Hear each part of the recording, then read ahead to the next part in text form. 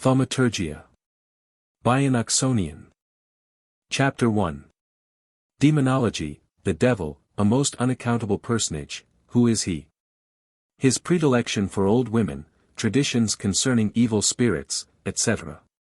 Children and old women have been accustomed to hear so many frightful things of the cloven-footed potentate, and have formed such diabolical ideas of his satanic majesty, exhibiting him in so many horrible and monstrous shapes, that really it were enough to frighten Beelzebub himself, were he by any accident to meet his prototype in the dark, dressed up in the several figures in which imagination has embodied him. And as regards men themselves, it might be presumed that the devil could not by any means terrify them half so much. Were they actually to meet and converse with him face to face, so true it is that his satanic majesty is not near so black as he is painted. However useful the undertaking might prove, to give a true history of this tyrant of the air, this god of the world, this terror and overseer of mankind, it is not our intention to become the devil's biographer. Notwithstanding the facility with which the materials might be collected.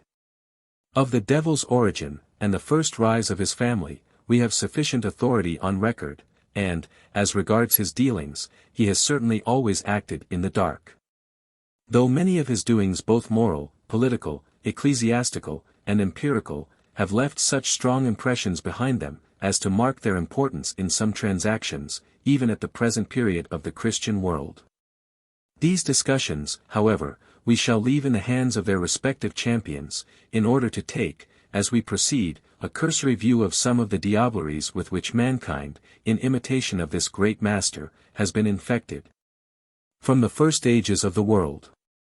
The Greeks, and after them the Romans, conferred the appellation of demon upon certain genii, or spirits, who made themselves visible to men with the intention of either serving them as friends, or doing them an injury as enemies.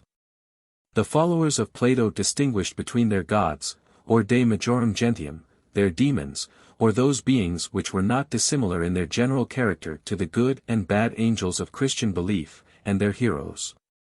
The Jews and the early Christians restricted the name of demon to beings of a malignant nature, or to devils properly so called. And it is to the early notions entertained by this people, that the outlines of later systems of demonology are to be traced. It is a question, we believe, not yet set at rest by the learned in these sort of matters, whether the word devil be singular or plural, that is to say, whether it be the name of a personage so called, standing by himself, or a noun of multitude. If it be singular, and used only personal as a proper name, it consequently implies one imperial devil, monarch or king of the whole clan of hell, justly distinguished by the term devil. Or as our northern neighbors call him, the muckle-horn deil, and poetically, after Burns, Auld Clootie, Nick, or Horny, or, according to others, in a broader set form of speech, the devil in hell, that is, the devil of a devil. Or in scriptural phraseology, the great red dragon, the devil or Satan. But we shall not cavil on this mighty potentate's name. Much less dispute his identity, notwithstanding the doubt that has been broached, whether the said devil be a real or an imaginary personage, in the shape, form, and with the faculties that have been so miraculously ascribed to him. 4. If it should so fall out, as who can tell? But there may be a God, a heaven and hell. Mankind had best consider well, for fear it be too late when their mistakes appear. The devil has always, it would seem, been particularly partial to old women, the most ugly and hideous of whom he has invariably selected to do his bidding. Mother Shipton, for instance, our famous old English witch, of whom so many funny stories are still told, is evidently very much wronged in her picture, if she was not of the most terrible aspect imaginable. And, if it be true, Merlin, the famous Welsh fortune-teller, was a most frightful figure. If we credit another story, he was begotten by Old Nick himself. To return, however, to the devil's agents being so infernally ugly, it need merely be remarked, that from time immemorial, he has invariably preferred such rational creatures as most belied the human form divine. The Sibyls, of whom so many strange prophetic things are recorded, are all, if the Italian poets are to be credited, represented as very old women. And as if ugliness were the ne plus ultra of beauty in old age, they have given them all the hideousness of the devil himself. It will be seen, despite of all that has been said to the disadvantage of the devil, that he has very much improved in his management of worldly affairs. So much so, that, instead of an administration of witches, wizards, magicians, diviners, astrologers, quack doctors, pettifogging lawyers, and boroughmongers, he has selected some of the wisest men as well as greatest fools of the day to carry his plans into effect. His satanic majesty seems also to have considerably improved in his taste, owing, no doubt, to the present improving state of society, and the universal diffusion of useful knowledge. Indeed, we no longer hear of cloven-footed devils, only in a metaphorical sense. Fire and brimstone are extinct or nearly so. The embers of hell and eternal damnation are chiefly kept alive and blown up by ultras among the sectaries who are invariably the promoters of religious fanaticism. Beauty, wit, address, with the less shackled in mind, have superseded all that was frightful, and terrible, odious, ugly, and deformed. This subject is poetically and more beautifully illustrated in the following demonological stanzas, which are so appropriate to the occasion that we cannot resist quoting them as a further prelude to our subjects. When the devil for weighty dispatches wanted messengers cunning and bold, he passed by the beautiful faces, and picked out the ugly and old. Of these he made warlocks and witches, to run of his errands by night, till the overwrought hag-ridden wretches were as fit as the devil to fright. But whoever has been his adviser, as his kingdom increases in growth, he now takes his measures much wiser, and traffics with beauty and youth, disquised in the wanton and witty. He haunts both the church and the court, and sometimes he visits the city, where all the best Christians resort. Thus dressed up in full masquerade, he the bolder can range up and down, for he better can drive on his trade in any one's name than his own. To be brief, the devil, it appears, is by far too cunning still for mankind, and continues to manage things in his own way, in spite of bishops, priests, laymen, and new churches. He governs the vices and propensities of men by methods peculiarly his own, though every crime or extortion, subterfuge or design, whether it be upon the purse or the person, will not make a man a devil. It must nevertheless be confessed, that every crime, be its magnitude or complexion what it may, puts the criminal, in some measure, into the devil's power, and gives him an ascendancy and even a title to the delinquent, whom he ever afterwards treats in a very magisterial manner. We are told that every man has his attendant evil genius, or tutelary spirit, to execute the orders of the master demon, that the attending evil angel sees every move we make upon the board, witnesses all our actions, and permits us to do mischief, and everything that is pernicious to ourselves. That, on the contrary, our good spirit, actuated by more benevolent motives, is always accessory to our good actions, and reluctant to those that are bad. If this be the case, it may be fairly asked, how does it happen that those two contending spirits do not quarrel and give each other black eyes and broken heads during their rivalship for preeminence? And why does the evil tempting spirit so often prevail? Instead of literally answering these difficult questions, it may be resolved into a good argument, as an excellent allegory to represent the struggle in the mind of man between good and evil inclinations.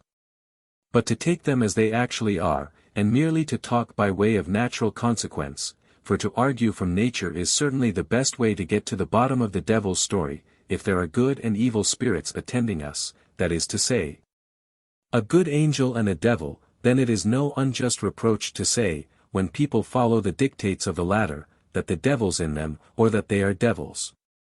Or, to carry the simile a point farther, that as the generality, and by far the greatest number of people follow and obey the evil spirit and not the good one, and that the power predominating is allowed to be the nominating power. It must then of course be allowed that the greater part of mankind have the devil in them, which brings us to the conclusion of our argument, and in support of which the following stanzas come happily to our recollection. To persons and places he sends his disguises, and dresses up all his banditti, who, as pickpockets flock to country assizes, crowd up to the court and the city. They're at every elbow, and every ear, and ready at every call, sir. The vigilant scout plants his agents about, and has something to do with us all, sir. In some he has part, and some he has whole. And of some, like the vicar of Baddow, it can neither be said they have body or soul, and only are devils in shadow. The pretty and witty are devils in mask. The beauties are mere apparitions. The homely alone by their faces are known, and the good by their ugly conditions. The beaux walk about like the shadows of men, and wherever he leads them they follow. But tack em, and shack em, there's not one in 10. But's as light as a feather, and hollow. Thus all his affairs he drives on in disguise. And he tickles mankind with a feather, creeps in at one's ear, and looks out at our eyes, and jumbles our senses together. He raises the vapors and prompts the desires, and to every dark deed holds the candle. The passions inflames and the appetite fires, and takes everything by the handle. Thus he walks up and down in complete masquerade, and with every company mixes, sells in every shop, works at every trade, and everything doubtful perplexes. The Jewish traditions concerning evil spirits are various, some of which are founded on scripture, some borrowed from the opinions of the pagans, some are fables of their own invention, and some are allegorical. The demons of the Jews were considered either as the distant progeny of Adam or Eve, resulting from an improper intercourse with supernatural beings, or of Cain. As the doctrine, however, was extremely revolting to some few of the early Christians, they maintained that demons were the souls of departed human beings, who were still permitted to interfere in the affairs of the earth, either to assist their friends or to persecute their enemies. But this doctrine did not obtain. About 2 centuries and a half ago an attempt, in a condensed form, was made, to give the various opinions entertained of demons at an early date of the Christian era. And it was not until a much later period of Christianity, that a more decided doctrine relative to their origin and nature was established. These tenets involved certain very knotty points respecting the fall of those angels, who, for disobedience, had forfeited their high abode in heaven. The Gnostics of early Christian times, in imitation of a classification of the different orders of spirits by Plato, had attempted a similar arrangement with respect to an hierarchy of angels, the gradation of which stood as follows. The first, and highest order, was named Seraphins, the second, Cherubims, the third was the order of thrones, the fourth, of dominions, the fifth, of virtues, the sixth, of powers, the seventh, of principalities, the eighth, of archangels, the ninth, and lowest, of angels. This fable was, in a pointed manner, censured by the apostles, yet strange to say, it almost outlived the pneumatologists of the Middle Ages. These schoolmen, in reference to the account that Lucifer rebelled against heaven, and that Michael the archangel warred against him, long agitated the momentous question, what order of angels fell on the occasion. At length it became the prevailing opinion that Lucifer was of the order of Seraphins. It was also proved after infinite research, that Agars, Belial, and Barbados, each of them deposed angels of great rank, had been of the order of virtues. That Beleth, Focolor, and Phoenix, had been of the order of thrones, that Gaap had been of the order of powers, and virtues, and Murmur of thrones and angels. The pretensions of many noble devils were, likewise, canvassed, and, in an equally satisfactory manner, determined. A multiplicity of incidents connected therewith were arranged, which previously had been matter of considerable doubt and debate. These sovereign devils, to each of whom was assigned a certain district, had many noble spirits subordinate to them whose various ranks and precedents were settled with all the preciseness of heraldic distinction. There were, for instance, devil dukes, devil marquises, devil earls, devil knights, devil presidents, devil archbishops, and bishops, prelates, and, without question, devil physicians, and apothecaries. In the Middle Ages, when conjuration had attained a certain pitch of perfection, and was regularly practiced in Europe, devils of distinction were supposed to make their appearance under decided forms, by which they were as well recognized as the head of any ancient family would be by his crest and armorial bearings. The shapes they were accustomed to adopt were registered among their names and characters. Although the leading tenets of demonology may be traced to the Jews and early Christians, yet they were matured by our early communications with the Moors of Spain, who were the chief philosophers of the Dark Ages, and between whom and the natives of France and Italy, a great communication existed. Toledo, Seville and Salamanca became the greatest schools of magic. At the latter city predilections on the black art from a consistent regard to the solemnity of the subject were delivered within the walls of a vast and gloomy cavern. The schoolmen taught that all knowledge might be obtained from the assistance of the fallen angels. They were skilled in the abstract sciences, in the knowledge of precious stones, in alchemy, in the various languages of mankind and of the lower animals, in the belles lettres, moral philosophy, pneumatology, divinity, magic, history, and prophecy. They could control the winds and waters, and the stellar influences. They could cause earthquakes, induce diseases or cure them, accomplish all vast mechanical undertakings, and release souls out of purgatory. They could influence the passions of the mind, procure the reconciliation of friends or of foes, engender mutual discord, induce mania, melancholy, or direct the force and objects of human affection. Such was the demonology taught by its orthodox professors. Yet other systems of it were devised, which had their origin in the causes attending the propagation of Christianity. For it must have been a work of much time to eradicate the almost universal belief in the pagan deities, which had become so numerous as to fill every creek and corner of the universe with fabulous beings. Many learned men, indeed, were induced to side with the popular opinion on the subject, and did nothing more than endeavor to unite it with their acknowledged systems of demonology. They taught that the objects of heathen reverence were fallen angels in league with the Prince of Darkness, who, until the appearance of our Savior, had been allowed to range on the earth uncontrolled, and to involve the world in spiritual darkness and delusion. According to the various ranks which these spirits held in the vast kingdom of Lucifer, they were suffered, in their degraded state, to take up their abode in the air, in mountains, in springs, or in seas. But although the various attributes ascribed to the Greek and Roman deities, were, by the early teachers of Christianity, considered in the humble light of demoniacal delusions, yet, for many centuries they possessed great influence over the minds of the vulgar. The notion of every man being attended by an evil genius was abandoned much earlier than the far more agreeable part of the same doctrine which taught that, as an antidote to their influence, each individual was also accompanied by a benignant spirit. The ministration of angels, says a writer in the Athenian Oracle, is certain, but the manner how, is the knot to be untied. It was an opinion of the early philosophers that not only kingdoms one had their tutelary guardians, but that every person had his particular genius or good spirit, to protect and admonish him through the medium of dreams and visions. Such were the objects of superstitious reverence derived from the pantheons of Greece and Rome, the whole synod of which was supposed to consist of demons, who were still actively bestirring themselves to delude mankind. But in the west of Europe, a host of other demons, far more formidable, were brought into play, who had their origin in Celtic, Teutonic, and even in Eastern fables.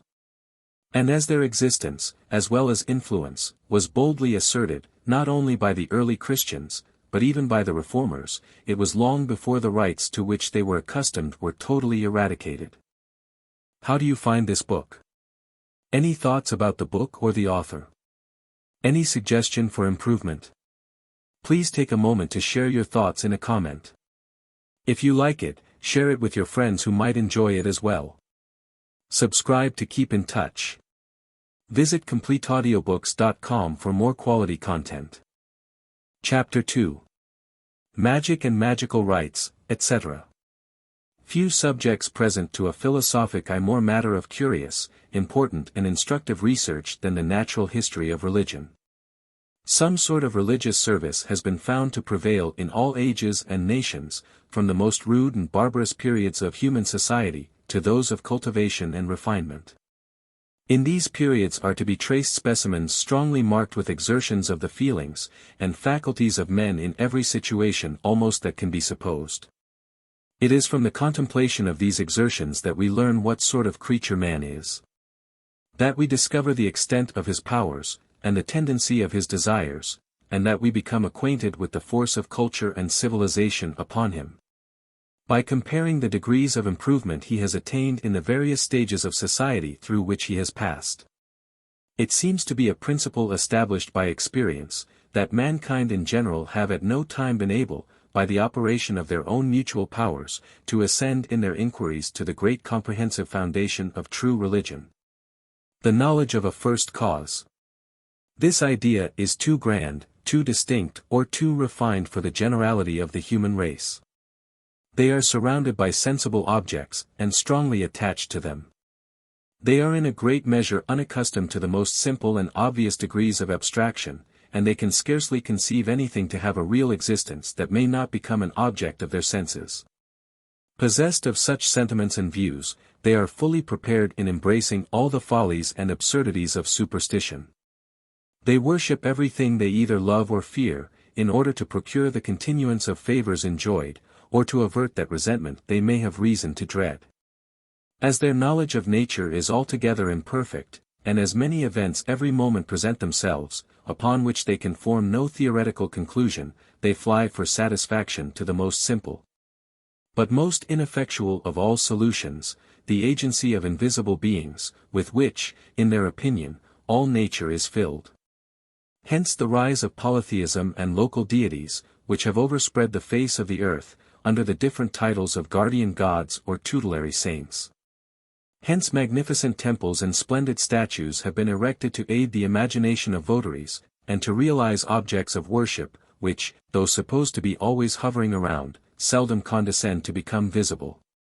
After obtaining some information concerning present objects, the next cause of solicitude and inquiry to the mind of man, is to penetrate a little into the secrets of futurity. The same tutelary gods who bestowed their care, and exerted their powers to procure present pleasure and happiness for mankind, were supposed not averse to grant them, in this respect also, a little indulgence. Hence the famous oracular responses of antiquity, hence the long train of conjurers, fortune-tellers, astrologers, necromancers, magicians, wizards, and witches, that have been found in all places and at all times.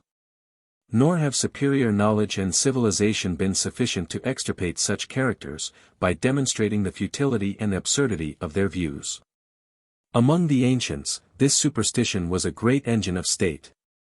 The respect paid to omens, auguries and oracles, was profound and universal, and the persons in power monopolized the privilege of consulting and interpreting them. They joined the people in expressing their veneration. But there is little reason to doubt that they conducted the responses in such a manner as best suited the purposes of government. On this account, it would not be difficult for the oracle to emit predictions, which, to all those unacquainted with the secret, would appear altogether astonishing and unaccountable. It would seem that this principle alone is sufficient to explain all the phenomena of ancient oracles.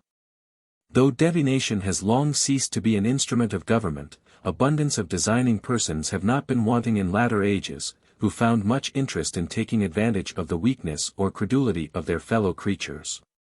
Against this pestilent and abandoned race of men, most civilized countries have enacted penal laws. But what rendered such persons peculiarly detestable in modern times, was the communication which they were supposed to hold with the devil, to whom they sold themselves, and from whom, in return, they derived their information. And by this principle the penal statutes, instead of extirpating, inflamed the evil. They alarmed the imaginations of the people. They tempted them to impute the cause of their misfortunes and disappointment to the malice or resentment of their neighbors. They induced them to trust to their suspicions, much more than to their reason. And they multiplied witches and wizards, by putting into possession of every foolish informer the means of punishment. In several countries of Europe, these statutes still subsist. They were not abolished in Britain till a period still at no great distance. Since the abolition of persecution, the faith of witchcraft has disappeared even among the vulgar. It was long found inconsistent with any considerable progress in philosophy. For these reasons we read, with some degree of astonishment, a treatise on this exploded subject, by a philosopher, an eminent physician, a privy councillor of the then Empress Queen, and a professor in the University of Vienna. It was long doubted whether the professor was in earnest, but the world was at length forced to admit, that the great Antonius de Hand certainly believed in witchcraft, and reckoned the knowledge of it, in treating a disease of great importance to a physician, to the acquisition of which useful knowledge, he dedicated a great part of his time. In the year 1758, 3 old women, condemned to death for witchcraft, were brought by order of the Empress from Croatia to Vienna, to undergo an examination, with regard to the equity of the sentence pronounced against them. The question was not whether the crime existed, the only object of inquiry respected the justice of its application. The author, and the illustrious Van Swieten, were appointed to make the investigation. After reading over the depositions, produced on the trials with the greatest care, and interrogating the culprits themselves most vigorously by means of a Croatian interpreter, these great physicians discovered that the 3 old women were not witches, and prevailed with the Empress to send them home in safety. It was this circumstance that induced de Hand to write on magic. That some judgment may be formed of de Hand's very extraordinary and curious production written in the latter part of the 18th century, we shall here furnish our readers with an abstract of its principles and reasoning, to which we shall subjoin some remarks. By the crime of magic, the author informs us, he means any improper communication between men and evil spirits, whether it be called theurgy, soothsaying, necromancy, chiromancy, incantation, or witchcraft. He proposes to prove, in the first place, that such a communication does actually exist. He quotes the Egyptian magicians, the Witch of Endor, the possessions mentioned in the New Testament, and many more exceptionable authorities from the Fathers, and canons of the Church. He is positive the incantations of the Egyptian magicians were real operations of infernal agents, and that the accounts of them, delivered by Moses, can admit no other construction. May not the sincere believer in the divine authority of the Scriptures reasonably hesitate concerning this conclusion? Or rather, does not such an interpretation justly expose revelation to reproach? The plain dictates of the best philosophy are, that nothing is more simple, regular, and uniform than the ordinary course of nature. And that this course can neither be suspended nor altered, but by its author, nor can by him be permitted to be interrupted by any inferior being, unless for the most important reasons.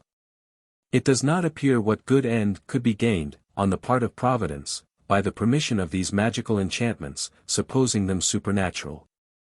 And if we imagine the devil to have acted spontaneously, with a view to support his power and influence, he most manifestly erred in his design. Nothing could be more impolitic than his appearance in a field of combat, where he well knew he must sustain an ignominious defeat. Or if he worked effectually to support the power and influence of his servants the magicians, he should have counteracted, not repeated, the miraculous exhibitions of Moses. That the magicians possessed no power sufficient for this purpose is obvious, from their not exerting it. That Pharaoh expected no such exertion from them is evident from his never requesting it, and from his application to Moses and Aaron. The truth seems to be, that Pharaoh conceived Moses and Aaron to be magicians like his own. He wished to support the character of the latter. And he concluded this would be effectually done, if they could only furnish a pretense for affirming that they had performed every wonder accomplished by the former. Without some such supposition of collusion, 2 of the miracles attempted by the magicians are perfectly absurd and contradictory. They pretended to turn water into blood, when there was not 1 drop of water in all the land of Egypt, which Aaron had not previously converted into that substance. They pretended to send frogs over the land of Egypt, when every corner of it was swarming with that loathsome reptile. It is further remarkable that, with the 3 first only of Moses's miracles they proposed to vie. On the appearance of the 4th, they fairly resigned the contest, and acknowledged very honestly that the hand of God was visible in the miracles of Moses, a plain confession that no supernatural power operated in their own. De Hand considers the case of the Witch of Endor as an authority still more direct. He maintains that Samuel was actually called up either under corporeal or fantastic form, and foretold Saul the fate of his engagements with the Philistines. Let us attend to the circumstances of the story, and examine whether it is absolutely necessary to have recourse to this supernatural hypothesis. The mind of Saul was distracted and agitated beyond measure by the most critical and alarming situation of his affairs. His distress was so great that, forgetting his dignity and safety, he dismissed his attendants, laid aside his royal robes, was unable to eat bread, and, dressed like the meanest of his people, he took his journey to the abode of the conjurer. In this state of mind, prepared for imposition, he arrives during the night at her residence. He prevails with her, by much solicitation, and probably by ample rewards, to call up Samuel. To discompose still further the disordered mind of Saul, she announces the pretended approach of the apparition by a loud acclamation, tells the king she knew him, which till now she affected not to do, and describes the resurrection of the prophet, under the awful semblance of God's rising out of the earth. During all this time the king had seen nothing extraordinary, either because he was not allowed light sufficient for that purpose, or was not admitted within the sphere of vision. He entreats an account of the personage who approached, and the conjurer describes the well-known appearance of Samuel. The prophet sternly challenges the king for disturbing his repose, tells him that David was intended to be king of Israel, that himself would be defeated by the Philistines, and that he and his sons would fall in battle. The king enters into no conversation with the apparition, but unable any longer to support his agitation, drops lifeless on the ground. The conjurer returns to Saul, presses him to take some food which she had prepared. He at last complies. And having finished his repast, departs with his servants before the morning. The whole of this scene, it is evident, passed in darkness. It does not appear that Saul ever saw the prophet. And it surely required no supernatural intelligence to communicate all the information he obtained.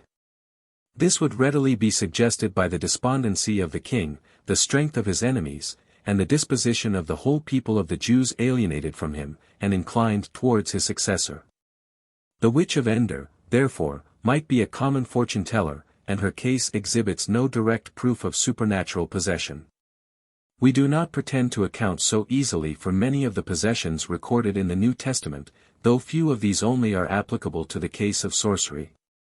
We are well aware, that several writers of eminence, who cannot be supposed to entertain the least unfavorable sentiments of revelation, have undertaken to explain these possessions, without having recourse to anything supernatural, by representing them as figurative descriptions of particular and local diseases. We mean not to adopt or defend the views of such authors, though we may perhaps be allowed to observe that, were their opinion supported in a satisfactory manner, Christianity would lose nothing by the attempt. It would be exempted, by this means, from a little cavilling and ridicule, to which some of its enemies reckon it at present exposed, and the design could not in the least derogate from its divinity. As the instantaneous cure of a distemper cannot be considered less miraculous than the expulsion of the devil. At any rate, these possessions are all extraordinary, appeared on some most extraordinary occasion, and from them, therefore, no general conclusion can be drawn to the ordinary cases of common life. We shall now translate a specimen of De Han's two authorities, extracted from the Fathers. The following from Jerome will need no comment. This father, in his life of St. Hilario the Hermit, relates that a young man of the town of Gaza in Syria, fell deeply in love with a pious virgin in the neighborhood. He attacked her with looks, whispers, professions, caresses, and all those arguments which usually conquer yielding virginity. But finding them all ineffectual, he resolved to repair to Memphis, the residence of many eminent conjurers, and implore their magic aid. He remained there for a year, till he was fully instructed in the art. He then returned home, exulting in his acquisitions, and feasting his imagination with the luscious scenes he was now confident of realizing. All he had to do was to lodge secretly some hard words and uncouth figures, engraved on a plate of brass, below the threshold of the door of the house in which the lady lived. She became perfectly furious, she tore her hair, gnashed her teeth, and repeated incessantly the name of the youth, who had been drawn from her presence by the violence of her despairing passion. In this situation she was conducted by her relations to the cell of old Hilario. The devil that possessed her, in consequence of the charm, began immediately to howl, and to confess the truth. "I have suffered violence," said he. "I have been forced hither against my inclination. How happy was I at Memphis, amusing my friends with visions. Oh, the pains, the tortures which I suffer! You command me to dislodge, and I am detained fast by the charm below the threshold. I cannot depart, unless the young man dismiss me." So cautious, however, was the saint, that he would not permit the magic figures to be searched for, till he had released the virgin. For fear he should seem to have intercourse with incantations in performing the cure, or to believe that a devil could even speak truth. He observed only that demons are always liars, and cunning to deceive. Dehan imputes to the power of magic the miracles, 3 as they are called, of the famous Apollonius Thyaneus. He seems to entertain no scruple about their authority. As several of the enemies of revelation have held forth Thyaneus as a rival of Jesus Christ, a specimen of his performances may amuse our readers. During an assembly of the people at Ephesus, a great flight of birds approached from a neighboring wood. One bird led all the rest. "There is nothing wonderful," says Thyaneus, to the astonished people, "in this appearance. A boy passing along a particular street has carelessly scattered in it some corn which he carried. One bird has tasted the food, and generously calls the rest to partake the repast." The hearers repaired to the spot, and found the information true. Being called to allay a pestilence which raged at Ephesus, he ordered an old beggar to be burned under the stones near the temple of Hercules, as an enemy to the gods. He commanded the people again to remove the stones, that they might see what sort of animal had been put to death. They found not a man, but a dog. The plague, however, ceased. A married woman of rank being dead, was carried out to be burned in an open litter, followed by her husband dissolved in tears. Apollonius approaching, requests him to stop the procession, and he would put an end to his grief. He asked the name of the woman, touched her, and muttered over her some words. She immediately revived, began to speak, and returned again to her own house. Fleury, who relates the miracle, remarks that some people doubted whether the woman had been really dead, as they had observed something like breath issue from her mouth. Others imagined she had been seized only with a tedious faint, and that the operation of the cold dews and damps upon her body might naturally recover her. On Fleury's remark Dehan most sagely observes, that the persons who observed the woman breathing could not surely have suppressed the joyful news, and would certainly have stopped the procession before the philosopher arrived. Dehan's second attempt is to recite all the objections that have been made against sorcery, and to subjoin to each a distinct refutation. There is nothing in this part of the work that merits any attention. He concludes in these words, "I may then with confidence affirm, that the art of magic most certainly exists. History, sacred and profane, authority human and divine. Experiments the most unquestionable and unexceptionable, all concur to demonstrate its reality." The last part of Dehan's work relates to the discovering and treating of magical diseases, to explain which seems to have been the chief purpose of the author in composing his book. Much caution, he observes, and attention are necessary on this head, and the physician should not readily admit the imputation of witchcraft. No absence of the ordinary symptoms, no uncommon alteration of the course of the distemper, are sufficient to infer this conclusion, because these may arise from unknown natural causes. What then are the marks of certain incantations? Dehan holds the following to be indisputable: if, in any uncommon disease, there shall be found, in the stuffing of the cushions, or ceilings of the room in which the patient lies, in the feather or the chaff of his bed, about the door, or under the threshold of his house, any strange characters, images, bones, hair, seeds, or roots of plants. And if upon the removal of these, or upon conveying the patient into another apartment, he shall suddenly recover, or if the patient himself, or his friends, shall be so wicked as to call a wizard to their aid, by whom the malady shall be removed. Or if insects and animals which do not lodge in the human body. If stones, metals, glass, knives, plaited hair, pieces of pitch, be ejected from particular parts of the body, of greater size, and weight and figure, than could be supposed to make their way through these parts, without much greater demolition and delaceration of the passages. In all these cases, the disease is unquestionably magical. The author proceeds to inquire whether the physician may presume to remove the instruments of incantation in order to relieve the patient without incurring the accusation of impiety by interfering with the implements and furniture of the devil. And concludes very formally that, after approaching them with all due ceremony and respect, after imploring with suitable devotion and ardor, the protection and direction of heaven in such a perilous undertaking, he may attempt to intermeddle, and may occasionally expect a successful issue. Such are the views, reasonings, and conclusions of, at the time, one of the first physicians and philosophers of Germany. Views and reasonings which would have been received with eagerness and applause 200 years ago, but which the philosophy and improvements of later times seem to have banished to the abodes of ignorance and barbarity. The origin of almost all our knowledge may be traced to the earlier periods of antiquity. This is peculiarly the case with respect to the arts denominated magical. There were few ancient nations, however barbarous, which could not furnish many individuals to whose spells and enchantments the power of nature and the material world were supposed to be subjected.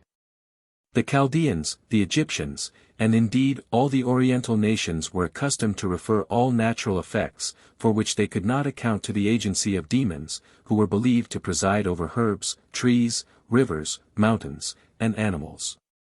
Every member of the human body was under their power, and all corporeal diseases were produced by their malignity. For instance, if any happened to be affected with a fever, little anxiety was manifested to discover its cause, or to adopt rational measures for its cure. It must no doubt have been occasioned by some evil spirit residing in the body, or influencing, in some mysterious way, the fortunes of the sufferer. That influence could be counteracted only by certain magical rites. Hence the observance of those rites soon obtained a permanent establishment in the East. Even at the present day, many uncivilized people hold that all nature is filled with genii, of which some exercise a beneficent, and others a destructive power. All evils with which man is afflicted, are considered the work of these imaginary beings, whose favor must he propitiated by sacrifices, incantations, and songs. If the Greenlander be unsuccessful in fishing, the Huron in hunting, or in war. If even the scarcely half-reasoning Hottentot finds everything is not right in his mind, body, or fortune, no time must be lost before the spirit be invoked. After the removal of some present evil, the next strongest desire in the human mind is the attainment of some future good. This good is often beyond the power, and still oftener beyond the inclination of man to bestow. It must therefore be sought from beings which are supposed to possess considerable influence over human affairs, and which being elevated above the baser passions of our nature, were thought to regard with peculiar favor all who acknowledged their power, or invoked their aid, hence the numerous rites which have, in all ages and countries, been observed in consulting superior intelligences, and the equally numerous modes in which their pleasure has been communicated to mortals.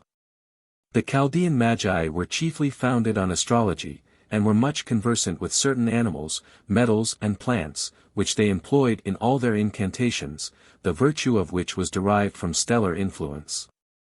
Great attention was always paid to the positions and the configurations presented by the celestial sphere, and it was only at favorable seasons that the solemn rites were celebrated. Those rites were accompanied with many peculiar and fantastic gestures, by leaping, clapping of hands, prostrations, loud cries, and not unfrequently with unintelligible exclamations. Sacrifices, and burnt offerings were used to propitiate superior powers, but our knowledge of the magical rites exercised by certain Oriental nations, the Jews only excepted, is extremely limited. All the books professedly written on the subject, have been, swept away by the torrent of time. We learn, however, that the professors among the Chaldeans were generally divided into three classes. The Asclepian or charmers, whose office it was to remove present, and to avert future contingent evils, to construct talismans, etc.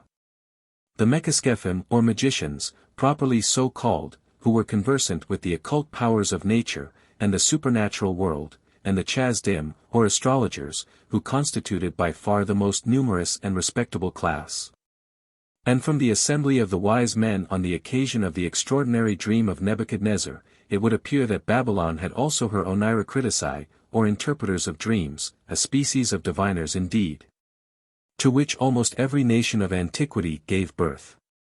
Like the Chaldean astrologers, the Persian Magi, from whom our word magic is derived, belonged to the priesthood.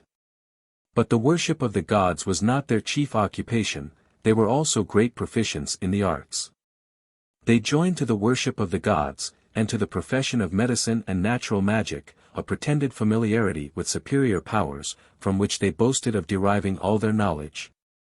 Like Plato, who probably imbibed many of their notions, they taught that demons hold a middle rank between gods and men. That they, the demons, presided not only over divinations, auguries, conjurations, oracles, and every species of magic, but also over sacrifices, and prayer, which in behalf of men is thus presented, and rendered acceptable to the gods. Indeed, the austerity of their lives was well calculated to strengthen the impression which their cunning had already made on the multitude, and to prepare the way for whatever impostures they might afterwards practice. We are less acquainted with Indian magic than with that practiced by any other Eastern nations. It may, however, be reasonably enough inferred that it was very similar to that for which the Magi in general were held in such high estimation, although they were excluded, as beings of too sacred a nature, from the ordinary occurrences of life.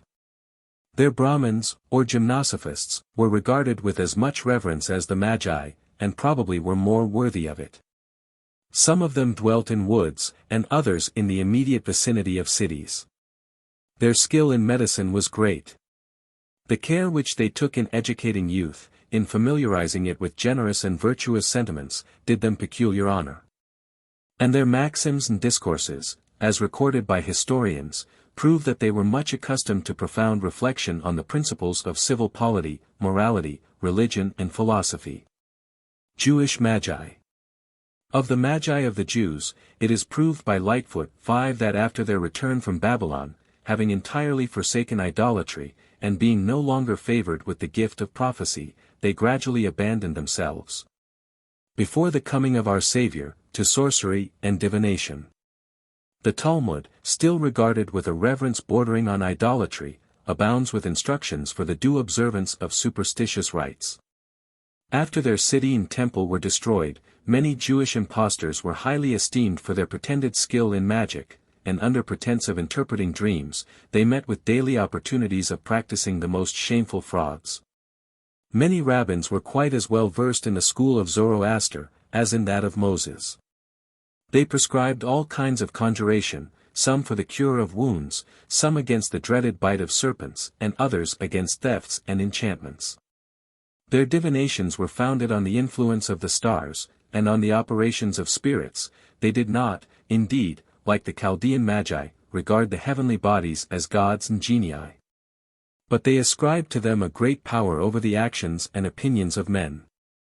The magical rites of the Jews were, and indeed are still, chiefly performed on various important occasions, as on the birth of a child, marriages, etc. On such occasions the evil spirits are supposed to be more than usually active in their malignity, which can only be counteracted by certain enchantments.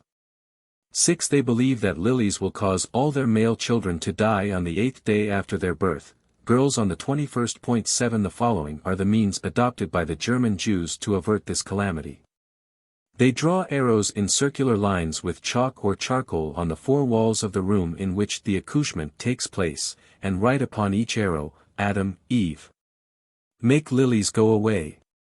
They write also on certain parts of the room the name of the 3 angels who preside over medicine, Sinai, Sansonai and Sanmangeloff.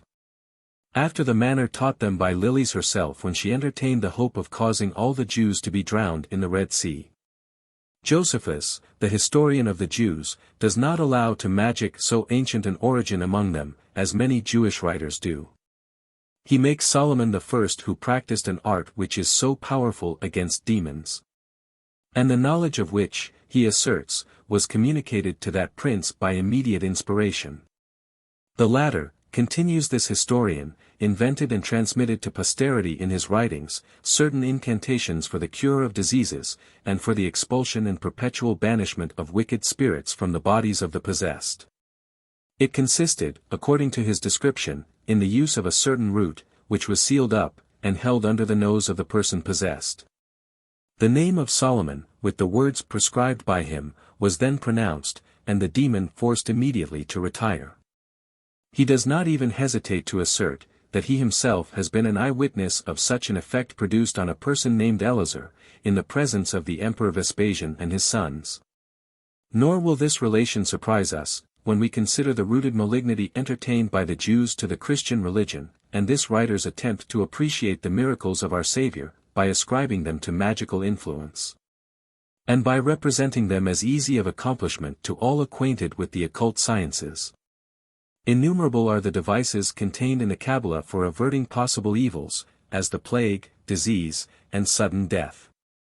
It directs how to select and combine some passages of Scripture, which are believed both to render supernatural beings visible, and to produce many wonderful and surprising effects. The most famous wonders have been accomplished by means of the name of God. The sacred word Jehovah is, when read with points, multiplied by the Jewish doctors into 12, 42, and 72 letters, of which words are composed that are thought to possess miraculous energy. By these, say they, Moses slew the Egyptians, by these Israel was preserved from the destroying angel of the wilderness. By these Elijah separated the waters of the river, to open a passage for himself and Elisha, and by these it has been as daringly and impudently asserted, that our blessed Saviour, the eternal Son of God, cast out evil spirits. The name of the devil is likewise used in their magical devices. The 5 Hebrew letters of which that name 8 is composed, exactly constitute the number 364, one less than the days of the whole year. They pretended that, owing to the wonderful virtue of the number comprised in the name of Satan, he is prevented from accusing them for an equal number of days, hence the stratagem before alluded to, for depriving the devil of the power of doing them any harm on the only day on which that power is granted to him. In allusion to the Kabbalists, Pliny says, there is another sect of magicians of which Moses and Laodicea, Jews, were the first authors. It was the prevailing opinion among the Hebrews, that the Kabbalah was delivered by God to Moses, and thence through a succession of ages, even to the times of Ezra, preserved by tradition only, without the help of writing. In the same manner as the doctrine of Pythagoras was delivered by Archippus and Lysiades, who kept schools at Thebes in Greece, where the scholars learned all their master's precepts by heart and employed their memories instead of books. So certain Jews, despising letters, placed all their learning in memory, observation, and verbal tradition. Whence it was called by them Kabbalah, that is, a receiving from one to another by the ear, an art said to be very ancient and only known to the Christians in later times. The Jews divided the Kabbalah into 3 parts. The first containing the knowledge of Breseth, which they call also cosmology, the object of which is to teach and explain the force and efficacy of things created, natural or celestial. Expounding also the laws and mysteries of the Bible according to philosophical reasons, which on that account differs little from natural magic, a science in which King Solomon is said to have excelled. We find, therefore, in the sacred histories of the Jews, that he was wont to discourse from the cedar of the forests of Lebanon to the low hyssop of the valley. As also of cattle, birds, reptiles, and fish, all which contain within themselves a kind of magical virtue. Moses also, in his expositions upon the Pentateuch, and most of the Talmudists, have followed the rules of the same art. The other division of the Kabbalah contains the knowledge of things more sublime, as of divine and angelical powers, the contemplation of sacred names and characters. Being a certain kind of symbolical theology, in which the letters, figures, numbers, names, points, lines, accents, etc., are esteemed to contain the significations of most profound things and wonderful mysteries. This part again is twofold: othmantic, handling the nature of angels, the powers, names, characters of spirits and souls departed, and theomantic, which searches into the mysteries of the divine majesty, his emanations, his names, and pentacula. which he who attains to is supposed to be endowed with most wonderful power. It was, they say, by virtue of this art, that Moses wrought so many miracles, that Joshua commanded the sun to stand still, that Elias called down fire from heaven, that Daniel the prophet muzzled the lions' mouths, and that the 3 children sang in the fiery furnace. And, what is more, the perfidious and unbelieving Jews did not stick to aver that our Saviour himself wrought all his miracles by virtue of this art, and that he discovered several of its secrets, containing a variety of charms against devils. And also, as Josephus writes, against diseases. As for my part, says Cornelius Agrippa, in allusion to this subject, I do not doubt but that God revealed many things to Moses and the prophets, which were contained under the covert of the words of the law, which were not to be communicated to the profane vulgar. So for this art, which the Jews so much boast of, which I have with great labor and diligence searched into, I must acknowledge it to be a mere rhapsody of superstition, and nothing but a kind of theurgic magic before spoken of. For if, as the Jews contend, coming from God, it did any way conduce to perfection of life, salvation of men, truth of understanding, certainly that Spirit of truth, which having forsaken the synagogue, is now come to teach us all truth, had never concealed it all this while from the Church, which certainly knows all those things that are of God, whose grace, baptism, and other sacraments of salvation, are perfectly revealed in all languages, for every language is alike, so that there be the same piety. Neither is there any other name in heaven or on earth, by which we can be saved, but only the name of Jesus. Therefore the Jews, most skillful in divine names, after the coming of Christ, were able to do nothing, in comparison of their forefathers. The Kabbalah of the Jews, therefore, is nothing else, but a most pernicious superstition, the which by collecting, dividing, and changing several names, words, and letters, dispersed up and down in the Bible, at their own good will and pleasure, and making one thing out of another, they dissolve the members of truth, raising up sentences, inductions, and parables of their own, apply thereto the oracles of divine Scripture to them, defaming the Scriptures, and affirming their fragments to consist of them, blaspheme the word of God by their wrested suppositions of words, syllables, letters and numbers, endeavoring to prop up their villainous inventions, by arguments drawn from their own delusions. Chapter 3. On the several kinds of magic. The pretended art of producing, by the assistance of words and ceremonies, such events as are above the natural power of men, was of several kinds, and chiefly consisted in invoking the good and benevolent, or the wicked and malignant spirits. The first, which was called Theurgia, was adopted by the wisest of the pagan world, who esteemed this as much as they despised the latter, which they called Goetia. Theurgia was by the philosophers accounted a divine art, which only served to raise the mind to higher perfection, and to exalt the soul to a greater degree of purity. And they who by means of this kind of magic, were imagined to arrive at what is called intuition, wherein they enjoyed an intimate intercourse with the deity, were believed to be invested with divine power, so that it was imagined nothing was impossible for them to perform. All who made profession of this kind of magic aspired to this state of perfection. The priest, who was of this order, was to be a man of unblemished morals, and all who joined with him were bound to a strict purity of life. They were to abstain from women, and from animal food, and were forbid to defile themselves by the touch of a dead body. Nothing was to be forgotten in their rites and ceremonies. The least omission or mistake, rendered all their art ineffectual, so that this was a constant excuse for their not performing all that was required of them, though as their sole employment, after having arrived to a certain degree of perfection, by fasting, prayer, and other methods of purification, was the study of universal nature, they might gain such an insight into physical causes, as would enable them to perform actions, that should fill the vulgar with astonishment. And it is hardly to be doubted, but this was all the knowledge that many of them aspired to. In this sort of magic, Hermes Trismegistus and Zoroaster excelled, and indeed it gained great reputation among the Egyptians, Chaldeans, Persians, Indians and Jews. In times of ignorance, a piece of clockwork, or some other curious machine, was sufficient to entitle the inventor to the works of magic.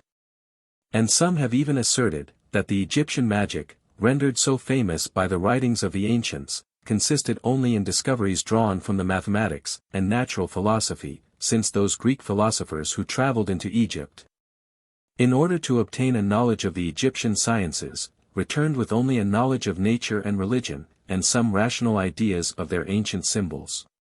But it can hardly be doubted, that magic in its grossest and most ridiculous sense was practiced in Egypt, at least among some of the vulgar, long before Pythagoras or Empedocles traveled into that country.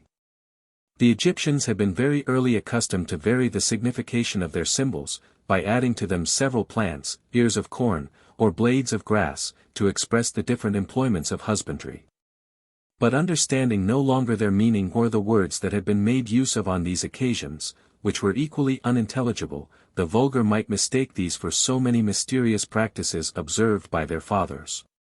And hence they might conceive the notion, that a conjunction of plants, even without being made use of as a remedy, might be of efficacy to preserve or procure health. Of these, adds the Abbé Pluche, they made a collection, and an art by which they pretended to procure the blessings, and provide against the evils of life. By the assistance of these, men even attempted to hurt their enemies.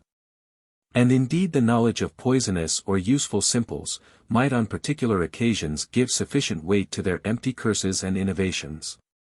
But these magic incantations, so contrary to humanity, were detested, and punished by almost all nations, nor could they be tolerated in any.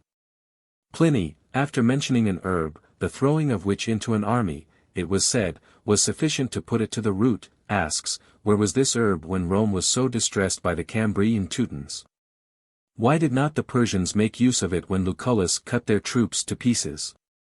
But amongst all the incantations of magic, the most solemn, as well as the most frequent, was that of calling up the spirits of the dead.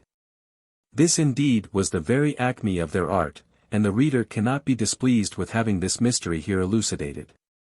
An affection for the body of a person, who in his lifetime was beloved, induced the first natives to inter the dead in a decent manner, and to add to this melancholy instance of esteem those wishes which had a particular regard to their new state of existence. The place of burial, conformable to the custom of characterizing all beloved places, or those distinguished by a memorable event, was pointed out by a large stone or pillar raised upon it. To this place families, and when the concern was general, multitudes repaired every year, when, upon this stone, were made libations of wine, oil, honey, and flour. And here they sacrificed and ate in common, having first made a trench in which they burnt the entrails of the victim into which the libation and the blood were made to flow. They began with thanking God with having given them life, and providing them necessary food, and then praised him for the good examples they had been favored with.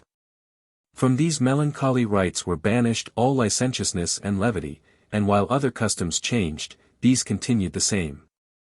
They roasted the flesh of the victim they had offered, and eat it in common, discoursing on the virtues of him they came to lament. All other feasts were distinguished by names suitable to the ceremonies that attended them. These funeral meetings were simply called the manes, that is, the assembly. Thus the manes and the dead were words that became synonymous. In these meetings, they imagined that they renewed their alliance with the deceased, who, they supposed, had still a regard for the concerns of their country and family, and who, as affectionate spirits, could do no less than inform them of whatever was necessary for them to know. Thus, the funerals of the dead were at last converted into methods of divination, and an innocent institution of one of the grossest pieces of folly and superstition. But they did not stop here. They became so extravagantly credulous, as to believe that the phantom drank the libations that had been poured forth, while the relations were feasting on the rest of the sacrifice round the pit, and from hence they became apprehensive lest the rest of the dead should promiscuously throng about this spot to get a share of the repast they were supposed to be so fond of, and leave nothing for the dear spirit for whom the feast was intended.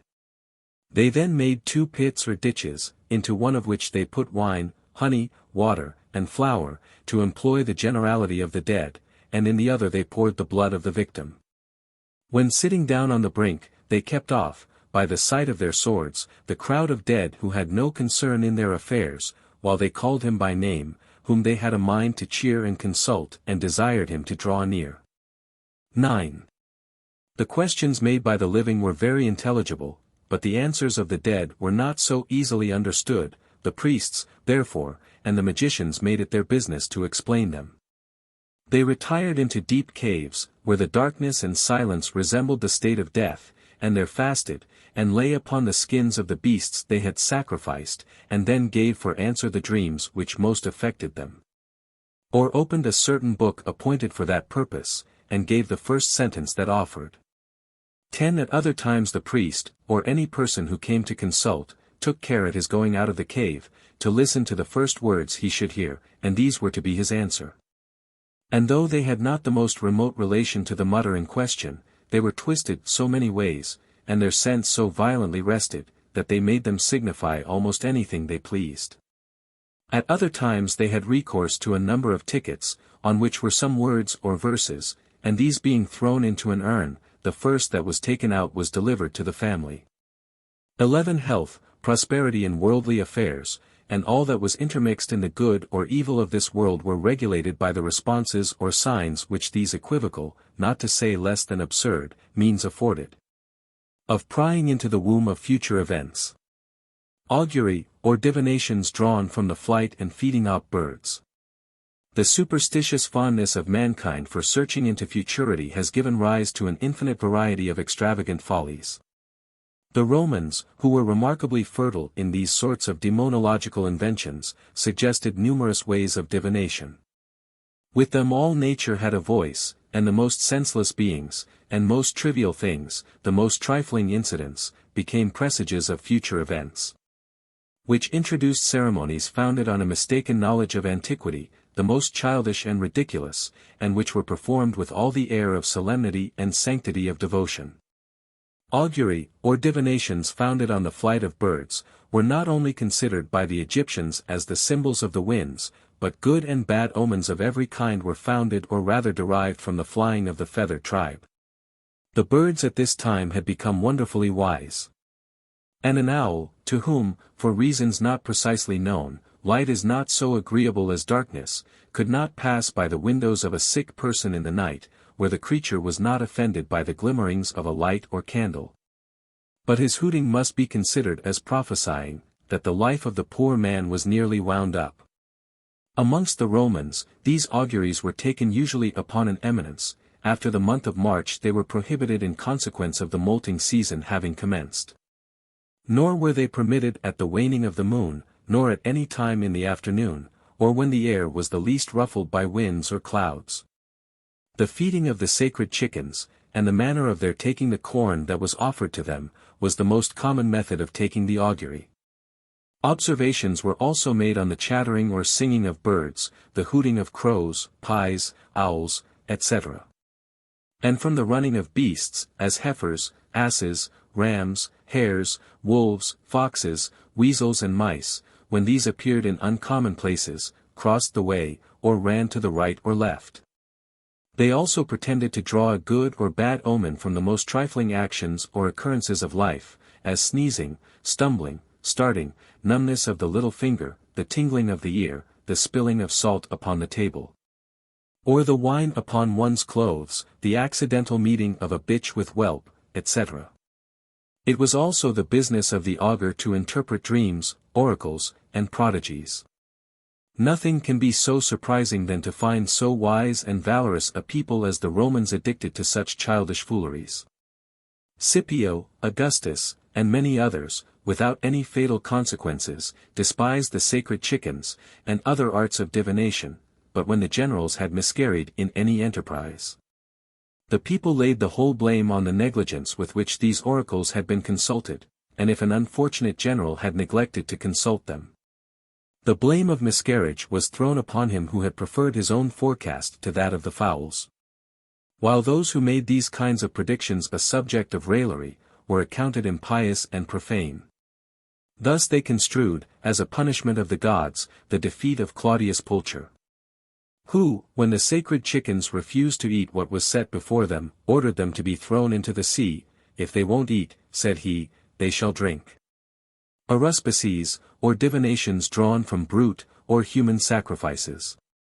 In the earliest ages of the world, a sense of piety in a regard to decency had introduced the custom of never sacrificing to him, whence all blessings emanated, any but the soundest, the most healthy, fat and beautiful animals, which were always examined with the closest and most exact attention. This ceremonial, which doubtless had its origin in gratitude, or in some ideas of fitness and propriety, at length, degenerated into trifling niceties and superstitious ceremonies. And it having been once imagined that no favor was to be looked for from the gods, when the victim was imperfect, the idea of perfection was united with abundance of trivial circumstances. The entrails were examined with peculiar care, and if the whole was without blemish, their duties were fulfilled.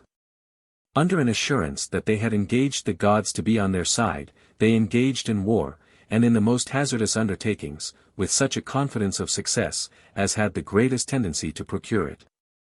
All the motions of the victims that were led to the altar, were considered as so many prophecies. If the victim advanced with an easy and natural air, in a straight line, and without offering any resistance, if he made no extraordinary bellowing when he received the blow, if he did not get loose from the person who led him to the sacrifice, it was deemed a certain prognostic of an easy and flowing success. The victim was knocked down, but before its belly was ripped open, one of the lobes of the liver was allotted to those who offered the sacrifice, and the other to the enemies of the state. That which was neither blemished nor withered, of a bright red, and neither smaller nor larger than it ought to be, prognosticated great prosperity to those for whom it was set apart. That which was livid, small or corrupted, presaged the most fatal mischiefs.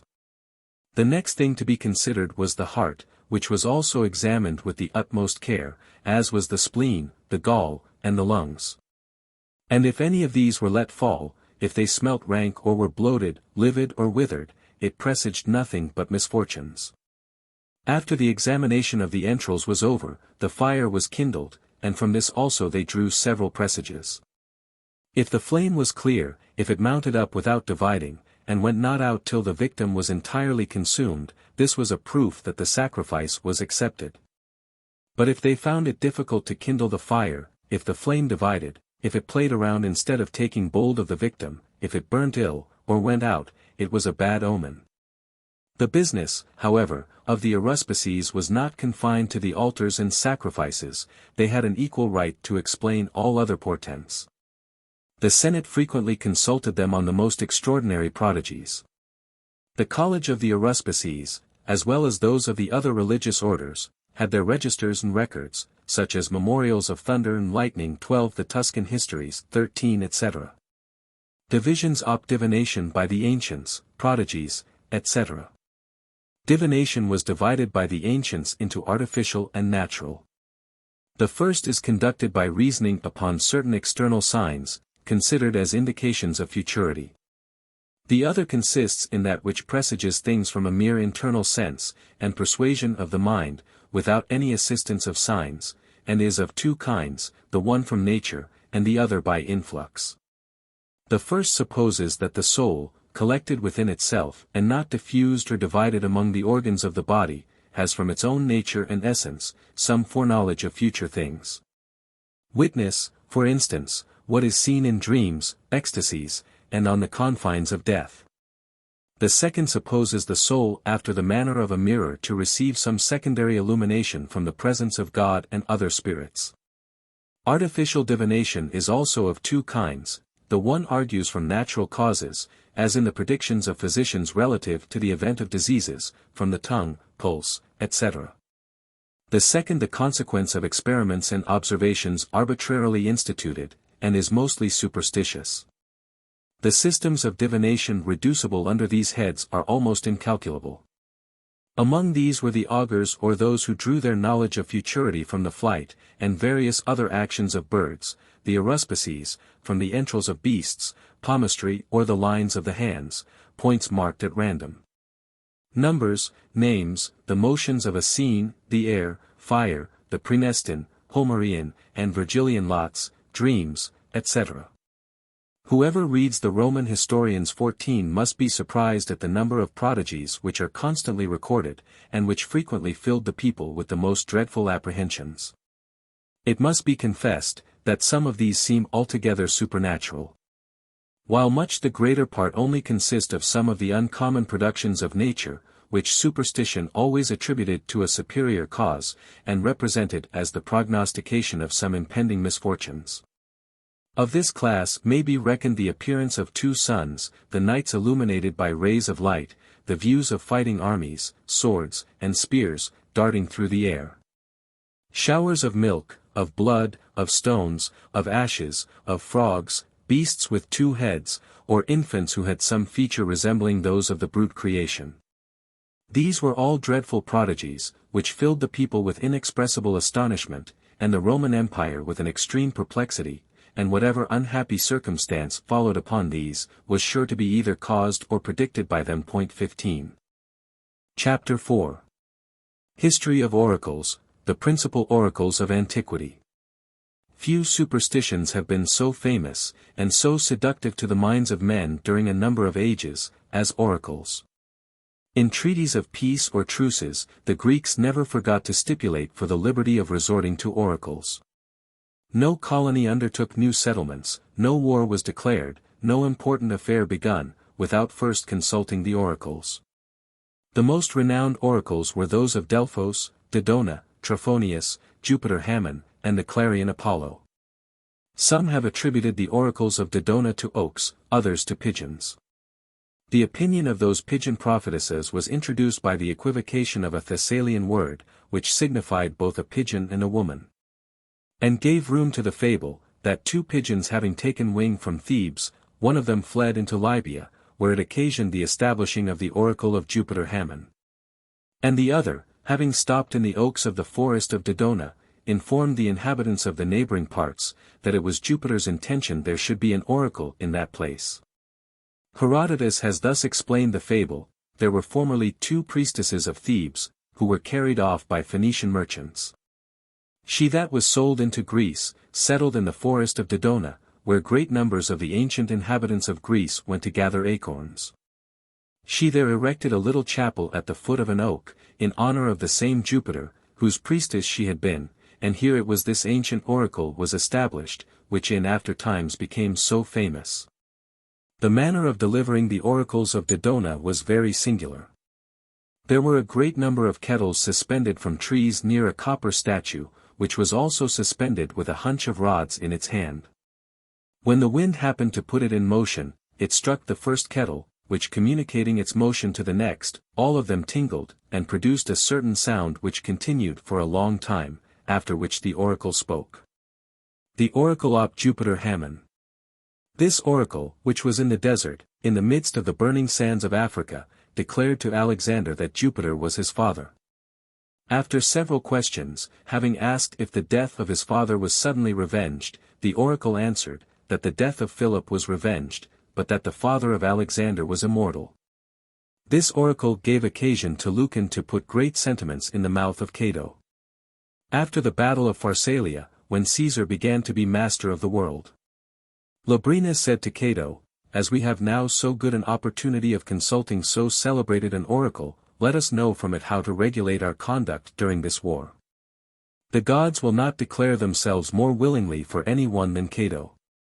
You have always been befriended by the gods, and may therefore have the confidence to converse with Jupiter. Inform yourselves of the destiny of the tyrant and the fate of our country.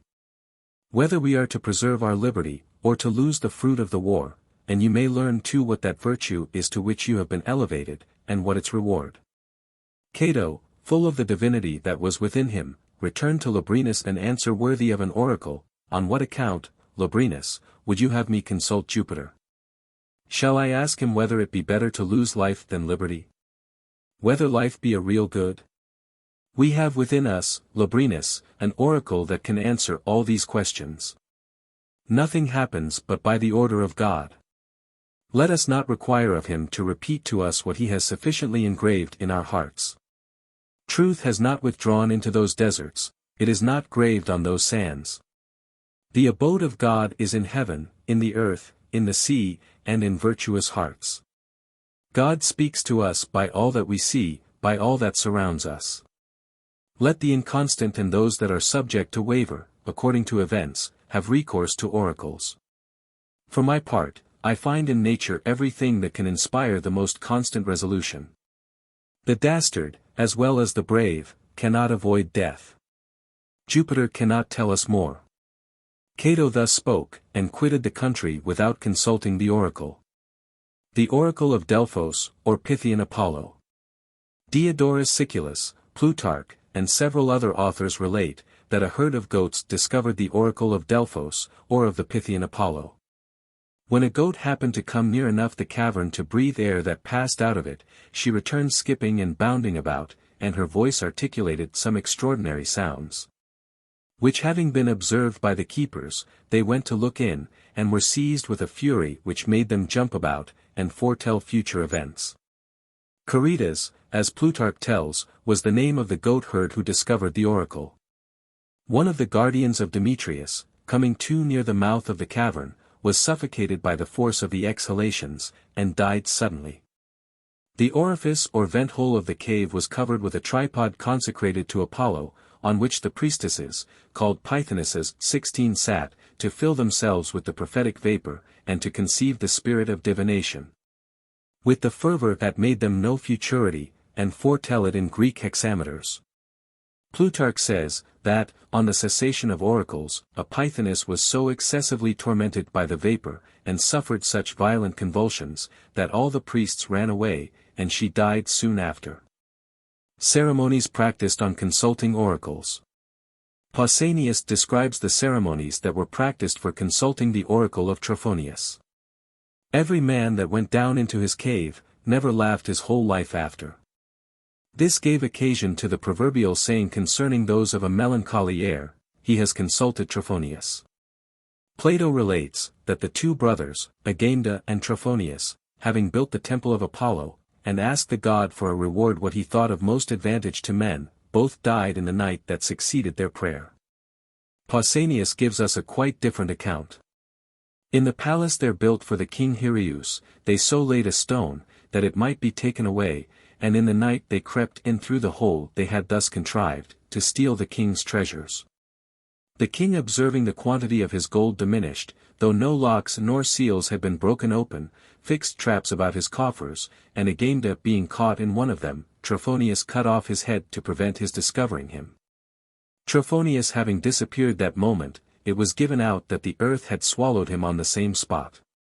An impious superstition went so far as to place this wicked wretch in the rank of the gods, and to consult his oracle with ceremonies equally painful and mysterious. Tacitus thus speaks of the oracle of the Clarion Apollo. Germanicus went to consult the oracle of Claros. It is not a woman that delivers the oracle there, as at Delphos, but a man chosen out of certain families, and always of Miletum. It is sufficient to tell him the number and names of those who come to consult him. Whereupon he retires into a grot, and having taken some water out of a well that lies hid in it, he answers you in verses to whatever you have thought of, though this man is often very ignorant. Dion Cassius explains the manner in which the oracle of Nymphaea, in Epirus, delivered its responses. The party that consulted took incense, and having prayed, threw the incense into the fire, the flame pursued and consumed it. But if the affair was not to succeed, the incense did not come near the fire, or if it fell into the flame, it started out and fled. It so happened for prognosticating futurity, in regard to everything that was asked, except death and marriage, about which it was not allowed to ask any questions. Those who consulted the oracle of Amphiaraus, lay on the skins of victims, and received the answer of the oracle in a dream. Virgil attests the same thing of the oracle of Faunus in Italy. A governor of Cilicia, who gave little credit to oracles, and who was always surrounded by unbelieving Epicureans, sent a letter sealed with his signet to the oracle of Mopsus, requiring one of those answers that were received in a dream. The messenger charged with the letter brought it back in the same condition, not having been opened, and informed him, that he had seen in a dream a very well-made man, who said to him, black, without the addition of even another word. Then the governor opening the letter, assured the company, that he wanted to know of the divinity, whether he should sacrifice a white or black bull. In the temple of the goddess of Syria, when the statue of Apollo was inclined to deliver oracles, it deviated, moved, and was full of agitations on its pedestals. Then the priests carrying it on their shoulders, it pushed and turned them on all sides, and the high priest, interrogating it on all sorts of affairs, if it refused its consent, it drove the priests back, if otherwise, it made them advance. Suetonius says, that, some months before the birth of Augustus, an oracle was current, importing, that nature was laboring at the production of a king, who would be master of the Roman Empire. That the Senate in great consternation, had forbid the rearing of any male children who should be born that year, but that the senators whose wives were pregnant, found means to hinder the inscribing of the decree in the public registers. It seems that the prediction, of which Augustus was only the type, regarded the birth of Jesus Christ, the spiritual king of the whole world, or that the wicked spirit was willing, by suggesting this rigorous decree to the Senate, to depose Herod.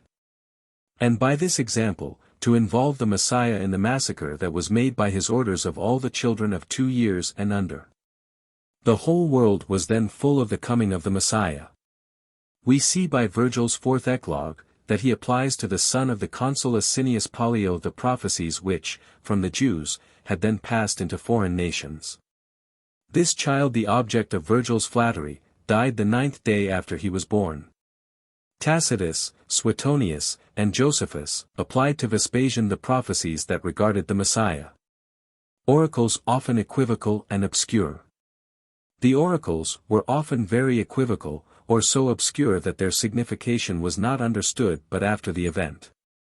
A few examples, out of a great many, will be sufficient. Croesus, having received from the Pythoness, this answer, that by passing the river Halys, he would destroy a great empire, he understood it to be the empire of his enemy, whereas he destroyed his own. The oracle consulted by Pyrrhus, gave him an answer, which might be equally understood of the victory of Pyrrhus, and the victory of the Romans his enemies.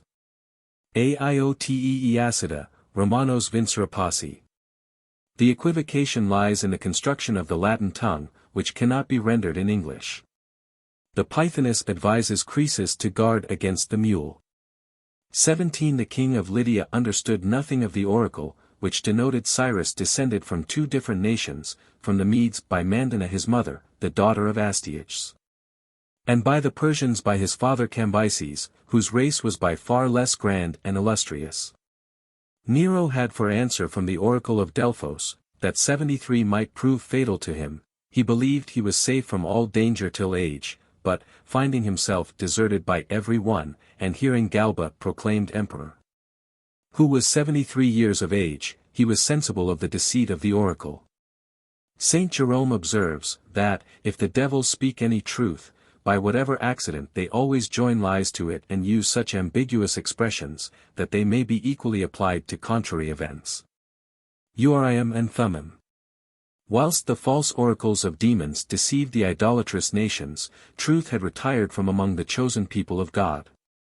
The Septuagint have interpreted Urim and Thummim, manifestation and truth, Greek, delosin is alethean, which expresses how different those divine oracles were from the false and equivocal demons. It is said, in the Book of Numbers, that Eleazar, the successor of Aaron, shall interrogate Urim in form, and that a resolution shall be taken according to the answer given. The ephod applied to the chest of the sacerdotal vestments of the high priest, was a piece of stuff covered with 12 precious stones, on which the names of the 12 tribes were engraved. It was not allowed to consult the Lord by Urim and Thummim, but for the king, the president of the Sanhedrim, the general of the army, and other public persons, and on affairs that regarded the general interest of the nation. If the affair was to succeed, the stones of the ephod emitted a sparkling light, or the high priest inspired predicted the success. Josephus, who was born 39 years after Christ, says that it was then 200 years since the stones of the ephod had given an answer to consultations by their extraordinary luster. The scriptures only inform us, that Urim and Thummim were something that Moses had put in the high priest's breastplate. Some rabbins by rash conjectures, have believed that they were 2 small statues hidden within the breastplate. Others, the ineffable name of God, graved in a mysterious manner.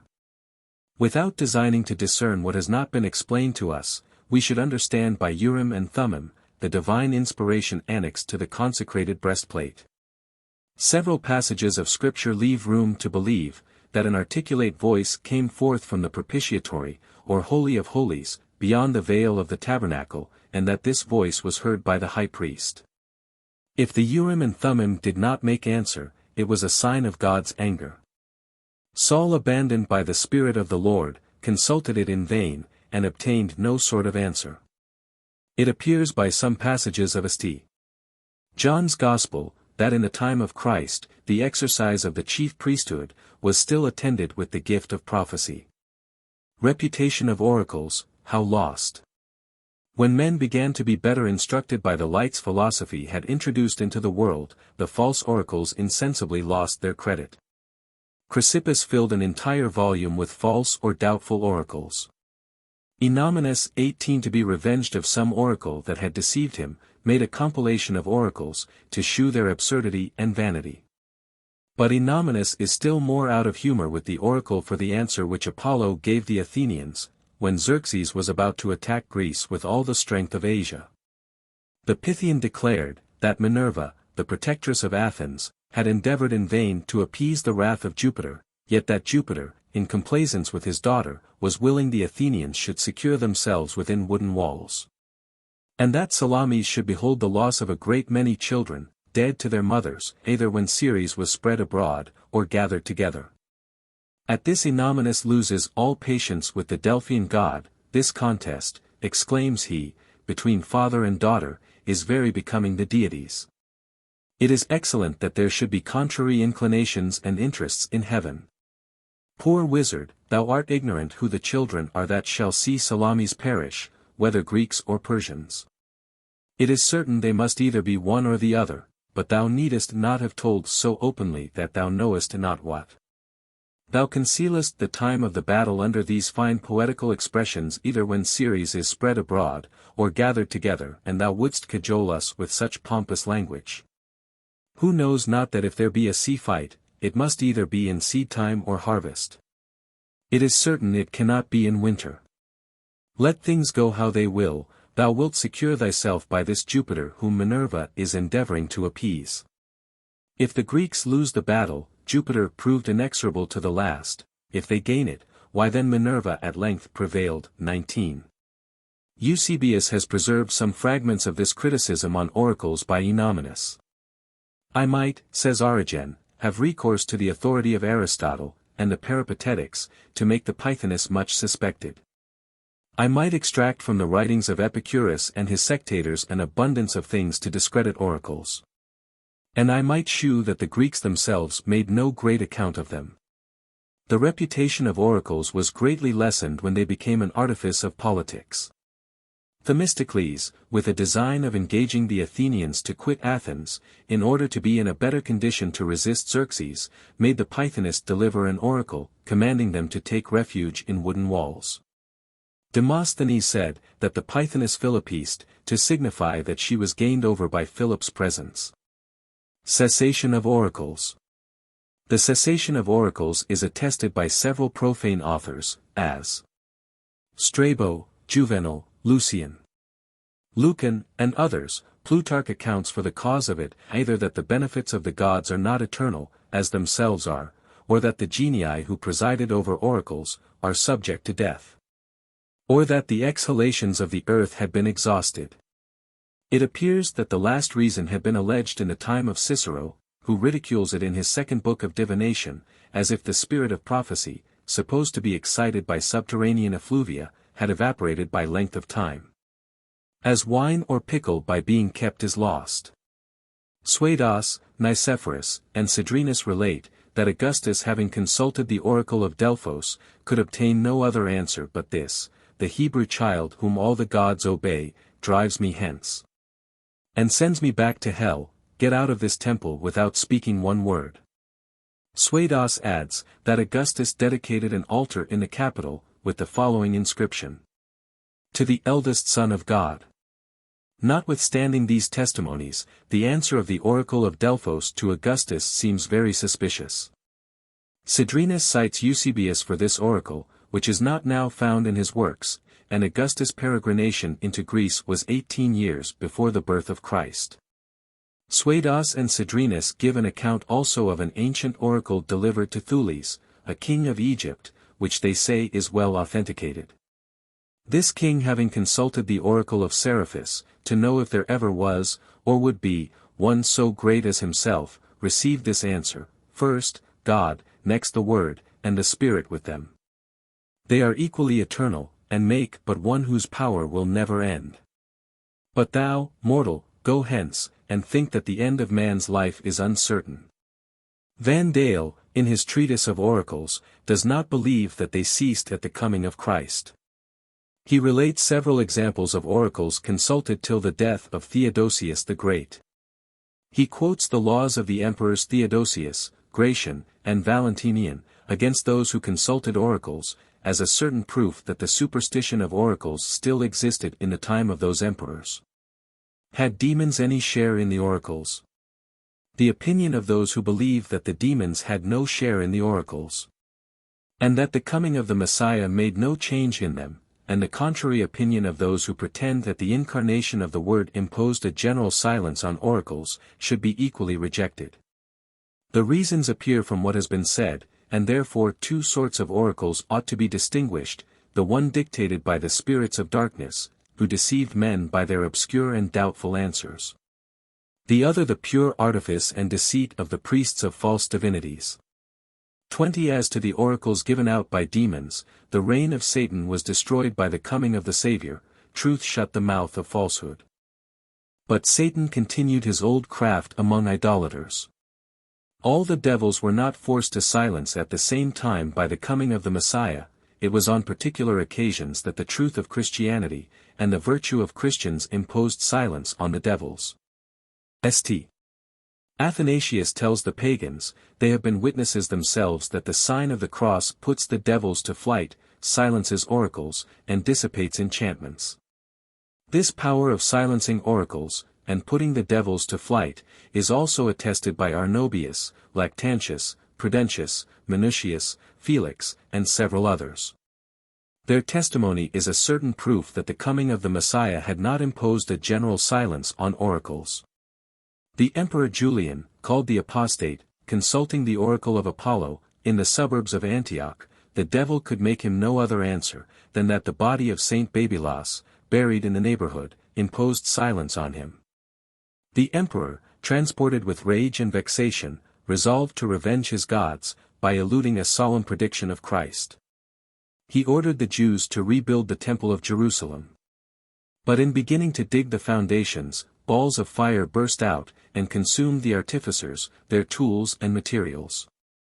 These facts are attested by Ammianus Marcellinus, a pagan, and the emperor's historian, and by Saint Chrysostom, St. Gregory Nazianzen, and Theodoret, Sozomen and Socrates, in their ecclesiastical histories. The sophist Libanius, who was an enemy of the Christians, confessed also that Saint Babylas had silenced the oracle of Apollo, in the suburbs of Antioch. Plutarch relates that the pilot Thamus heard a voice in the air, crying out, "The great Pan is dead," whereupon Eusebius observes, that the deaths of the demons were frequent in the reign of Tiberius, when Christ drove out the wicked spirits. The same judgments may be passed on oracles as on possessions.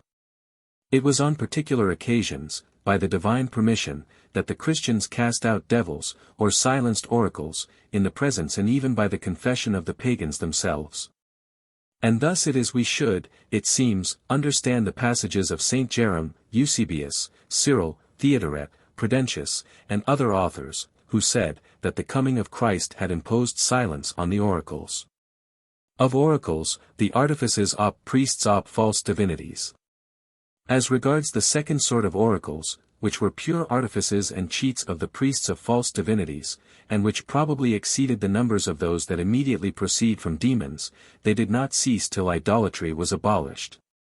Though they had lost their credit for a considerable time before the coming of Christ. It was concerning this more common and general sort of oracles that Minucius Felix said, they began to discontinue their responses, according as men began to be more polite. But, howsoever decried oracles were, impostors always found dupes. The grossest cheats having never failed. Daniel discovered the imposture of the priests of Bel, who had a private way of getting into the temple, to take away the offered meats, and made the king believe that the idol consumed them.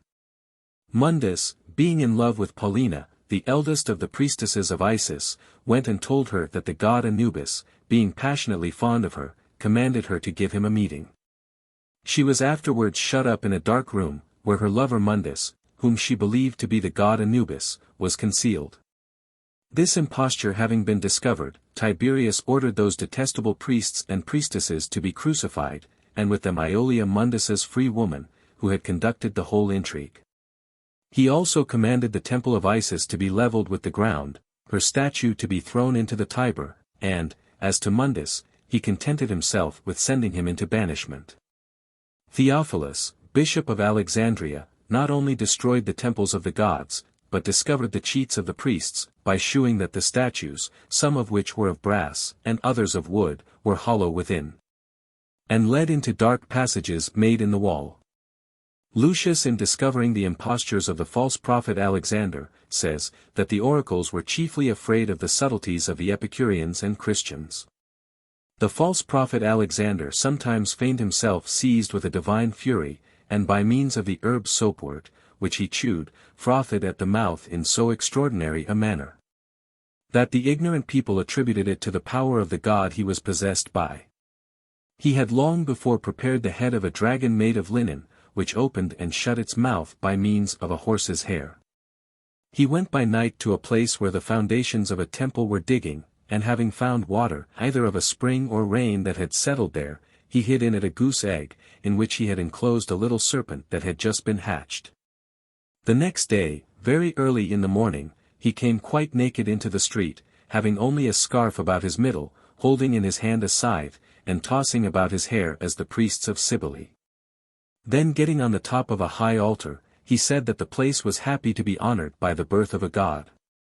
Afterwards running down to the place where he had hid the goose egg, and going into the water, he began to sing the praises of Apollo and Aesculapius, and to invite the latter to come and shew himself to men. With these words he dips a bowl into the water and takes out a mysterious egg, which had a god enclosed in it, and when he held it in his hand, he began to say that he held Aesculapius, whilst all were eager to have a sight of this fine mystery. He broke the egg, and the little serpent starting out, twisted itself about his fingers. These examples shew clearly, that both Christians and pagans were so far agreed as to treat the greater number of oracles as purely human impostures. From the very nature of things, much that now serves for amusement must formerly have been appropriated to a higher destination. Ventriloquism may be quoted as a case in point, affording a ready and plausible solution of the oracular stones and oaks, of the reply which the seer Nessus addressed to Pythagoras, Jamblichus, Vit. Pyth. 33. And of the tree which at the command of the Gymnosophists, of Upper Egypt, spoke to Apollonius, the voice, says Philostratus, Vit. Ap. 11. 5, was distinct but weak, and similar to the voice of a woman. But the oracles, at least if we ascend to their origin, were not altogether impostures. The pretended interpreters of the decrees of destiny were frequently plunged into a sort of delirium, and when inhaling the fumes of some intoxicating drug or powerful gas or vapor, or drinking some beverage which produced a temporary suspension of the reason, the mind of the inquirer was predisposed to feverish dreams. 21 If priestcraft were concerned in the interpretation of such dreams, or eliciting senses from the wild effusions of the disordered brain of the Pythoness, science presided over the investigation of the causes of this frenzy, and the advantages which the thaumaturgists might derive from it. Jamblichus states, De Mysteriis c. 29, that for obtaining a revelation from the deity in a dream, the youngest and most simple creatures were the most proper for succeeding, they were prepared for it by magical invocations and fumigations of particular perfumes. Porphyry declares that these proceedings had an influence on the imagination, Jamblichus that they rendered them more worthy of the inspiration of the deity. Chapter 5. The British Druids, or Magi, origin of Fairies, ancient superstitions, their skill in medicine, etc. The British Druids, like the Indian Gymnosophists or the Persian Magi, had two sets of doctrines, the first for the initiated, the second for the people. That there is one God, the creator of heaven and earth, was a secret doctrine of the Brahmins. And the nature and perfection of the deity were among the Druidical arcana. Among the sublimer tenets of the Druidical priesthood, we have everywhere apparent proofs of their polytheism, and the grossness of their religious ideas, as represented by some writers, is very inconsistent with that divine philosophy which has been considered as a part of their character. These, however, were popular divinities which the Druids ostensibly worshipped, and popular notions which they ostensibly adopted, in conformity with the prejudices of the vulgar. The Druids well knew that the common people were no philosophers. There is reason also, to think that a great part of the idolatries were not sanctioned by the Druids, but afterwards introduced by the Phoenician colony. But it would be impossible to say how far the primitive Druids accommodated themselves to vulgar superstition, or to separate their exterior doctrines and ceremonies from the fables and absurd rites of subsequent times. It would be vain to attempt to enumerate their gods. In the eye of the vulgar they defied everything around them. They worshipped the spirits of the mountains, the valleys, and the rivers. Every rock and every spring were either the instruments or the objects of admiration. The moonlight valleys of Danmonium were filled with the fairy people, and its numerous rivers were the resort of genii. The fiction of fairies is supposed to have been brought, with other extravagancies of a like nature, from the Eastern nations, whilst the Europeans and Christians were engaged in the Holy War. Such at least is the notion of an ingenious writer, who thus expresses himself: nor were the monstrous embellishments of enchantments the invention of romancers, but formed upon Eastern tales, brought thence by travellers from their crusades and pilgrimages, which indeed have a cast peculiar to the wild imagination of the Eastern people. 22. That fairies, in particular, came from the East, we are assured by that learned Orientalist, M.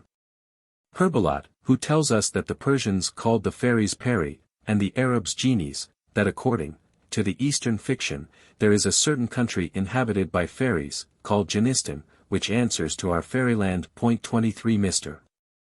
Martin, in his observations on Spenser's Fairy Queen, is decided in his opinion, that the fairies came from the East, but he justly remarks, that they were introduced into the country long before the period of the Crusades. The race of fairies, he informs us, was established in Europe in very early times, but not universally. The fairies were confined to the north of Europe, to the Ultima Thule, to the British Isles, to the Devices or Britannies. They were unknown at this remote era to the Gauls or the Germans, and they were probably familiar to the valleys of Scotland and Danmonium, when Gaul and Germany were yet unpeopled either by real or imaginary beings. The belief indeed, of such invisible agents assigned to different parts of nature, prevails at this very day in Scotland, Devonshire and Cornwall, regularly transmitted from the remotest antiquity to the present times, and totally unconnected with the spurious romance of the Crusader or the Pilgrim. Hence those superstitious notions now existing in our western villages, where the Spriggan 24 are still believed to delude benighted travelers, to discover hidden treasures, to influence the weather, and to raise the winds. This, says Wharton, strengthens the hypotheses of the northern parts of Europe being peopled by colonies from the east. The inhabitants of Shetland and the Isles pour libations of milk or beer through a hold stone, in honor of the spirit brownie. And it is probable the Danmonii were accustomed to sacrifice to the same spirit, since the Cornish and the Devonians on the border of Cornwall, invoke to this day the spirit brownie, on the swarming of their bees. With respect to rivers, it is a certain fact that the primitive Britons paid them divine honors. Even now, in many parts of Devonshire and Cornwall, the vulgar may be said to worship brooks and wells, to which they resort at stated periods, performing various ceremonies in honor of those consecrated waters, and the Highlanders, to this day, talk with great respect of the genius of the sea. Never bathe in a fountain, lest the elegant spirit that resides in it should be offended and remove, and mention not the water of rivers without prefixing to it the name of excellent. And in one of the western islands the inhabitants retained the custom, to the close of the last century, of making an annual sacrifice to the genius of the ocean. That at this day the inhabitants of India deify their principal rivers is a well-known fact. The waters of the Ganges possess an uncommon sanctity. And the modern Arabians, like the Ishmaelites of old, concur with the Daimonia in their reverence of springs and fountains. Even the names of the Arabian and Daimonian wells have a striking correspondence. We have the Singing Well, or the White Fountain, and there are springs with similar names in the deserts of Arabia.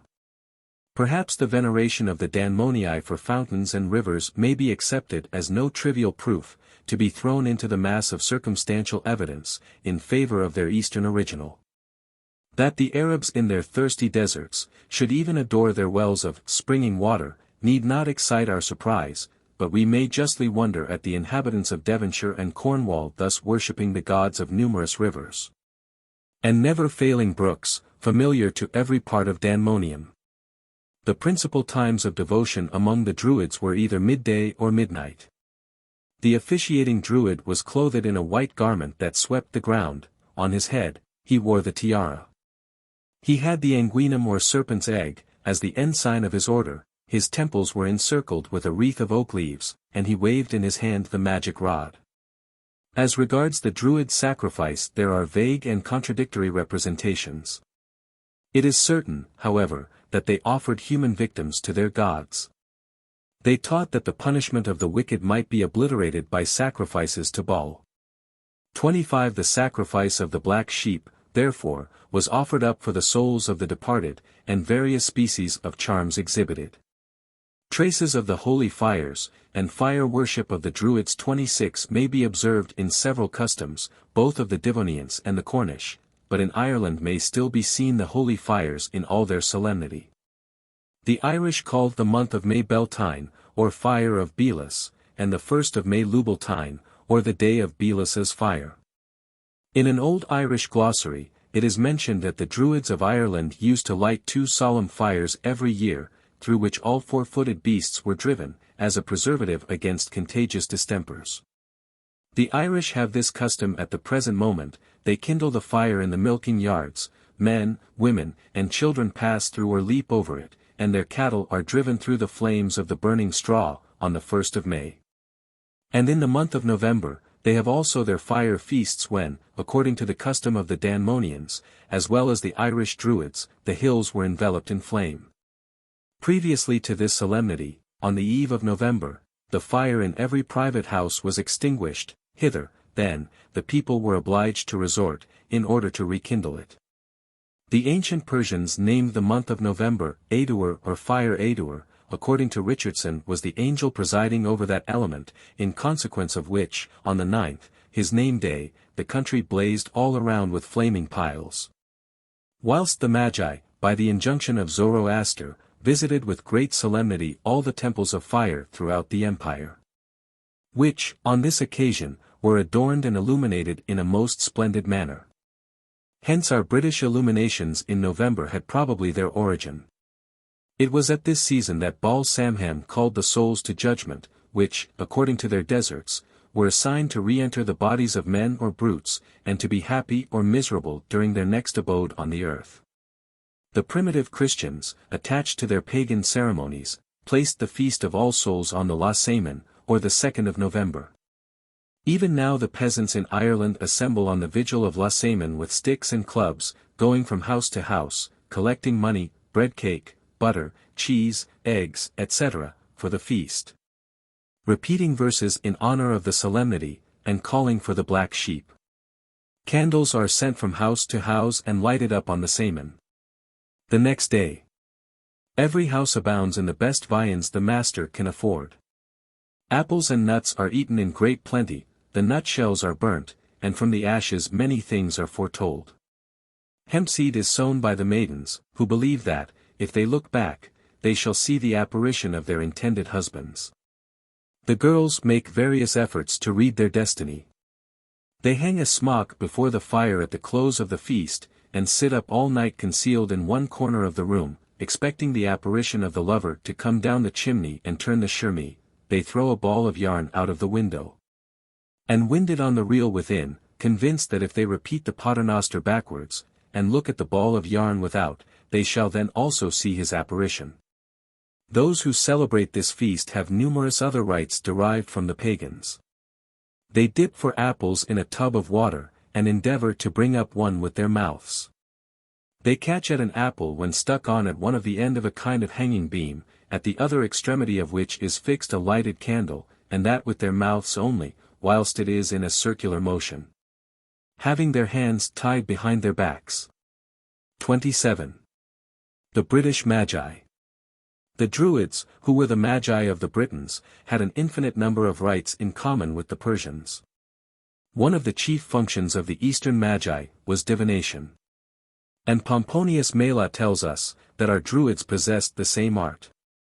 There was a solemn rite of divination among the Druids from the fall of the victim and convulsions of his limbs, or the nature and position of his entrails. But the British priests had various kinds of divination. By the number of criminal causes, and by the increase or diminution of their own order, they predicted fertility or scarcity.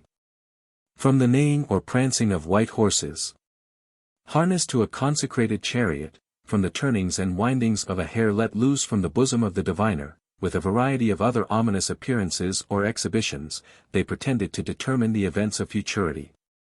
28. Of all creatures the serpent exercised, in the most curious manner, the invention of the Druids. To the famous anguinum they attributed high virtues. The anguinum or serpent's egg, was a congeries of small snakes rolled together, and encrusted with a shell, formed by the saliva or viscous gum, or froth of the mother serpent.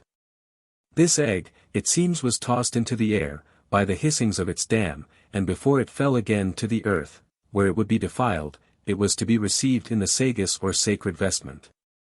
The person who caught the egg was to make his escape on horseback, since the serpent pursues the ravisher of its young, even to the brink of the next river. Pliny, from whom this account is taken, lib 29. c. 3. Proceeds with an enumeration of other absurdities relating to the anguinum. This anguinum is in British called glain neater, or the serpent of glass. And the same superstitious reverence which the Danmonii universally paid to the anguinum, is still discoverable in some parts of Cornwall. Mr. Lloyd informs us that, the Cornish retain a variety of charms, and have still towards the Land's End, the amulets of Main Magle and Glain Neater, which latter they call Melper, and have a charm for the snake to make it, when they find one asleep, and stick a hazel wand in the centre of her spiry, or coils. We are informed by Camden that, in most parts of Wales, and throughout all Scotland and Cornwall, it is an opinion of the vulgar, that about Midsummer Eve, though in the time they do not all agree, the snakes meet in companies. And that by joining heads together and hissing, a kind of bubble is formed, which the rest, by continual hissing, blow on till it passes quite through the body, when it immediately hardens, and resembles a glass ring, which whoever finds shall prosper in all his undertakings. The rings thus generated are called glainernadroeth, or snake stones. They are small glass amulets, commonly about half as wide as our finger rings, but much thicker, of a green color usually, though sometimes blue, and waved with red and white. Carew says, that, the country people, in Cornwall, have a persuasion that the snake's breathing upon a hazel wand produces a stone ring of blue color, in which there appears the yellow figure of a snake, and that beasts bit and envenomed, being given some water to drink wherein this stone has been infused, will perfectly recover the poison. 29. From the animal, the Druids passed to the vegetable world, and these also displayed their powers, whilst by the charms of the mistletoe, the celigo, and the samopes, they prevented or repelled diseases. From the undulation or bubbling of water stirred by an oak branch, or magic wand, they foretold events that were to come. The superstition of the Druids is even now retained in the western counties. To this day, the Cornish have been accustomed to consult their famous well at Maydom, or rather the spirit of the well, respecting their future destiny. Hither, says Borlase, come the uneasy, impatient, and superstitious, and by dropping pins 30 or pebbles into the water, and by shaking the ground round the spring, so as to raise bubbles from the bottom, at a certain time of the year. Moon and day, endeavor to remove their uneasiness. Yet the supposed responses serve equally to increase the gloom of the melancholy, the suspicions of the jealous, and the passion of the enamored. The Castalian fountain, and many others among the Grecians were supposed to be of a prophetic nature. By dipping a fair mirror into a well, the patricians of Greece received, as they supposed, some notice of ensuing sickness or health from the various figures portrayed upon the surface. The people of Laconia cast into a pool, sacred to Juno, cakes of bread corn. If the cakes sunk, good was portended; if they swam, something dreadful was to ensue. Sometimes the superstitious threw 3 stones into the water, and formed their conclusions from the several turns they made in sinking. The Druids were likewise able to communicate, by consecration, the most portentous virtues to rocks and stones, which could determine the succession of princes or the fate of empires. To the rocking or Logan stone, several of which remain still in Devonshire and Cornwall, in particular, they had recourse to confirm their authority either as prophets or judges, pretending that its motion was miraculous. These religious rites were celebrated in consecrated places and temples, in the midst of groves.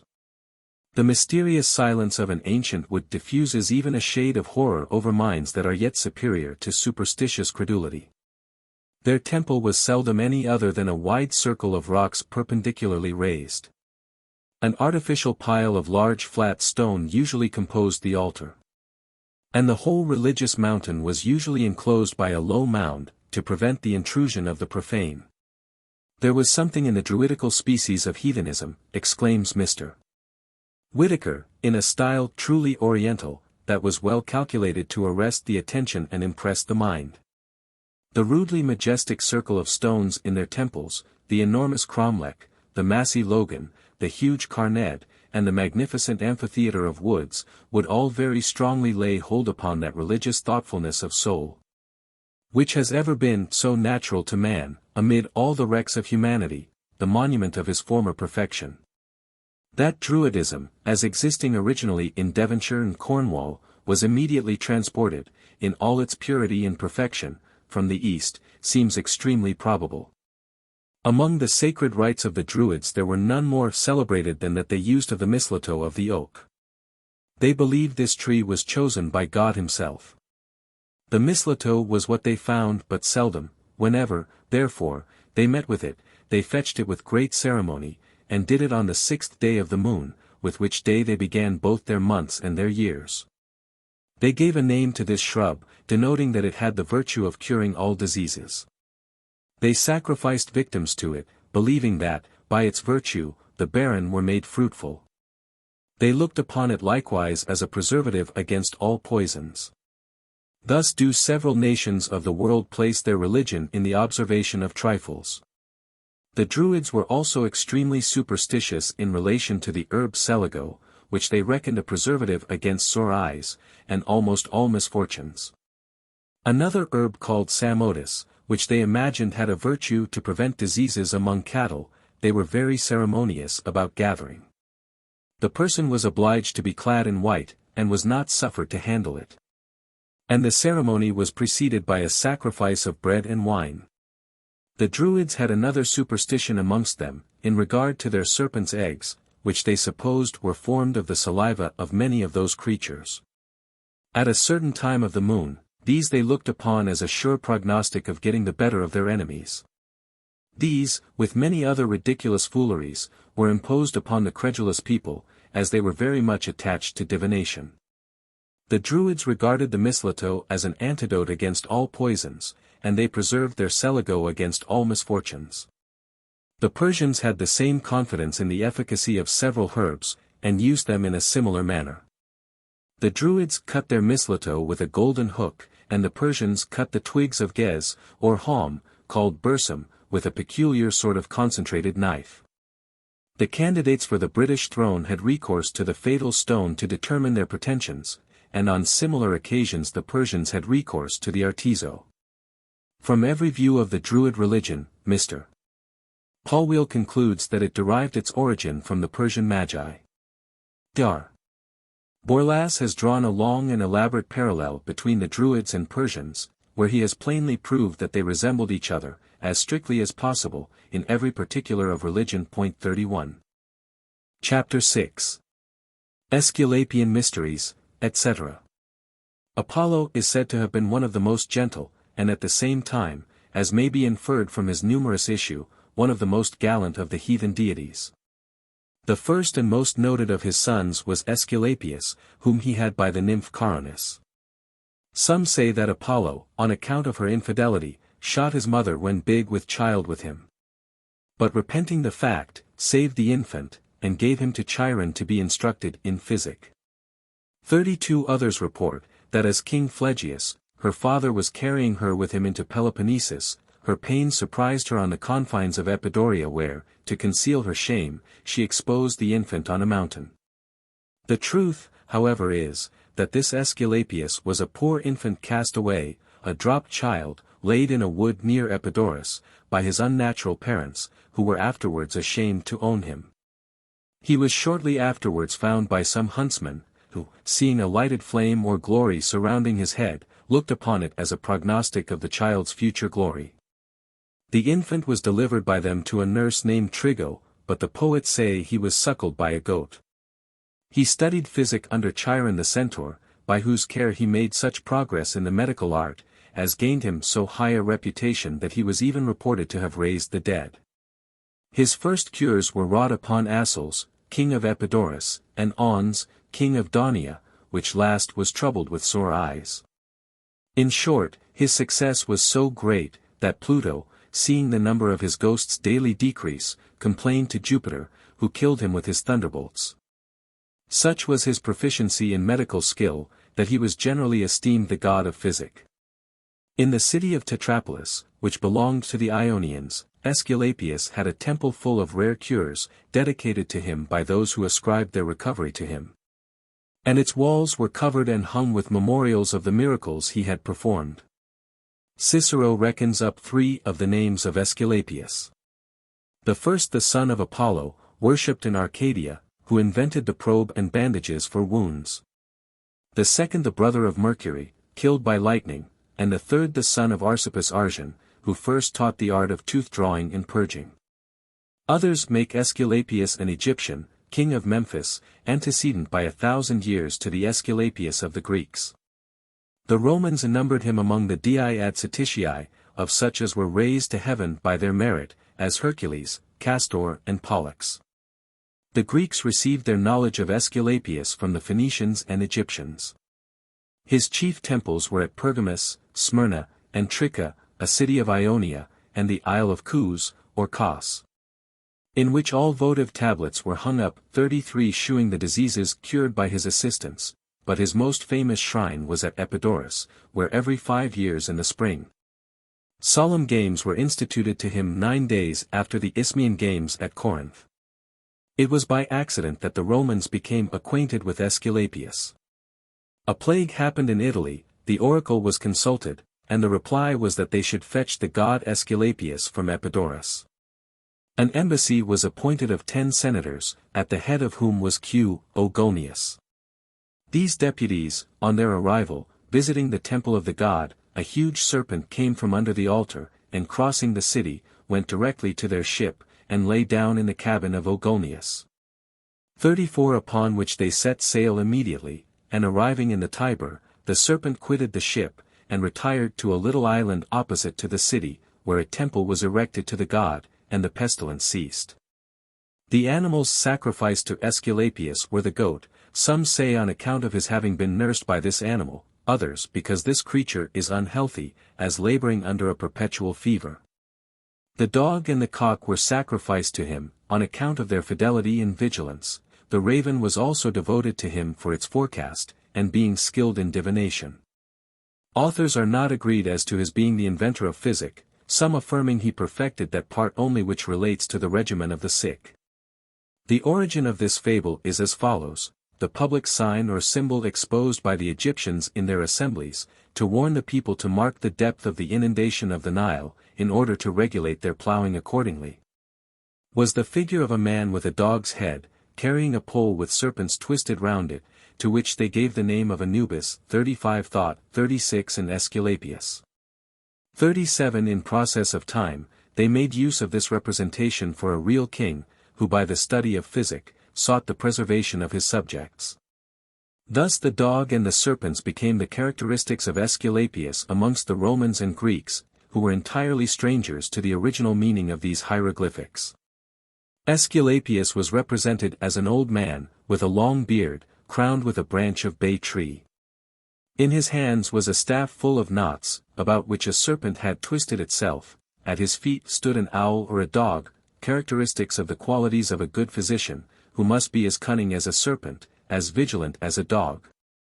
As cunning and experienced as an old bashaw, to handle a thing so difficult as physic. At Epidaurus his statue was of gold and ivory, 38 seated on a throne of the same materials, with a long beard, having a knotty stick in one hand, the other entwined with a serpent, and a dog lying at his feet. The Phaeacians depicted him as beardless, and the Romans crowned him with a laurel, to denote his descent from Apollo. The knots in his staff signify the difficulties that occur in the study of medicine. He had by his wife Epione 2 sons, Machaon and Podalirius, both skilled in surgery, and who are mentioned by Homer as having been present at the siege of Troy, and who were very serviceable to the Greeks. He had also 2 daughters, called Hygeia and Jaso. Chapter 7. Inferior deities attending mankind from their birth to their decease.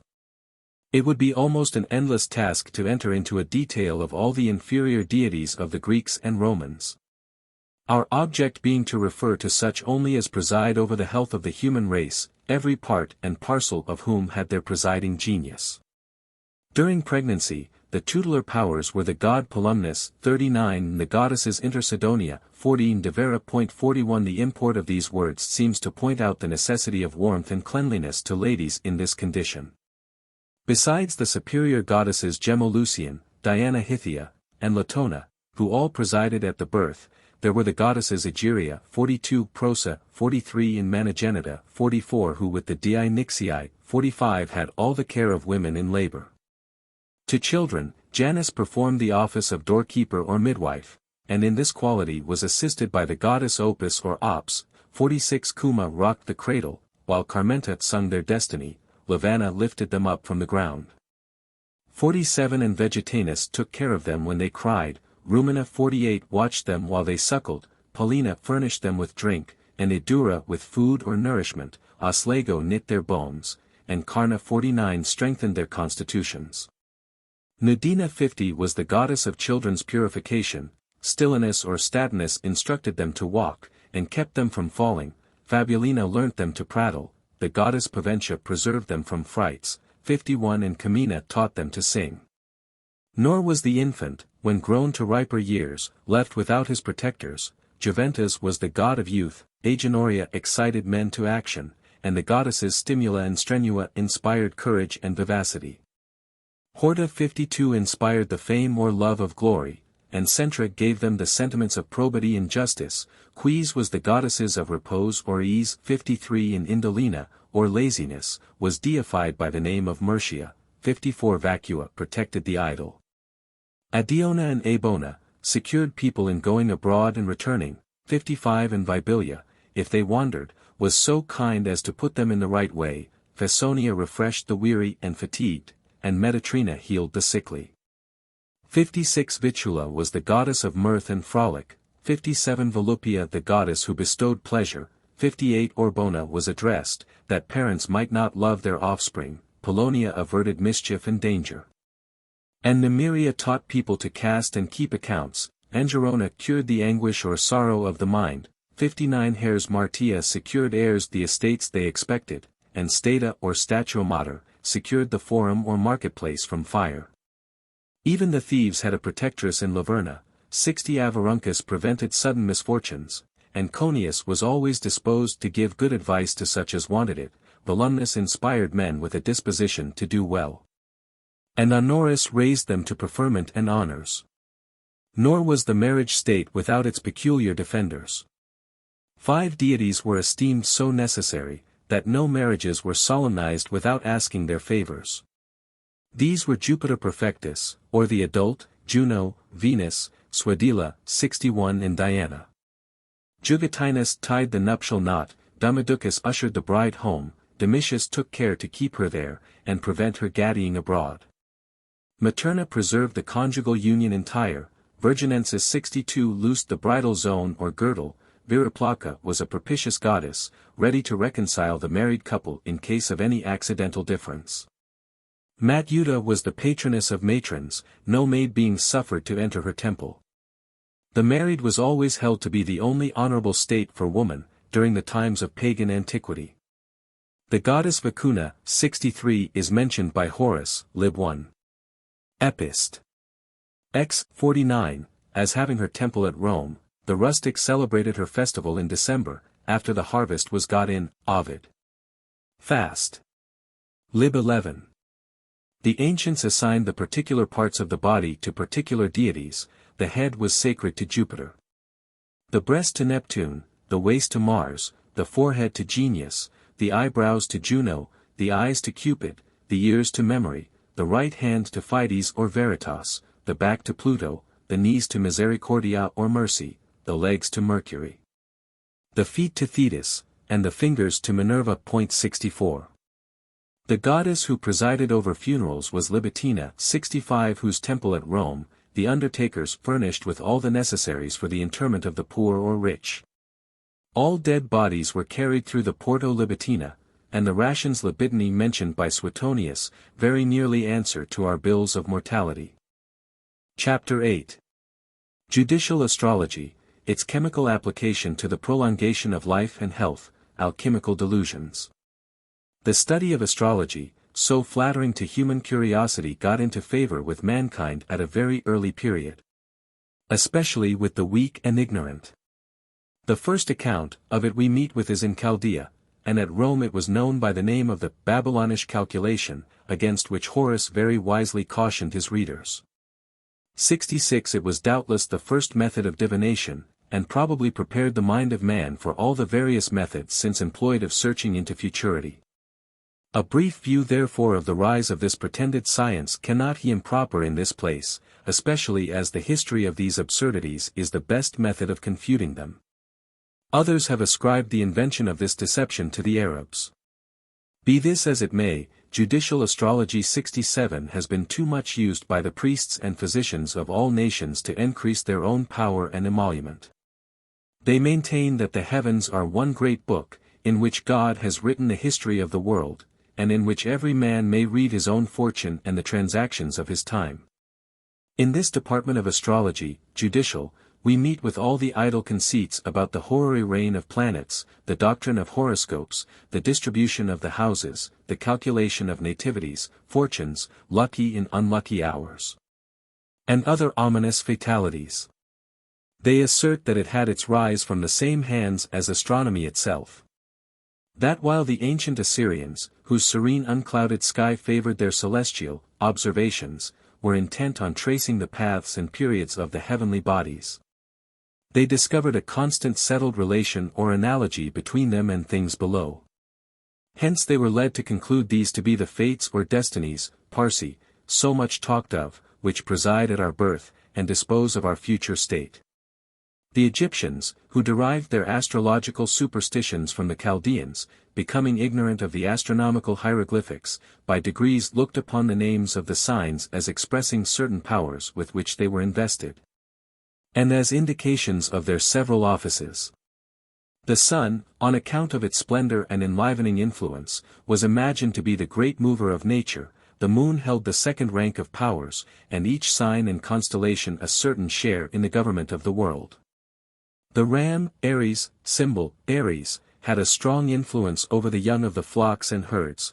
The balance, Libra, symbol, Libra, could inspire nothing but inclinations to good order and justice. And the scorpion, Scorpio, symbol, Scorpio, to excite only evil dispositions. In short, each sign produced the good or evil intimated by its name. Thus, if a child happened to be born at the instant when the first star of the ram rose above the horizon, when, in order to give this nonsense the air of a science, the star was supposed to have its greatest influence, he would be rich in cattle. And he who should enter the world under the crab, would meet with nothing but disappointments, and all his affairs go backwards and downwards. The people were to be happy whose king entered the world under the sign Libra, but completely wretched if he should light under the horrid sign Scorpion. Persons born under Capricorn, symbol, Capricorn, especially if the sun at the same time ascended the horizon, were sure to meet with success, and rise upwards like the wild goat and the sun which then ascends for 6 months together. The lion, Leo, symbol, Leo, was to produce heroes, and the Virgin, Virgo, symbol, Virgo, with her ear of corn to inspire chastity, and to unite virtue with abundance. Could anything be more extravagant and ridiculous? The case was exactly the same with respect to the planets, whose influence is only founded on the wild supposition of their being the habitations of the pretended deities, whose names they bear, and the fabulous characters the poets have given them. Thus, to Saturn, symbol, Saturn, they gave languid and even destructive influences, for no other reason but because they had been pleased to make this planet the residence of Saturn, who was painted with grey hairs and a scythe. To Jupiter, symbol, Jupiter, they gave the power of bestowing crowns and distributing long life, wealth, and grandeur, merely because it bears the name of the father of life. Mars, symbol, Mars, was supposed to inspire a strong inclination for war, because it was believed to be the residence of the god of war. Venus, symbol, Venus, had the power of rendering men voluptuous and fond of pleasure, because they had been pleased to give it the name of one who by some was thought to be the mother of pleasure. Mercury, symbol, Mercury, though almost always invisible, would never have been thought to superintend the property of states, and the affairs of wit and commerce, had not men, without the least reason, given it the name of one who was supposed to be the inventor of civil polity. According to astrologers, the power of the ascending planet is greatly increased by that of an ascending sign, then the benign influences are all united, and fall together on the head of all the happy infants who at that moment enter the world. Yet can anything be more contrary to experience, which shews us, that the characters and events produced by persons born under the same aspect of the stars, are so far from being alike, that they are directly opposite. What completes the ridicule, says the Abbé La Pluche, to whom we are obliged for these judicious observations, is, that what astronomers call the first degree of the ram, the balance, or of Sagittarius, is no longer the first sign, which gives fruitfulness to the flocks, inspires men with a love of justice, or forms the hero. It has been found that all the celestial signs have, by degrees, receded from the vernal equinox, and drawn back to the east. Notwithstanding this, the point of the zodiac that cuts the equator is still called the first degree of the ram, though the first star of the ram be 30 degrees beyond it, and all the other signs in the same proportion. When, therefore, any one is said to be born under the first degree of the ram, it was in reality one of the degrees of Pisces that then came above the horizon, and when another is said to be born with a royal soul and heroic disposition, because at his birth the planet Jupiter ascended the horizon, in conjunction with the first star of Sagittary. Jupiter was indeed at that time in conjunction with a star 30 degrees eastward of Sagittary. And in good truth it was the pernicious Scorpion that presided at the birth of this happy, this incomparable child. And so it would, as Shakespeare says, if my mother's cat had kittened. This, says our sagacious bard, is the excellent foppery of the world, that when we are sick in fortune, after the surfeit of our own behavior, we make guilt of our disasters, the sun, the moon, and the stars, as if we were villains by necessity, fools, by heavenly compulsion, knaves, thieves, and traitors, by spherical predominance, drunkards, liars, and adulterers, by an enforced obedience of planetary influence, and all that we are evil in by a divine thrusting on.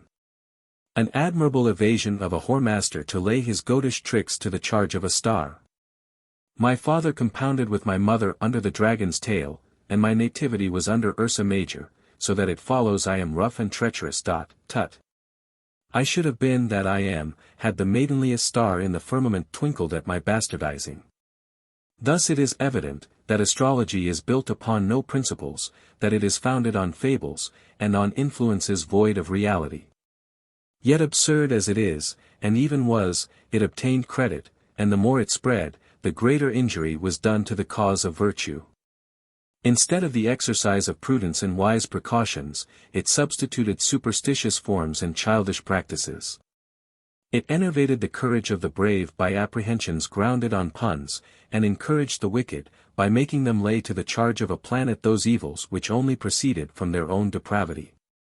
But not content with such absurdities, which destroyed the very idea of liberty, they asserted that these stars, which had not the least connection with mankind, governed all the parts of the human body. And ridiculously affirmed that the ram presided over the head, the bull over the gullet, the twins over the breast, the scorpion over the entrails, the fishes over the feet, etc.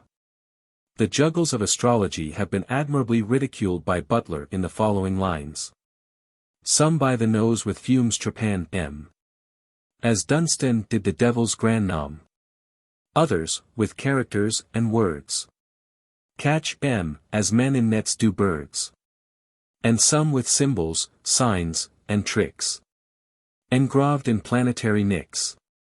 With their own influence will fetch m. Down from their orbs, arrest and catch m. Make m depose and answer to all questions, ere they let them go.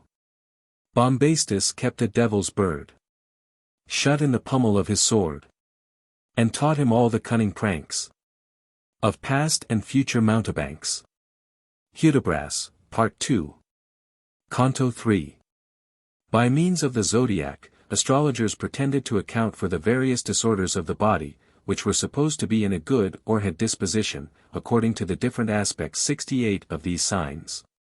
To mention only one instance, they pretended that great caution ought to be used in taking medicine under Taurus, or the bull, because, as this animal chews his cud, the person would not be able to keep it in his stomach. Each hour of the day had also its presiding star. The number 7, as being that of the planets, became of mighty consequence.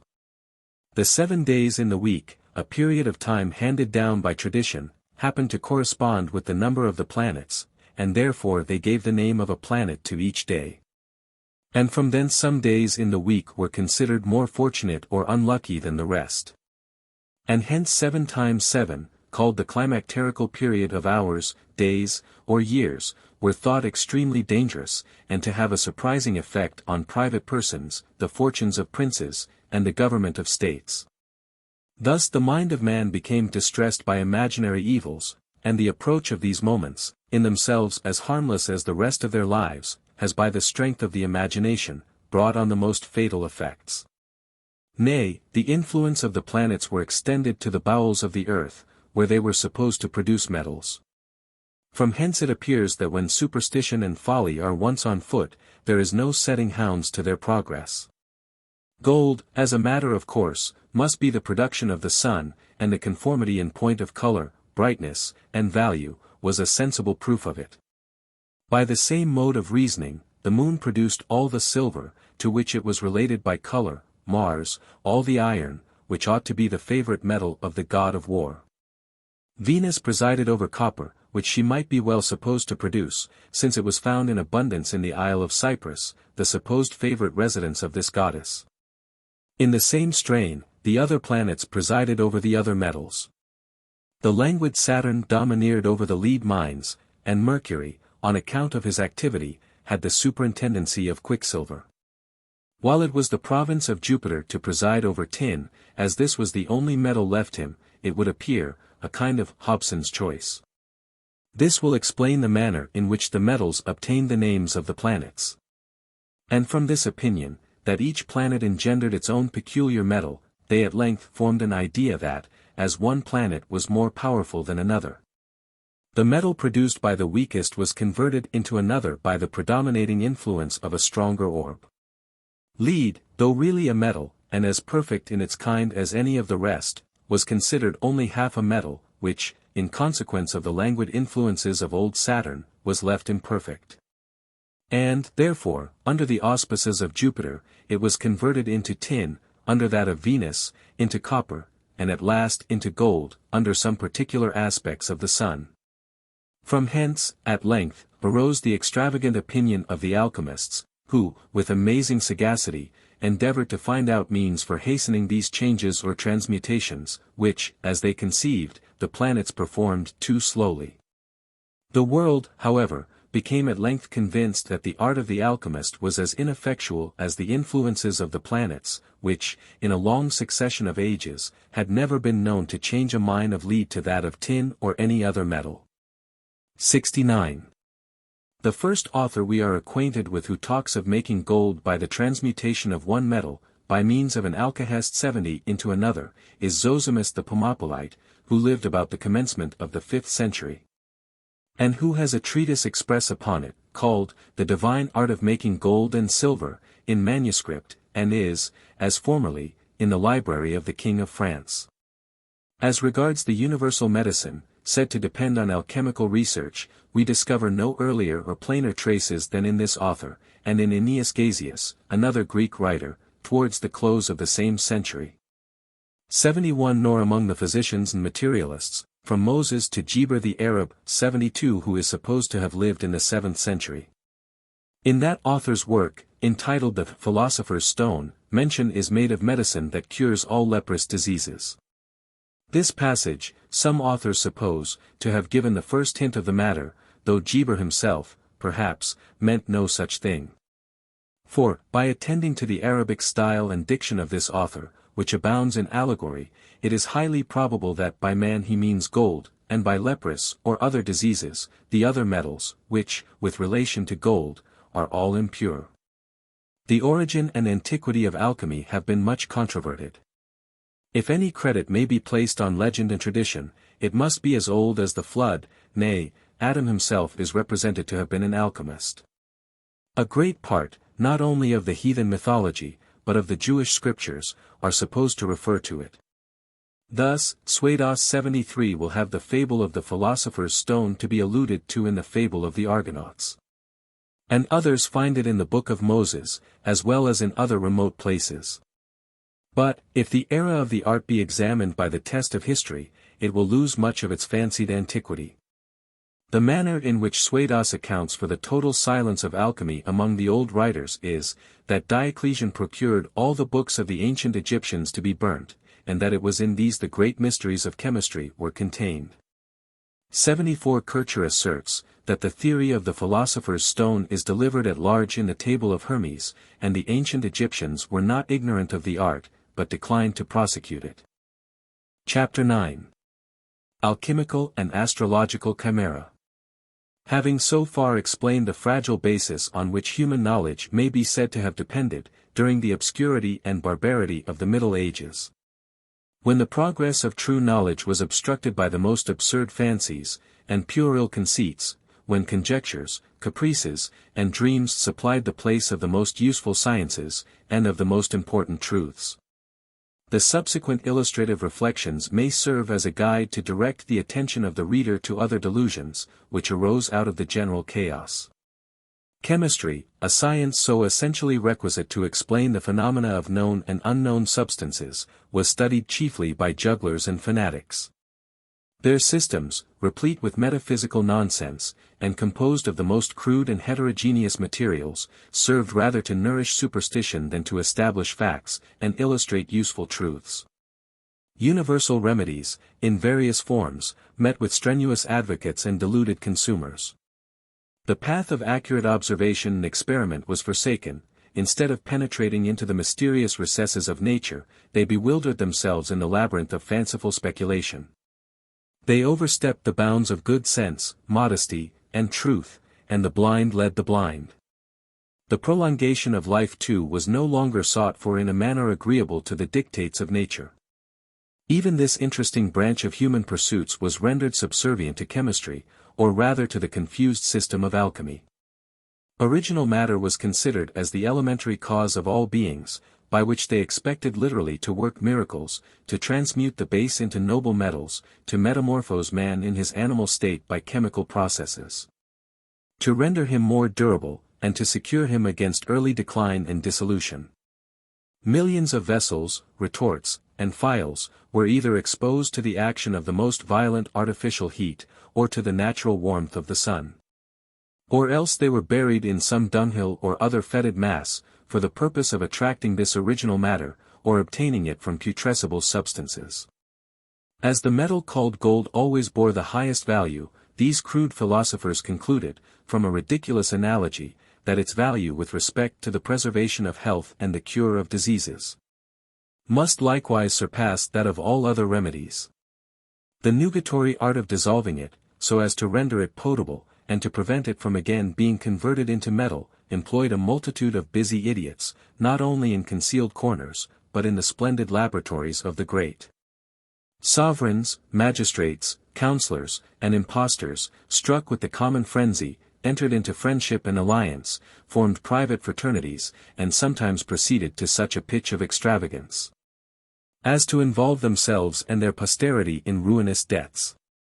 The real object of many was, doubtless, to gratify their avarice and desire of aggrandizement, although this sinister motive was concealed under the specious pretext of searching for a remedy that should serve as a tincture of life, both for the healthy and diseased. Yet some among these whimsical mortals were actuated by more honorable motives, zealous only for the interest of truth, and the well-being of their fellow creatures.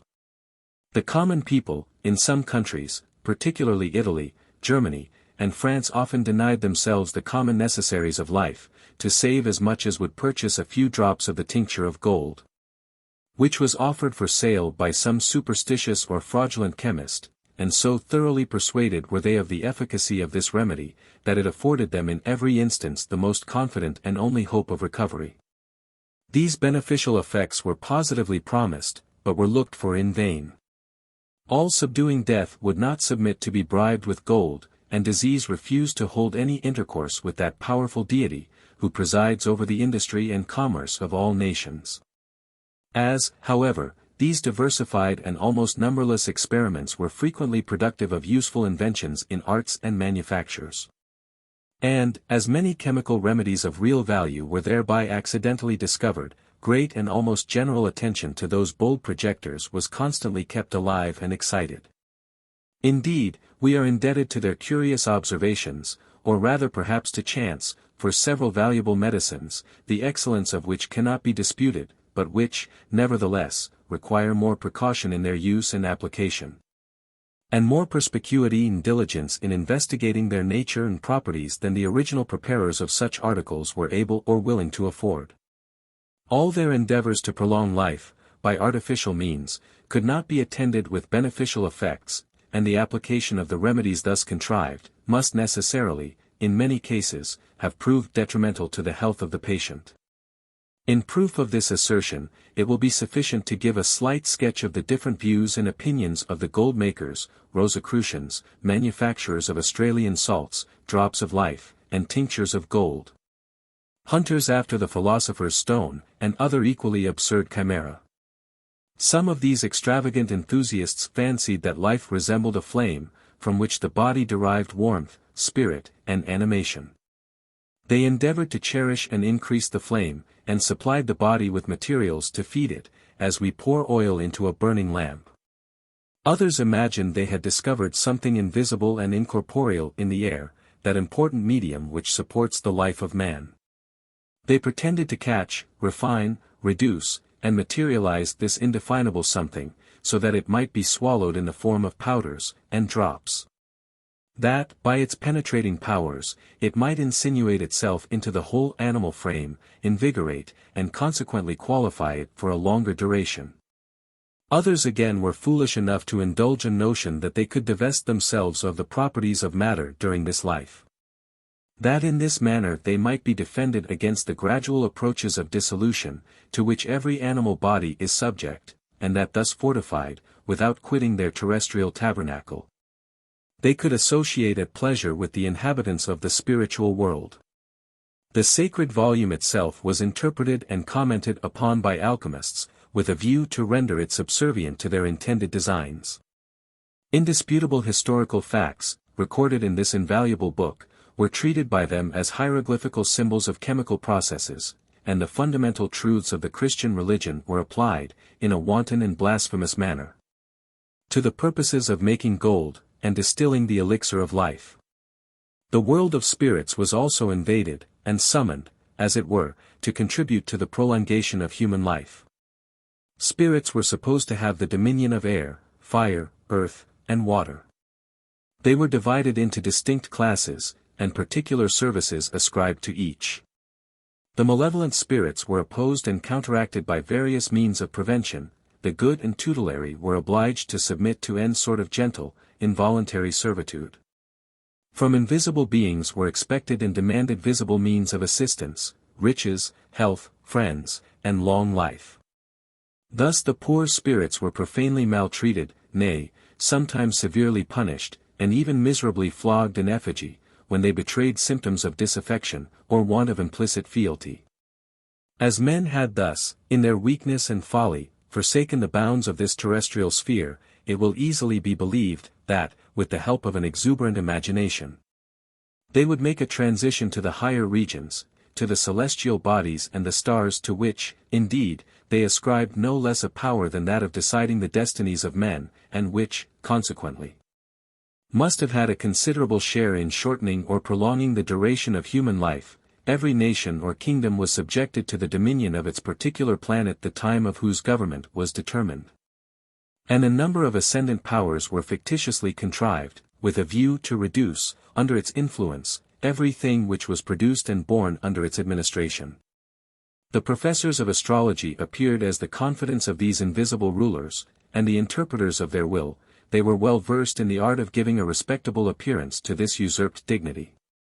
Provided they could but ascertain the hour and minute of a person's birth, they confidently took upon themselves to predict his mental capacities, future vicissitudes of life, and the diseases he would be visited with, together with the circumstances, the day and hour of his death. 75.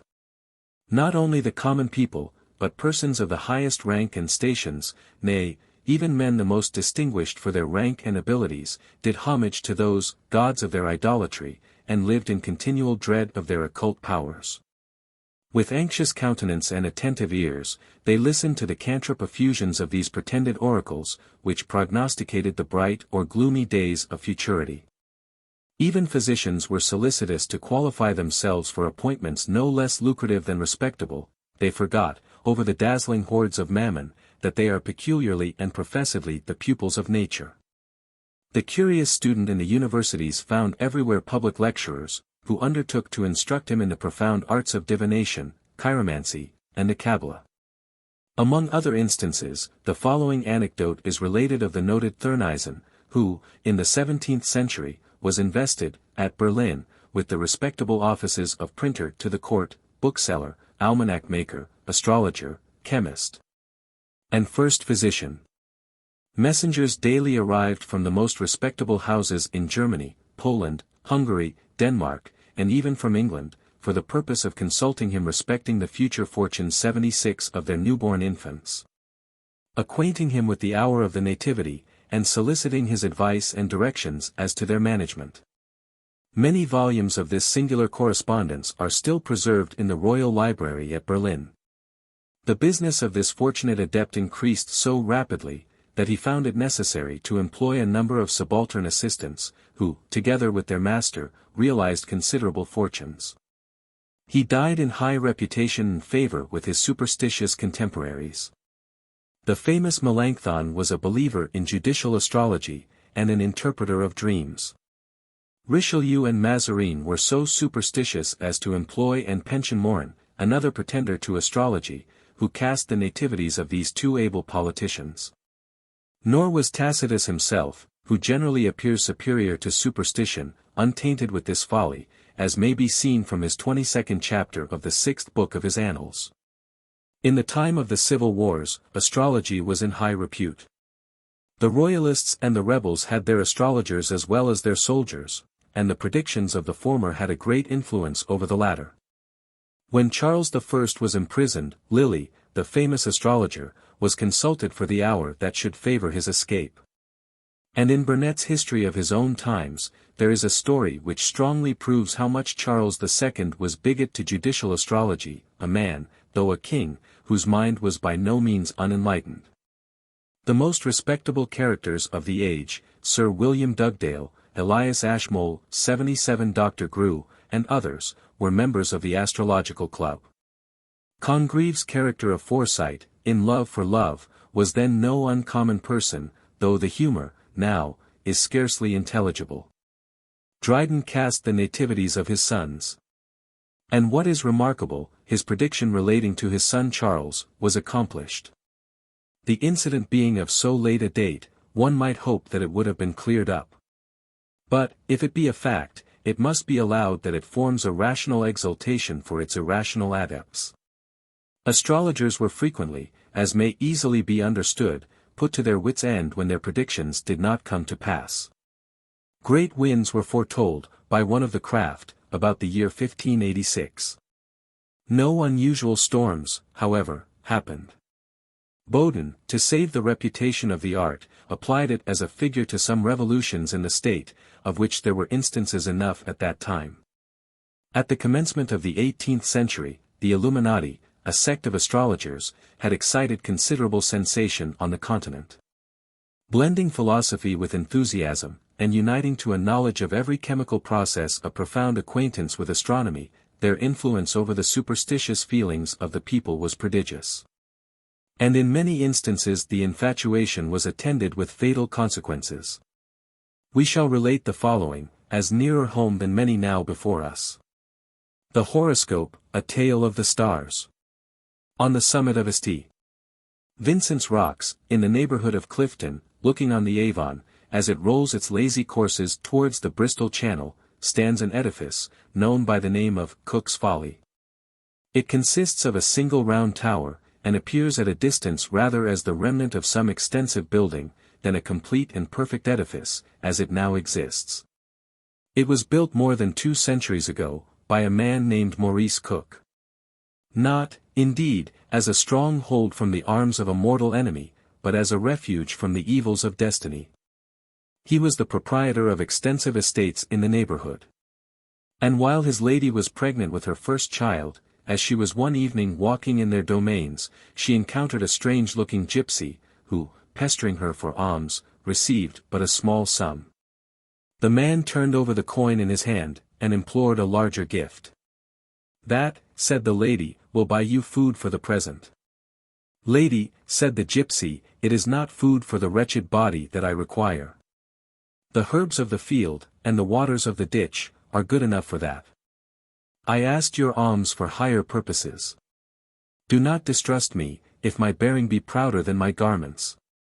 Do not doubt the strength of my sunken eye, when I tell you that I can read the skies as they relate to the fate of men.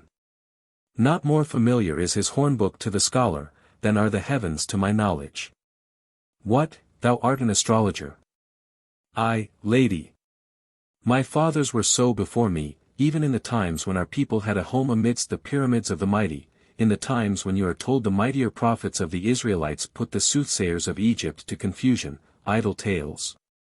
But if true, all reckless now. Judah's scattered sons are now desolate as ourselves, but they bend and bow to the laws and ways of other land, we remain in the stern steadfastness of our own. If then, returned the lady, I give thee more money, how will it be applied? That is not a courteous question, but I will answer it. The most cunning craftsman cannot work without his tools, and some of mine are broken, which I seek to repair, another crown will be enough." The lady put the required sum into his hand, and at the same time intimated a desire to have a specimen of his art. "Oh!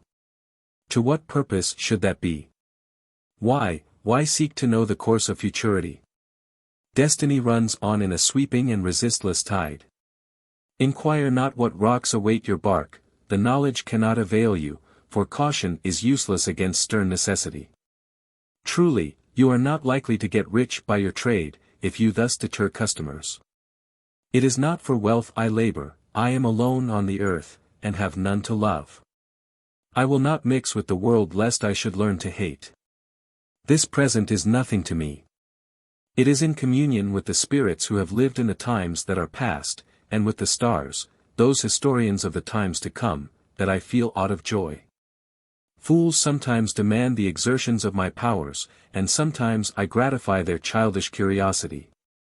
Notwithstanding I lie under the imputation of folly, I will beg that you predict unto me the fate of the child which I shall bear. Well, you have obliged me, and I will comply. Note the precious moment at which it enters the world, and soon after you shall see me again. Within a week the birth of an heir awoke the clamorous joy of the vassals, and summoned the strange gypsy to ascertain the necessary points. These learned, he returned home. And the next day presented Sir Maurice with a scroll, containing the following lines. 20 times shall Avon's tide in chains of glistening ice be tied. 20 times the woods of Lee shall wave their branches merrill. In spring burst forth in mantle gay, and dance in summer's scorching ray. 20 times shall autumn's frown wither all their green to brown. And still the child of yesterday shall laugh the happy hour away.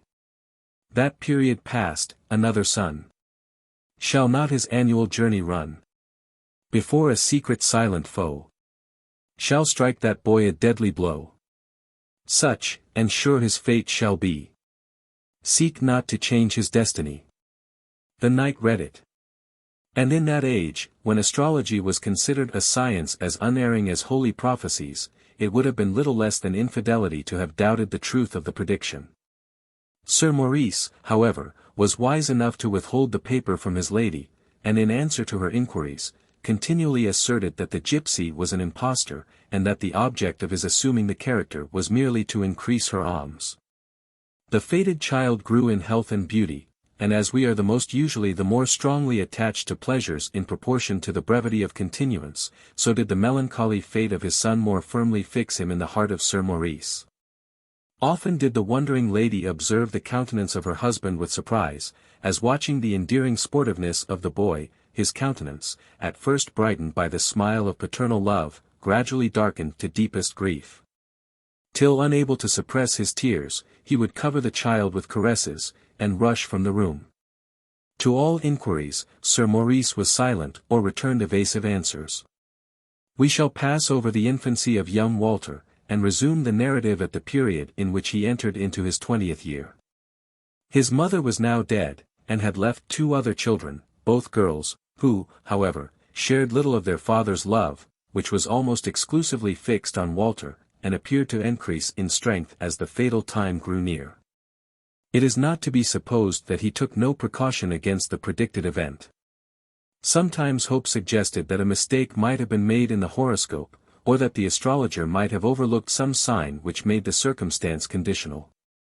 And in unison with the latter idea he determined to erect a strong building, where, during the year in which his doom was to be consummated, Walter might remain in solitude. He accordingly gave directions for raising a single tower, peculiarly formed to prevent ingress, except by permission of its inhabitants.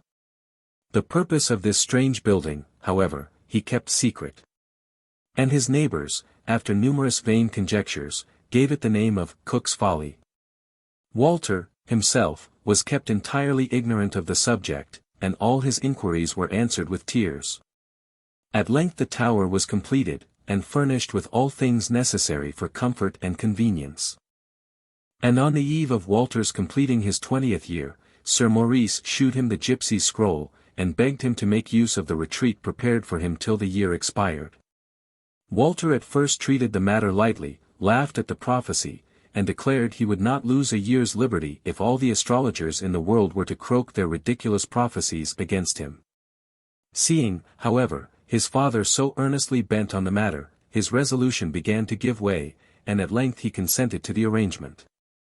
At 6 the following morning, therefore, Walter entered the tower, which he fastened within as strongly as iron burrs would admit, and which was secured outside in a manner equally firm.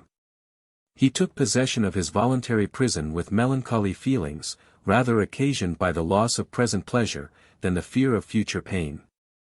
He sighed as he looked upon the wide domain before him, and thought how sad would it be to hear the joyous horn summoning his companions to the chase, and find himself prevented from attending it, to hear the winter wind howling round his tower, and rushing between the rocks beneath him, and miss the cheerful song and merry jest, which were wont to make even the blast a pleasant sound.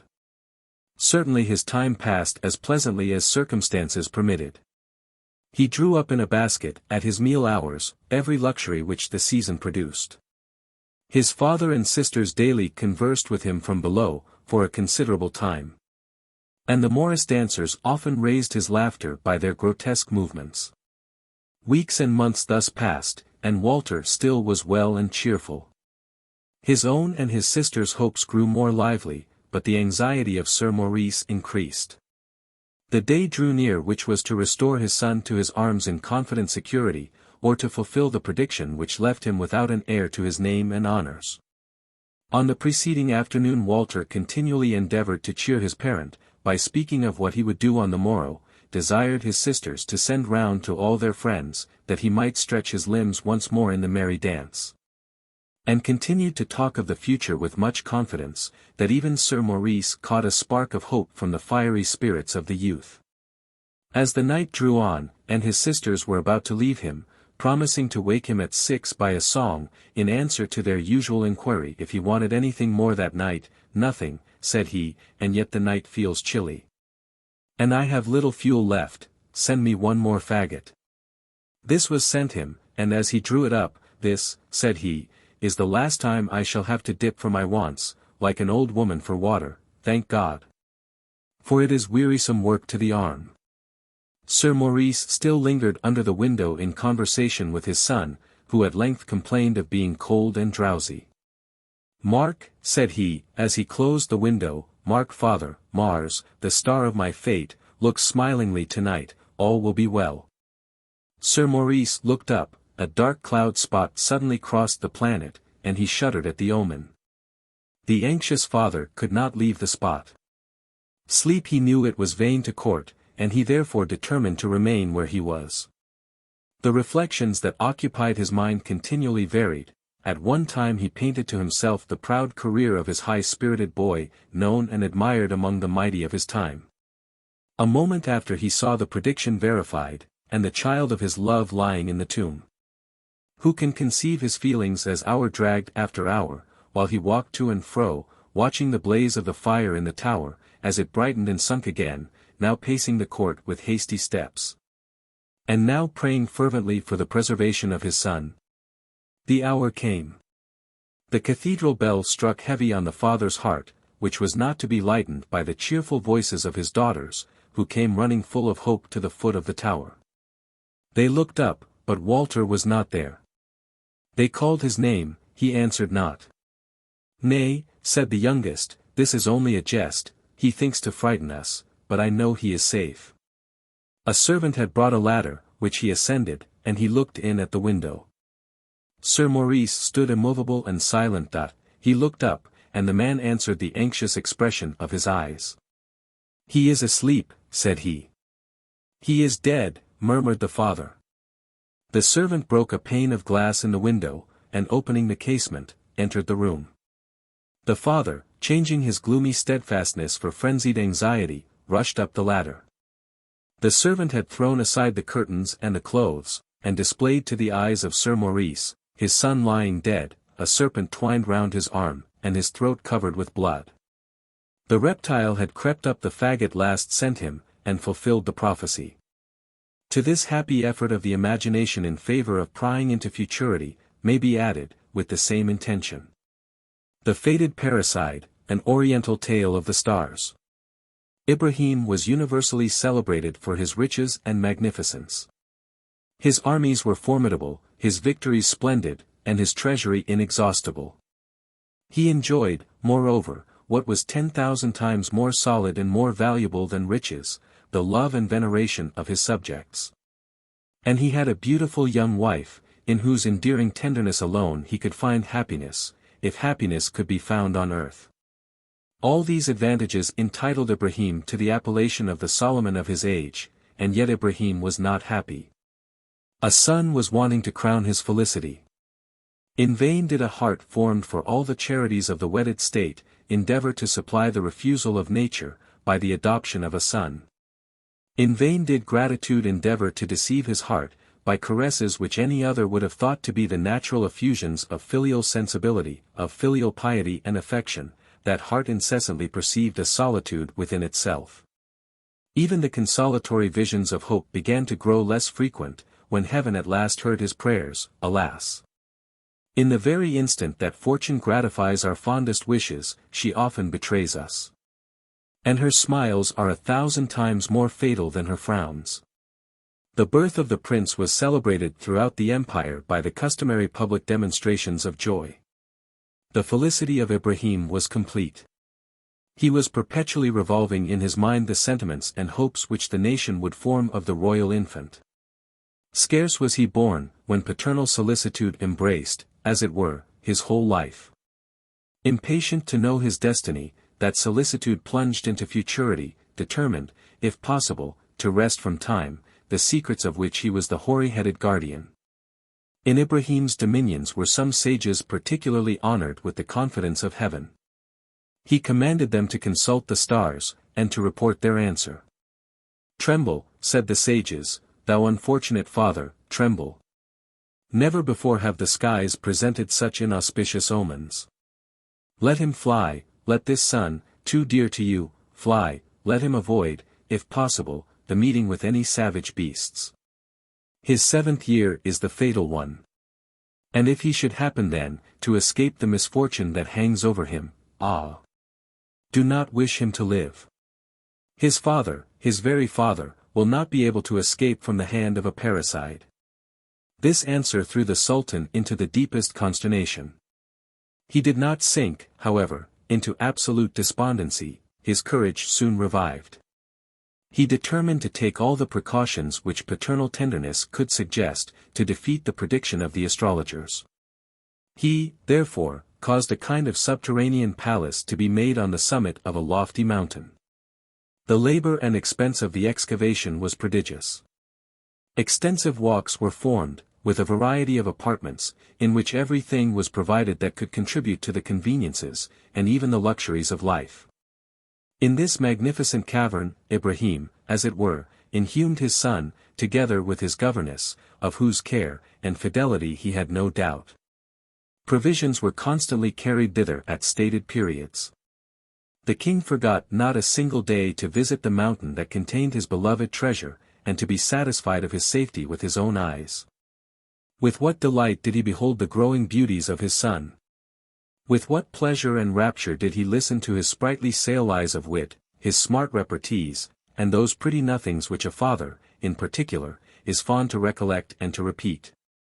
At which the most rigid gravity may smile, and which are worth all the understanding of riper years. He was perpetually counting the hours and minutes that he had to spend with his son. And he incessantly reproached himself, for not seeing him more frequently.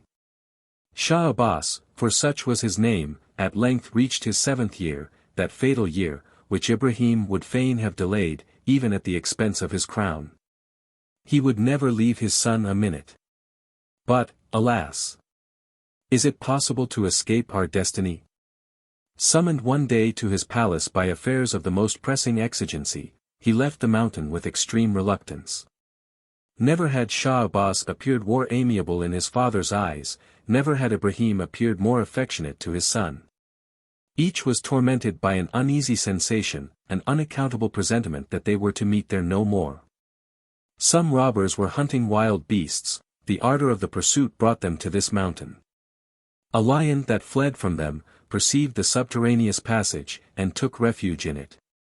The robbers, who durst not follow him, waited, however, for the sequel of this adventure. On a sudden, they heard a violent scream, and presently all was silent.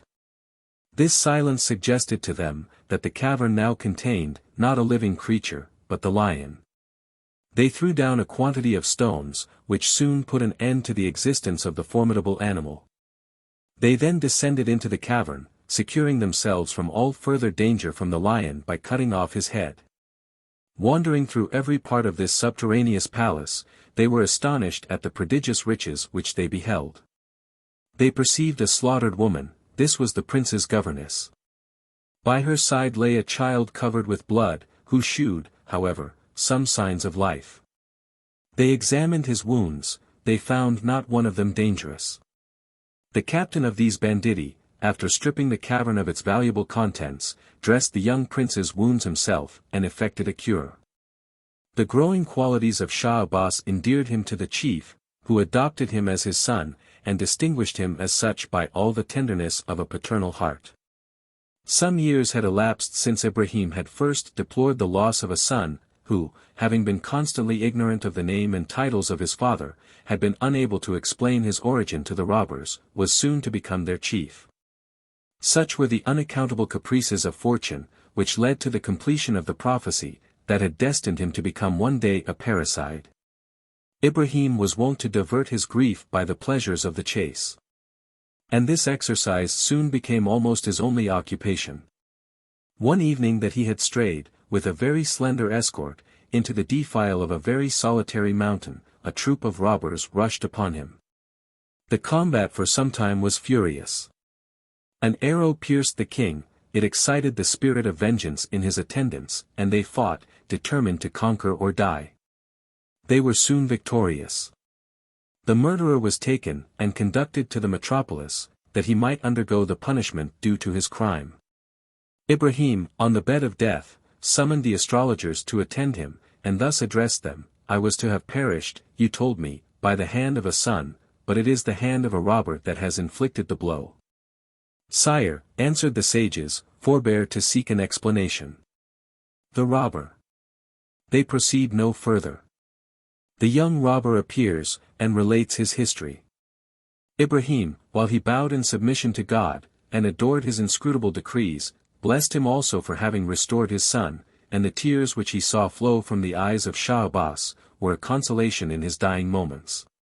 Application of astrology to the prolongation of life, and c.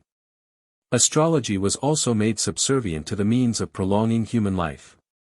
But how an art which determines the fate of mortals, and ascertains the impassable limits of the grave, could consistently be made subservient to such a purpose, we are rather at a loss to conceive, unless accounted for as follows. The teachers of divination maintained, that not only men, but all natural bodies, plants, animals, nay even whole countries, including every place and family, were under the government of some particular planet. As soon as the masters of the occult science had discovered by their tables, under what constellation the misfortune or distemper of any person originated, nothing farther was required than that he should remove to a dwelling ruled by an opposite planet, and confine himself exclusively to such articles of food and drink as were under the influence of a different star. In this artificial manner they contrived to form a system, or peculiar classification of planets, namely, lunar, solar, mercurial and the like, and hence arose a confused map of dictated rules, which, when considered with reference to the purposes of health, cleanliness, exercise etc., form remarkable contrasts to those of the Greeks.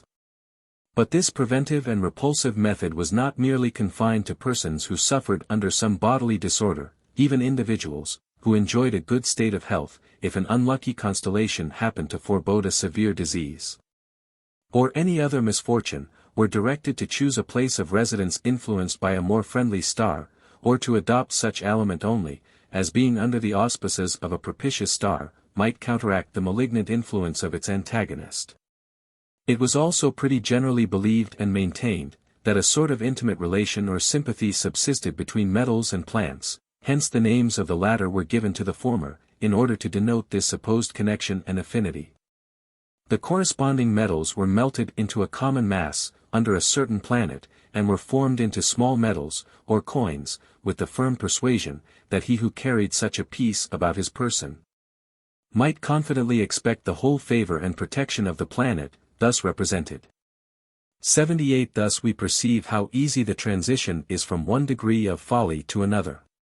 And this may help to account for the shocking delusions practiced in the manufacturing and wearing of metallic amulets of a peculiar mold, to which were attributed, by a sort of magic influence, the power and protection of the respective planet. These charms were thought to possess virtue sufficient to overrule the bad effects presaged by an unlucky hour of birth, to promote to places of honor and profit, and to be of potent efficacy in matters of commerce and matrimony. The German soldiers, in the dark and superstitious ages, believed that if the figure of Mars, cast and engraved under the sign of the scorpion, were worn about the neck, it would render them invulnerable, and ensure success to their military enterprises. Hence the reason why amulets were then found upon every soldier, either killed in battle or taken prisoner. We shall so far conclude these observations on the chimera of astrology and medicine with the following remarks in the words of Chamber against Knight's work 79, which defends this fanciful science, if science it may be called. It demonstrates nothing while it defends everything.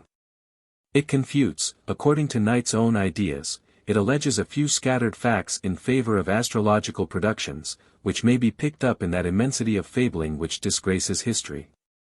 He strenuously denies, or ridicules, what the greatest writers have said of this fanciful art, while he lays great stress on some passages from obscure authors, or what is worse, from authors of no authority. The most pleasant part, however, is at the close where he defends the art from the objections of Mr. Chamber by recrimination. Chamber had enriched himself by medical practice, and when he charges the astrologers by merely aiming to gain a few beggarly pence, Sir Christopher catches fire, and shews by his quotations.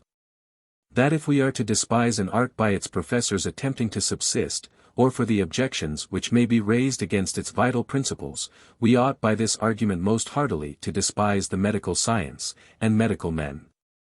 He gives all here he can collect against physic and physicians, and from the confessions of Galen and Hippocrates, Avicenna and Agrippa, medicine is made to appear a vainer science than even astrology itself. Lilly's opinions, and his pretended science, were such favorites of the age, that the learned Gataker 80 wrote professedly against this popular delusion. At the head of his star-expounding friends, Lilly not only formally replied to, but persecuted Gataker annually in his predictions, and even struck at his ghost, when beyond the grave. Gataker died in July 1654, and Lilly, having written in his almanac for that year, for the month of August, the following barbarous Latin line. Hoc in tumbo, jacet presbyter et nebulo. Here in this tomb lies a presbyter and a knave. Had the impudence to assert, that he had predicted Gataker's death. But the truth is, it was an empty epitaph to the lodgings to let. It stood empty, reader, for the first passenger that the immortal ferryman should carry over the Styx. But here that arch-impostor old Patridge of more modern date whose gulleries appear to have no end. The practice of astrology is divided into speculative and theoretical. Astronomy and judicial astrology. The first teaches us how to know the stars and planets, and to find their places and motions. The second directs us to the knowledge of the influence and operations of the stars and planets upon sublunary bodies, and without this last the former is of little use. Astronomy cannot direct and inform us of the secret influences and operations of the stars and planets, without the assistance of the most sublime art of astrology. For astronomy is conversant about the subject of this art, and doth furnish the astrologer with matter whereon to exercise his judgment, but astrology disposes this matter into predictions, or rational conjectures, as time and occasion require. The practice again is subdivided into two parts, or quadripartite, as Ptolemy, lib.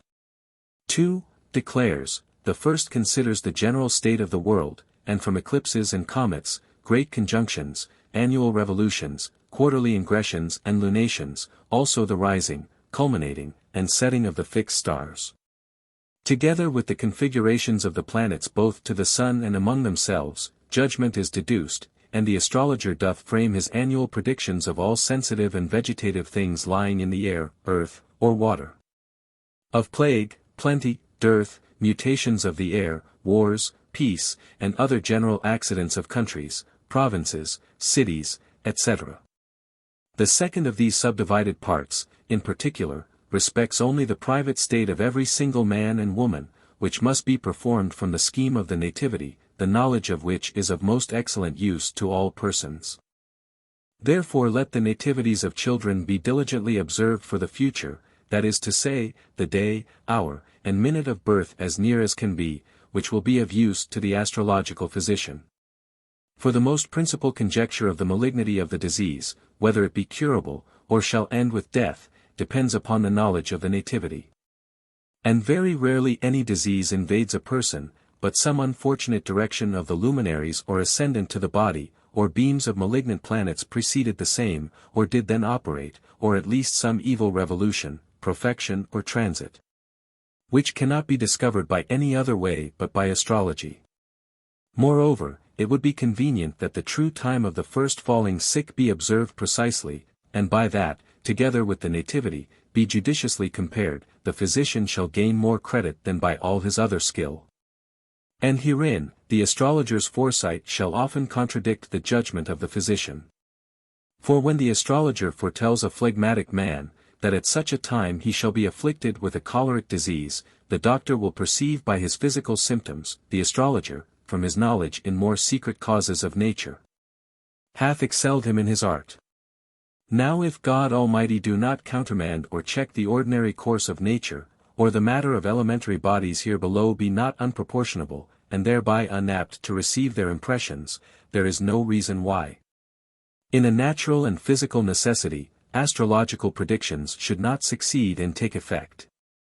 And by how much the knowledge which we have by the known causes is more demonstrative and infallible than that which we have either by signs or effects, so much by this companion doth astrology appear worthy to be preferred before physic.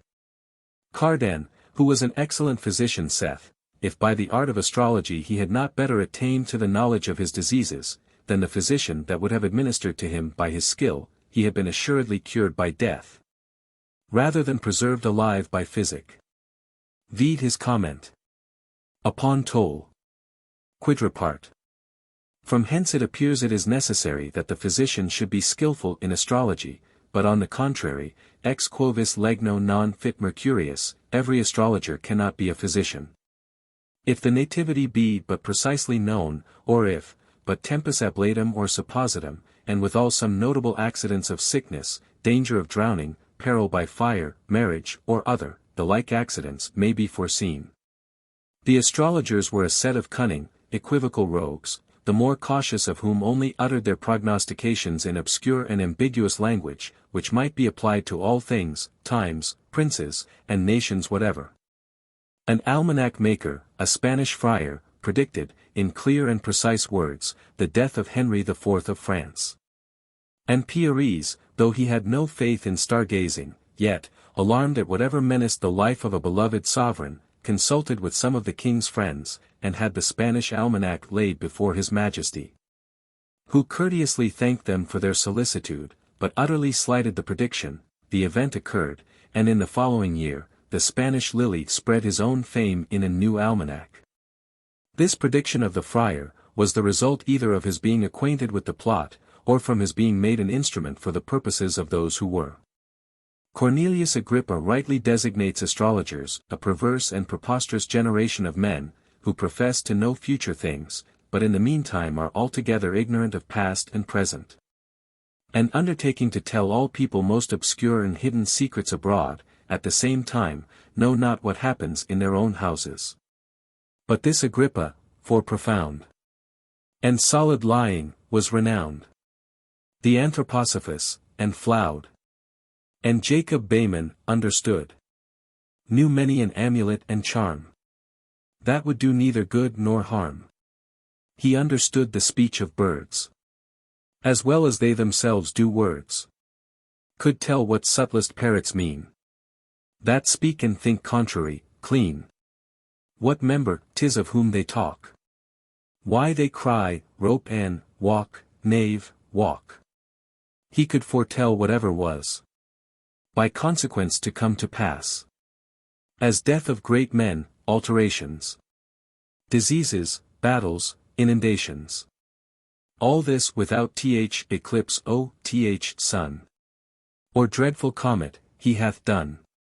By inward light, a way as good, and easy to be understood, but with more lucky hit than those that use to make the stars depose, as if they were consenting to all mischief in the world men do, or like the devil, did tempt and sway to rogueries, and then betray We shall conclude our astrological strictures with the following advertisement, which affords as fine a satirical specimen of quackery as is to be met with.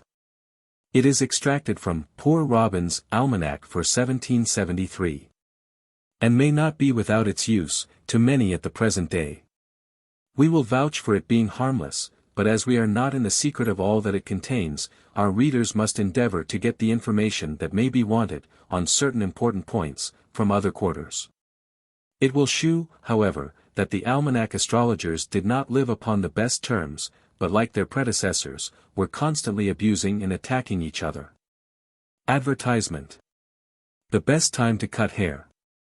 How moles and dreams are to be interpreted. When most proper season to bleed. Under what aspect of the moon best to draw teeth, and cut corns. Paring of nails, on what day unlucky. What the kindest sign to graft or inoculate in. To open beehives, and kill swine. How many hours boiling my Lady Kent's pudding requires. With other notable questions, fully and faithfully resolved, by me Sylvester Patridge, student in physic and astrology, near the gun in Moorfields. Of whom likewise may be had, at reasonable rates, trusses, antidotes, elixirs, love powders. Washes for freckles, plumpers, glass eyes, false calves and noses, ivory jaws, and a new receipt to turn red hair into black. Old Robin's almanac was evidently the best of the time, and free from all the astrological cant with which Patridge's Merlinus Liberatus was filled, against which poor Robin did not a little declaim. The motto to his title runs thus. We use no weatherwise predictions. Nor any such like airy fictions. But, which we think is much the best. Write the plain truth, or crack a jest. And, without any further pretense. Confess we write, and think of the pence. For that's the aim of all who write. Profit to gain, mixed with delight.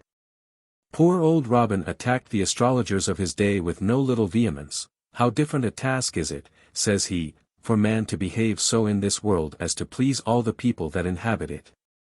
A man who makes use of his best endeavors to please everybody is sure to please but very few, and by that means displease a great many, which may very possibly be the case with poor Robin this year. But, be that as it will, old Bob is sometimes well pleased, when rogues, prick-eared coxcombs, fools, and such like, are the most displeased at him, be it therefore known, that it is only men of sense and integrity. Whether they have much money or no money, that he has any, the least, regard for, I see very plainly, that an humble man is, generally, accounted base. If otherwise, he is esteemed proud, a bold look is looked upon as impudence; if modest, then to be sure, he must be hypocritical; if his behavior is grave, it is owing to a sullenness of temper; if affable, he is but little regarded. If strictly just, then cruel must be his character, but, if merciful and forbearing, then, of consequence, a silly, sheepish-headed fool. Now, I challenge all the astrologers and conjurers, throughout the whole kingdom, to demonstrate that all the whimsy-headed opinions which different men retain of different actions, together with their being so vastly different at different times, one from another. I call upon them all to prove, that they are, wholly, owing to the starry influences. There being, I believe, in general as many different ideas and conceptions in the mind of mankind, as there are variety of complexions and countenances. His observations on the 4 unequal quarters of the year, as he terms them, are no less satirical, humorous, and full of truth, and so much in opposition with others of the trade, that poor old Robin, in good sense and trite remarks, carries away the palm from all his predecessors and contemporaries. Indeed, he is so little of an astrologer, that, instead of consulting the angles, aspects, conjunctions and trines, of the planets, he is vulgar enough to attach more importance to the substantials and doings of this nether world.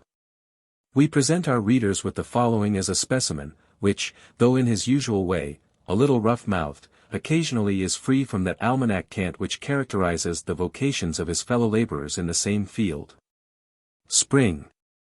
Which, being the most delightful season in the whole year, as it comes the next after a long and cold winter, makes it as welcome as it is delightful.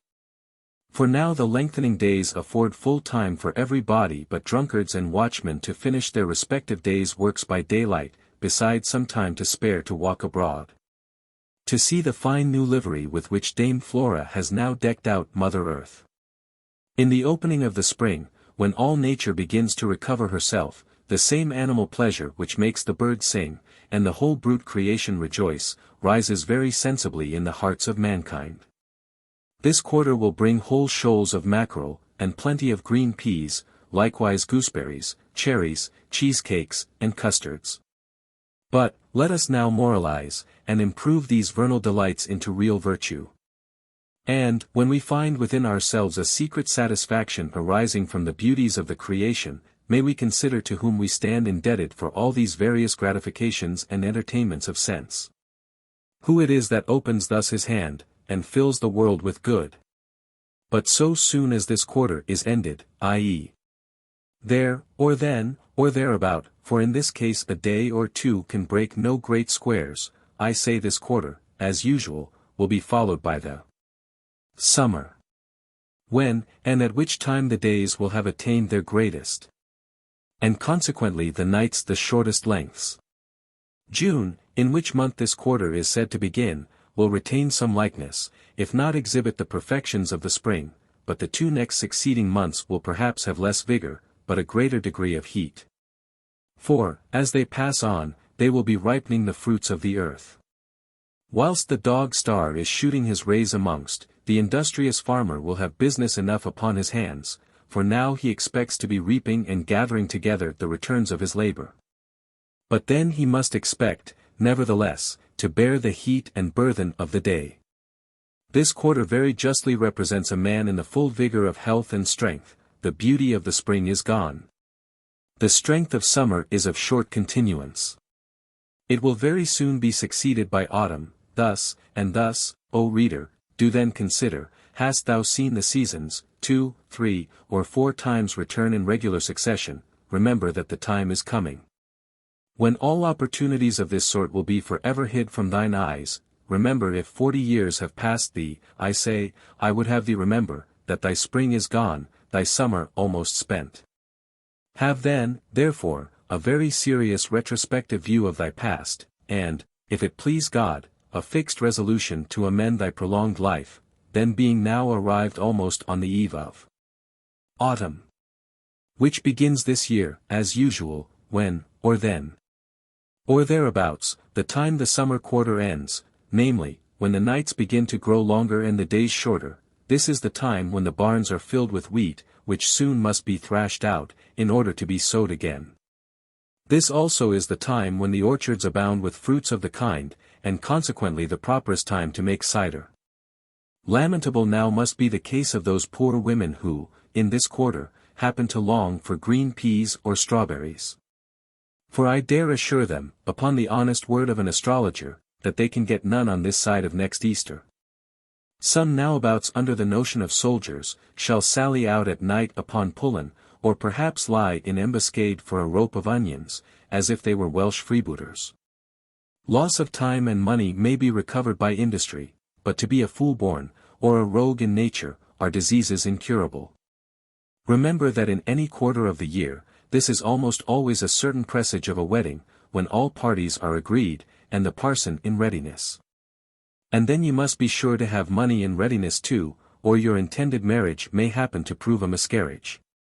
But those who are able to pay for tying the knot, when it is fairly tied, may go home to dinner and be merry.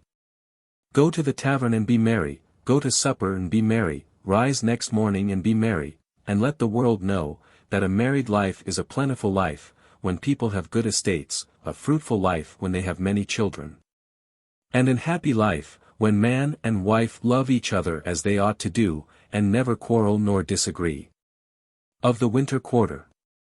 But now comes on the cold, dirty, dithering, pouting, rainy, shivering, freezing, blowing, stormy, blustering, cruel quarter called winter. The very thoughts of it are enough to fright one.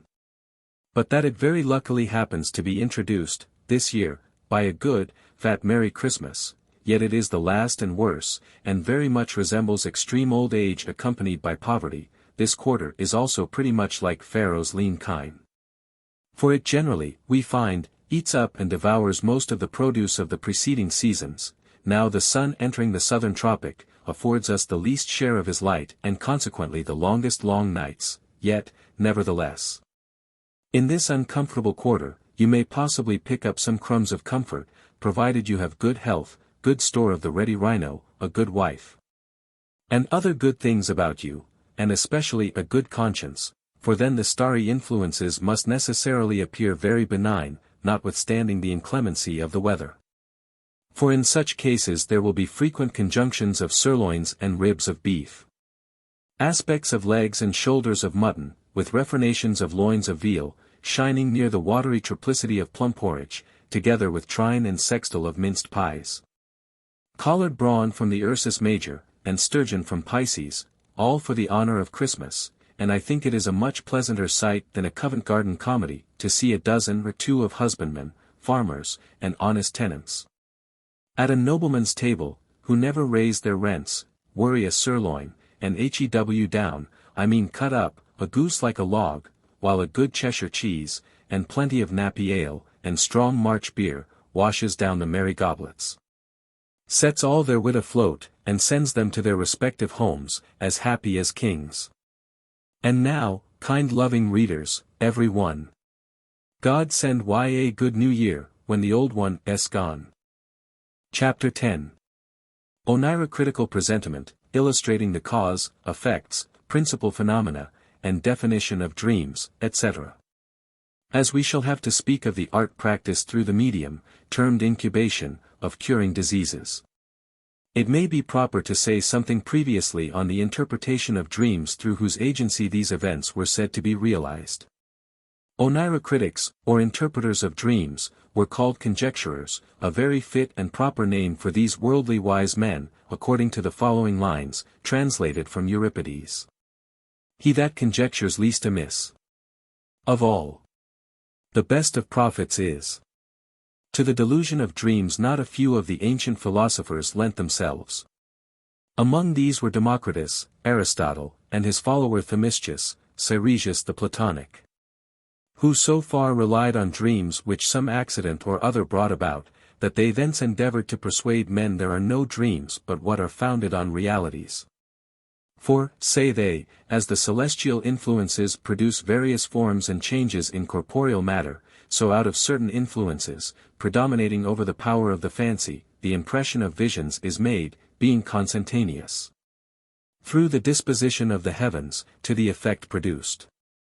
More especially in dreams, because the mind, being then at liberty from all corporeal cares and exercises, more freely receives the divine influences, it happens, therefore that many things are revealed to them that are asleep, which are concealed from them that are awake.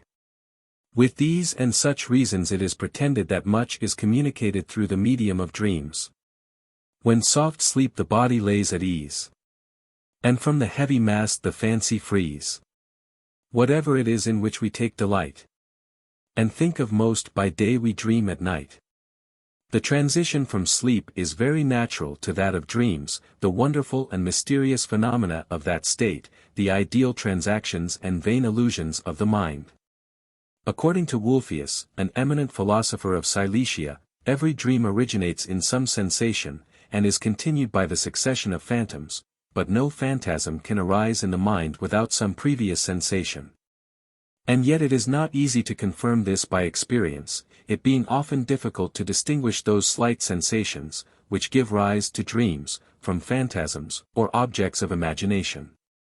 81 The series of phantasms which thus constitute a dream, seems to be accounted for by the law of the imagination, or association of ideas. Though it may be very difficult to assign the cause of every minute difference, not only in different subjects, but in the same, at different times, and in different circumstances. And hence M. Formy, who adopts the opinion of Wolfius, concludes, that those dreams are supernatural, which either do not begin by sensation, or are not continued by the law of imagination. 82. The opinion is as old as Aristotle, who asserted, that a dream is only the Greek phantasma, or appearance of things, excited in the mind, and remaining after the objects are removed. 83 The opinion of Lucretius, translated in our motto, was likewise that of Tully. 84 Locke also traces the origin of dreams to previous sensations. The dreams of sleeping men, says this profound philosopher, are all made up of the waking man's ideas, though for the most part oddly put together. 85 And Dr. Hartley, who explains all the phenomena of the imagination by his theory of vibrations and associations, says that dreams are nothing but the imaginations or reveries of sleeping men, and that they are deducible from three causes, viz. The impressions and ideas lately received, and particularly those of the preceding day, the state of the body, more especially of the stomach and brain, and association. 86. Macrobius mentions 5 sorts of dreams. First, vision; second, a discovery of something between sleeping and waking; third, a suggestion cast into our fancy, called by Cicero, visum; fourth, an ordinary dream; and fifth, a divine apparition or revelation in our sleep, such as were the dreams of the prophets, and of Joseph, as also of the Eastern Magi. Cause of dreams. Avicen makes the cause of dreams to be an ultimate intelligence moving the moon in the midst of that light with which the fancies of men are illuminated while they sleep. Aristotle refers the cause of them to common sense, but placed in the fancy. Averroes, an Arabian physician, places it in the imagination. Democritus ascribes it to little images, or representations, separated from the things themselves, Plato among the specific and concrete notions of the soul. Albertus to the superior influences, which continually flow from the sky, through many specific channels. Some physicians attribute the cause of dreams to vapors and humors, and the affections and cares of persons predominant when awake. For, say they, by reason of the abundance of vapors, which are exhaled in consequence of immoderate feeding, the brain is so stuffed by it, that monsters and strange chimera are formed. Of which the most inordinate eaters and drinkers furnish us with sufficient instances. Some dreams, they assert, are governed partly by the temperature of the body, and partly by the humor which mostly abounds in it, to which may be added the apprehensions which have preceded the day before.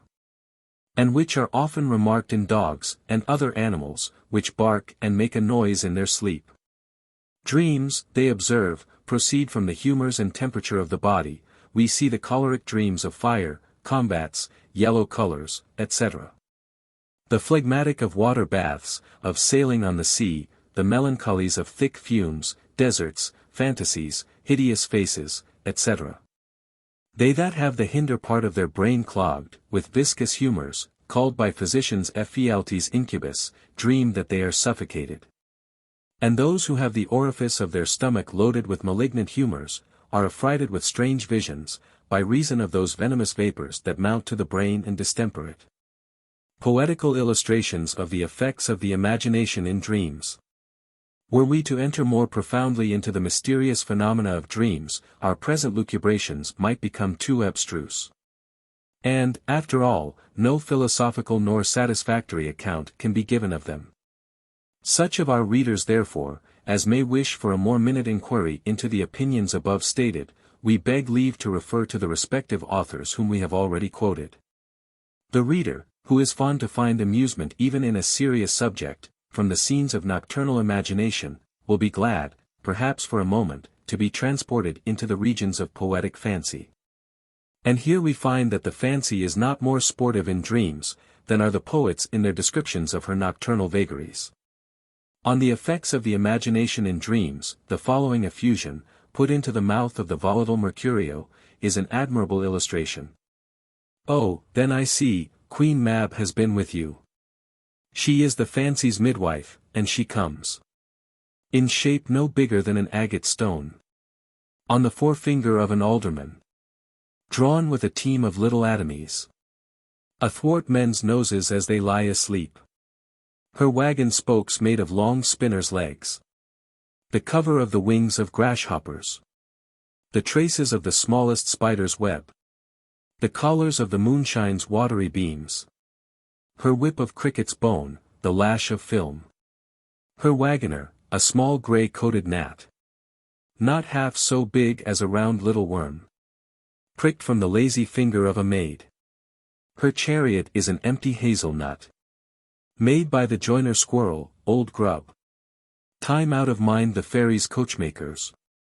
And in this state she gallops night by night. Through lovers' brains, and then they dream of love. On courtiers' knees, that dream on curtsies straight. O'er lawyers' fingers, who straight dream on fees. O'er ladies' lips, who straight on kisses dream. Which oft the angry mab with blisters plague. Because their breath with sweetmeats tainted are. Sometimes she gallops o'er a lawyer's nose. And then dreams he of smelling out a suit. And sometimes comes she with a tithe pig tail, tickling the parson as he lies asleep. Then dreams he of another benefice. Sometimes she driveth o'er a soldier's neck. And then he dreams of cutting foreign throats. Of breaches, ambuscades, Spanish blades. Of health's fire fathom deep. And then anon. Drums in his ears, at which he starts and wakes. And being thus fright, swears a prayer or two. And sleeps again. Lucretius, and Petronius in his poem on the vanity of dreams, had preceded our immortal bard in a description of the effects of dreams on different kinds of persons. Both the passages here alluded to, only serve to shew the vast superiority of Shakespeare's boundless genius. Their sense is thus admirably expressed by Stepney. At dead of night imperial reason sleeps. And fancy with her train. Her revels keeps. Then airy phantoms a mixed scene display. Of what we heard, or saw, or wished by day. For memory those images retains. Which passion formed, and still the strongest reigns. Huntsmen renew the chase they lately run. And generals fight again their battles won. Spectres and fairies haunt the murderer's dreams. Grants and disgraces are the courtier's themes. The miser spies a thief, or a new hoard. The Cites a knight, the sycophant a lord. Thus fancies in the wild distraction lost. With what we most abhor, or covet most. Honors and state before this phantom fall. For sleep, like death, its image, equals all. Chaucer in his tale of the Cock and Fox, has a fine description, thus versified by Dryden. Dreams are but interludes which fancy makes. When monarch reason sleeps, this mimic wakes. Compounds a medley of disjointed things.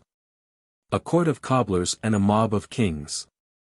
Light fumes are merry, grosser fumes are sad. Both are the reasonable soul run mad. And many monstrous forms in sleep we see. That neither were, or are, or e'er can be. Sometimes forgotten things, long cast behind. Rush forward in the brain, and come to mind. The nurse's legends are for truth received. And the man dreams but what the boy believed. Sometimes we but rehearse a former play. The night restores our actions done by day. As hounds in sleep will open for their prey. In short, the farce of dreams is of a piece. In chimeras all, and more absurd or less. Shakespeare again. I talk of dreams. Which are the children of an idle brain. Begot of nothing but vain fantasy. Which is as thin of substance as the air. And more inconsistent than the wind. Nor must Milton be omitted. In the soul are many lesser faculties, that serve. Reason is chief, among these fancy next. Her office holds. Of all external things. Which the 5 watchful senses represent. She forms imaginations, airy shapes. Which reason joining, or disjoining, frames. And all that we affirm, or what deny, or call. Our knowledge or opinion. Then retires. Into her private cell, when nature rests. Oft in her absence mimic fancy wakes. To imitate her, but misjoining shapes. Wild works produces oft, but most in dreams. Ill-matching words or deeds, long past retail. Principal phenomena in dreaming. From these practical descriptions let us proceed to take a view of the principal phenomena in dreaming. And first, Mr. Locke's beautiful modes of which will greatly illustrate the preceding observations. When the mind, says Locke, turns its view inward upon itself and contemplates its own actions, thinking is the first that occurs. In it the mind observes a great variety of modifications, and from thence receives distinct ideas.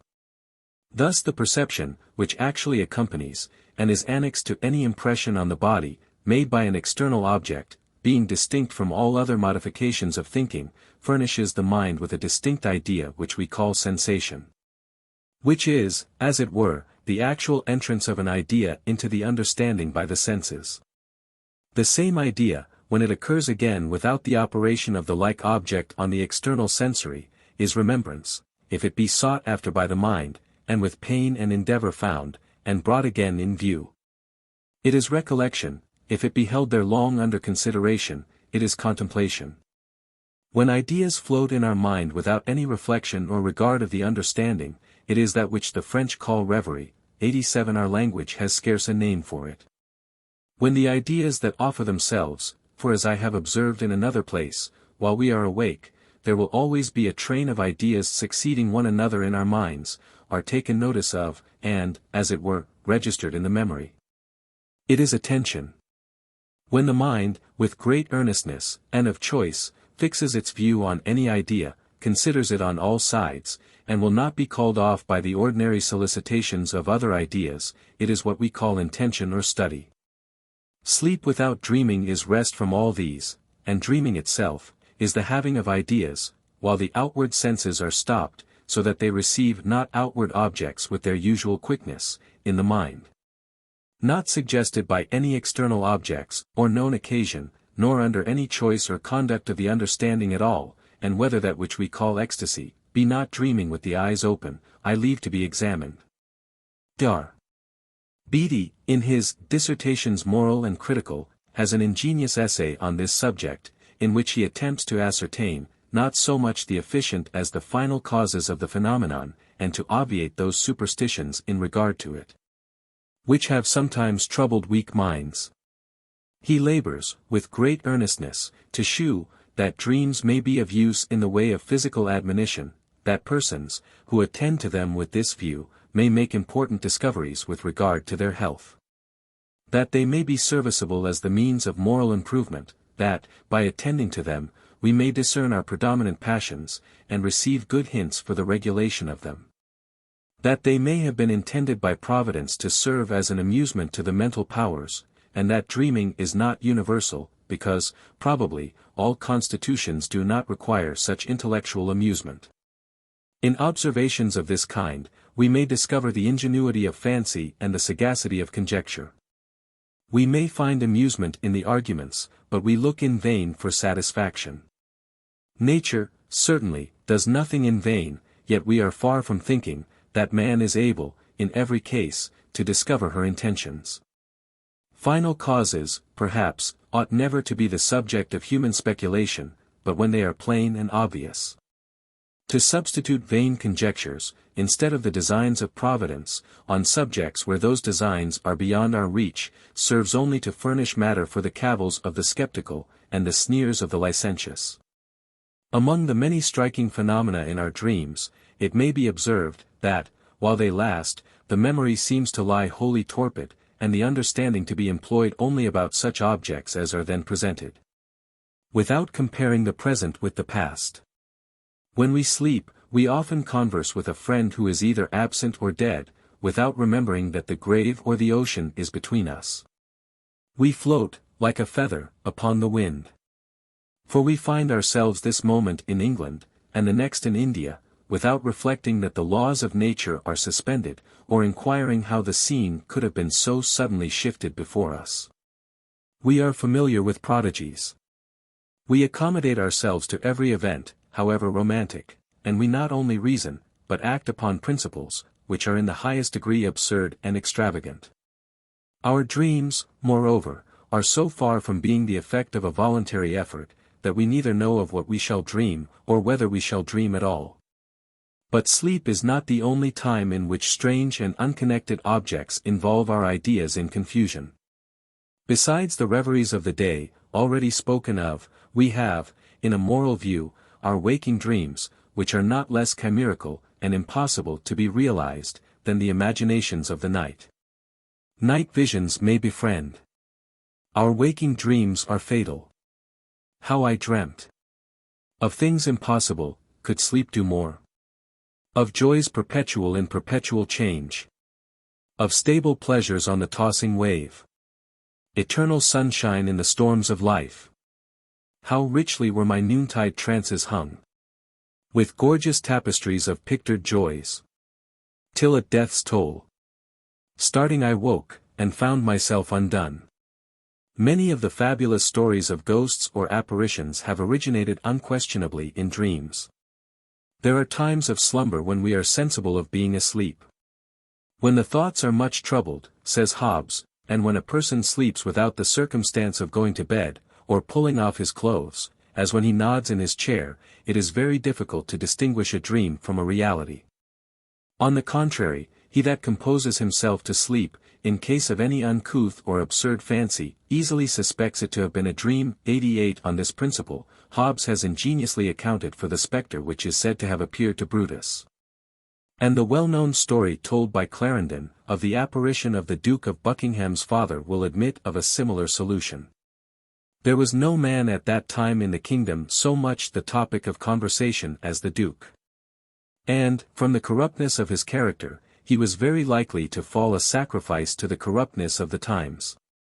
Sir George Villiers is said to have appeared to the man at midnight. There is therefore the greatest probability that the man was asleep, and the dream affrighting him, made a strong impression, and was likely to be repeated.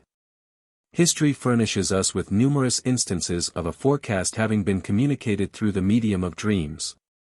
Some of which are so extraordinary as almost to shake our belief that the hand of Providence is not sometimes evident through their instrumentality. Cicero, in his first book on Divination, tells us, that Heraclides, a clever man, and who had been a disciple of Plato, writes that the mother of Phalaris saw in a dream the statues of the gods which she had consecrated in the house of her son. And among other things, it appeared to her, that from a cup which Mercury held in his hand, he had spilled some blood from it, and that the blood had scarcely touched the ground, then rising up in large bubbles it filled the whole house. This dream of the mother was afterwards but too truly verified in the cruelty of the son. Cyrus dreamt that seeing the sun at his feet, he made 3 different unsuccessful attempts to lay his hand upon it, at each of which it evaded him. The Persian Magi who interpreted this dream told him that these 3 attempts to seize the sun signified that he would reign 30 years. This prediction was verified. He died at the age of 70, having begun to reign when he was 40 years old. There is doubtless, says Cicero, something even among barbarians which marks that they possess the gift of presentiment and divination. The Indian Calenus, mounting the flaming faggot on which he was about to be burnt, exclaimed, "Oh, what a fine exit from life, when my body, like that of Hercules, shall be consumed by the fire, my spirit will freely enjoy the light."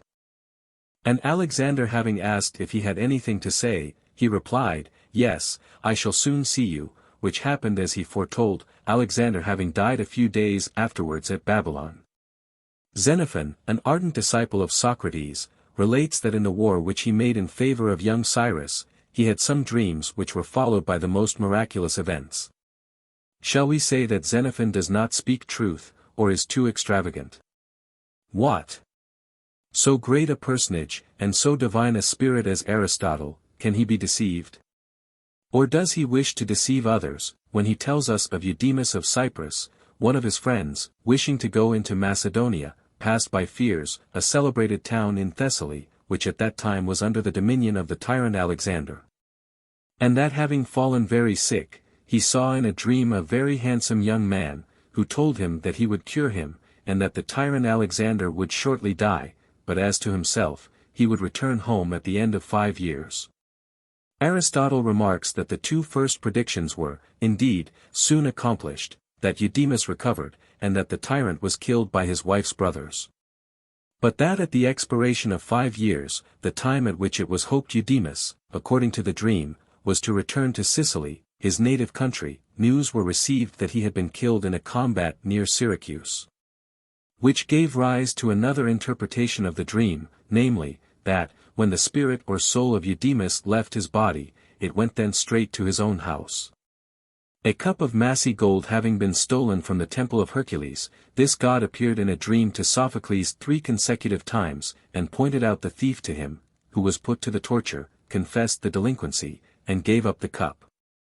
The temple afterwards received the name of Hercules' Indicator. An endless variety of similar instances, both from ancient and modern history, might be adduced of the singularity of dreams, as well as their instrumentality in revealing secrets which, without such agency, had lain forever in oblivion. These, however, are sufficient for our purpose here, and the occurrence of one of a very recent date, connected with the discovery of the body of the murdered Maria Martin, in the Red Barn, is still fresh in the recollection of our readers. That there is a ridiculous infatuation attached by some people to dreams, which have no meaning, and which are the offsprings of the day's thoughts, even among persons whose education should inform them better, particularly among the fair sex, cannot be denied. Indeed, a conversation seldom passes among them, but some inconsistent dream or other, form a leading feature of their gossip, and doubtless is with them an hysterical symptom. Sometimes in our sleeping dreams, we imagine ourselves involved in inextricable woe, and enjoy at waking, the ecstasy of a deliverance from it. And such a deliverance, says Dr. Beattie, will every good man meet with at last, when he is taken away from the evils of life, and awakes in the regions of everlasting light and peace. Looking back upon the world and its troubles, with a surprise and satisfaction similar in kind, though far higher in degree, to that which we now feel, when we escape from a terrifying dream, and open our eyes to the sweet serenity of a summer morning. Sometimes, in our dreams, we imagine scenes of pure and unutterable joy, and how much do we regret at waking, that the heavenly vision is no more. But what must the raptures of the good man be, when he enters the regions of immortality, and beholds the radiant fields of permanent delight? The idea of such a happy death, such a sweet transition, from the dreams of earth to the realities of heaven, is thus beautifully described by Dryden, in his poem entitled Eleonora. She passed serenely, with a single breath. This moment perfect health, the next was death. One side did her eternal bliss assure. So little penance needs when souls are pure. As gentle dreams our waking thoughts pursue. Or, one dream past, we slide into a new. So close they follow and such wild order keep. We think ourselves awake and are asleep. So softly death succeeded life in her. She did but dream of heaven and she was there. Definition of dreams. Dreams are vagaries of the imagination, and in most instances proceed from external sensations. They take place only when our sleep is unsound, in which case the brain and nervous system are capable of performing certain motions. We seldom dream during the first hours of sleep, perhaps because the nervous fluid is then too much exhausted, but dreams mostly occur towards the morning, when this fluid has been, in some measure, restored. Everything capable of interrupting the tranquility of mind and body, may produce dreams. Such are the various kinds of grief and sorrow, exertions of the mind, affections and passions, crude and undigested food, a hard and inconvenient posture of the body. Those ideas which have lately occupied our minds or made a lively impression upon us, generally constitute the principal subject of a dream, and more or less employ our imagination, when we are asleep. Animals are likewise apt to dream, though seldom, and even men living temperately, and enjoying a perfect state of health, are seldom disturbed with this play of the fancy. And, indeed, there are examples of lively and spirited persons who never dream at all. The great physiologist Haller considers dreaming as a symptom of disease, or as a stimulating cause, by which the perfect tranquility of the sensorium is interrupted. Hence, that sleep is the most refreshing, which is undisturbed by dreams, or, at least, when we have the distinct recollection of them. Most of our dreams are then nothing more than sports of the fancy, and derive their origin chiefly from external impressions. Almost everything we see and hear, when awake, leads our imagination to collateral notions or representations, which, in a manner, spontaneously, and without the least effort, associate with external sensations. The place where a person whom we love formerly resided, a dress similar to that which we have seen her wear, or the objects that employed her attention, no sooner catch our eye, than she immediately occupies our mind. And, though these images associating with external sensations, do not arrive at complete consciousness within the power of imagination, yet even in their latent state they may become very strong and permanent. Cicero furnishes us with a story of two Arcadians, who, traveling together, arrived at Megara, a city of Greece, between Athens and Corinth, where one of them lodged in a friend's house, and the other at an inn. After supper, the person who lodged at the private house went to bed, and falling asleep, dreamed that his friend at the inn appeared to him and begged his assistance, because the innkeeper was going to kill him. The man immediately got out of bed much frightened at the dream. But recovering himself, and falling asleep again, his friend appeared to him a second time, and desired that, as he would not assist him in time, he would take care at least not to let his death go unpunished. That the innkeeper having murdered him had thrown his body into a cart and covered it with dung, he therefore begged that he would be at the city gate in the morning, before the cart was out. Struck with this new dream, he went early to the gate, saw the cart, and asked the driver what was in it. The driver immediately fled, the dead body was taken out of the cart, and the innkeeper apprehended and executed. It is very frequently observed, that in a dream a series of representations is suddenly interrupted, and another series of a very different kind occupies its place. This happens as soon as an idea associates itself, which, from whatever cause, is more interesting than that immediately preceding. The last then becomes the prevailing one, and determines the association. Yet, by this too, the imagination is frequently reconducted to the former series. The interruption in the course of the preceding occurrences is remarked, and the power of abstracting similarities is in search of the cause of this irregularity. Hence, in such cases, there usually happens some unfortunate event or other, which occasions the interruption of the story. The representing power may again suddenly conduct us to another series of ideas, and thus the imagination may be led by the sub-reasoning power before defined, from one scene to another. Of this kind, for instance, is the following remarkable dream, as related and explained in the works of Professor Moss of Halle. I dreamed once, says he, that the Pope visited me. He commanded me to open my desk, and carefully examined all the papers it contained. While he was thus employed, a very sparkling diamond fell out of his triple crown into my desk, of which, however, neither of us took any notice. As soon as the Pope had withdrawn, I retired to bed, but was soon obliged to rise, on account of a thick smoke, the cause of which I had yet to learn. Upon examination I discovered, that the diamond had set fire to the papers in my desk, and burnt them to ashes. On account of the peculiar circumstances by which this dream was occasioned, it deserves the following short analysis. On the preceding evening, says Professor Moss, I was visited by a friend with whom I had a lively conversation, upon Josephine suppression of monasteries and convents. With this idea, though I did not become conscious of it in my dream, was associated the visit which the Pope publicly paid the Emperor Joseph at Vienna, in consequence of the measures taken against the clergy. And with this again was combined, however faintly, the representation of the visit, which had been paid me by my friend. These two events were, by the sub-reasoning faculty, compounded into one, according to the established rule, that things which agree in their parts, also correspond as to the whole, hence the Pope's visit, was changed into a visit made to me. The sub-reasoning faculty then, in order to account for this extraordinary visit, fixed upon that which was the most important object in my room, namely, the desk, or rather the papers contained in it. That a diamond fell out of the triple crown was a collateral association, which was owing merely to the representation of the desk. Some days before, when opening the desk, I had broken the glass of my watch, which I held in my hand, and the fragments fell among the papers. Hence no farther attention was paid to the diamond, being a representation of a collateral series of things. But afterwards the representation of the sparkling stones was again excited, and became the prevailing idea. Hence it determined the succeeding association. On account of its similarity, it excited the representation of fire, with which it was confounded, hence arose fire and smoke. But, in the event, the writings only were burnt, not the desk itself. To which, being of comparatively less value, the attention was not at all directed. It is farther observable, that there are in the human mind certain obscure representations, and that it is necessary to be convinced of the reality of these images, if we are desirous of perceiving the connection.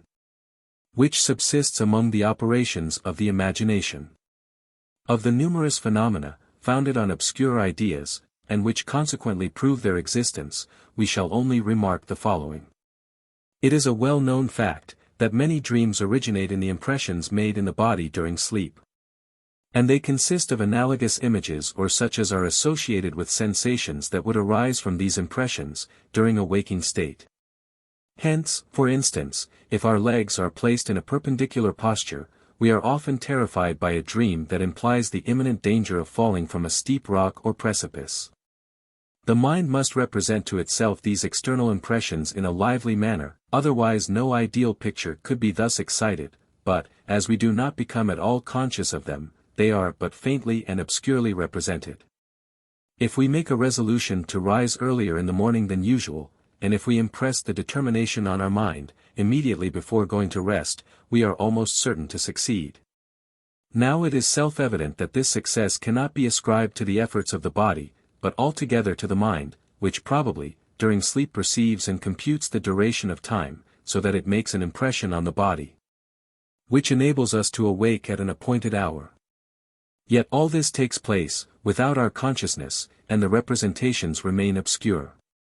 Many productions of art are so complicated, that a variety of simple conceptions are requisite to lay the foundation of them. Yet the artist is almost entirely unconscious of these individual notions. Thus a person performs a piece of music, without being obliged to reflect, in a conscious manner, on the signification of the notes, their value, and the order of the fingers he must observe. Nay, even without clearly distinguishing the strings of the harp, or the keys of the harpsichord. We cannot attribute this to the mechanism of the body, which might gradually accustom itself to the accurate placing of the fingers. This could be applied only where we place a piece of music, frequently practiced, but it is totally inapplicable to a new piece, which is played by the professor with equal facility, though he has never seen it before. In the latter case there must arise, necessarily, an ideal representation, or an act of judgment, previous to every motion of the finger. These arguments, we trust, are sufficient to evince the occurrence of these obscure notions and representations, from which all our dreams originate. Before, however, we close this subject, we shall relate the following extraordinary dream of the celebrated Galileo, who at a very advanced age had lost his sight. In one of his walks over a beautiful plain, conducted by his pupil Troiselli, the venerable sage related the following dream to him. Once, said he, my eyes permitted me to enjoy the charms of these fields. But now, since their light is extinguished, these pleasures are lost to me forever. Heaven justly inflicts the punishment which was predicted to me many years ago. When in prison, and impatiently languishing for liberty, I began to be discontented with the ways of Providence. Copernicus appeared to me in a dream. His celestial spirit conducted me over luminous stars, and, in a threatening voice, reprehended me for having murmured against him, at whose fiat all these worlds had proceeded from nothing. A time shall come, said he, when thine eyes shall refuse to assist thee in contemplating these wonders. We shall now proceed to notice the subject of dreams in another point of view, that is, as being employed as a medium of divination in the cure of diseases, in which the fancies of the brain appear, in reality, to as little advantage as they do with reference to any other considerations in which such pretended omens exist. Chapter 11. On Incubation, or the Art of Healing by Visionary Divination. Medicine unquestionably ranks among the most ancient of all human sciences. In the infant state of society, when simplicity of manners characterized the pursuits of mankind, medical assistance was little wanted. But when the nature of man degenerated, and vice and luxury corrupted his habits of innocence and temperance, diseases sprung up which those aids alone could check or eradicate. The knowledge of them at first could not fail to be empirical and precarious. The sick were placed in the highways, that travelers and passers-by might assist them with their counsel. And at length the priesthood appropriated this privilege exclusively to themselves. It was not merely the sacerdotal dignity which rendered them objects of awe and reverence to the illiterate multitude. The priests were regarded as the depositaries of science and learning, and proved themselves as skillful as they were successful, in cementing their influence by those arts which were best calculated to inflame the prejudices of the vulgar in their favor. It is the work of ages to wean men and nations from popular illusions, and the deep-rooted opinions transmitted from sire to son. It cannot therefore surprise us that even when the intellectual energy of Greece was signalizing itself by efforts which have commanded the admiration of after ages, it should still remain a popular dogma in medicine that persons laboring under bodily infirmity might be thrown into a state of charmed torpor, in which, though destitute of any previous medical knowledge, they would be enabled to ascertain the nature of their malady, as well as of the diseases of others, and devise the means of their cure. Upon this dogma was founded the mystery of incubations, or the art of healing by visionary divination. It is not our object here to discuss whether a man can be capable of divination. Such a power, however, was assigned to him, not only by the vulgar, but by the greater number of the philosophical sects of antiquity. And it does appear to savor a little of temerity, that Epicurus and the Cynics should have ventured to reject a belief so universally and strenuously maintained, and resting on an infinity of traditions and accounts of prophets, in whom Greece had abounded from her earliest times, and of whose divine gift of prophecy the firmest conviction was currently entertained. Aeschylus, Plutarch, Apuleius, and other Greek authors, bear ample testimony of this persuasion, and tell us that by uncommon and irregular motions of the body intoxicating vapors, or certain holy ejaculations, men might be thrown into an enchanted trance, in which, being in a state between sleeping and waking, they were unsusceptible of external impressions and obtaining a glimpse of futurity, were gifted with the power of prophecy. Here their allusion, however, only concerns the celebrated divinations of the Pythia. 89. We must therefore probe somewhat deeper, in order to illustrate that species of divination which was the result of dreams, and a source of divination on the nature of diseases and their remedies.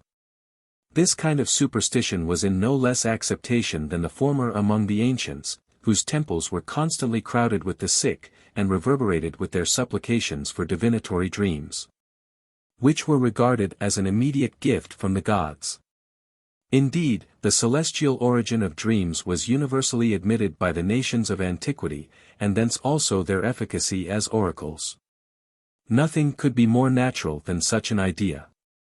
From the crude and imperfect notions which long prevailed with respect to the soul, it was scarcely possible for them to ascribe the impressions, which their memory retained of the creation of their fancy during their slumbers, to the instrumentality of their own conceits. They could not fail therefore to impute them to the interposition of some foreign agent, and to whom more naturally could they refer them than to a divinity? When awake, they imagined themselves always attended by the gods in person, and ascribed every thought, and resolved every appearance or accident, which deviated from the common course of nature, to the immediate influence of a superintending deity. It was under such impressions that so many nations originally rested their belief in divinatory dreams.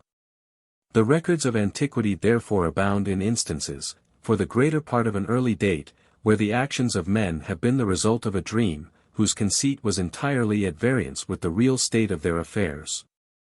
It was not long before the diversity of dreams awakened their attention. Some were connected and simple, others were obscure, and made up of curious fancies, though not incapable of being resolved by the windings and turnings of allegory. It was no unnatural transition from the received belief in dreams, to the idea that they might become the medium of seeking instruction from the gods, hence the institution of oracles, whose responses were given in dreams. And the addition of sleeping chambers to many temples, such as those in Epidaurus and at Oripo. Here it was, that after pious ceremonies and prayers, men laid themselves down in expectation of dreams. When the expectation was realized, though the dream proved ever so confused or intricate, the dreamer always succeeded in reconciling it to his circumstances. His own belief and priestly wiles readily effected the solution. The conceit of dreams, according to the votary's wishes, was so powerfully promoted by the preparatory initiation he had undergone, that it would have been somewhat extraordinary had he been altogether disappointed. He was generally anxious to increase the fame of his divinity by his dream, and possessed a high veneration and deep impression of the miracles which that divinity had wrought. With these predispositions he resorted to the temple, where he had a whole day before him to ponder on his malady, and on every sort of remedy that might have been suggested to him. How natural was it, therefore, for his busy imagination to fix, in his sleep, upon one particular remedy more forcibly than upon another. Add to this, the solemn lonely hour of night was the appointed hour for his sleep, which was preceded by prayer and other inspiring ceremonies, that would naturally elevate his devotion to the highest pitch. He had also previously perambulated the temple, and with a full heart surveyed the offerings of those whose sickness had departed from them. If all these preparations were unavailing, the officiants of the temple had still means in reserve, by which the credulous should be thrown into that bodily state which was indispensable to the divinatory sleep. Of these succeeding instances will be hereafter produced. In those days, there were however, some men from whom the somniferous faculty was withheld. They were, therefore, admonished to repeat their prayers and oblations, in order to win the divinity's favor, and the ultimate and customary resort was, if success did not crown his perseverance, to pronounce it a token, that such patients were an eyesore to the divinity. From this divinatory sleep, arose the vulgar expressions in Greece, Greek, enkoimestai, and, Greek, enkoimesis. 90 The Latin terms are incubare and incubatio, an exact translation of the Greek words. It appears, therefore, that the Romans and Greeks were equally acquainted with the institution. Though we find but very little mention made of it by the Latin writers, yet this is no argument against its prevalence among the Romans, as we are left with as scanty accounts of many other superstitions which were in vogue amongst them. It is highly probable that it was not by any means so popular in Rome as in Greece. And the cause of this may, perhaps, be found in the reflecting disposition and sober character of the haughty Roman, to which the light and volatile temperament of the Grecian formed so striking a contrast. That incubation was a ready means of diving into the future, needs no demonstration. Although its practice was chiefly resorted to in cases where medical aid was desired, it was still made use of in every other case, in which the ancient oracles were consulted. Whether it arose in Greece, or migrated thither from the East, is a point with which the ancients have left us unacquainted, though they advert to its prevalence amongst those who were called barbarians. Strabo has several instances of it, and particularly mentions a place in the Caspian Sea, where such an oracle existed. 91 He also relates, in his celebrated account of Moses, that this lawgiver laid it down, in common with the priests of Aesculapius, that to those who led a chaste and virtuous life the deity would vouchsafe prophetical visions in his sanctuary. But to those who were of idle and impure habits, they would be denied. 92. Pomponius Mela even mentions a savage nation, in the interior of Africa, who laid themselves down to sleep on the gravestones of their ancestors, and looked upon the dreams they had on those spots as oracles from the dead. 93 We shall see, hereafter, that this superstition was equally indigenous among the Egyptians. Although it be doubtful whether the Greeks owed this species of divination to their own invention or not, its existence may at least be traced as far as the earliest ages of their history. Notwithstanding no positive mention of it has been made either by Homer or the authors following him. The oracular power of dreams, and the sanctuaries where they are supposed to be dispersed, have been diffusely treated of in the compilations of Van Dale and other learned writers.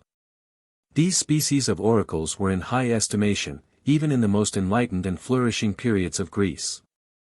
It is somewhat singular, however, that no people cherished them more devoutly than the Spartans, who depended altogether upon oracles in their weightiest affairs of state. Of all the civilized nations of Greece, Sparta always approved herself the most superstitious. Her advancement was rather the effect of her policy, than of any stimulus given to her civilization by science.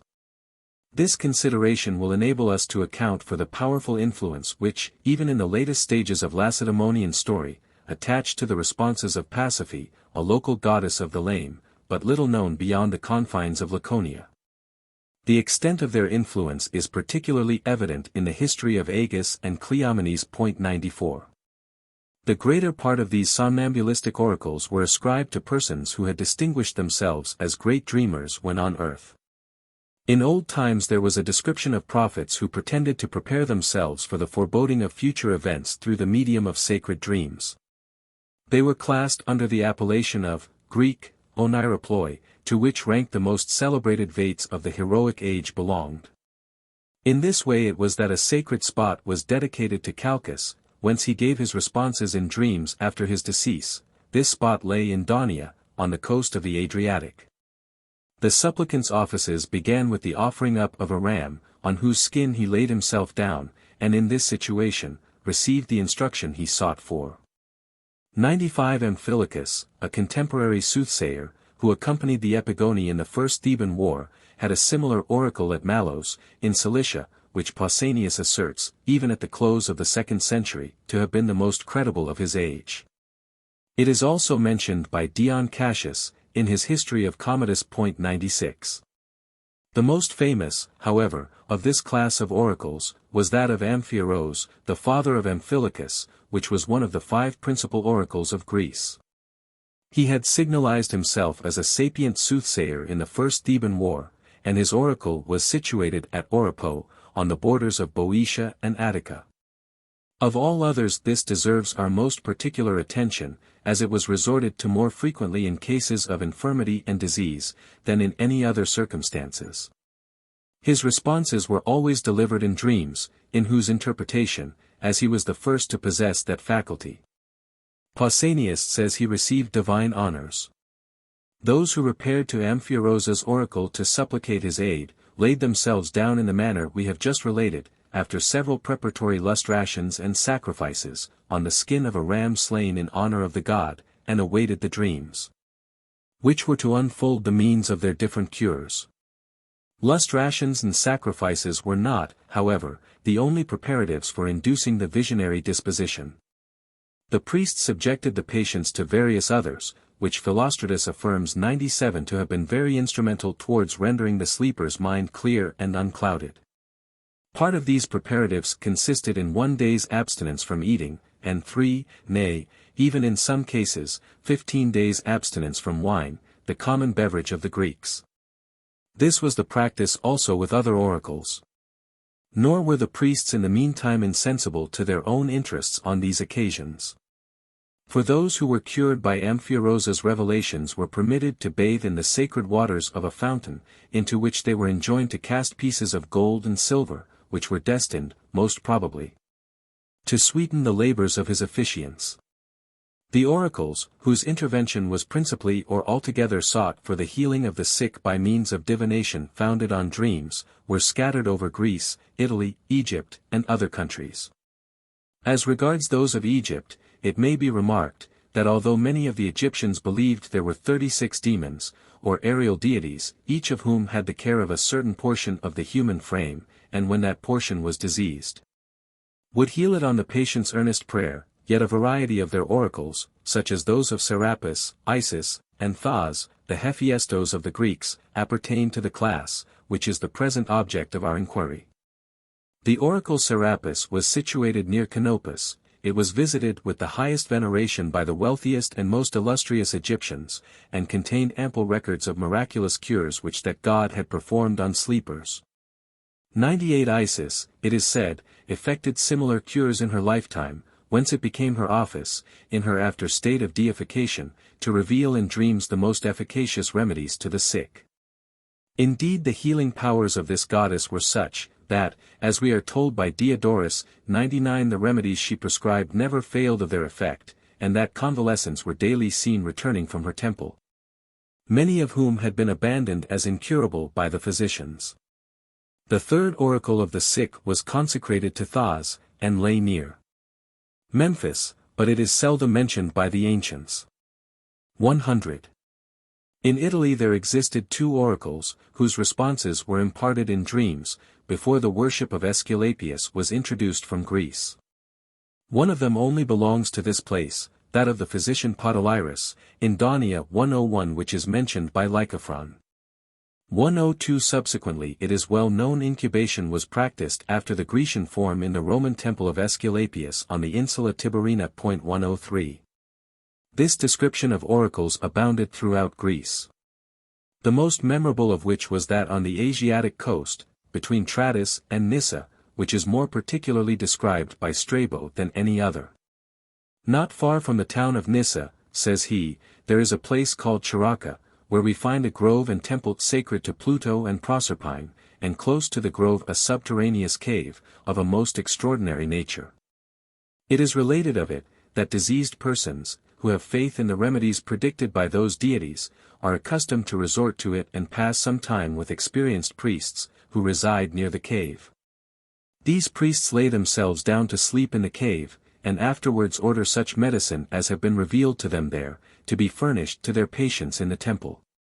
They frequently conduct the sick themselves into the cave, where they remain for several days together, without touching a morsel of food. Nor are the profane withheld from a participation in the divinatory sleep, though this is not permitted otherwise than under the control, and with the sacred sanction, of the priests. There is, however, nothing more surprising about this place than that it is esteemed noxious and fatal to the healthy. 104 This last remark of our geographer, proves how jealous the priestly physicians were of their medical monopoly, and how fearful lest the saner part of mankind should detect and expose the pretended virtues of their medical sanctuary. We have hitherto mentioned the name of Aesculapius but casually, though there was no god of antiquity more celebrated for curing every species of malady by the incubatory process. He was particularly designated by the Greeks as the sender of dreams, Greek, Oneirocritical, nor could any other deity boast of so great a number of those oracles. The most distinguished of these was the oracle of Epidaurus, in the Argivian territory, from which spot his worship extended over a great proportion of the Old World. Hither, as being the place of his birth and the site of his richest temple, crowds of sick persons constantly repaired in quest of dreams. The success attending them was diligently set forth on every wall of the temple. Where the tabulae votivi recorded the names of those who had been healed, the nature of their maladies, and the cure which the god prescribed. Similar circumstances are related of his temple at Trichy, in Thessaly, where Aesculapius was held in great veneration at a very early period. There appears also to have been another such temple either at or near Athens 105 where we must look for the scene of the ridiculous cure which Aristophanes makes Aesculapius to perform on the blind god of riches. Though there is undoubtedly a rich vein of the burlesque in the Plutus of the Grecian dramatist, yet we may gather much concerning our present subject from the scene in which the slave, who had attended Plutus in the temple, relates the whole process of his master's wife. Here also the night was the chosen period of incubation. Before the signal for sleep was given, the officiants of the temple extinguished all the lights in the sick men's chamber, thus involving them in a solemn stillness and obscurity highly favorable to the work in hand, but in a particular manner to the subterfuge of the priests, who enacted the nocturnal apparition of Aesculapius to his sick client. This passage in Plutus is certainly the earliest circumstantial relation we possess of the practice of this species of incubation. 106 The license permitted to Grecian comedy was such as to authorize the ridicule and contempt of the most popular deities. We are not, therefore, to conclude from the scenes that there were many unbelievers, or that this ancient system of cure had sunk into disrepute, for the history of our comedian's great contemporary, Hippocrates, informs us that at this very time the temple of Aesculapius at Kos abounded in tablets, on which the sick attested the remedies that had been revealed to them during incubation, and that he himself was highly indebted to them for much of his medical knowledge. Were it not authenticated by the most undeniable testimonies, it would appear incredible that the impostures of the disciples of Aesculapius, and the common faith in his regenerative powers, should have survived with equal potency and acceptation during the ages immediately succeeding the Christian era. It must not, however, be forgotten, that these were the times also, when an infinity of superstitious of every description disgraced the Roman world. Although it would have appeared a necessary consequence, that their prevalency should have been checked by the increasing determination of learning and science. If at this period the number of dreaming patients had fallen off at Kos and Epidaurus, the deficiency was amply compensated by the growing popularity of Aesculapius's shrines at Rome, Pergamus, Alea, Malos, and other places, where the ancient rituals were faithfully preserved. The highest magistrates in the Roman states not only countenanced, but patronized the superstition. Marcus Aurelius, by the friendship with which he honored the Paphlagonian impostor Alexander, and Caracalla, by the journey he undertook to Pergamus, to obtain the cure of a disease which inflicted him. This Alexander, the Cagliostro of his age, whose memoirs have been handed down to us by Lucian, made shift to father a new species of juggling upon the ancient process of incubation, for he pretends that it was necessary for him to sleep for a night in the sealed scripts which contain the queries he was to have resolved for those who visited his oracle. 107 During this interval he dexterously opened the scripts, and sealed them up again, pretending that the responses which he delivered to the querists in the morning, had been revealed to him by the deity in a dream. The priests of Aesculapius possessed a never-failing source of information on the recipes or votive tablets with which these temples abounded.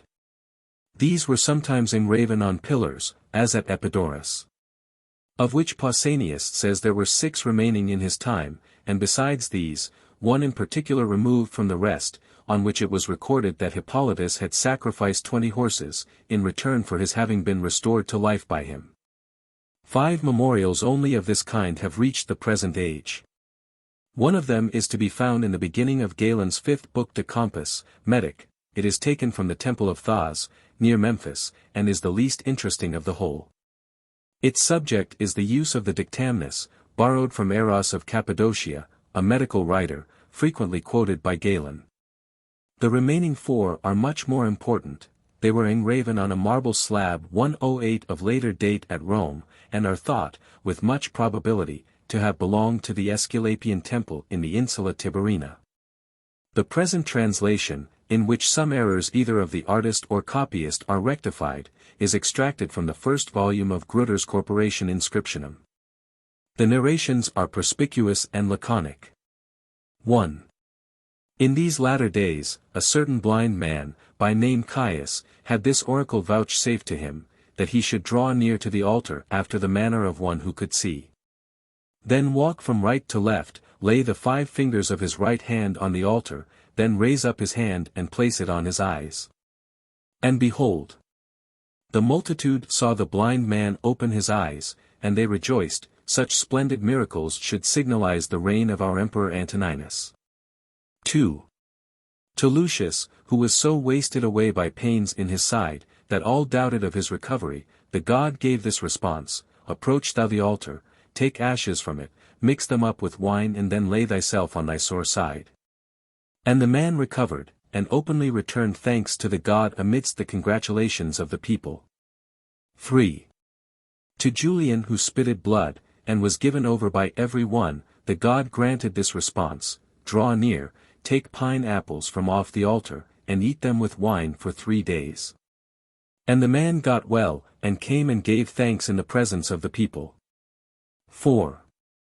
A blind soldier, Valerius Asper by name, received this answer from the god, that he should mix the blood of a white cock with milk, make an eye ointment therewith, and rub his eyes with it for 3 days.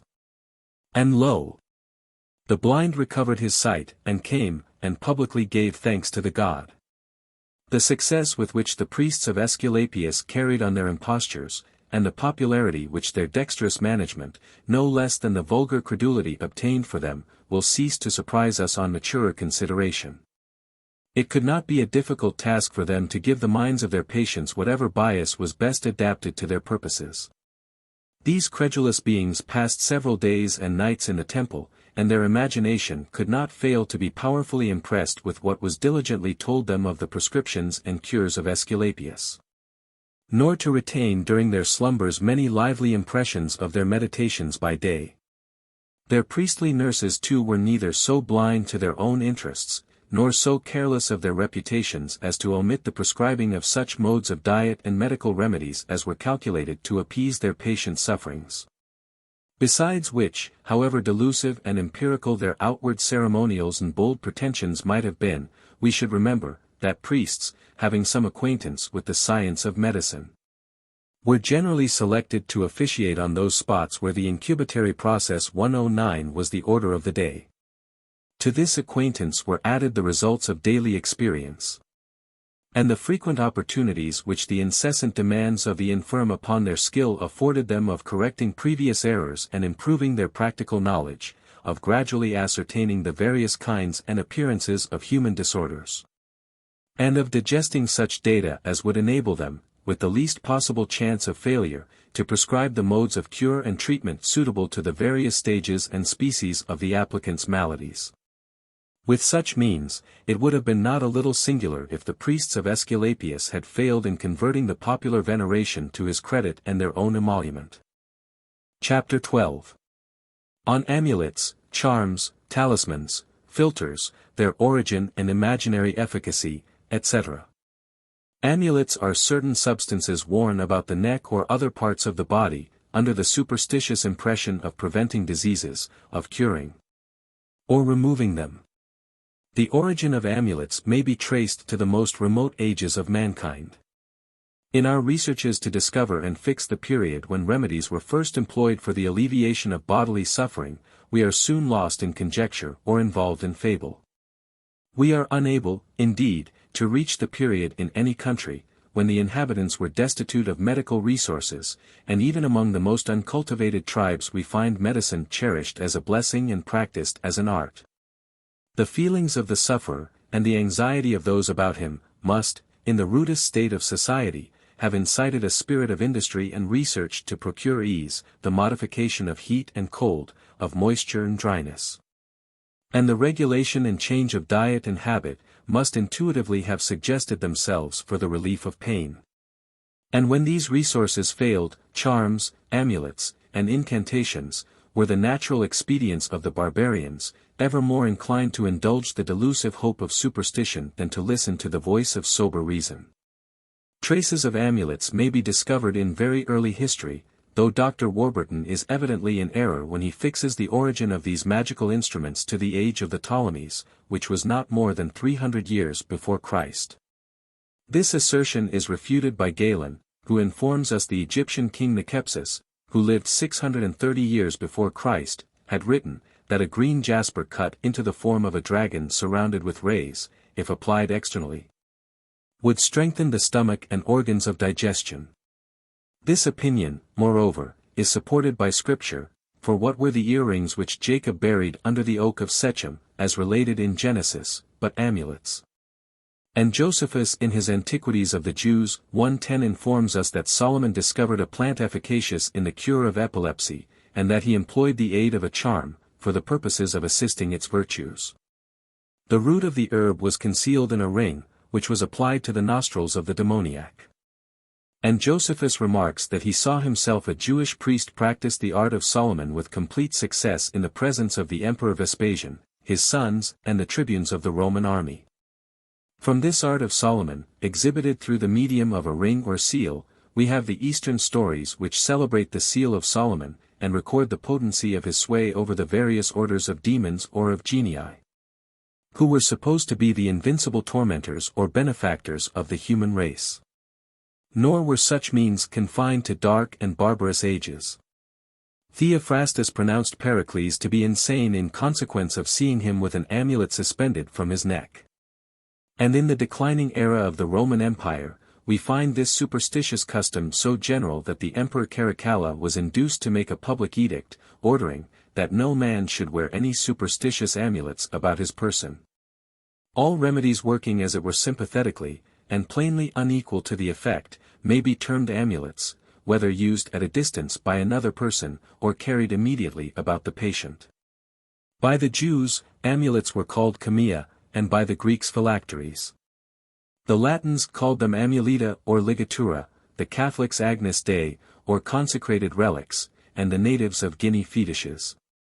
Various kinds of substances are employed by different people, and which they venerate and suppose capable of preserving them from danger and infection, as well as to remove disease when present. Plutarch says of Pericles, an Athenian general, that when a friend come to see him, and inquired after his health he reached out his hand and shewed him his amulet, by which he meant to intimate the truth of his illness, and, at the same time, the confidence he placed in these popular remedies. Amulets are still prevalent in Catholic countries at the present day. The Spaniards and Portuguese maintain their popularity. Among the Jews they are equally venerated.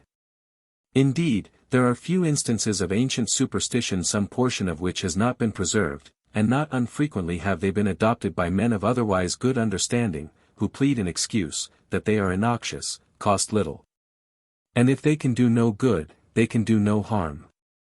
Lord Bacon, whom no one can suspect of ignorance, says, that if a man wear a bone ring or a planet seal, strongly believing, by that means, that he might obtain his mistress, and that it would preserve him unhurt at sea, or in a battle, it would probably make him more active and less timid. As the audacity they might inspire would conquer and bind weaker minds in the execution of a peculiar duty. Amulets used by the common people. A variety of things are worn about the person by the common people for the cure of ague. And, upon whatever principle it may be accounted for, whether by the imagination or a natural termination of the disease, many have apparently been cured by them, where the Peruvian bark, the boasted specific, had previously failed. Dar. Willis says that charms resisting agues have often been applied to the wrist with success. Abracadabra, written in a peculiar manner, that is, in the form of a cone, it is said, has cured the ague. The herb lunaria, gathered by moonlight, has, on some high authorities, performed surprising cures. Perhaps it was gathered during the invocating influence of the following charm, which may be found in the 12th book, chapter 14. p. 177 of Scott's Discovery of Witchcraft, which is headed thus. Another charm that witches use at the gathering of their medicinal herbs. Highly be thou holy herb, growing in the ground, and in the Mount Calvaire. First wert thou found. Thou art good for many a sore, and healest many a wound. In the name of sweet Jesus, I take thee from the ground. We are told that Naaman was cured by dipping 7 times in the river Jordan. Certain formalities were also performed at the pool of Bethesda. Dar. Chamberlain's anodyne necklaces were, for a length of time, objects of the most anxious maternal solicitude, until their occult virtues became lost by the reverence for them being destroyed. And those which succeeded them have long since run their race or nearly so. The grey limewort was at one time supposed to have been a specific in hydrophobia, that it not only cured those laboring under this disorder, but by carrying it about the person. It was reputed to possess the extraordinary power of preventing mad dogs from biting them. Calvert paid devotions to Saint Hubert for the recovery of his son, who was cured by this means.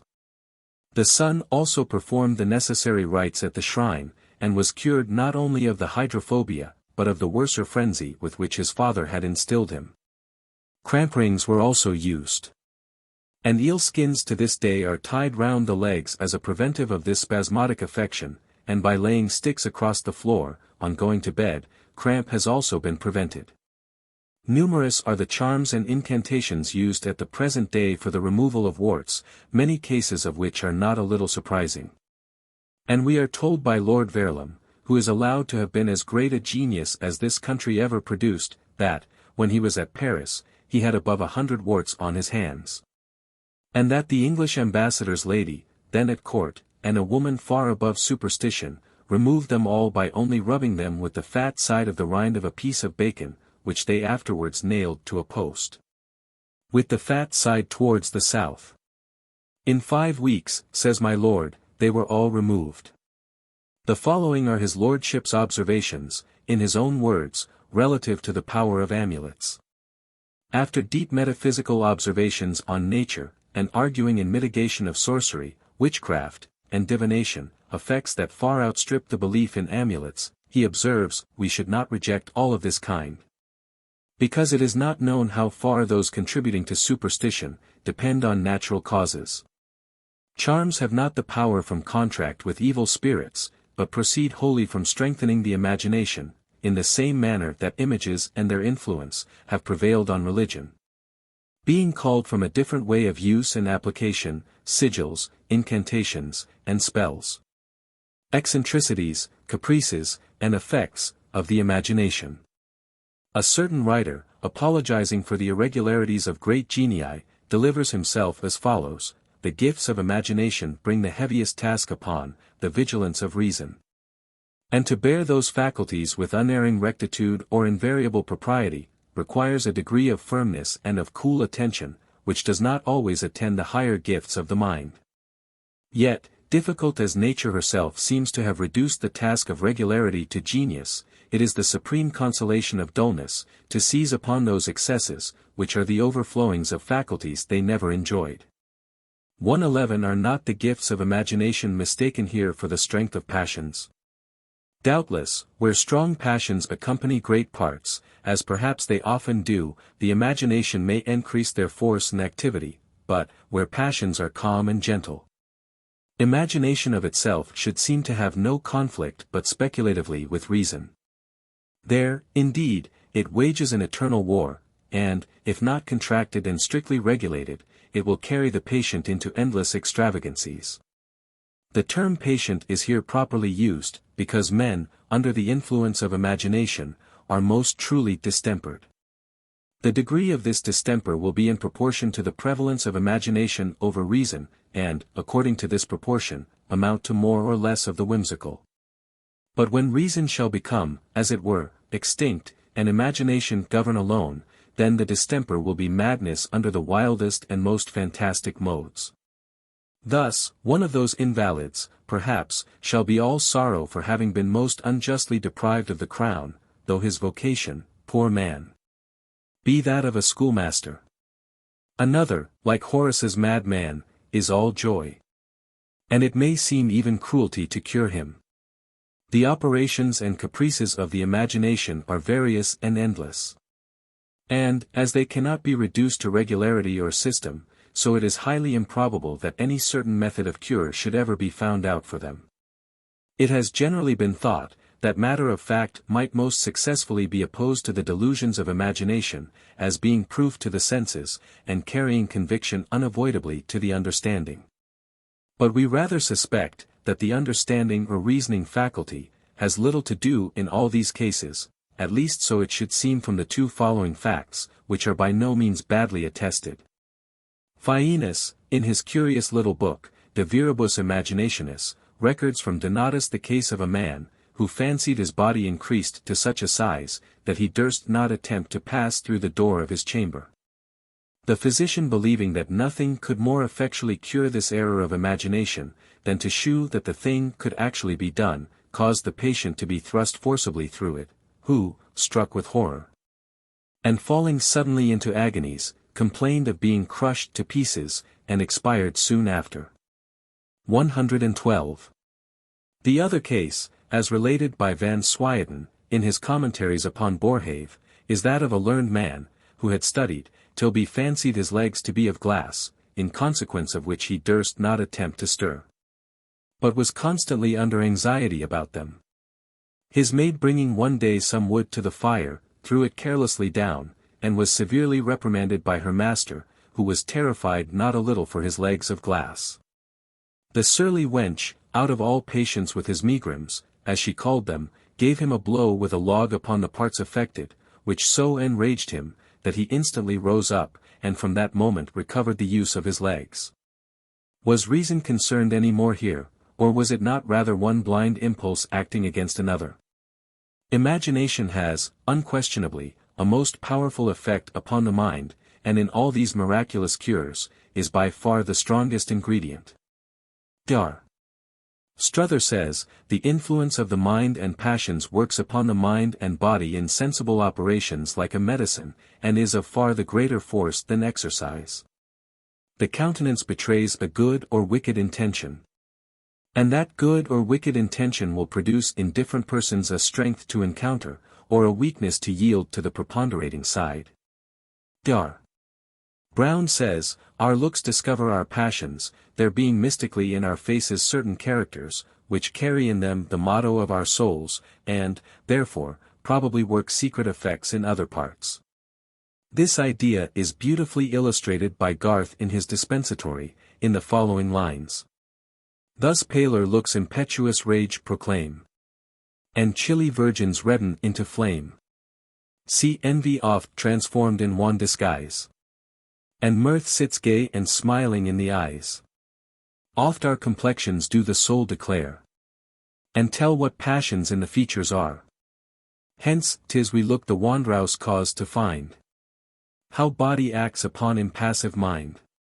On the power and pleasure of the imagination, from the pleasures and pains it administers here below, Addison concludes that God, who knows all the ways of afflicting us, may so transport us hereafter with such beautiful and glorious visions, or torment us with such hideous and ghastly spectres, as might even of themselves suffice to make up the entire heaven or hell of any future being.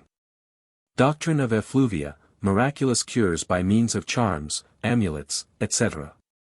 Dr. Willis, in his treatise on nervous disorders, does not hesitate to recommend amulets in epileptic disorders. Take, says he, some fresh peony roots, cut them into square bits, and hang them round the neck, changing them as often as they dry. It is not improbable that the hint was taken from this circumstance for the anodyne necklaces, which, some time ago, were in such repute, as the doctor, some little way further on, prescribes the same root for the looseness, fevers, and convulsions of children, during the time of teething, mixed, to make it appear more miraculous, with some elk's hoof. Saint Vitus's dance is said to have been cured by the afflicted person paying a visit to the tomb of the saint, near Ulm, every May. Indeed, there is no little reason in this assertion. For exercise and change of air will change many obstinate diseases. The bite of the tarantula is cured by music, and this only by certain tunes. Turner, whose ideas are so extravagantly absurd, where he asserts, that the symptoms of hydrophobia may not appear for 40 years after the bite of the dog, and who maintains that the slaver or breath of such a dog is infectious, and that men bitten by mad dogs, will bite like dogs again, and die mad, although he laughs at the anodyne necklaces, argues much in the same manner. It is not, indeed, so very strange that the effluvia from external medicines entering our bodies, should effect such considerable changes, when we see the efficient cause of apoplexy, epilepsy, hysterics, plague, and a number of other disorders, consists, as it were, in imperceptible vapors. Bloodstone, lapis etites, fastened to the arm by some secret means, is said to prevent abortion. Sydenham, in the Iliac Passion, orders a live kitten to be constantly applied to the abdomen. Others have used pigeons split alive, applied to the soles of the feet, with success, in pestilential fevers and convulsions. It was doubtless the impression that relief might be obtained by external agents, that the court of King David advised him to seek a young virgin, in order that a portion of the natural heat might be communicated to his body, and give strength to the decay of nature. Take the heart and liver of the fish and make a smoke, and the devil shall smell it and flee away. During the plague at Marseilles, which Bellord attributed to the larvae of worms infecting the saliva, food, and chyle, and which, he says, were hatched by the stomach, took their passage into the blood, at a certain size, hindering the circulation, affecting the juices and solid parts. He advised amulets of mercury to be worn in bags suspended at the chest and nostrils, either as a safeguard, or as means of cure. By which method, through the admissiveness of the pores, effluvia specially destructive of all venomous insects, were received into the blood. An illustrious prince, Bellort says, by wearing such an amulet, escaped the smallpox. Clagnini, an Italian physician, ordered 2 or 3 drams of crude mercury to be worn as a defensive against the jaundice, and also as a preservative against the noxious vapors of inclement seasons. It breaks, he observes, and conquers the different figured seeds of pestilential distempers floating in the air, or else, mixing with the air, kills them where hatched. By others, the power of mercury, in these cases, has been ascribed to an elective faculty given out by the warmth of the body, which draws out the contagious particles. For, according to this entertained notion, all bodies are continually emitting effluvia, more or less, around them, and some whether they are internal or external. The bath waters, for instance, change the color of silver in the pocket of those who use them. Mercury produces the same effect. Tartar emetic, rubbed on the pit of the stomach, produces vomiting. Yawning and laughing are infectious. So are fear and shame. The sight of sour things, or even the idea of them, will set the teeth on edge. Smallpox, itch, and other diseases, are contagious. If so, say they, mercurial amulets bid fair to destroy the germ of some complaints when used only as an external application, either by manual attrition, or worn as an amulet. But medicated or not, all amulets are precarious and uncertain, and in the cure of diseases are, by no means, to be trusted to. The Barbary Moors, and generally throughout the Mohammedan dominions, the people are strikingly attached to charms, to which, and nature, they leave the cure of almost every disorder. And this is the most strongly impressed upon them from their belief in predestination, which, according to their creed, stipulates the evil a man is to suffer, as well as the length of time it is ordained he should live upon the land of his forefathers. Consequently they imagine that any interference from secondary means would avail them nothing, an opinion said to have been entertained by William III, but one by no means calculated for nations, liberty, and commerce. Upon the principle that when the one was entrenched upon, men would probably be more sudden in their revenge, and dislike physic and occupation, and when actuated with religious enthusiasm, nothing could stand them in any service. The opinion of an old Navy surgeon, 113 on the subject, is worth recording here. A long and intense passion on one object, whether of pride, love, fear, anger, or envy, we see have brought on some universal tremors. On others, convulsions, madness, melancholy, consumption, hectics, or such a chronical disorder as has wasted their flesh, or their strength, as certainly as the taking in of any poisonous drugs would have done. Anything frightful, sudden, or surprising, upon soft, timorous natures, not only shews itself in the continuance, but produces sometimes very troublesome consequences. For instance, a parliamentary fright will make even grown men bewray themselves, scare them out of their wits, turn the hair grey. Surprise removes the whooping cough, looking from precipices or seeing wheels turn swiftly will give giddiness. Shall then these little accidents, or the passions, from caprice or humor, perhaps, produce those effects, and not be able to do anything by amulets? No. As the spirits, in many cases, resort in plenty, we find where the fancy determines, giving joy and gladness to the heart, strength and fleetness to the limbs, and violent palpitations. To amulets, under strong imagination, is carried with more force to a distempered part, and, under these circumstances, its natural powers exert better to a discussion. The cures compassed in this manner, says our author, are not more admirable than many of the distempers themselves. Who can apprehend by what impenetrable method the bite of a mad dog, or tarantula, can produce these symptoms? The touch of a torpedo numbness? If they are allowed to do these, doubtless they may the other, and not by miracles, which Spinoza denies the possibility of, but by natural and regular causes, though inscrutable to us. The best way, therefore, in using amulets, must be in squaring them to the imagination of patients. Let the newness and surprise exceed the invention, and keep up the humor by a long scroll of cures and vouchers. By these and such means, many distempers have been cured. Quacks again, according to their boldness and way of addressing, velvet and infallibility particularly, command success by striking the fancies of an audience. If a few, more sensible than the rest, see the doctor's miscarriages, and are not easily gulled at first sight, yet, when they see a man is never ashamed, in time, jump in to his assistance. There is much truth and pertinence in some of the above remarks, and they apply nearly to the general practice of the present day. The farces and whims of people require often as much discrimination on the part of the physician as the disease itself. Those who know best how to flatter such caprices, are frequently the best paid for their trouble. Nervous diseases are always in season, and it is here that some professional dexterity is pardonable. Nature, when uninterrupted, will often do more than art. But our inability upon all occasions to appreciate the efforts of nature in the cure of diseases, must always render our notion, with respect to the power's faith, liable to numerous errors and deceptions. There is, in fact, nothing more natural, and at the same time more erroneous, than to lay the cure of a disease to the door of the last medicine that had been prescribed.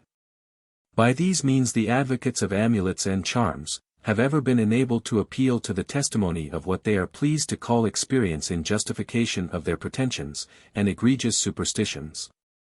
And cases which, in truth, ought to have been classed, or rather designated, as lucky escapes, have been triumphantly pulled off as skillful cures. And thus, medicines and medical practitioners, have alike received the meed of unmerited praise, or the stigma of unjust censure.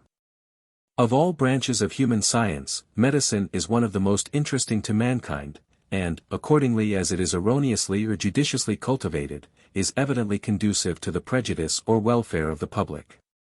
Of how great consequence is it, then, that our endeavors should be exerted in stemming the propagation of errors, whether arising from ignorance, or prompted by motives of base cupidity, in giving assistance to the disseminations of useful truths, and to the perfection of ingenious discoveries. Chapter 13. On Talismans, some curious, natural ones, etc. The Egyptian amulets are not so ancient as the Babylonian talismans, but in their uses they were exactly similar. Some little figures, supposed to have been intended as charms, have been found on several mummies, which, at various times, have been brought to Europe. Plutarch informs us that the soldiers wore rings, on which the representation of an insect resembling our beetle was inscribed. And we learn from Aelian, that the judges had always suspended round their necks a small figure of truth formed of emeralds. The superstitious belief in the virtues of talismans is yet far from being extinct. The Copts, the Arabians, the Syrians, and, indeed, almost all the inhabitants of Asia, west of the Ganges, whether Christians or Mohammedans, still use them against possible evils. There is little distinction between talismans, amulets and the gree-grees of the Africans as regards their pretended efficacy, though there is some in their external configuration. Magical figures, engraven or cut under superstitious observances of the characterisms and configurations of the heavens, are called talismans. To which astrologers, hermetical philosophers, and other adepts, attribute wonderful virtues, particularly that of calling down celestial influences. 114. The talismans of the Samothracians, so famous of old, were pieces of iron formed into certain images, and set in rings. They were reputed as preservatives against all kinds of evils. There were other talismans taken from vegetables, and others from minerals. 3 kinds of talismans were usually distinguished first. The astronomical, known by the signs or constellations of the heavens engraven upon them, with other figures, and some unintelligible characters, second. The magical, bearing very extraordinary figures, with superstitious words and names of angels unheard of, third. The mixed talismans, which consist of signs and barbarous words, but without any superstitious ones, or names of angels. It has been asserted and maintained by some rabbins, that the brazen serpent raised by Moses in the wilderness, for the destruction of the serpents that annoyed the Israelites, was properly a talisman. All the miraculous things wrought by Apollonius Tyaneus are attributed to the virtue and influence of talismans, and that wizard, as he is called, is even said to be the inventor of them. Some authors take several runic medals, at least, whose inscriptions are in the runic characters, for talismans, it being notorious that the northern nations, in their heathen state, were much devoted to them. M. Keter, however, has shown, that the medals here spoken of are quite other things than talismans. It appears from the Evangelists 1:15 that, when St. Paul, after he had been shipwrecked, and escaped to the island of Malta, a viper fastened on his hand as he was laying a bundle of sticks, he had gathered, on the fire. And that, by a miracle, and to the great astonishment of the spectators, inhabitants of the island, he not only suffered no harm, but also cured, by the divine power, the chief of the island, and a great number of others, of very dangerous maladies. There remains still in that island, as so many trophies gained by the apostle over that venomous beast, a great many small stones representing the eyes and tongues of serpents, and considered for several centuries past as powerful amulets against different sorts of distempers and poisons. As the virtue of these stones is still much boasted of by the Maltese, and as some, on the contrary, maintain that they are the petrified teeth of a fish called lamia. It will not be irrelevant here to relate some observations from the best authors on this interesting subject, so much to our purpose. It is said that those eyes and tongues of serpents are only found by the Maltese when they dig into the earth, which is whitish throughout the island, or draw up stone, especially about the cave of St. Paul. This stone is so soft, that, like clay, it may be cut through with any sharp instrument, and made to receive easily different figures, for building the walls of their houses and ramparts. But, when it has been imbibed with a sufficient quantity of rain or well water, it changes into a flint that resists the cutting of the sharpest instrument, whence the houses that are built of it in the two cities appear as hewn out of one solid rock, and become harder, the more they are exposed to the inclemencies of the weather. This hardness may, with good reason, be ascribed to the salt of nitre, which contracts a certain viscidity from the rain wherewith it is mixed, and which easily penetrates into these stones, because their substance is spongy and cretaceous, and adheres to the tongue as hartshorn. It is in these stones that not only the eyes and tongues of serpents are found, but also their viscera and other parts, as lungs, liver, heart, spleen, ribs, and so resembling life, and with such natural colors, that one may well doubt whether they are the work of nature or art. The figure of the eyes and tongues is very different. Some are elliptic, but, for the greater part round, some represent an hemisphere, others a segment, others an hyperbola. The glossopatry are naturally of a conic figure, representing acute, obtuse, regular, and irregular cones. They are also of different colors, especially the eyes. For some of them are of an ash color, others liver color, some brown, others blackish, but these, as most rare, are most esteemed. Bracelets are frequently made of them and set in gold, some representing an entire eye with a white pupil, and these are the most beautiful. Several are likewise found of an orange color. The virtues attributed by the Maltese to those eyes and tongues, and to the white earth which is found in the island, particularly in St. Paul's Cave, and which is kept for use by the apothecaries, as the American bowl, are very singular. For they reckon them not only a preservative against all sorts of poison, and an efficacious remedy for those who have taken poison, but also good in a number of diseases. They are taken internally, infused in water, wine, or in any other convenient liquor, or let to lie for some hours in vessels made of the white earth, or the white earth is taken itself dissolved in those liquors. The eyes set as precious stones in rings, and so as to touch immediately the flesh, are worn by the inhabitants on the fingers, but the tongues are fastened about the arm or suspended from the neck. Paul Bocconi, a Sicilian nobleman, treated this notion of the eyes and tongues of serpents as a mere vulgar error, and maintains that they either constitute a particular species of stone produced in the earth, or in the stones of the island of Malta, as in their matrix, or that they are nothing more than the petrified teeth of some marine fish. Which is also the opinion of Fabius Columna, Nicholas Steno and other physicians and anatomists. It seems to this noble author that the glossopatry should be classed in the animal kingdom, because, being burnt, they are changed into cinders as bones, before they are reduced into calx or ashes. Whilst calcined stones are immediately reduced into a calx. He further says, that the roots of the glossopatry are often found broken in different ways, which is an evident argument that they have not been produced by nature, in the place they are digged out of, because nature forms other fossils, figured entirely in their matrix, without any hurt or mutilation. Add to this, that the substance is different in different parts of the glossopatry. Solid at the point, less solid at the root, compact at the surface, porous and fibrous in the interior. Besides, the polished surface, contrary to the custom of nature, which forms no stone, whether common or precious, is polished. And, lastly, the figure that varies different ways, as well as the size, being found great, broad, triangular, narrow, small, very small, pyramidal, straight, curved before, behind, to the right and to the left, in form of a saw with small teeth, furnished with great jags or notches, and frequently absolutely pyramidal without notches. All these particulars favor his opinion. But, as he thence believes he has proved that the glossopatry should not be classed amongst stones, so also what he has said may prove that they are the natural teeth of those fishes, which are called, by lithographers, lamia, aquila, requiem, shark, etc. And therefore there scarce remains any reason for a further doubt on this head. There are representations of curiosities, which we shall give an account of from the ephemerides of the curious.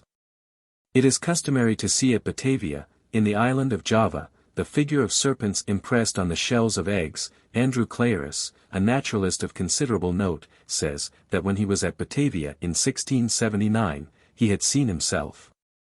On the 14th of September, an egg newly laid by a hen, of the ordinary size, but representing very exactly, towards the summit of the other part of the shell, the figure of a serpent in all its parts.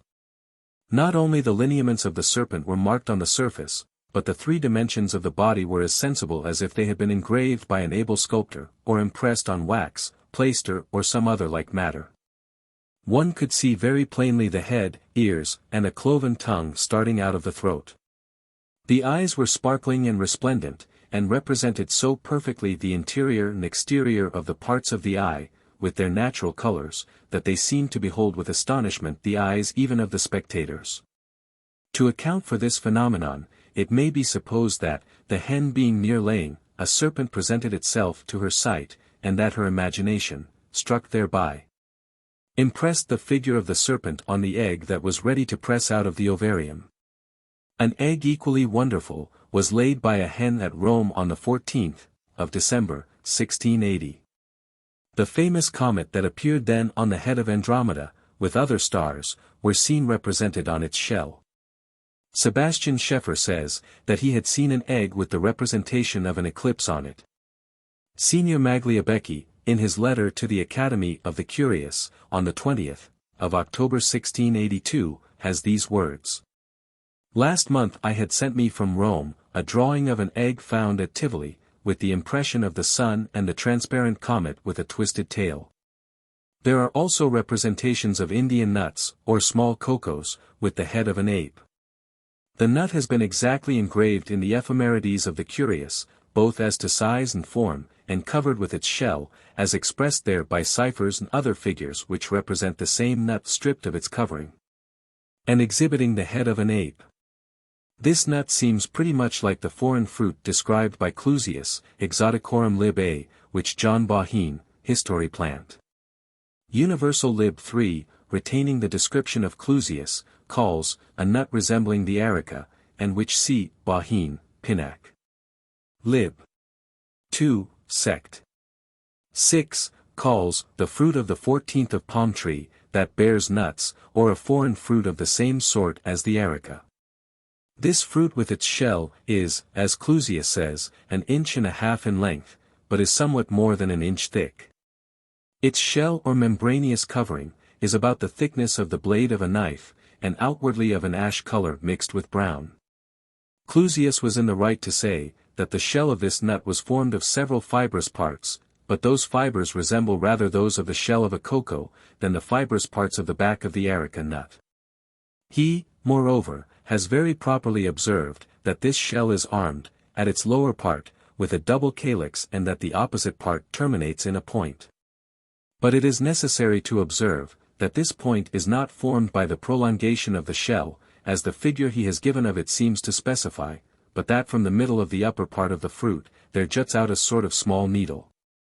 The shell being taken off, the nut is found to be hard, ligneous, oblong, of unequal surface, furrowed, and of a chestnut yellow.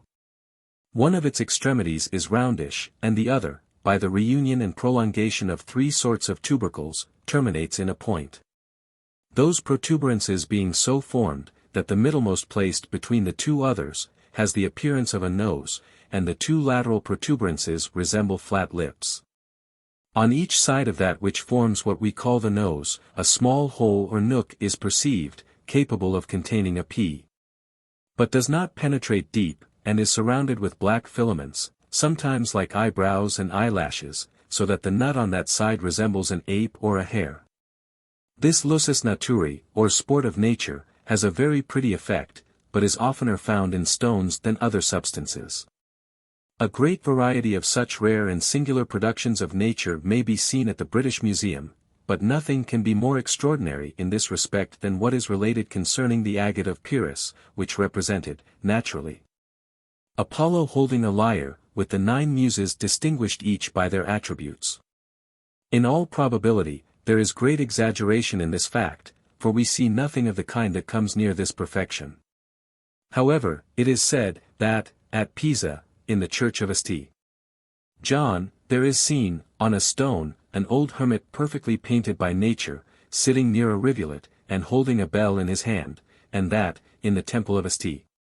Sophia, at Constantinople, there is to be seen, on a white sacred marble, an image of Saint John the Baptist, cloaked with a camel's skin, but so far defective that nature has given him but 1 foot. There is an instance in the Mercury of France, for July 1730, of some curious sports of nature on insects. The rector of St. James at Land, within a league of Rennes, found in the month of March, 1730, in the churchyard, a species of butterfly, about 2 inches long, and half an inch broad, having on its head the figure of a death's head, of the length of 1 nail. And perfectly imitating those that are represented on the church ornaments which are used for the office of the dead. 2 large wings were spotted like a pall, and the whole body covered with a down, or black hair, diversified with black and yellow, bearing some resemblance to yellow. These freaks of nature are equally extended to animate as to inanimate bodies. And the human species, as well as the brute creation, affords numerous specimens, not only of redundance and deficiency in her work, but a variety of other phenomena not well understood.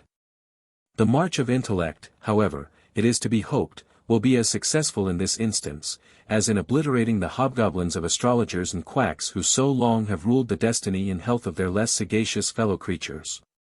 And when the public shall become persuaded of the advantages which science may derive from occurrences similar to those we shall enumerate in the next chapter, it will be more disposed to offer them to the consideration of scientific men.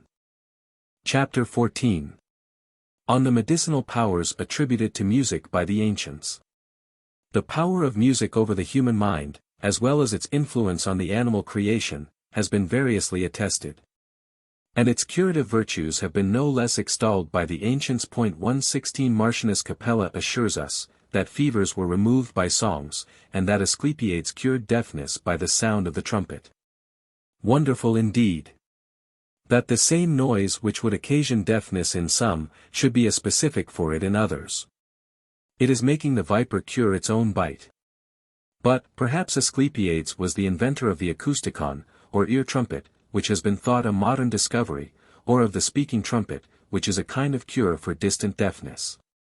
These would be admirable proofs of musical power.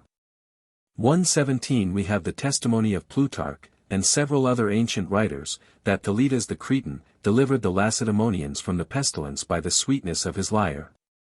Xenocrates, as Martianus Capella further informs us, employed the sound of instruments in the cure of maniacs. And Apollonius Discalus, in his fabulous history, Historia Commentitia, tells us, from Theophrastus's treatise upon enthusiasm, that music is a sovereign remedy for a dejection of spirits, and disordered mind. And that the sound of the flute will cure epilepsy and the sciatic gout. Athenaeus quotes the same passage from Theophrastus, with this additional circumstance, that, as to the second of these disorders, to render the cure more certain, the flute should play in the Phrygian mode.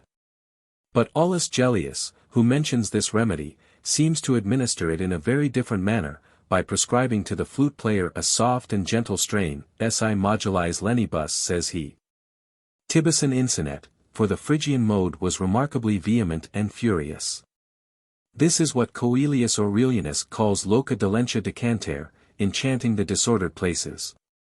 He even tells us how the enchantment is brought about upon these occasions, in saying that the pain is relieved by causing a vibration of the fibers of the afflicted part. Galen speaks seriously of playing the flute on the suffering part, upon the principle, we suppose, of a medicated vapor bath. The sound of the flute was likewise a specific for the bite of a viper, according to Theophrastus and Democritus, whose authority Aulus Gellius gives for his belief of the fact. But there is nothing more extraordinary among the virtues attributed to music by the ancients, than what Aristotle relates in its supposed power of softening the rigor of punishment. The Tyrrhenians, says he, never scourged their slaves, but by the sound of flutes, looking upon it as an instance of humanity to give some counterpoise to pain, and thinking by such a diversion to lessen the sum total of the punishment.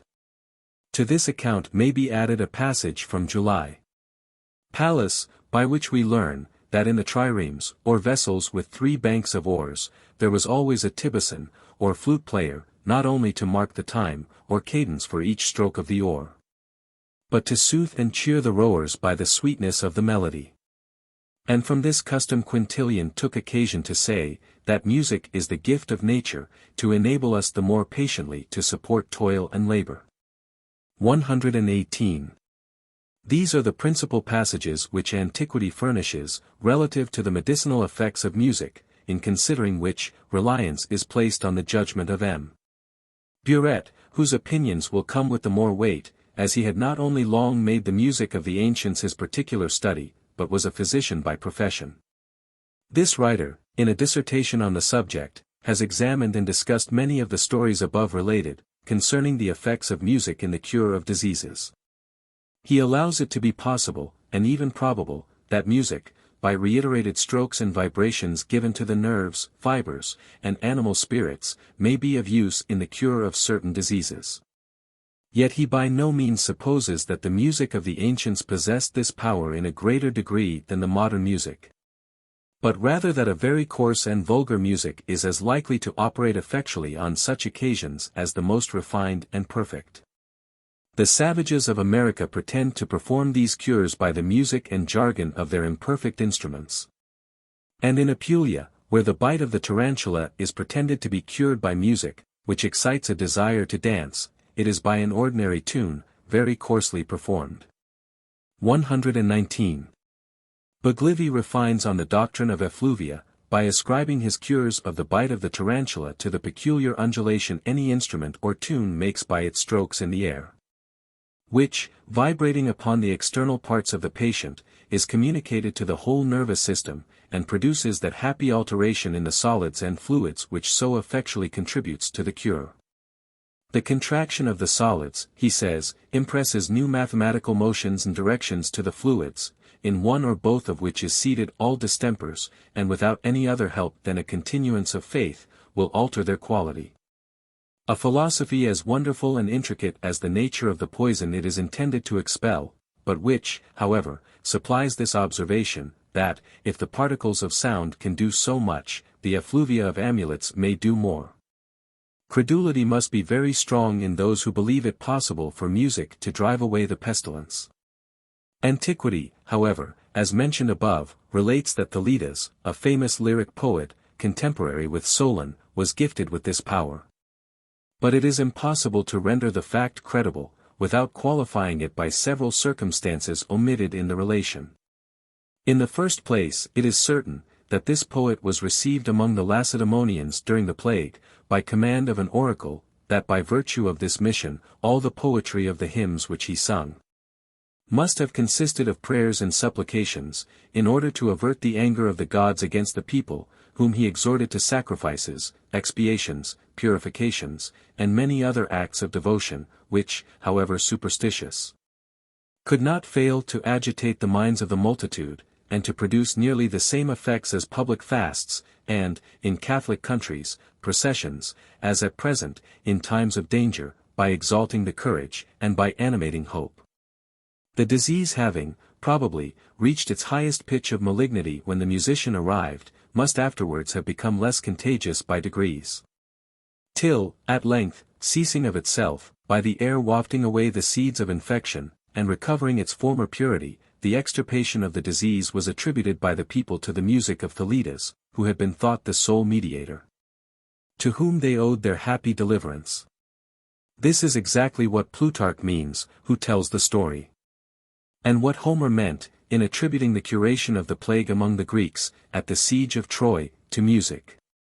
With hymns divine the joyous banquet ends. The poions lengthen till the sun descends. The Greeks restored. The grateful notes prolong. Apollo listens and approves the song. 120.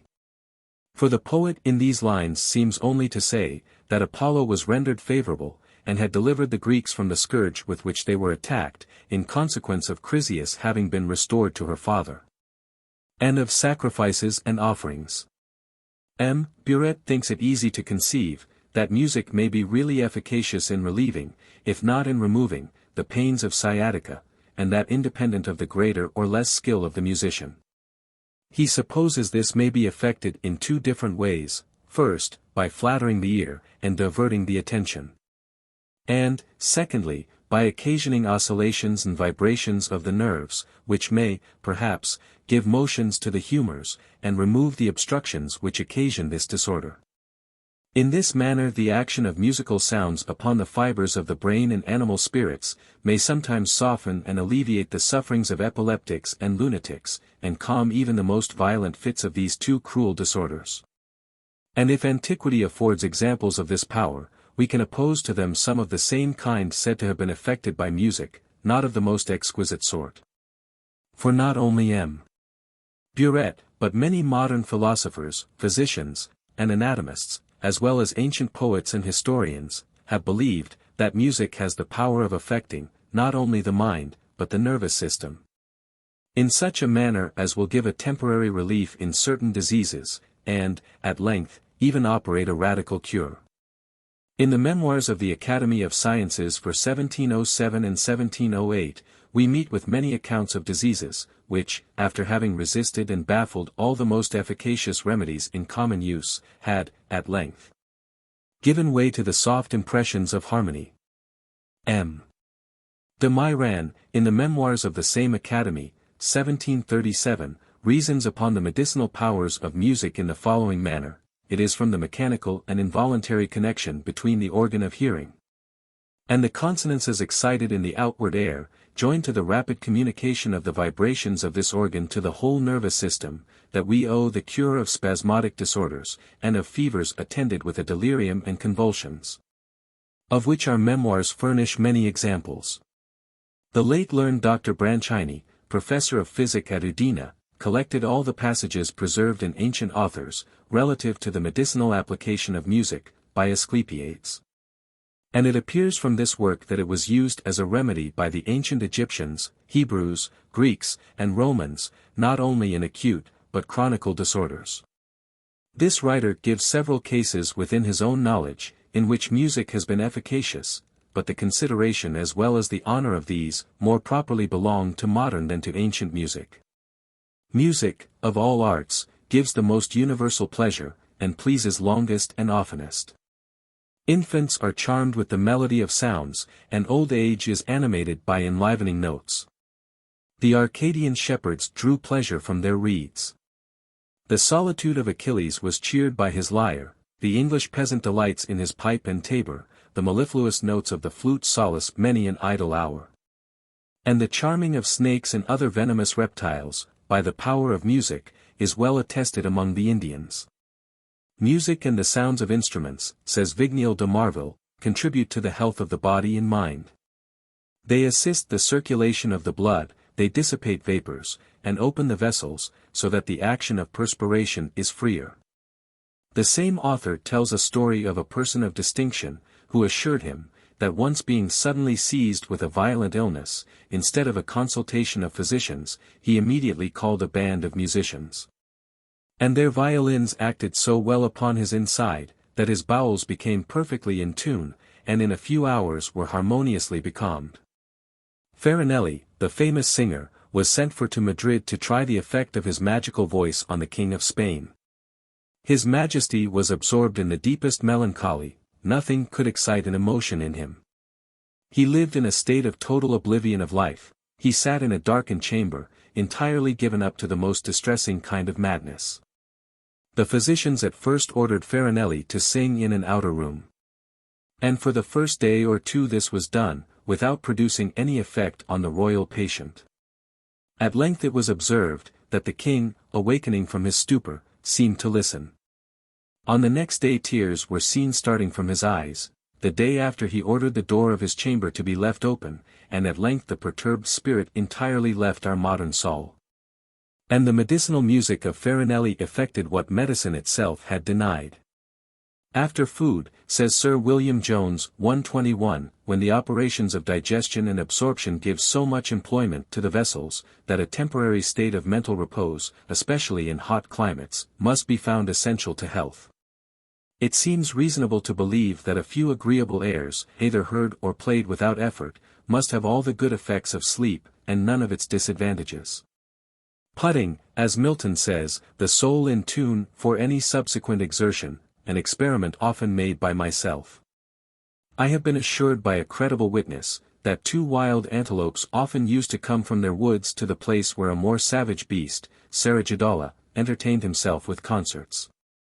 And that they listened to the strains with the appearance of pleasure, till the monster, in whose soul there was no music, shot one of them to display his archery. A learned native told Sir William Jones that he had frequently seen the most venomous snakes leave their holes upon hearing tunes on a flute, which, as he supposed, gave them peculiar delight. Of the surprising effects of music, the 2 following instances, with which we shall close these remarks, are related in the history of the Royal Academy of Society of Paris. A famous musician and great composer was taken ill of a fever, which assumed the continued form, with a gradual increase of the symptoms. On the 2nd day he fell into a very violent delirium, almost constantly accompanied by cries, tears, terrors, and a perpetual watchfulness. The 3rd day of his delirium one of those natural instincts, which make, as it is said, sick animals seek out for the herbs that are proper to their case, set him upon desiring earnestly to hear a little concert in his chamber. His physician could hardly be prevailed upon to consent to it. On hearing the first modulations, the air of his countenance became serene, his eyes sparkled with a joyful alacrity, his convulsions absolutely ceased, he shed tears of pleasure. And was then possessed for music with a sensibility he never before had, nor after, when he was recovered. He had no fever during the whole concert, but, when it was over, he relapsed into his former condition. The fever and delirium were always suspended during the concert, and music was become so necessary to the patient, that at night he obliged a female relation who sometimes sat up with him, to sing and even to dance, and who, being much afflicted, was put to great difficulty to gratify him. One night, among others, he had none but his nurse to attend him, who could sing nothing better than some wretched country ballads. He was satisfied to put up with that, and he even found some benefit from it. At last 10 days of music cured him entirely, without other assistance than of being let blood in the foot, which was the 2nd bleeding that was prescribed for him, and was followed by a copious evacuation. This account was communicated to the Academy by M. Dodart, who had it well authenticated. The 2nd instance of the extraordinary effect of music is related of a dancing master of Alais, in the province of Languedoc. Being once over-fatigued in carnival time by the exercise of his profession, he was seized with a violent fever, and on the 4th or 5th day, fell into a lethargy, which continued upon him for a considerable time.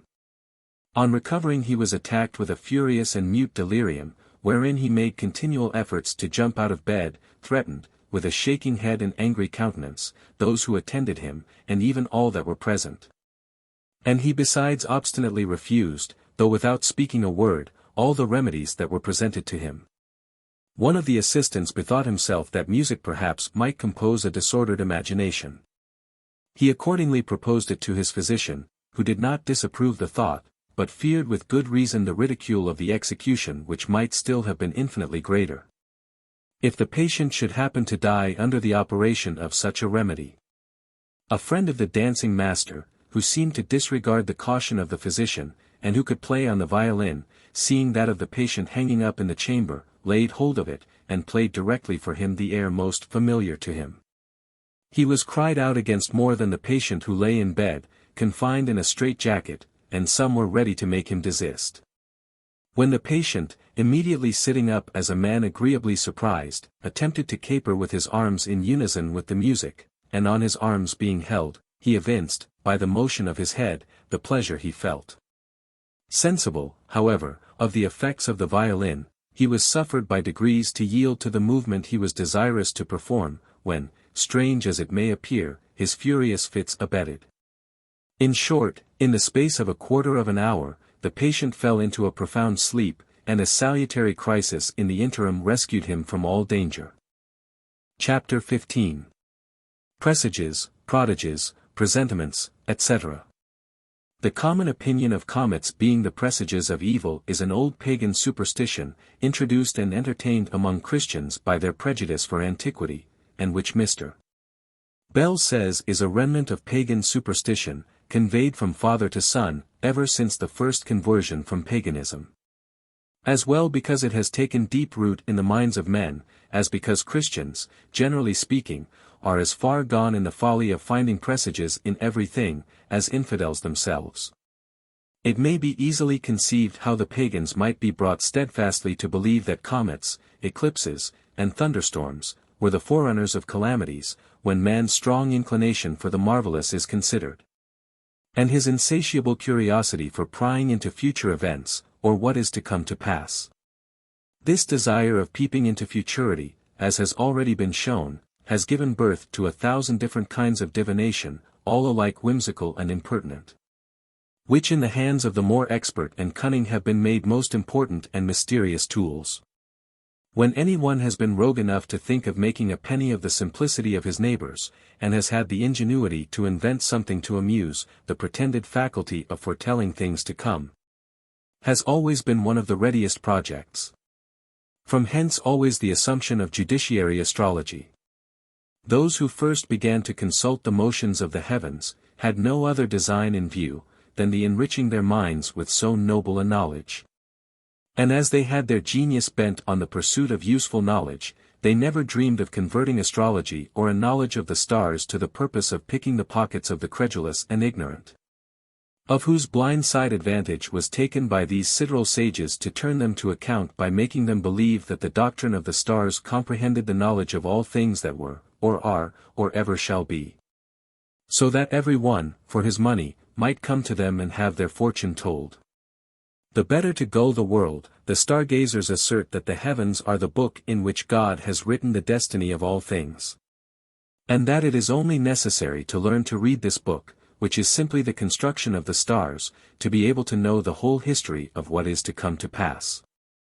Very learned men, Origen and Plotinus among the rest, were let into the secret, and grew so fond of it, that the former, 122 willing to support his opinion by something very solid, catches at the authority of an apocryphal book ascribed to the patriarch Joseph, where Jacob is introduced speaking to his 12 sons, I have read in the register of heaven what shall happen to you and your children. 123 But comets were the staple commodity that turned principally to account.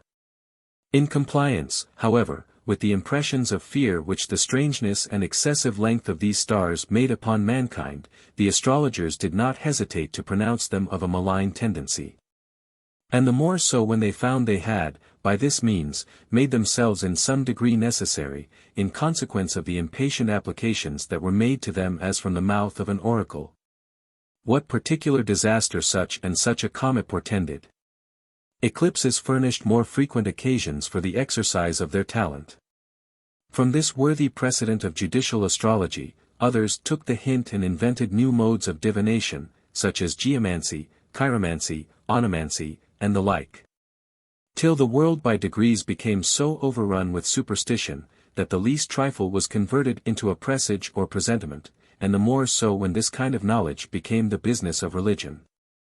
And when the substance of divine worship consisted in the ordinances of augurs who, to make themselves necessary in the world, were obliged to keep up and quicken men's apprehensions of the wrath of God, took special care to cultivate comets, and bring it into a proverb, that, so many comets so many calamities. They knew, as Livy expresses it, that it was best to fish in troubled waters, where, speaking of a contagious distemper, which, from the country villages, spread over the city, occasioned by an extraordinary drought in the year of Rome 326. He observes how, at last, it infected the mind 124 by the management of those who lived in the superstition of the people. So that nothing was to be seen or heard except some new-fangled ceremony or other in every corner. The devil, as Bell says, who had a hopeful game on't, and saw superstition the surest way to get himself worshipped under the name of the false gods, in 100 various ways, all criminal and abominable in the sight of the sovereign Lord of heaven and earth, never failed, on the appearance of any rare meteor, or uncommon star, to exert his imposing arts, and make idolaters believe, they were the signs of divine wrath, and that they were all undone unless they appeased their gods by sacrifices of men and brute beasts. Politicians have also lent a helping hand to give presages a reputation, as an excellent scheme either to intimidate the people, or to raise their drooping spirits. Had the Roman soldiers been free thinkers, Drusus, the son of Tiberius, had not been so fortunate as to quell a desperate mutiny among the legions of Pannonia, who utterly refused to obey his commands. But an eclipse, which critically intervened, broke their refractory spirits to such a degree, that Drusus, who managed their panic fear with great dexterity in the dress, did what he liked with them. An eclipse of the moon put the army of Alexander the Great into such a consternation, some days before the battle of Arbela, that the soldiers, under the impression that heaven was against them, were very reluctant to advance. And their devotion turning to downright disobedience, Alexander commanded the Egyptian astrologers, who were the deepest versed in the mystery of the stars, to give their opinions of this eclipse in the presence of all the officers of his army. Without giving themselves much trouble to explain the physical cause which it was their interest to conceal from the people, the wise men declared that the sun was on the side of the Grecians, and the moon for the Persians. And that this planet was never in an eclipse, but it threatened them with some mighty disaster. Of this they quoted several ancient examples among the kings of Persia, who, after an eclipse, had always found their gods unpropitious in the day of battle. Nothing, says Quintus Curtius 125, is so effectual as superstition for keeping the vulgar under. Be they ever so unruly and inconstant, if once their minds are possessed with the vain visions of religion, they are all obedience to the soothsayer, whatever becomes of the general. The answer of the Egyptian astrologers being circulated among the soldiers, restored their confidence and their courage. On another occasion Alexander, just before he passed the river Granicus, observing the circumstance of time, which was the month Decius, reckoned unfortunate to the Macedonians from all antiquity, it made the soldiers melancholy. He immediately ordered this dangerous month to be called by the name of that which preceded it, well knowing what power and influence vain religious scruples have over little and ignorant minds. He sent private orders to Aristander his chief soothsayer, just offering up a sacrifice for a happy passage, to write on the liver of the victim with a liquor prepared for that purpose, that the gods had granted the victory to Alexander. The notice of this miracle filled the men with invincible ardor, and now they rent the air with acclamations, exclaiming that the day was their own, since the gods had vouchsafed them such plain demonstrations of their favor. The history, indeed, of this mighty conqueror, affords more such examples of artifice, though he always affected to conquer by mere dint of bravery. But what is still more extraordinary, this very hero, who palmed so often such tricks upon others, was himself caught in his turn, as being well as exceedingly superstitious by fits. We say nothing of Themistocles 126 who, in the war between Xerxes and the Athenians, despairing to prevail upon his countrymen by force of reasoning to quit their city, and betake themselves to sea, set all the engines of religion to work. Forged oracles, and procured the priests to circulate among the people, that Minerva had fled from Athens, and had taken the way which led to the port. Philip of Macedon, whose talent lay in conquering his enemies by good intelligence, purchased at any price, had as many oracles at command as he pleased. And hence Demosthenes, justly suspecting too good an understanding between Philip and the Delphian priestess, rallied her with so much acrimony upon her partiality to that prince. It is equally obvious how the same reasons of state, which kept up the popular superstition for other prodigies, should take care to encourage it with regard to comets and other celestial appearances. Panegyrists have also done their parts to promote the superstition of presages, as well as the flattering of poets and orators. When a hero is to be found and extolled, they exclaim, that all nature adores him, that she exerts her utmost powers to serve him, that she mourns at his misfortunes, promises him long beforehand to the world. And when the world, by its sins, is unworthy to possess him longer, heaven, which calls him home, hangs out new lights, etc. With this hyperbole M. Balzac regaled Cardinal Richelieu, adding, that to form such a minister, universal nature was on the stretch, God gives him first by promise, and makes him the expectation of ages. For this he was attacked by the critics, but he defended himself. Alleging, that other panegyrics had gone some notes higher, he, for example, among the ancients, who said of certain great souls that all the orders of heaven were called together to fancy a fine destiny for them. And that illustrious nation who wrote that the eternal mind was wrapped in deep contemplation, and big with the vast design, when it conceived such a genius as Cardinal Hippolito d'Este. Why could not this same writer have thought of one example more, such as that of the priest who told the Emperor Constantine that divine providence, not content with qualifying him for the empire of the world, had formed virtues in his soul, which should entitle him to reign in heaven with his only son? Thus have flatterers seized the most surprising natural effects to enhance their hero's glory, and make their court to great men. The poets of the time of Augustus vied with each other in persuading the world that the murder of Julius Caesar was the cause of all the prodigies that followed. Horace, for instance, in one of his odes, attempts to prove that the overflowings of rivers were reckoned among bad presages, and pretends that the Tiber had not committed all those ravages, but in complaisance to his wife Ilia, who was bent on the death of his kinsman Caesar, and that all the other calamities which subsequently afflicted or threatened the Roman Empire, were the consequences of his assassination. If Virgil may be credited, 127 the sun was so troubled at the death of Caesar that it went into deep mourning, and so obscured his beams, that the world was alarmed lest it never should appear again. In the meantime, no sooner was the comet observed, which followed this murder, than another set of flatterers pretended that it was Caesar's soul received into the order of the gods.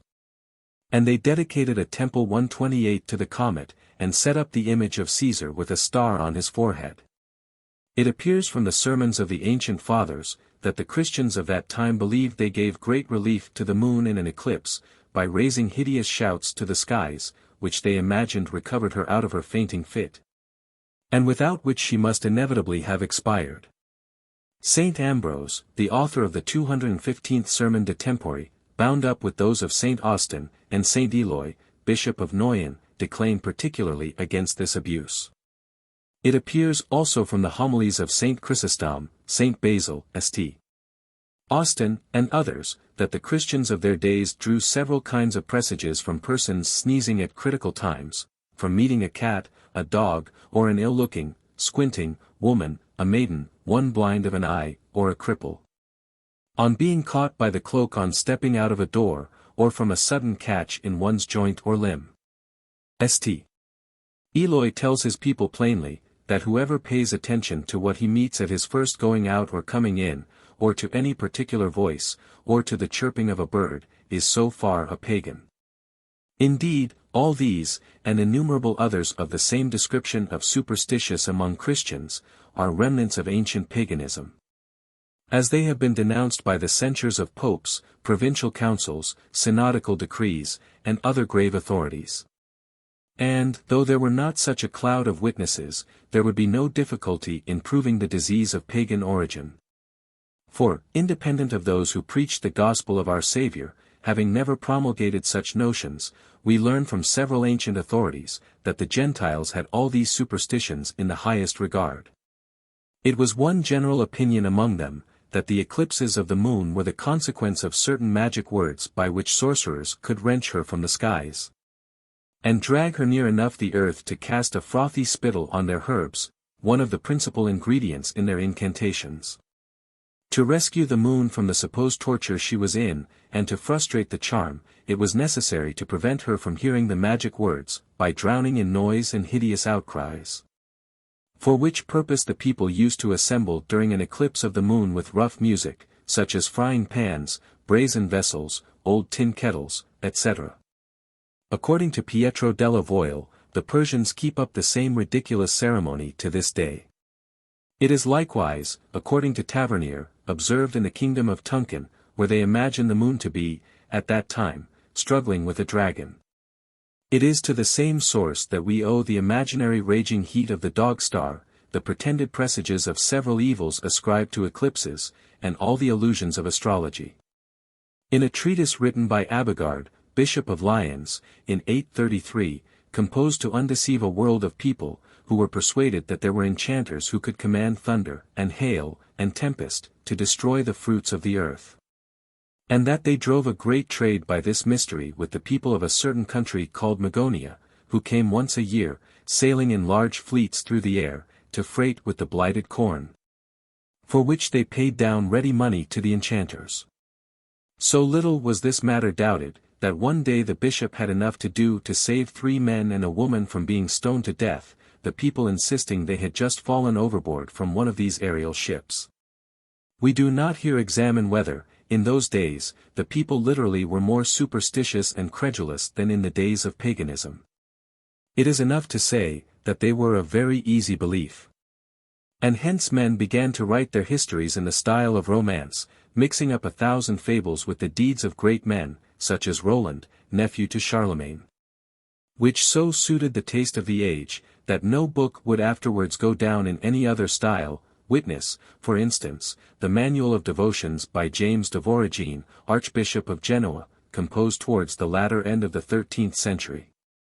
And in which Melchior Canis, a learned Spanish bishop, is so scandalized in his 11th book of Commonplaces. Another doctor of divinity 129 speaking of the depraved state of the times, says, it was the error, or rather folly, of some of the ancients, to think, that in writing the actions of illustrious men, the style must sink.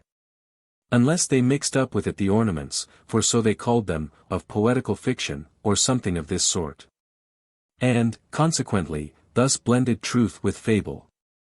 This being the prevailing fashion of the times, we are inclined to believe, that in the histories of the Crusades, many apocryphal subjects are introduced, which ought, consequently, to be read cum grano salis. This is decidedly the opinion of Père Maimbourg 130 who, after the relation of the Battle of Iconium, won by Frederick of Barbarossa, 1190, says, what was chiefly wonderful after this battle, was the conqueror sustaining little or no loss. Which most people ascribe to the particular protection of St. Victor and St. George, names oftenest invoked in the Christian army, which many of them said they saw engaging at the head of the squadrons. Whether in reality there might be something in it extraordinary, which has often happened, as the scriptures inform us. Or whether, by often hearing of celestial squadrons appearing at the Battle of Antioch in the First Crusade, warm imaginations possessed with the belief, and penetrated with these ideas, formed new apparitions of their own, but sure it is. That one Louis Helfenstein, a gentleman of reputation, and far from a visionary, affirmed to the emperor, on his oath, and on the vow of a pilgrim devoted to the Holy Sepulchre and the Crusade, that he often saw St. George charge at the head of the squadrons, and put the enemy to flight. Which was afterwards confirmed by the Turks themselves, owning that they saw some troops in white charge in the first ranks in the Christian army, though there were really none of that livery. No one, I know, is bound, continues P. Maimbourg, to believe visions of this kind, subject for the most part to notorious illusion, but I know too, that an historian is not of his own authority, to reject them, especially when supported by such remarkable testimony. And though he be at liberty to believe or not, yet he has no regret, by suppressing them, to deprive the reader of his liberty, when he meets with passages of this kind, of judging as he thinks fit. This reflection, says Bell, from so celebrated an historian, not suspected of favoring the Huguenot incredulity, is a strong presumption on my side. The abuse of presentiments has been carried to the very scriptures. We are told, that the manner of Tamerlane giving his blessing to his 2 sons, by bowing down the head of the elder, and chucking the youngest under the chin, was a presage of the elevation of the latter in prejudice to the former. Was grounded on the 48th chapter of Genesis, where Jacob is represented laying his right hand on the head of the younger, foreseeing by inspiration that he would be the greater of the 2. Meanwhile there is a difference between the 2 benedictions. The Tartar, wholly destitute of the knowledge of future events, did not diversify the motion of his hands, on purpose to establish a presage. And God never vouchsafing this knowledge to infidels, did not guide his hands in a particular manner to form a presage of what should befall his children. Whereas Jacob, on the contrary, filled with the spirit of prophecy, whereby he saw the fortunes of his children, directed his words and actions according to this knowledge, by which means both became presages. Presages, presentiments, and prodigies, might be multiplied ad infinitum. Whoever reads the Roman historians will be surprised at their number, and which frequently filled the people with the most dreadful apprehensions. It must be confessed, that some of these seem altogether supernatural. While much the greater part only consist of some of the uncommon productions of nature, which superstition always attributed to a superior cause, and represented as the prognostications of some impending misfortunes. Of this class may be reckoned the appearance of two suns, 131 the nights illuminated by rays of light, the views of fighting armies, swords and spears darting through the air, showers of milk, of blood, of stones, of ashes, or of fire. And the birth of monsters, of children, or of beasts who had two heads, or of infants who had some feature resembling those of the brute creation. These were all dreadful prodigies which filled the people with inexpressible astonishment, and the whole Roman Empire with an extreme perplexity, and whatever unhappy event followed, repentance was sure to be either caused or predicted by them. Chapter 16. Phenomena of meteors, optic delusions, spectra, etc. The meteors known to the ancients were called, Greek, lambda pithoi, bolides, faces, globi, etc. From particular differences in their shape and appearance, and sometimes under the general term of comets. In the philosophical transactions, they are called, indiscriminately, fireballs, or fiery meteors. And names of similar import have been applied to them in the different languages of Europe. The most material circumstances observed of such meteors may be brought under the following heads: 1. Their general appearance. 2. Their path. 3. Their shape or figure. 4. Their light and color. 5. Their height. 6. The noise with which they are accompanied. 7. Their fire. 8. Duration. 9. Their velocity. Under these different heads meteors have been investigated by the scrutinizing of philosophy, and many superstitious notions, long entertained concerning them, entirely exploded. Meteoric phenomena, it has been demonstrated, all proceed from one common cause, irregularity in the density of the atmosphere. When the atmospheric fluid is homogeneous and of equal density, the rays of light pass without obstruction or alteration in their shape or direction. But when they enter from a rarer into a denser medium, they are refracted or bent out of their course. And this with greater or less effect according to the different degrees of density in the media, or the deviation of the ray from the perpendicular. If the second medium be very dense in proportion, the ray will be both refracted and reflected. And the object from which it proceeds, will assume a variety of grotesque and extraordinary shapes, and it will sometimes appear as in a reflection from a concave mirror, dilated in size, and changed in situation. The following striking effects are known to proceed from this simple cause. The first is the mirage, seen in the desert of Africa. M. Monge, a member of the National Institute, accompanied the French army into Egypt. In the desert, between Alexandria and Cairo, the mirage of the blue sky was inverted, and so mingled with the sand below, as to impart to the desolate and arid wilderness an appearance of the most rich and beautiful country. They saw, in all directions, green islands, surrounded with extensive lakes of pure and transparent water. Nothing could be conceived more lovely and picturesque than this landscape. On the tranquil surface of the lakes, the trees and houses, with which the islands were covered, were strongly reflected with vivid hues, and the party hastened forward to enjoy the cool refreshments of shade and stream, which these populous villages preferred to them. When they arrived, the lake, on whose bosom they floated, the trees, among whose foliage they were embowered, and the people who stood on the shore inviting their approach, had all vanished. And nothing remained but an uniform and irksome desert of sand and sky, with a few naked huts and ragged shrubs. Had they not been undeceived by their nearer approach, there was not a man in the French army who would not have sworn, that the visionary trees and lakes had a real existence in the midst of the desert.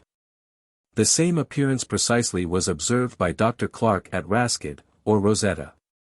The city seemed surrounded by a beautiful sheet of water, and so certain was his Greek interpreter, who was acquainted with the country, of this fact, that he was quite indignant at an Arab, who attempted to explain to him that it was a mere optical delusion.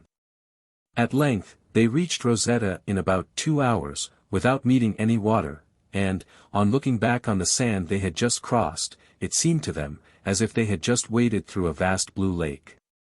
A similar deception takes place in northern climates. Cities, battlements, houses, and all the accompaniments of populous places, are seen in desolate regions, where life goes out, and where human foot has never trod. When approached they vanish, and nothing remains but a rugged rock, or a misshapen iceberg. Captain Scoresby, in his voyage to the Arctic regions, on the coast of East Greenland, constantly saw those visionary cities, and gives some highly curious plates of the appearances they presented. They resembled the real cities seen on the coast of Holland, where towers, and battlements, and spires, bosomed high in tufted trees, rise on the level horizon, and are seen floating on the surface of the sea. Among the optic deceptions noticed by Captain Scoresby, was one of a very singular nature. His ship had been separated by the ice, from that of his father for some time, and he was looking for her every day, with great anxiety. At length, one evening, to his utter astonishment, he saw her suspended in the air in an inverted position, traced on the horizon in the clearest colors, and with the most distinct and perfect representation. He sailed in the direction in which he saw this visionary phenomenon, and actually found his father's vessel by its indication. He was divided from him by immense masses of icebergs, and at such a distance that it was quite impossible to have seen the ship in her actual situation, or seen her at all, if her spectrum, or image, had not been thus raised several degrees above the horizon into the sky, by this most extraordinary refraction, in the same manner as the sun is often seen, after he is known to have set, and actually sunk far below the line of direct vision. The Fata Morgana are further illustrations of this optic delusion.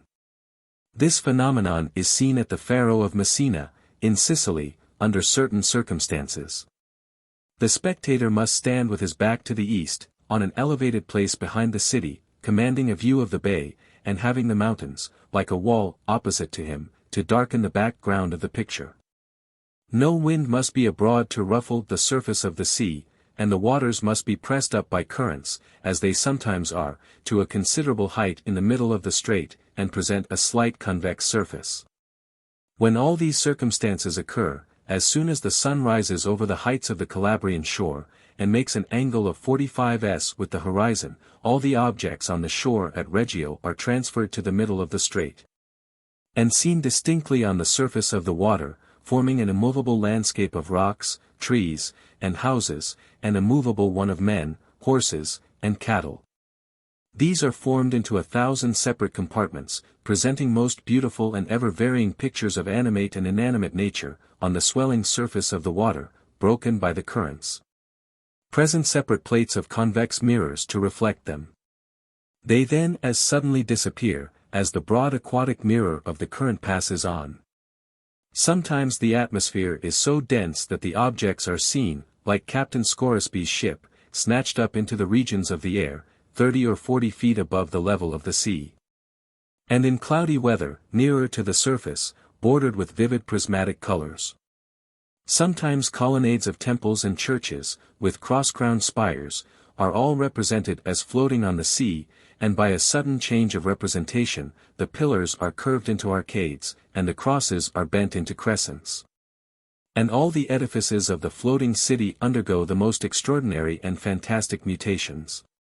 All these images are so distinct, and produce objects seemingly as palpable as they are visible, as sensible to touch as to sight, that the people of the country are firmly persuaded of their reality.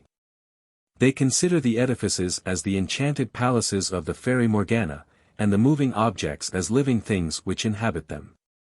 Whenever the optic phenomenon occurs, they meet together in crowds, with an intense curiosity, mixed with awe and apprehension, which is not removed by an acquaintance with those natural causes, by which Mr. Swinburne and other foreign travelers, who have witnessed the scene, are able to account for it. The lakes of Ireland are equally susceptible of producing those vivid delusions, and the imagination of the people, as lively as that of the Sicilians, clothes them with an equal reality. There is scarcely a loch in that country, in which the remains of cities have not been at various times discovered. And many men have been met with who would solemnly swear they saw, and who no doubt did see, representations of them in certain states of the atmosphere. The most celebrated is that which occurs on the Lake of Killarney. This romantic sheet of water is bounded on one side by a semicircle of rugged mountains, and on the other by a flat morass, and the vapor generated in the mass, and broken by the mountains, continually represent the most fantastic objects. And often those on shore are transferred to the water, like the Fata Morgana. Many of the rocks are distinguished for their marked and lengthened echoes, and the structure, which in acoustics reflects sounds to the ear, from a point from whence they did not come, reflects images on the eye. From a place very different from where the objects stood which produced them. Frequently men riding along shore, are seen as if they were moving across the lake, and this has given rise to the story of Odenuga. This celebrated chieftain was, according to the tradition of the country, endued with the gift of magic. And, on one occasion, his lady requested him to change his shape, that she might see a proof of it. He complied, on condition that she would not be terrified, as such an effect on her must prove fatal to him. Her mind failed her, however, in the experiment, and at the sight of some horrible figure he assumed, she shrieked, and he disappeared through the window of his castle, which overhung the lake. From that time he continues an enchanted being, condemned to ride a horse, shod with silver, over the surface of the lake, till his horse's shoes are worn out. On every May morning he is visible, and crowds assemble on the shore to see him. Many affirm they have seen him. And one person relates many particulars of his apparition, that the deception must have proceeded from some real object, a man riding along shore, and transferred to the middle of the water, by the optic delusion of the Fata Morgana. But perhaps the most wonderful, and apparently preternatural effect arising from this cause, is the spectre of the Harz Mountains in Hanover. There is one particular hill, called the Brocken, in which he appears, terrifying the credulous, and gratifying the curious to a very high degree. The most distinct and interesting account is given by Mr. Haw, who himself was a witness to it. He had climbed to the top of the mountain 30 times, and had been disappointed, but he persevered, and was at length highly gratified. The sun rose about 4 o'clock in a serene sky, free from clouds, and its rays passed without obstruction, over another mountain, called the Hindschuh. About 5:15 he looked round to see if the sky was clear, and if there was any chance of his witnessing what he so ardently wished, when suddenly he saw the Achtermannschuh, a human figure of monstrous size, turn towards him, and glaring at him. While gazing on this gigantic spectre with wonder mixed with an irrepressible feeling of awe and apprehension, a sudden gust of wind nearly carried off his own hat, and he clapped his hand to his head to detain it. When to his great delight the colossal spectre did the same. He then changed his body into a variety of attitudes, all which the figure exactly imitated, but at length suddenly vanished without any apparent cause, and again as suddenly appeared. He called the landlord of the inn, who had accompanied him, to stand beside him, and in a little time 2 correspondent figures, of dilated size, appeared on the opposite mountain. They saluted them in various ways by different movements of their bodies, all which the giants returned with perfect politeness, and then vanished. A traveller now joined Mr. Haw and the innkeeper, and they kept steadily looking for their aerial friends, when they suddenly appeared again 3 in number, who all performed exactly the same movements as their correspondent spectators. Having continued thus for some time, appearing and disappearing alternately, sometimes faintly, and sometimes more distinct, they at length faded away not again to return. They proved, however, that the preternatural spectre, which had so long filled the country with awe and terror, was no unreal being, still less an existence whose appearance suspended the ordinary laws of God and nature. That, on the contrary, it was the simple production of a common cause, exhibited in an unusual manner, but as regular in effect, and as easy to be accounted for, as the reflection of a face in a looking-glass. This constitution of the atmosphere, and its capability of dilating objects, and altering their position by reflection and refraction, will easily account for many phenomena which have been considered miraculous and preternatural in early ages. By the ignorant. And in our own, by the weak and superstitious. Such was probably the origin of the crosses seen by Constantine and Constantius in the first ages of Christianity, and such was that of the cross which appeared in the sky in France, to which so many bore attestation. A large cross of wood, painted red, had been erected beside the church, as a part of the ceremony they were performing. In the winter, when the air is most frequently condensed by cold, and its different strata of various degrees of tenacity, on a clear evening after rain, when particles of humidity still floating in the air gives it greater power of reflection and refraction, when the sun was setting, and his horizontal beams found most favorable to produce meteoric phenomena. The spectrum of this wooden cross was cast on the concave surface of some atmospheric mirror, and so reflected back to the eyes of the spectators from an opposite place, retaining exactly the same shape and proportions, but dilated in size and changed in position. And it was moreover tinged with red, the very color of the object of which it was the reflected image. This delusive appearance continued till the sun was so far sunk below the horizon, as to afford no more light to illumine the object, and the image ceased when the rays were no longer distinctly reflected. Chapter 17. Elucidation of some ancient prodigies. Many of the prodigies recorded by the ancients admit of a natural explanation. And an attentive examination will show that a small number of causes, which may be discerned and developed, will serve for the explanation of nearly the whole of them.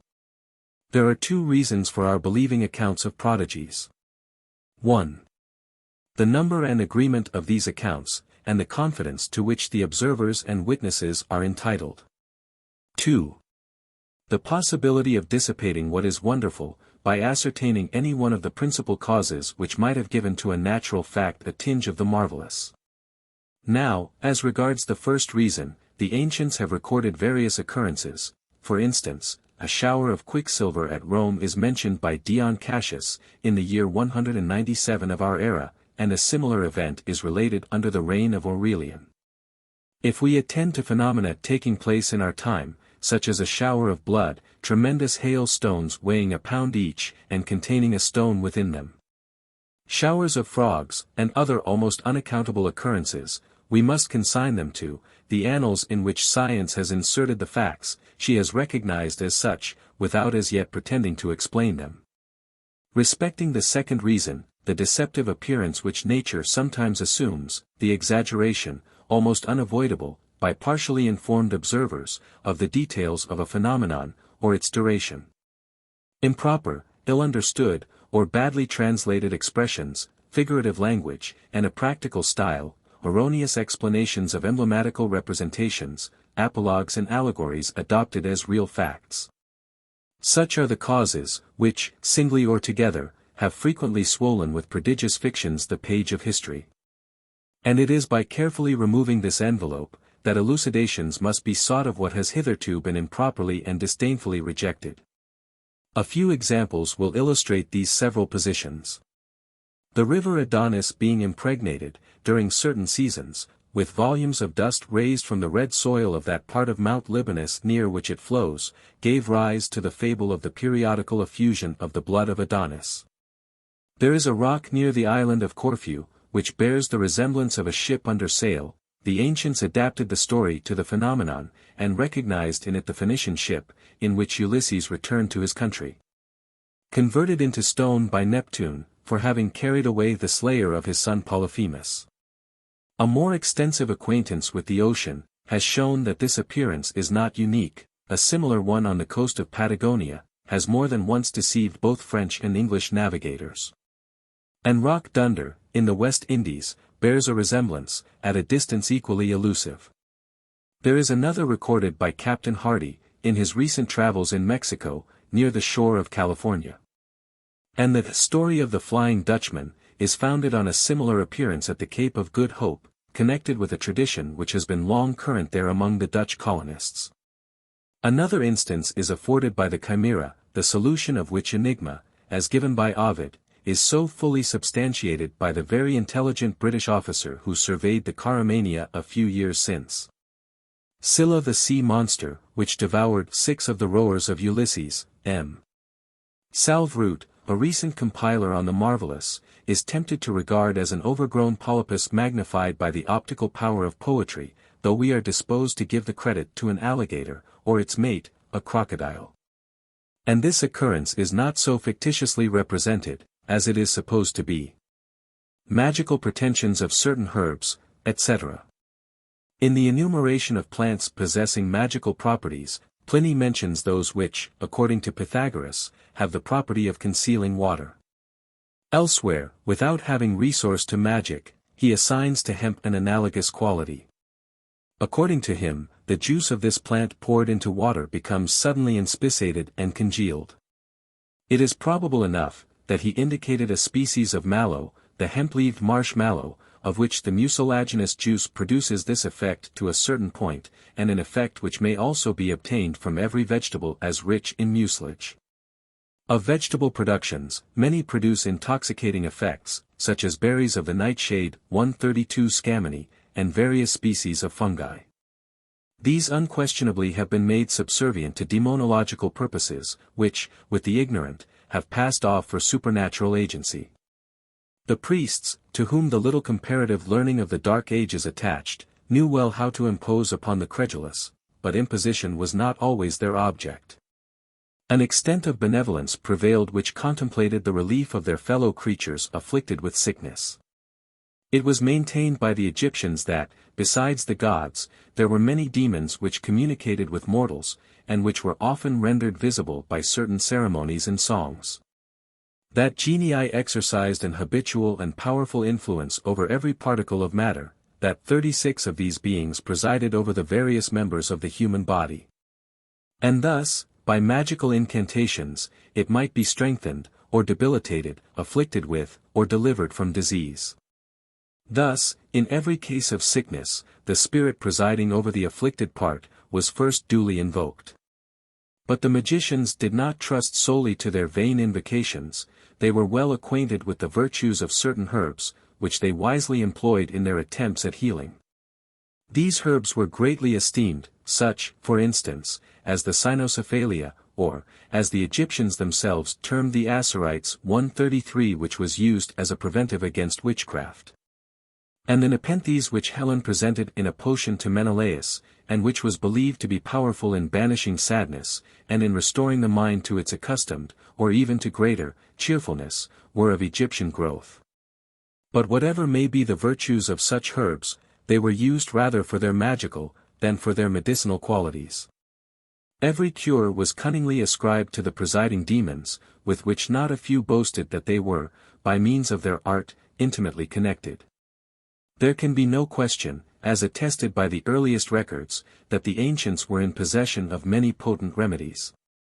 Melampus of Argos, the most ancient Greek physician with whom we are acquainted, is reputed to have cured one of the Argonauts of barrenness, by exhibiting the rust of iron dissolved in wine, for the space of 10 days.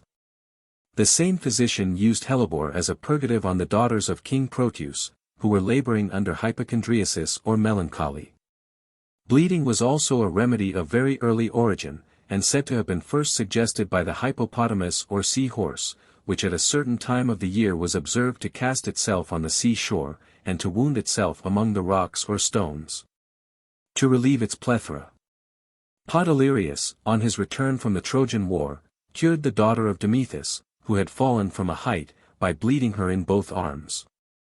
Opium, the concrete juice of the poppy, was known in the earliest ages. And probably it was opium that Helen mixed with wine, and gave to the guests of Menelaus, under the expressive name of Nepenthe, to drown their cares, and increase their hilarity. This conjecture, in a considerable degree, is supported from the fact, that Homer's Nepenthe was procured from the Egyptian Thebes, whence the tincture of opium, according to the nomenclature of the Pharmacopoeia about 50 years ago. And still known by this name in the older writers. And, if Dr. Darwin may be credited, the Cumean Sibyl never sat on the portending tripod without first swallowing a few drops of juice of the cherry laurel. There is every reason to believe that the pagan priesthood were under the influence of some narcotic preparation during the display of their oracular power, but the effects produced would seem rather to resemble those of opium. Or perhaps of stramonium, than of prussic acid, which the cherry laurel water is known to contain. The priests of the American Indians, says Monitor, whenever they were consulted by the chief gentlemen, or caciques, as they are called, took certain leaves of the tobacco, and cast them into the fire. And then received the smoke thus produced by them into their mouths, which caused them to fall upon the ground. After having remained in this position for some time in a state of stupor, they recovered, and delivered the answers, which they pretended to have received during the supposed intercourse with the world of spirits. The narcotic, or sedative influence of the garden radish, was known in the earliest times. In the fables of antiquity we read, that, after the death of Adonis, Venus, to console herself, and repress her desires, lay down upon a bed of lettuces. The sea onion, or squill, was administered by the Egyptians, in cases of dropsy, under the mystic title of the Eye of Typhon. The practices of incision and scarification, were employed in the Greek camp at the siege of Troy. And the application of spirits to wounds, was likewise understood, for we find Nestor applying a poultice compounded of cheese, onion, and meal, mixed up with the wine of Pramnos, to the wounds of Machaon. To bring some inactive substance into repute, as promising some extraordinary, nay, wonderful medicinal properties, requires only the sanction of a few great names. And when once established on such a basis, ingenuity, argument, and even experiment, may open their otherwise powerful batteries in vain. In this manner all the quack medicines, ever held in any estimation, got into repute. And the same vulgar prejudice, which induces people to retain an accustomed remedy upon bare assertion and presumption, either of ignorance or partiality, will, in like manner, oppose the introduction of any innovation in practice with asperity. And not unfrequently with a quantum sufficit of scrutiny and abuse, unless, indeed, it be supported by authorities of still greater weight and consideration. The history of many articles of diet, as well as medicine, amply prove how much their reputation and fate have depended upon some authority or other. Ipecacuanha had been imported into England for many years, before Helvetius, under the patronage of Louis XIV, succeeded in introducing it into practice in France, and, to the Queen of Charles II. We are indebted for the introduction of that popular beverage, tea, into England. Tobacco has suffered as many variable vicissitudes in its fame and character. It has been successively opposed and commended by physicians, condemned and praised by priests and kings, and proscribed and protected by governments, until, at length, this once insignificant production of a little island has succeeded in propagating itself through every climate and country. Nor is the history of the potato less remarkable or less strikingly illustrative of the imperious influence of authority. This valuable plant, for upwards of 2 centuries, received an unprecedented opposition from vulgar prejudice, which all the philosophy of the age was unable to dissipate, until Louis XIV wore a bunch of the flowers of the potato, in the midst of his court, on a day of mirth and festivity. The people then, for the first time, obsequiously acknowledged its utility, and began to express their astonishment at the apathy which had so long prevailed with regard to its general cultivation. Another instance may be furnished of overbearing authority, in giving celebrity to a medicine, or in depriving it of that reputation to which its virtues entitle it, is seen in the history of the Peruvian bark. This famed medicine was imported into Spain by the Jesuits, where it remained 7 years, before a trial was given to it. A Spanish priest was the first to whom it was administered, in the year 1639, and even then its use was extremely limited.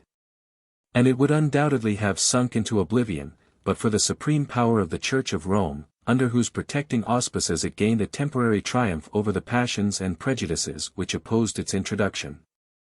Pope Innocent X, at the intercession of the Cardinal de Lugo, who was formerly a Spanish Jesuit, ordered the bark to be duly examined, and on the favorable report, which was the result of this examination, it immediately rose into high favor and celebrity. The root of the male fern, a nostrum for the cure of the tapeworm, was secretly retailed by Madame Neufleur. This secret was purchased by Louis XV for a considerable sum of money. It was not until this event that the physicians discovered that the same remedy had been administered in the same complaint by Galen. The history of popular remedies in the cure of gout is equally illustrative of this subject. The Duke of Portland's celebrated powder was nothing less than the Diacentorian of Caelius Aurelianus, or the Antidotus Ediduobus Centauri Generibus of Aetius, the receipt for which, a friend of his grace brought with him from Switzerland. Into which country, in all likelihood, it had been introduced by the early medical writers, who had transcribed it from the Greek volumes, soon after their arrival into the western part of Europe. 134. The active ingredient of a no less celebrated preparation for the same complaint, the eau médicinale de Husson, a medicine brought into fashion by M. de Husson, a military officer in the service of Louis XVI, has been discovered to be the meadow saffron. Upon searching after and trying the properties of this herb, it was observed that similar effects in the cure of the gout were ascribed to a certain plant, called Hermodoclylus, by Oribasius, an eminent physician of the 4th century, and Aetius, who flourished at Alexandria towards the end of the 5th century, but more particularly by Alexander of Tralles, a physician of Asia Minor, whose prescription consisted of Hermodoclylus, ginger, pepper, cumin seed, aniseed, and scammony, which he says will enable those who take it to walk immediately. On an inquiry being immediately set on foot for the discovery of this unknown plant, a specimen of it was procured at Constantinople, and it actually did turn out to be a species of meadow saffron, the Colchicum autumnale of Linnaeus. The celebrated fever powder of Dr. James was evidently not his original composition, but an Italian nostrum, invented by a person of the name of Lyle. A receipt for the preparation of which is to be found at length in Colborne's Complete English Dispensary for the year 1756. The various secret preparations of opium which have been extolled as the discovery of modern days, may be recognized in the works of ancient authors. The use of prussic acid in the cure of consumptions, lately suggested by M. Magendie, at Paris, is little more than the revival of the Dutch practice in this disorder, for Linnaeus informs us, that distilled laurel water was frequently used in the cure of pulmonary consumption. 135. We shall conclude these observations with a few remarks on what are termed patent medicines, nostrums, or quack medicines, and their boasted pretensions in general. There is, in fact, but one state of perfect health, yet the deviations from this state, and the general species of diseases are almost infinite. Hence it will easily be understood, that in the classes of medical remedies, there must likewise be a great variety, and that some of them are even of opposite tendencies. Such are both the warm and cold bath considered as medical remedies. Though opposite to each other in their sensible effects, each of them manifests its medical virtues, yet only in such a state of the body as will admit of using it with advantage. From these premises, it is evident that an universal remedy, or one that possesses healing powers for the cure of all diseases, is, in fact, a non-entity, a mere delusion, the existence of which is physically impossible. As the mere idea of such a thing involves a contradiction. How, for instance, can it be conceived, that the same remedy should be capable of restoring the tone of the muscular fibers, when they are relaxed, and also have the power of relaxing them when they are too rigid? That it should coagulate the fluids when in a state of resolution, and again attenuate them when they are too viscid? That it should moderate the nerves when in a state of preternatural sensibility, and likewise restore them to their proper degree of irritability when they are in a contrary state? The belief in an universal remedy has long been abandoned, even among the vulgar, and long exploded in those classes of society, which are not influenced by prejudice, or tinctured with fanaticism. It is, however, sincerely to be regretted, that the daily press continues to be inundated with advertisements.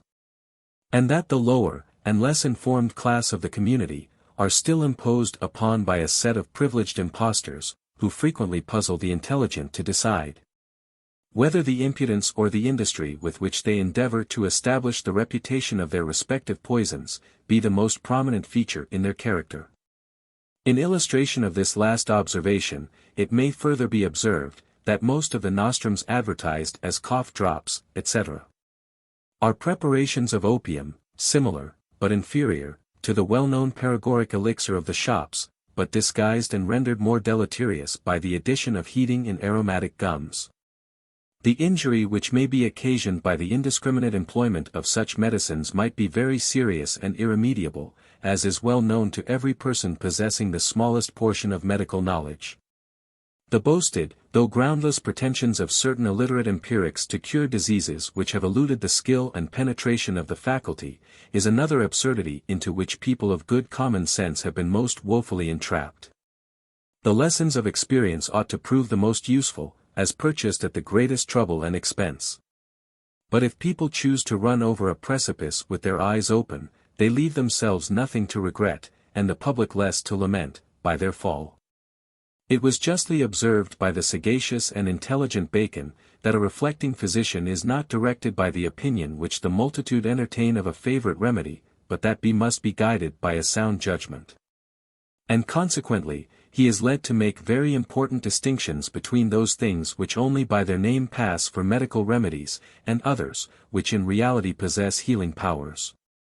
We avail ourselves of the quotation, as it indirectly censures the conduct of certain medical practitioners, who do not scruple to recommend what are vulgarly called patent and other quack preparations, the composition of which is carefully concealed from the public. Having acquired their unmerited reputation by mere chance, and being supported by the most refined artifices, in order to delude the unwary, we are unable to come at the evidence of perhaps 9/10 of those who have experienced their fatal effects, and who are now no longer in a situation to complain. From universal remedies or panaceas, to nostrums and specifics, such, for instance, as pretend to cure the same disease in every patient, is easy and natural. With the latter also, impositions of a dangerous tendency are often practiced. It may be asked how far they are practicably admissible, and in what cases they are wholly unavailing. The answer is not difficult. In those diseases, which in every instance depend upon the same cause, as in agues, the smallpox, measles, and many other contagious distempers, the possibility of specifics, in a limited sense, may be rationally, though hypothetically admitted. But in either maladies, the causes of which depend on a variety of other concurrent circumstances, and the cure of which in different individuals, frequently requires very opposite remedies, as in dropsy, various species of colds, the almost infinite variety of consumptions, etc. A specific remedy is an imposition upon the common sense of mankind. Those who are but imperfectly acquainted with the various causes from which the same disorder originates in different individuals, can never entertain such a vulgar and dangerous notion. They will easily perceive how much depends upon ascertaining with precision the seat and cause of the complaint, before any medicine can be presented with safety or advantage. Even life and death are, we are sorry to add, too often decided by the first steps. Different constitutions, different symptoms, and stages of disease, all require more or less a separate consideration.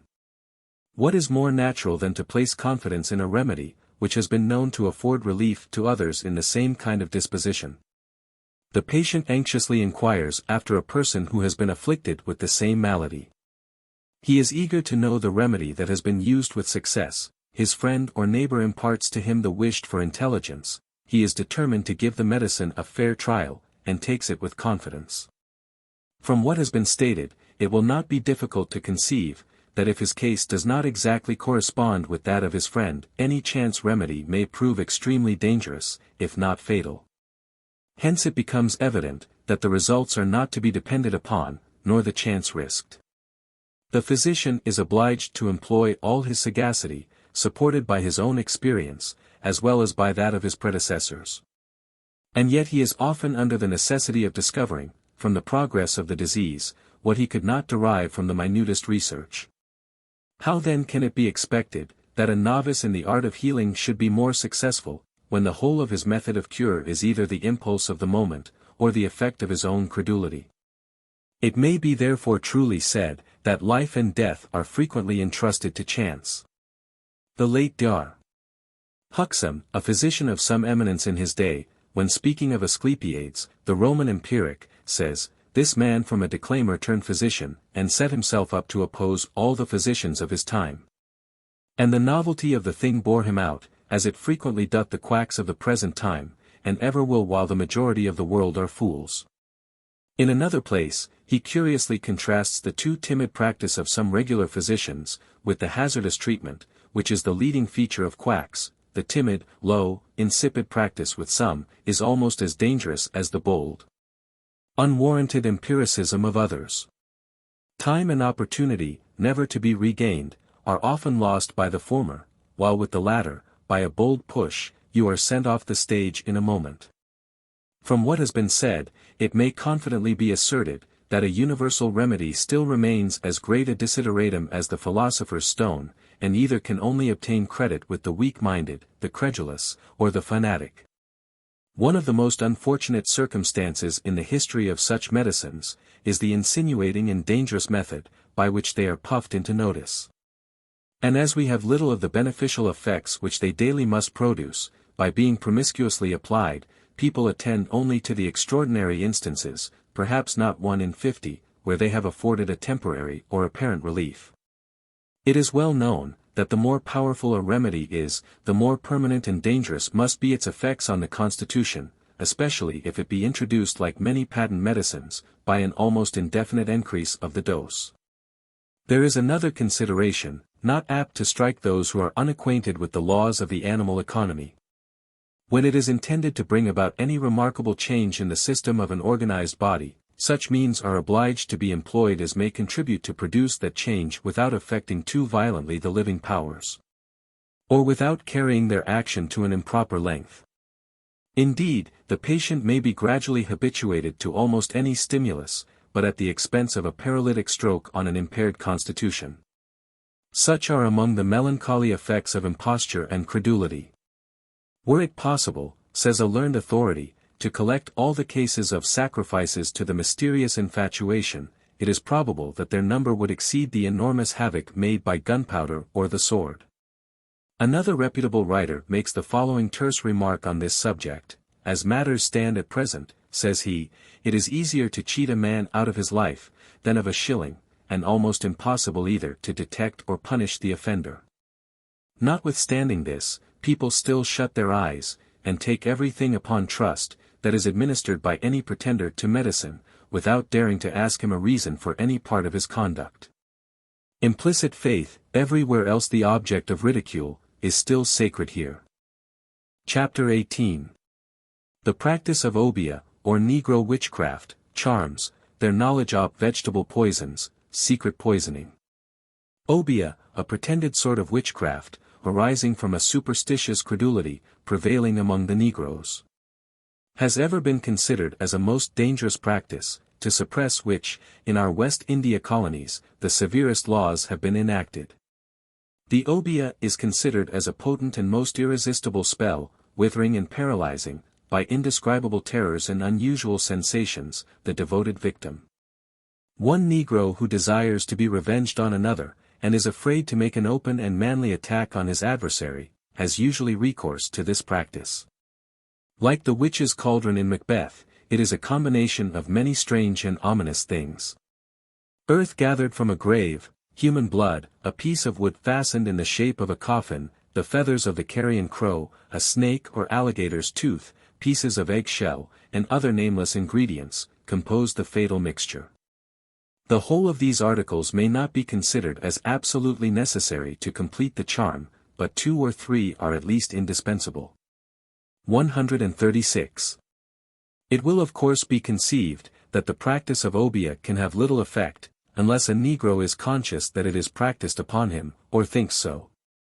137. For, as the whole evil consists in the terrors of a superstitious imagination, it is of little consequence whether it be practiced or not, if he only imagines that it is.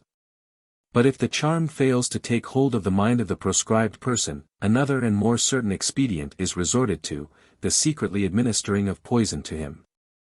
This saves the reputation of the sorcerer, and effects the purpose he had in view. An obeah man or woman, for it is practiced by both sexes, is a very dangerous person on a plantation. And the practice of it is made felony by law, punishable with death where poison has been administered, and with transportation where only the charm has been used. But numbers have, and may be swept off, by its infatuation, before the crime is detected. For, strange as it may appear, so much do the Negroes stand in awe of those obeah professors, so much do they dread their malice and their power, that, though knowing the havoc they have made, and are still making, they are afraid to discover them to the whites. And, others perhaps, are in league with them for sinister purposes of mischief and revenge. A Negro, under the infatuation of Obeah, can only be cured of his terrors by being made a Christian. Refuse him this boon, and he sinks a martyr to imagined evils. A Negro, in short, considers himself as no longer under the influence of this sorcery when he becomes a Christian. And instances are known of Negroes, who, being reduced by the fatal influence of Obeah to the lowest state of dejection and debility, from which there were little hopes of recovery, have been surprisingly and rapidly restored to health and cheerfulness by being baptized Christians. The Negroes believe also in apparitions, and stand in great dread of them, conceiving that they forebode death, or some other great evil, to those whom they visit. In short, that the spirits of the dead come upon the earth to be revenged on those who did them evil when in life. Thus we see, that not only from the remotest antiquity, but even among slaves and barbarians, the belief in supernatural agencies has been a popular creed, not, in fact, confined to any distant race or tribe of people. And, what is still more surprising, there is a singular and most remarkable identity in the notion or conception of their infernal ministry. In the British West Indies, the Negroes of the windward coast are called Mandingos, a name which is here taken as descriptive of a peculiar race or nation. There seems reason, however, to believe, that a Mandingo or Mandingaman, is properly the same with an Obeah.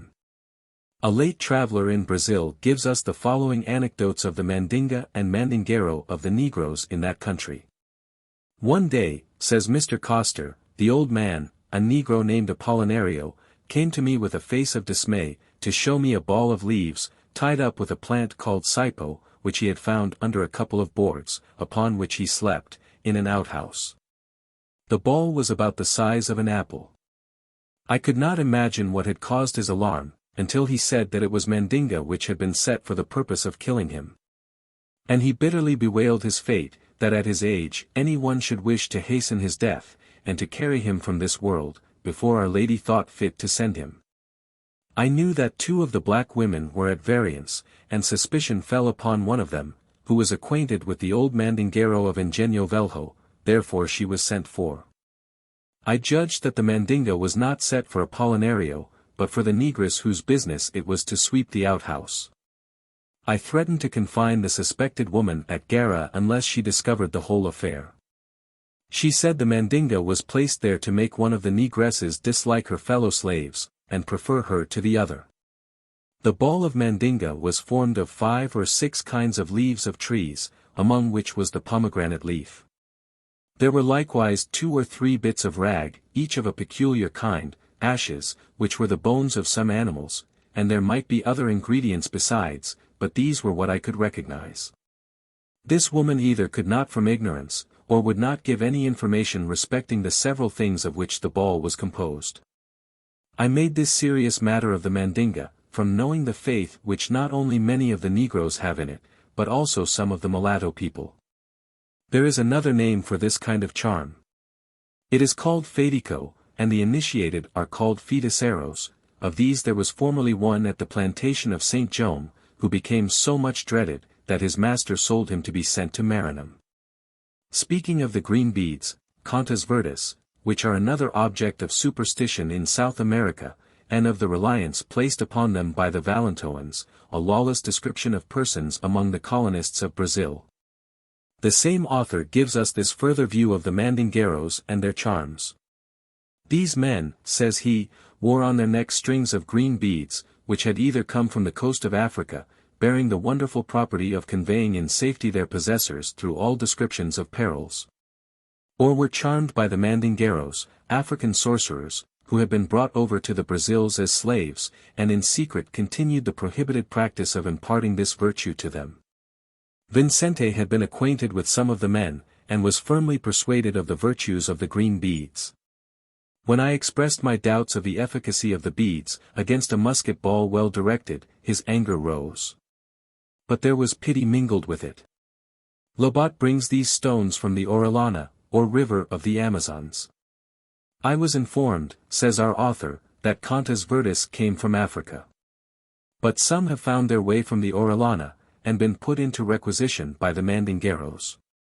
Mr. Southey has also given an account of the green stones of the Amazons, in his History of Brazil, Volume 1. Page 107. In another place, some traveler presents us with the Mandingueros in the new character of charmer of snakes. The Mandingueros are famous, among other feats, for handling poisonous snakes, and can, by particular noises or tunes, call those reptiles from their holes, and make them assemble around them. These sorcerers profess to render innoxious the bites of snakes, to persons who submit to their charms and ceremonies. One of the modes which is adopted for this purpose, is that of allowing a tame snake to crawl over the head, face, and shoulders of the person who is to be curado do cobras, cured of snakes, as they term it. The owner of the snake repeats a certain number of words during the operation, of which, the meaning, if they contain any, is only known to the initiated. The rattlesnake is said to be, above all other species, the most susceptible of attention to the tunes of the Mandingueros. The above accounts I should not have related upon the authority of one or two authors. I have heard them repeated by several individuals, and even some men of education have spoken of the reputed efficacy of the tame snakes of the Mandingueros. As if they were somewhat staggered in their belief of it. These men do certainly play strange tricks and very dexterously. The same writer also observes, one of the negroes whom I had hired with the plantation of Jaguaribe, had one leg much thicker than the other.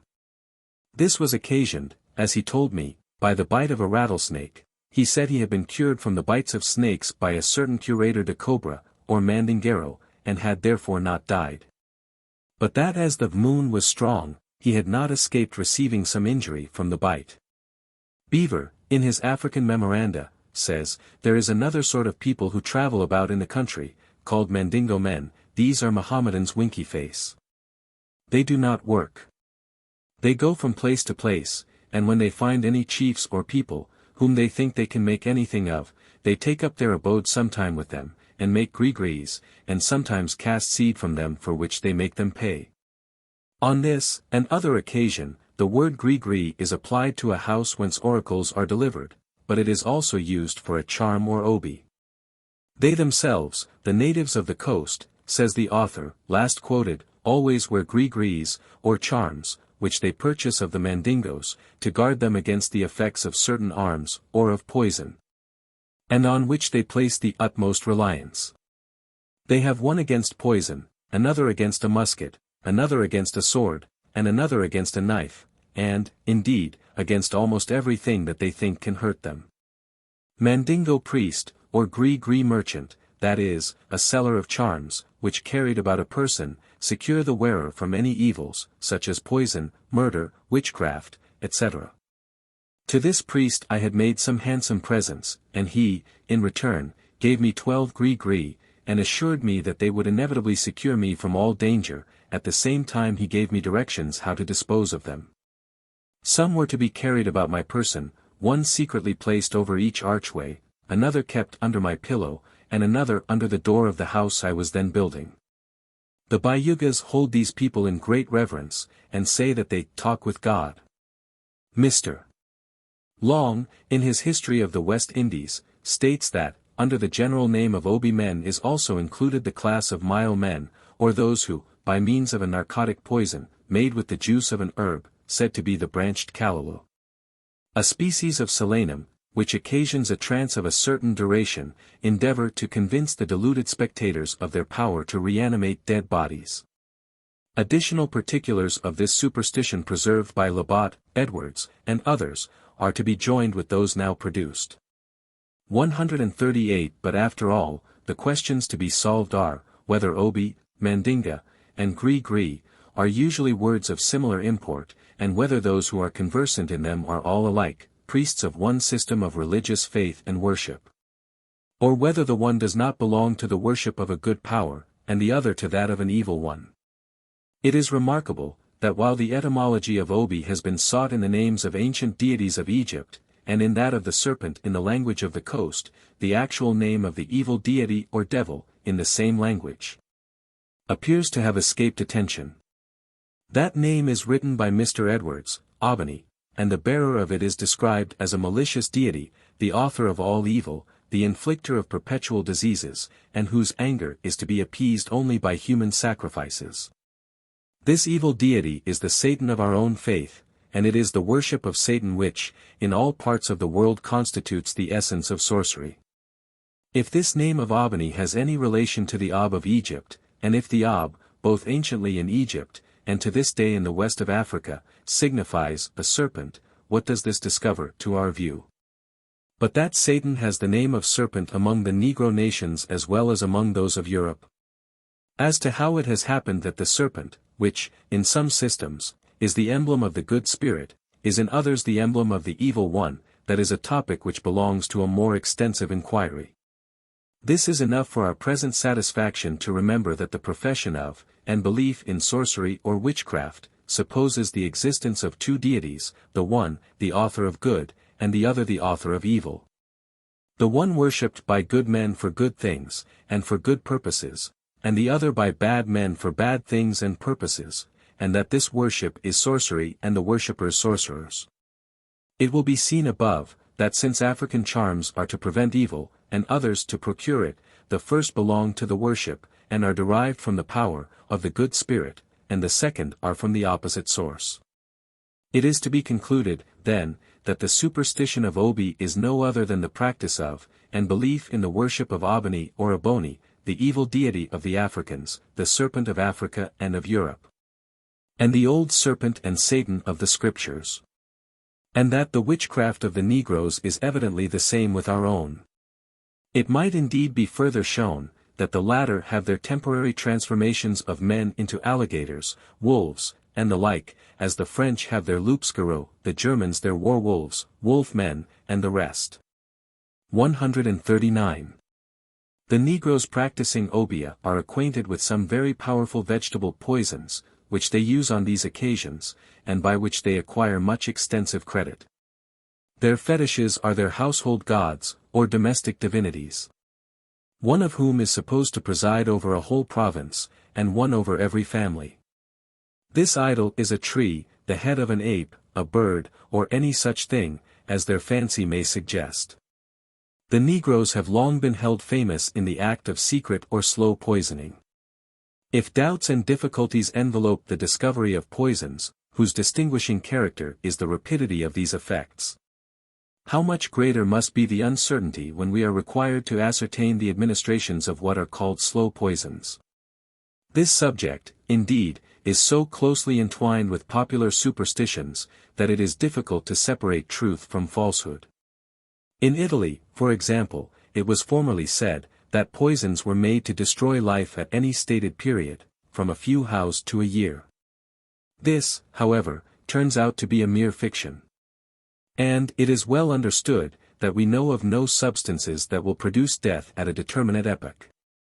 The following case of the late Prince Charles of Augustenburg, nevertheless, shows that the idea of slow poison is still very prevalent, even among the physicians of continental Europe.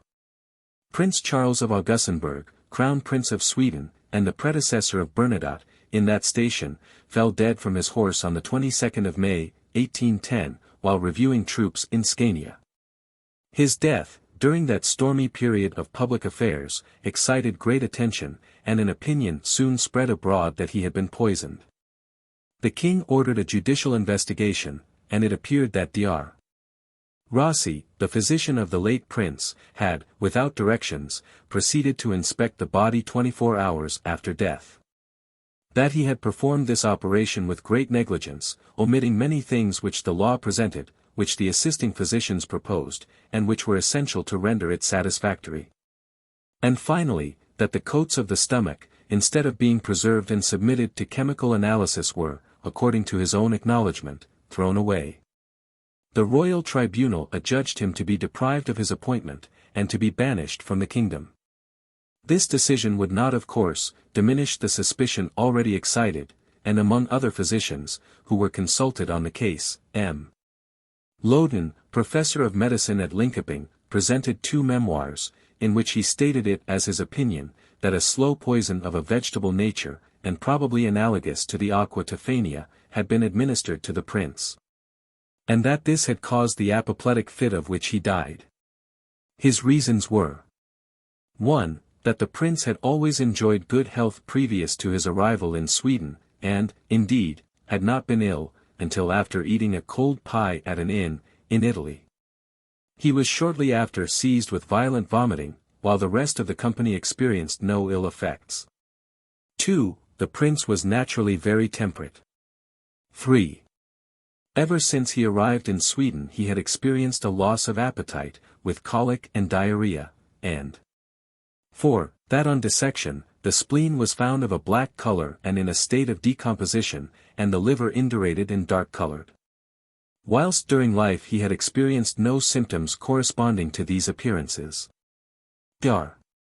Loden confessed, however, that he was unacquainted with the effects that indicate the administration of a slow poison, but thought the previous symptoms were such as might be expected from it. For the credit of the profession, this conjectural opinion met with decided reprobation from other medical men. It appeared that the prince had, for several days previously, been subject to giddiness and pain in the head, and that all the symptoms were readily referable to a simple case of apoplexy. While the appearances on dissection showed that rapid tendency to putrefaction, which is frequently observed in similar cases. The public are highly indebted to Professor Beckmann for a very elaborate article, in which he has concentrated nearly all that is known concerning secret poisoning. Of this we shall here present our readers with an abstract, as peculiarly adapted to the demonology of medicine, aided with some facts from other sources. Professor Beckmann considers it unquestionable, that the ancients were acquainted with this kind of poison, and thinks that it may be proved from the testimony of Plutarch, Quintilian, and other respectable authors. The former states that a slow poison, which occasioned heat, a cough, spitting of blood, a consumption, and weakness of intellect, was administered to Aradus of Sicyon. Theophrastus speaks of a poison prepared from aconite, which could be moderated in such a manner as to have effect in 2 or 3 months, or at the end of a year or 2 years. And he also relates, that Thracias had discovered a method of preparing from other plants a poison which, given in small doses, occasioned a certain but easy death, without any pain. And which could be kept back for a long time without causing weakness or corruption. The last poison was much used at Rome, about 200 years before the Christian era. At a later period, a female named Locusta, was the agent in preparing these poisons, and she destroyed, in this way, at the instigation of Nero, Britannicus, son of Agrippina.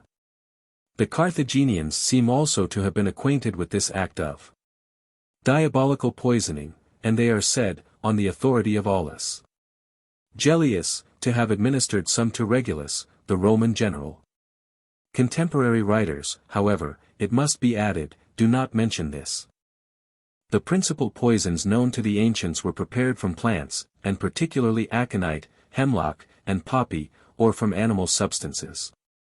And among the latter none is more remarkable than that obtained from the sea hare, Lepus marinus or Apilcia deplans of the system of nature. With this, Titus is said to have been dispatched by Domitian. They do not seem to have been acquainted with the common mineral poisons. In the year 1659, during the pontificate of Alexander VII, it was observed at Rome, that many young women became widows, and that many husbands died when they became disagreeable to their wives.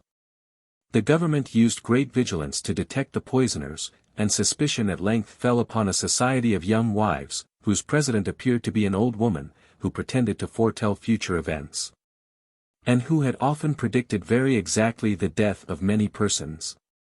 By means of a crafty female their practices were detected, the whole society were arrested and put to the torture, and the old woman, whose name was Spara, and 4 others, were publicly hanged.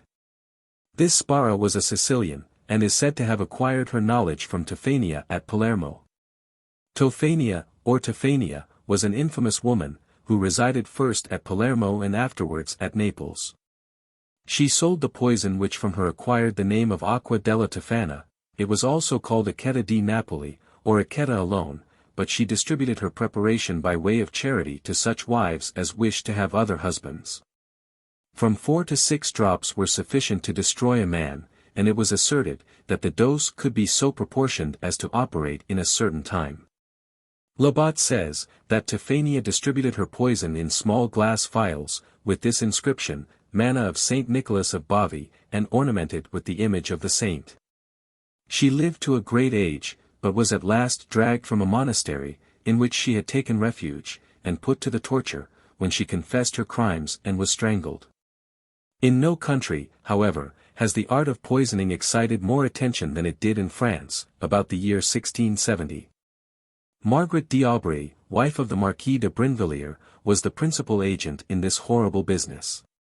A needy adventurer, named Godin d'Este Croix, had formed an acquaintance with the Marquis during their campaigns in the Netherlands, became at Paris a constant visitor at his house, where in a short time he found means to insinuate himself into the good graces of the Marchioness. It was not long before this Marquis died, not, however, until their joint fortune was dissipated. Her conduct, in openly carrying on this amour, induced her father to have Saint Croix arrested and sent to the Bastille. Here he got acquainted with an Italian, of the name of Exili, from whom he learnt the art of preparing poisons. After a year's imprisonment St.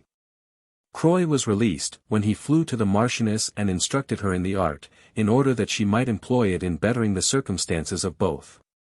She assumed the appearance of a nun, distributed food to the poor, nursed the sick in the Hôtel Dieu, and tried the strength of her poisons, undetected, on these hapless wretches. She bribed one Chaussee, St. Croix's servant, to poison her own father, after introducing him into his service, and also her brother, and endeavored to poison her sister. A suspicion arose that they had been poisoned, and the bodies were opened, but no detection followed at this time. Their villainous practices were brought to light in the following manner. St. Croix, when preparing poison, was accustomed to wear a glass mask, but, as this happened once to drop off by accident, he was suffocated and found dead in his laboratory. Government caused the effects of this man, who had no family, to be examined, and a list of them to be made out. On searching them, there was found a small box, to which St. Croix had affixed a written paper containing a request, that after his death, it might be delivered to the Marchioness de Brinvilliers, who resides in the street Neuve Saint Paul, as everything it contains concerns her, and belongs to her alone. And as, besides, there is nothing in it that can be of use to any person except her, and in case she shall be dead before me, to burn it, and everything it contains, without opening or altering anything. And in order that no one may plead ignorance, I swear by God, whom I adore, and all that is most sacred, that I advance nothing but what is true. And if my intentions, just and reasonable as they are, be thwarted in this point, I charge their consciences with it, both in this world and the next, in order that I may unload mine, protesting that this is my last will.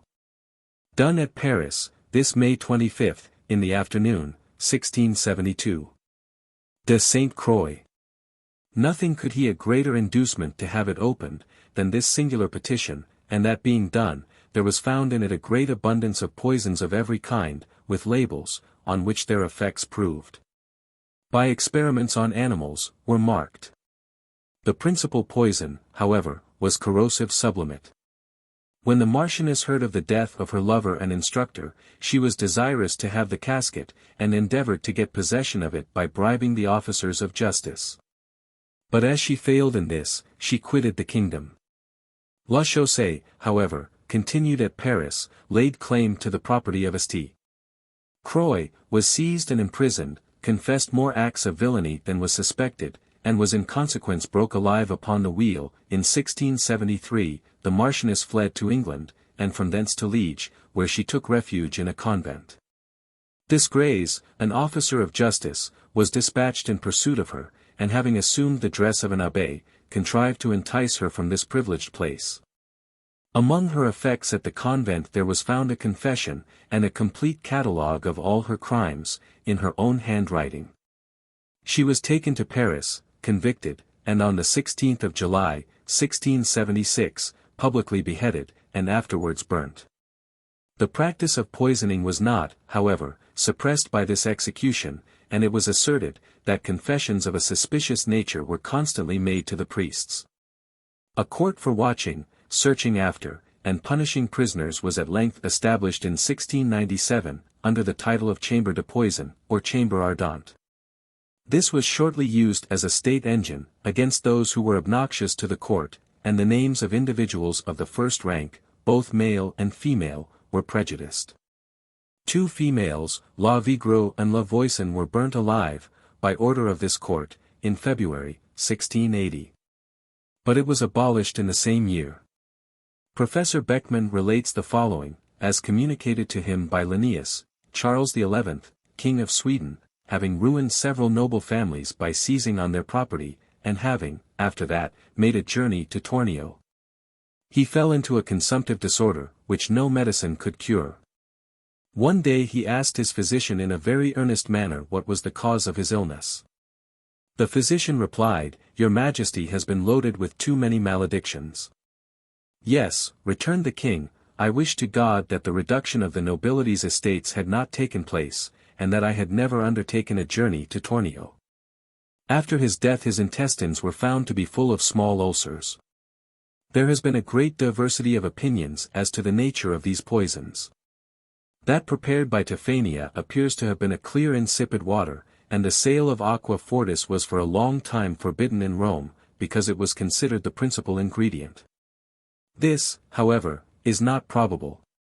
In Paris, the famous poudre de succession, also a secret poison, was at one time supposed to consist of diamond dust, powdered exceedingly fine, and at another time, to contain sugar of lead as the principal ingredient.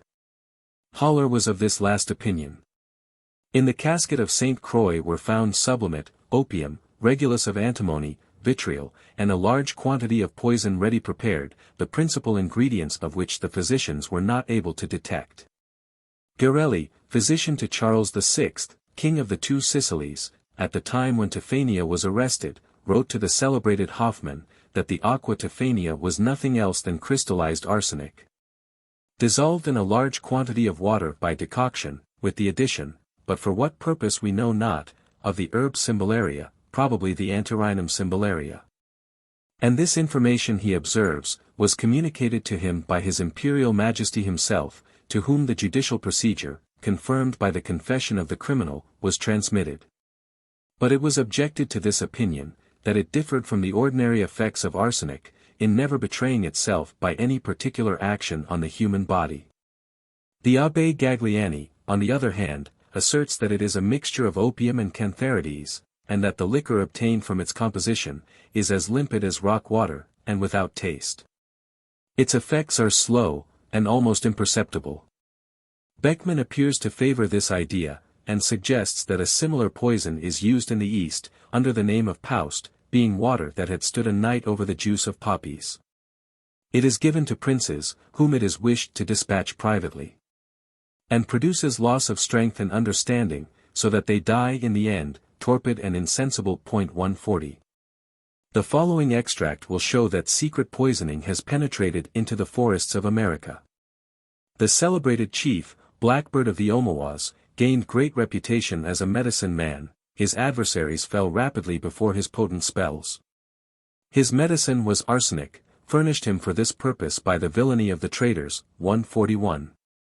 Chapter 19. On the origin and superstitious influence of rings. The ancient magicians, among other pretended extraordinary powers of accomplishing wonderful things by their superior knowledge of the secret powers of nature, of the virtues of plants and minerals, and of the motions and influence of the stars, attached no small degree of mystic importance to rings, the origin of which, their matter and uses, together with the supposed virtues of the stones set in them, afford a subject squaring so much with our design, and so deserving of notice from the curious, that no apology need be made for discoursing on them. According to the accounts of the heathen mythologists, Prometheus, who, in the first times, had discovered a great number of secrets, having been delivered from the charms, by which he was fastened to Mount Caucasus for stealing fire from heaven, in memory or acknowledgement of the favor he received from Jupiter, made himself of one of those chains, a ring, in whose collet he represented the figure of part of the rock where he had been detained, or rather, as Pliny says, set it in a bit of the same rock, and put it on his finger. This was the first ring and the first stone. But we otherwise learn, that the use of rings is very ancient, and the Egyptians were the first inventors of them, which seems confirmed by the person of Joseph, who, as we read, Genesis, chap. 11. For having interpreted Pharaoh's dream, received not only his liberty, but was rewarded with his prince's ring, a collar of gold, and the superintendency of Egypt. Josephus, in the third book of Jewish Antiquities says, the Israelites had the use of them after passing the Red Sea, because Moses at his return from Mount Sinai, found that they had forged the golden calf from their wives' rings, enriched with precious stones. The same Moses, upwards of 400 years before the wars of Troy, permitted the priests he had established, the use of gold rings, enriched with precious stones. The high priest wore upon his ephod, which was a kind of camail, rich rings, that served as clasps. A large emerald was set and engraved with mysterious names. The ring he wore on his finger was of inestimable value and celestial virtue. Had not Aaron, the high priest of the Hebrews, a ring on his finger, whereof the diamond, by its virtues, operated prodigious things? For it changed its vivid luster into a dark color, when the Hebrews were to be punished by death for their sins. When they were to fall by the sword it appeared of a blood color, if they were innocent it sparkled as usual. It is observable that the ancient Hebrews used rings even in the time of the wars of Troy. Queen Jezebel, to destroy Naboth, as it is related in the first book of Kings, made use of the ring of Ahab, king of the Israelites, her husband, to seal the counterfeit letters that ordered the death of that unfortunate man. Did not Judah, as mentioned in the 38th chapter of Genesis, abuse his daughter-in-law, Tamar, who had disguised herself, by giving her his ring and bracelets, as a pledge of the faith he had promised her? Though Homer is silent in regard to rings, both in his Iliad and Odyssey, they were, notwithstanding, used in the time of the Greeks and Trojans, and from them they were received by several other nations. The Lacedaemonians, as related by Alexander, An Alexandro, pursuant to the orders of their king, Lycurgus, had only iron rings, despising those of gold. Either their king was thereby willing to retrench luxury, or to prohibit the use of them. The ring was reputed, by some nations, a symbol of liberality, esteem, and friendship, particularly among the Persians, none being permitted to wear any, except they were given by the king himself. This is what may also be remarked in the person of Apollonius Thyaneus, as a token of singular esteem and liberality, received one from the great Iarchas, prince of the Gymnosophists, who were the ancient priests of India and dwelt in forests. As our ancient bards and druids, where they applied themselves to the study of wisdom, and to the speculation of the heaven and stars. This philosopher, by the means of that ring, learned every day the secrets of nature. Though the ring found by Gyges, shepherd to the king of Lydia, has more of fable than of truth in it, it will not, however, be amiss, to relate what is said concerning Herodotus, Coelius, after Plato and Cicero, in the third book of his Offices. This Gyges, after a great flood, passed into a very deep cavity in the earth, where having found in the belly of a brazen horse, with a large aperture in it, a human body of enormous size, he pulled from off one of the fingers a ring of surprising virtue. For the stone on the collet rendered him who wore it invisible, when the collet was turned towards the palm of the hand, so that the party could see, without being seen, all manner of persons and things. Gyges, having made trial of its efficacy, bethought himself that it would be a means for ascending the throne of Lydia, and for gaining the queen by it. He succeeded in his designs, having killed Candaules, her husband. The dead body this ring belonged to was that of an ancient Brahmin, who, in his time, was chief of that sect. The rings of the ancients often served for seals. Alexander the Great, after the death and defeat of Darius, used his ring for sealing the letters he sent into Asia, and his own for those he sent to Europe. It is customary in Rome for the bridegroom to send the bride, before marriage, a ring of iron, without either stone or collet, to denote how lasting their union ought to be, and the frugality they were to observe together. But luxury herein soon gained ground, and there was a necessity for moderating it. Caius Marius did not wear one of gold till his third consulship, and Tiberius, as Suetonius says, made some regulations in the authority of wearing rings. For, besides the liberty of birth, he required a considerable revenue, both on the father and grandfather's side. In a polyglot dictionary, published in the year 1625, by John Minshew, our attention was attracted by the following observations, under the article Ringfinger. Vetus versiculus singulus digitis annulum tribuans miles. Mercator. Stultus. Meritus. Amadier. Polici et scribiter militi, seu doctor. Mercatorum a polis secundum, stultorum, tertium. Nuptorum vel studiosorum quartum. Amatorum ultimum. By which it appears, that the fingers on which annuli were anciently worn were directed by the calling, or peculiarity of the party. Were it a soldier, or doctor, to him was assigned the thumb. A sailor, the finger next the thumb. A fool, the middle finger. A married or diligent person, the fourth or ring finger. A lover, the last or little finger. The medicinal or curative power of rings are numerous and, as a matter of course, founded on imaginary qualities. Thus the wedding ring rubbing upon that little abscess called the stye, which is frequently seen on the tarsi of the eyes, is said to remove it. Certain rings are worn as talismans, either on the fingers or suspended from the neck. The efficacy of which may be referred to the effects usually produced by these charms. Chapter 20. Celestial influences, omens, climacterics, predominations, lucky and unlucky days, empirics, etc. Astrologers, among other artifices, have used their best endeavors, and employed all the rules of their art, to render those years of our age, which they call climacterics, dangerous and formidable. The word climacteric is derived from the Greek, which means by a scale or ladder, and implies a critical year, or a period in a man's age, wherein, according physiological juggling, there is some notable alteration to arise in the body, and a person stands in great danger of death. The first climacteric is the 7th year of a man's life, the others are multiples of the first, as 21, 49, 56, 63, and 84, which two last are called the grand climacterics and the danger more certain. The foundation of this opinion is accounted for by Mark Fissimus as follows: there is a year, he tells us, assigned for each planet to rule over the body of a man, each of his turn.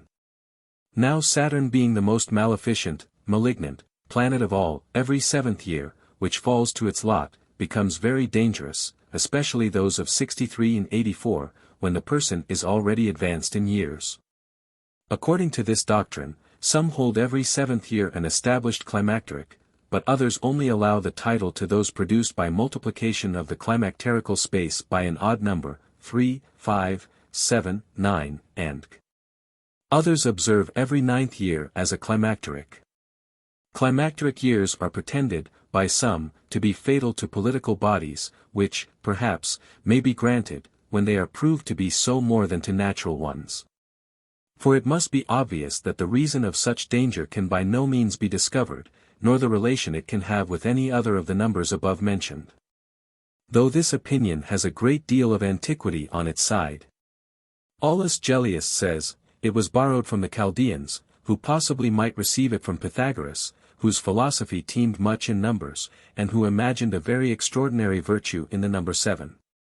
The principal authors on climacterics are, Plato, Cicero, Macrobius, Aulus Gellius. Among the ancients, Argal, Magirus, and Salmathius. Among the moderns, Saint Augustine, Saint Ambrose, Beda and Boethius, all countenanced the opinion.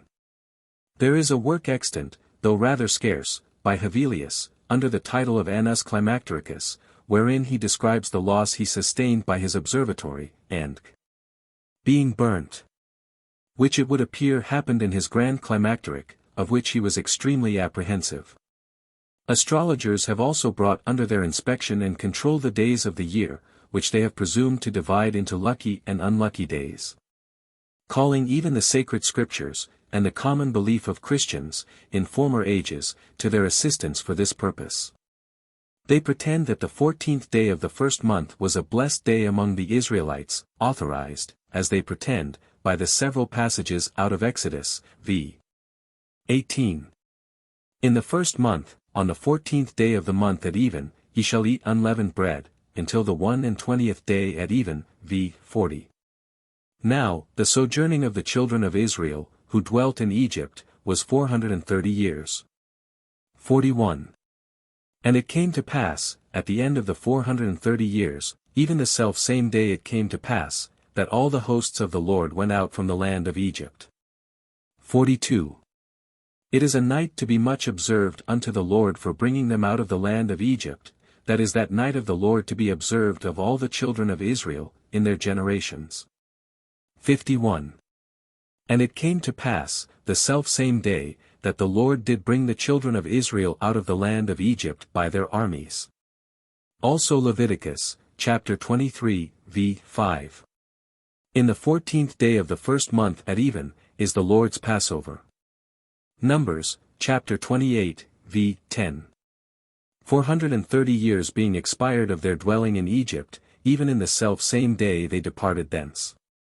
With regard to evil days and times, astrologers refer to Amos. Chapter 5, v. 13. Therefore, the prudent shall keep silence in that time, for it is an evil time, and chapter 6, v. 3, ye that put far away the evil day, and cause the seed of violence to come near, also Psalm 37, v. 19, they shall not be ashamed in the evil time. And in the days of famine, they shall be satisfied, and Jeremiah, chapter 46, v. 21, also her hired men are in the midst of her, like fatted bullocks, for they are also turned back and are fled away together. They did not stand because the day of their calamity was come upon them, and the time of their visitation. And to Job cursing the day of his birth, from the 1st to the 11th verse. In confirmation of which may also be quoted a calendar, extracted out of several ancient Roman Catholic prayer books, written on vellum, before printing was invented, in which were inserted the unfortunate days of each month. Which it would be superfluous to cite here. 142. Roman history sufficiently proves that the nature of lucky and unlucky days owes its origin to paganism, where it is mentioned, that very day 4 years, the civil wars were begun by Pompey, the father. Caesar made an end of them with his son, Gnaeus Pompeius being slain, and that the Romans counted the 13th of February an unlucky day, because, on that day they were overthrown by the Gauls at Alba. And the Fabii attacking the city of the Rhaetii, were all slain, with the exception of one man, also from the calendar of Ovid's, Fastorum, Aprilis erat mensis grisis auspicatissimus. And from Horace, Book 2, Ode 13, cursing the tree that had nearly fallen upon it, au nefasto posuit die. The pagans believed there were particular months and days which carried something fatal in them. Those, for instance, upon which the state perhaps had lost a great battle, and under this impression, they never undertook any enterprise on these days and months. The 24th of February in the bisextile years was considered so unlucky, that Valentinian, Amium. Marcel. Lib 26, cap. 1. Being elected emperor upon it, durst not appear in public under the apprehension of suffering the fatality of the day. Many other particular days might be quoted upon which generals of armies have constantly been favored with fortune. Timoleon, Corn. Nepos, won all his famous battles on his birthday. Solomon, Duverdier. Hist. The Turks, won the Battle of Mohac, and took the fortress of Belgrade, and, according to some historians, the Isle of Rhodes, and the town of Buda on the 26th of August. But we find, in like manner, the same day lucky and unlucky to the same people. Ventidius, at the head of the Roman army, routed the Parthians, and slew their young king Pacorus who commanded them, on the same day that Crassus, another Roman general, had been slain, and his whole army cut in pieces by the same people. Lucullus having attacked Tigranes, king of Armenia, notwithstanding the vain scruples of his officers, who desired him to beware fighting on that day, which was noted in the Roman calendar as an unlucky one. Ever since the fatal overthrow of the Romans by the Cimbri. But he, Lucullus, despising the superstition, gained one of the most memorable battles recorded in Roman history, and changed the destiny of the day as he promised those who would have dissuaded him from the enterprise. And Valentinian's unlucky day was that on which Charles V, another Roman emperor, promised himself the best good fortune. Friday is deemed an unlucky day for engaging in any particular business, and there are few, if any, captains of ships who would sail from any port, on this day of the week for their destination. The fishermen who dwell on the coasts of the Baltic never use their nets between All Saints and St. Martin's, they would then be certain of not taking any fish through the whole year, they never fish on St. Blaise's day. On Ash Wednesday the women neither sew nor knit, for fear of bringing misfortune upon their cattle. They contrive so as not to use fire on St. Lawrence's day. By taking this precaution they think themselves secure against fire for the rest of the year. This prejudice of lucky and unlucky days has existed at all times and in all nations. But if knowledge and civilization have not removed it, they have at least diminished its influence. In Livonia, however, the people are more than ever addicted to the most superstitious ideas on this subject. In a Riga journal, Rigaische Stadtblatter, No. 3657, Anno 1822, edited by M. Sontag, there are several passages relative to a letter from heaven, and which is no other than a catalogue of lucky and unlucky days. This letter is in general circulation. Everybody carries it about him, and though strictly forbidden by the police, the copies are multiplied so profusely as to increase the evil all attempts to destroy which have hitherto failed. Among the country people this idea is equivalent to the doctrine of fatality, and if they commit faults or even crimes, on the days which are marked as unlucky, they do not consider themselves as guilty, because they were predestined. The flight of certain birds, or the meeting of certain animals on their first going out in the morning, are with them good or bad omens. They do not hunt on St. Mark's, or St. Catherine's Day, on penalty of being unsuccessful all the rest of the year. It is a good sign to sneeze on Christmas Day. Most of them are so prepossessed against Friday, that they never settle any important business, or conclude a bargain on that day. In some places they do not even dress their children. They do not like visits on Thursdays, for it is a sign they shall have troublesome guests the whole week. In some districts of Estonia, up the Baltic, when the shepherd brings his flocks back from the pasture, in spring for the first time, he is sprinkled with water from head to foot under the persuasion that this makes the cattle thrive. The malignity of beasts of prey is believed to be prevented by designating them not by their proper names, but by some of their attributes. For instance, they call the fox hall coal, grey coat, the bear, lagidic, broad-foot, etc. etc. They also fancy that they can oblige the wolf to take another direction by strewing salt in his way. The howling of wolves, especially at daybreak, is considered a very bad omen, predicting famine or disease. In more ancient times, it was imagined that these animals, thus asked their god to give them food, which he threw them out of the clouds. When a wolf seizes any of their cattle, they can oblige him to quit his prey, by dropping a piece of money, their pipe, hat, or any other article they have about them at the time. They do not permit the hare to be often mentioned, for fear of drawing it into their cornfields. To make hens lay eggs, they beat them with an old broom. In families where the wife is the eldest child of her parents, it has been observed that they always sell the first calves, being convinced, that, if kept, they would not thrive. To speak of insects or mischievous animals at meal times, is a sure way to make them more voracious. If a fire breaks out, they think to stop its fury by throwing a black hen into the flames. This idea, of an expiatory sacrifice, offered to a malevolent and tutelary power, is a remnant of paganism. Various other traces of it are found among the Estonians. For instance, at the beginning of their meals, they purposely let fall a piece of new bread, or some drops of liquor from a bottle as an offering to the divinity. It is very offensive to the peasants, for anyone to look into their wells. They think it will cause the wells to dry up. When manna is carried into the fields, that which falls from the cart is not gathered up, lest mischievous insects and blights come upon the corn. When an old house is quitted for a new one, they are attentive in noting the first animal that dies. If it be an animal with hairy feet, the sign is good, but if with naked feet, some fowl, for instance, there will be mourning in the house. It is a sign of misery and bad success in all their undertakings. These, with a scrupulous adherence to lucky and unlucky days, are the prevailing popular superstitions in the three duchies.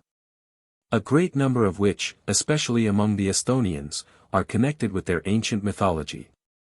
In reading that pleasant volume, by the late Sir Humphrey Davy, entitled Salmonia, it is impossible not to be struck with his remark respecting omens, which is here briefly noticed, with an account of others, which it is imagined have not yet found their way far into print, in order to account for such seeming absurdities. The search after food, 143, as we agreed on a former occasion, is the principal cause why animals change their places. The different tribes of wading birds always migrate when rain is about to take place. And I remember once in Italy, having been long waiting, in the end of March, for the arrival of double snipe, in the Campagna of Rome. A great flight appeared on the 3rd of April, and the day after, heavy rain set in, which greatly interfered with my sport. The vulture, upon the same principle, follows armies. And I have no doubt that the augury of the ancients was a good deal founded upon the observation of the instinct of birds. There are many superstitions of the vulgar owing to the same source.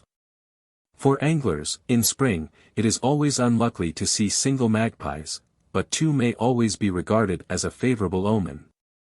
And the reason is, that in cold and stormy weather, one magpie alone leaves the nest in search of food, the other remaining sitting upon the eggs of the young ones, but, when two go out together, it is only when the weather is mild and warm, and favorable for fishing. This reasoning will, in general, be found correct, and may be applied to solve many of the superstitions in the country, but the case of the magpie is entitled to a little more consideration. The peonet, as we call her in the north of England, is the most unlucky of all birds, to see singly at any time. This, however, does not often happen, except a short time during incubation. They either appear in pairs or in families. But even this last appearance is as alarming to our grandmothers. The following distich shows what each forebodes: 1 sorrow, 2 mirth, 3 a wedding, 4 death. This bird, indeed, appears to have taken the same place with us, as an omen of evil, that the owl had amongst the ancients. The nurse is often heard to declare that she has lost all hopes of her charge when she has observed a peonet on the housetop. Another prejudice, indulged even by our good wives, is that of destroying the feathers of the pigeon instead of saving them to stuff beds, etc. They say, that if they were to do so, it would only prolong the sufferings of the deathbed. And when these are more than usually severe, it is attributed to this cause, and the reason given, because the bird has no gall, is to them quite conclusive, but to me, perfectly irrelevant and unsatisfactory. A belief amongst boys, that to harm or disturb the nests of the redbreast or swallow is unlucky, appears very general throughout the kingdom. And the keen bird nester, who prides himself on the quantity of eggs blown and strung bead fashion, here often gets mortified by finding his trophies destroyed by the housewife who considers their presence as affecting the safety of her crockery ware. This belief may have been encouraged, if not invented, for a humane purpose, but how are we to account for the efficacy of the Irish stone in curing swellings caused by venomous reptiles, by merely being rubbed upon the part affected? The fullest faith in the practice appears to have prevailed in the country at no distant period, and is yet far from extinct. The swallow and the cuckoo are generally hailed as harbingers of spring and summer, but, perhaps, many of our readers are not aware that it is only lucky to hear the cuckoo, for the first time in the season, upon soft ground in contradistinction to hard roads, and with money in the pocket, which the youngster is sagely advised to be sure then to turn over. Perhaps the season of the year may satisfactorily explain all these observances. Several superstitious customs are mentioned regarding bees, some of which are not practiced in the north. Yet it is fully believed that the death of the stock of hives too often foretells the flitting of the bee-master. Wet cold years, unfavorable to the insects, are also equally so to the farmer upon thin clays, which border the moors, where bees are mostly kept. Has the use of the mountain ash, rowan tree, Pyrus aucuparia, Gartner, as a charm against witchcraft, ever been accounted for? The belief in its efficacy must be very old if we are to credit some of Shakespeare's commentators, who give this word as the true reading in Macbeth, instead of "Arointhe, witch." It often happens that the careless observer has, for the first time, his attention called forcibly to some appearance of nature by accidental circumstances, if at all superstitious. He immediately prognosticates the most disastrous consequences from that which a little observation would have convinced him was but a phenomenon a little more conspicuous than usual. The northern lights are said to have caused much consternation when first observed. And they have lately been viewed with more than ordinary interest, as it appears from the Newcastle Chronicle, the last autumn, 1830, when they were more than usually brilliant. Some of the inhabitants of Weardale were convinced they saw, on one occasion, very distinctly, the figure of a man on a white horse, with a red sword in his hand, move across the heavens. And are, no doubt, now certain that it foretold the present eventful times. Even this belief may be accounted for on such accidental coincidences, or even philosophically, by assuming as a fact that this phenomenon is the result of an electrical change in the atmosphere, and that such a change usually precedes rain. Now, if such happen in spring or in summer, and before such a quantity of rain as is found to affect the harvest, it may too often betoken scarcity, discontent, and turbulence, as such are the times when all grievances, either real or imaginary, are brought forward for redress. The origin of the superstition of sailors, of nailing a horseshoe to the mast, is to me unaccountable, unless it may have been, like the following trial of the credulity of the superstitious by some person for amusement. Sailors sometimes make a considerable pecuniary sacrifice for the acquisition of a child's caul, the retaining of which is to infallibly preserve them from drowning. Some years ago, a pretty wide district was alarmed by an account of the beans, Foba vulgris var. Equina, being laid the wrong way in the pod that year, which most certainly foreboded something terrible to happen in a short time, and this produced much consternation amongst those who allow their imaginations to run riot. The whole of the terrible omen was this: the eye of the bean was in the pod towards the apex, instead of being towards the footstalk, as might appear at first sight to be its natural position. And some were scarcely convinced that this was the natural position of the beans in the pod ever since the creation, even on being shown the pod of the preceding year with the seed in the same position. As yet, however, I fear we must sum up in the words of Davy. Phys. But how can you explain such absurdities as Friday being an unlucky day, and the terror of spilling salt, or meeting an old woman? Poet. These, as well as the omens of death watches, dreams, etc., are founded upon some accidental coincidences. But spilling of salt, on an uncommon occasion, may, as I have known it, arise from a disposition to apoplexy, shown by an incipient numbness in the hand, and may be a fatal symptom. And persons dispirited by bad omens sometimes prepare the way for evil fortune, for confidence of success is a great means of ensuring it. The dream of Brutus before the battle of Philippi probably produced a species of irresolution and despondency which was the principal cause of his losing the battle. And I have heard that the illustrious sportsman, to whom you referred just now, was always observed to shoot ill, because he shot carelessly, after one of his dispiriting omens. How? I have in life met with a few things which I have found it impossible to explain, either by chance coincidences, or by natural connections. And I have known minds of a very superior class affected by them, persons in the habit of reasoning deeply and profoundly. The number of remarkable events that happened on some particular days, have been the principal means of confirming both pagans and Christians in their opinions on this subject. For instance, Alexander, who was born on the 6th of April, conquered Darius, and died on the same day. The Emperor Baesianus Caracalla was born, and died on the 6th day of April. Augustus was adopted on the 19th of August, began his consulate, conquered the Triumviri, and died the same day. The Christians have observed that the 24th of February was 4 times fortunate to Charles V. That Wednesday was a fortunate day to Pope Sixtus V. For on a Wednesday he was born, on that day made a monk, on the same day made a general of his order, on that day created a cardinal, on that day elected pope, and also on that day inaugurated. That Thursday was a fatal day to Henry VIII, King of England, and his posterity, for he died on a Thursday, King Edward VI on a Thursday, Queen Mary on a Thursday, and Queen Elizabeth on a Thursday.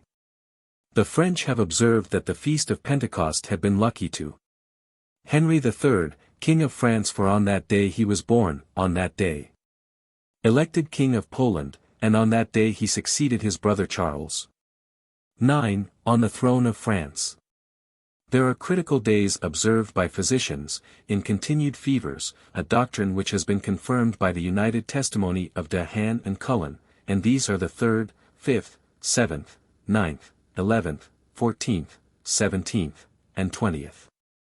By critical days are meant, any of the above days, on which the fever abates or terminates favorably, or on which it is exacerbated or terminates fatally. Natural astrology is confined to the study of exploring natural effects, in which sense it is admitted to be a part of natural philosophy. It was under this view that Mr. Goad, Mr. Boyle, and Dr. Mead pleaded for its use. The first endeavors to account for the diversity of seasons from the situations, habitudes and motions of the planets, and to explain an infinity of phenomena by the contemplation of the stars. The Honorable Mr. Boyle admitted that all physical bodies are influenced by the heavenly bodies, and Dr. Mead's opinion, in his treatise concerning the power of the sun and moon, etc., is in favor of the doctrine. But these predictions and influences are ridiculed and entirely exploded by the most esteemed modern philosophers, of which the reader may have a learned specimen in Rohalt's Tractat. Physic, Part 2. c. 27. The diseases of men, women, and children were supposed at times to be more immediately caused by the influence of the 7 planets. In order to comprehend this exploded doctrine, we shall here set down the pretended governing in days, at what time they are supposed to have the most influence. Symbol, Sol, or the sun governs on Sunday. Symbol, Luna, or the moon, Monday. Symbol, Mars, Tuesday. Symbol, Mercury, Wednesday. Symbol, Jupiter, Thursday. Symbol, Venus, Friday. Symbol, Saturn, Saturday.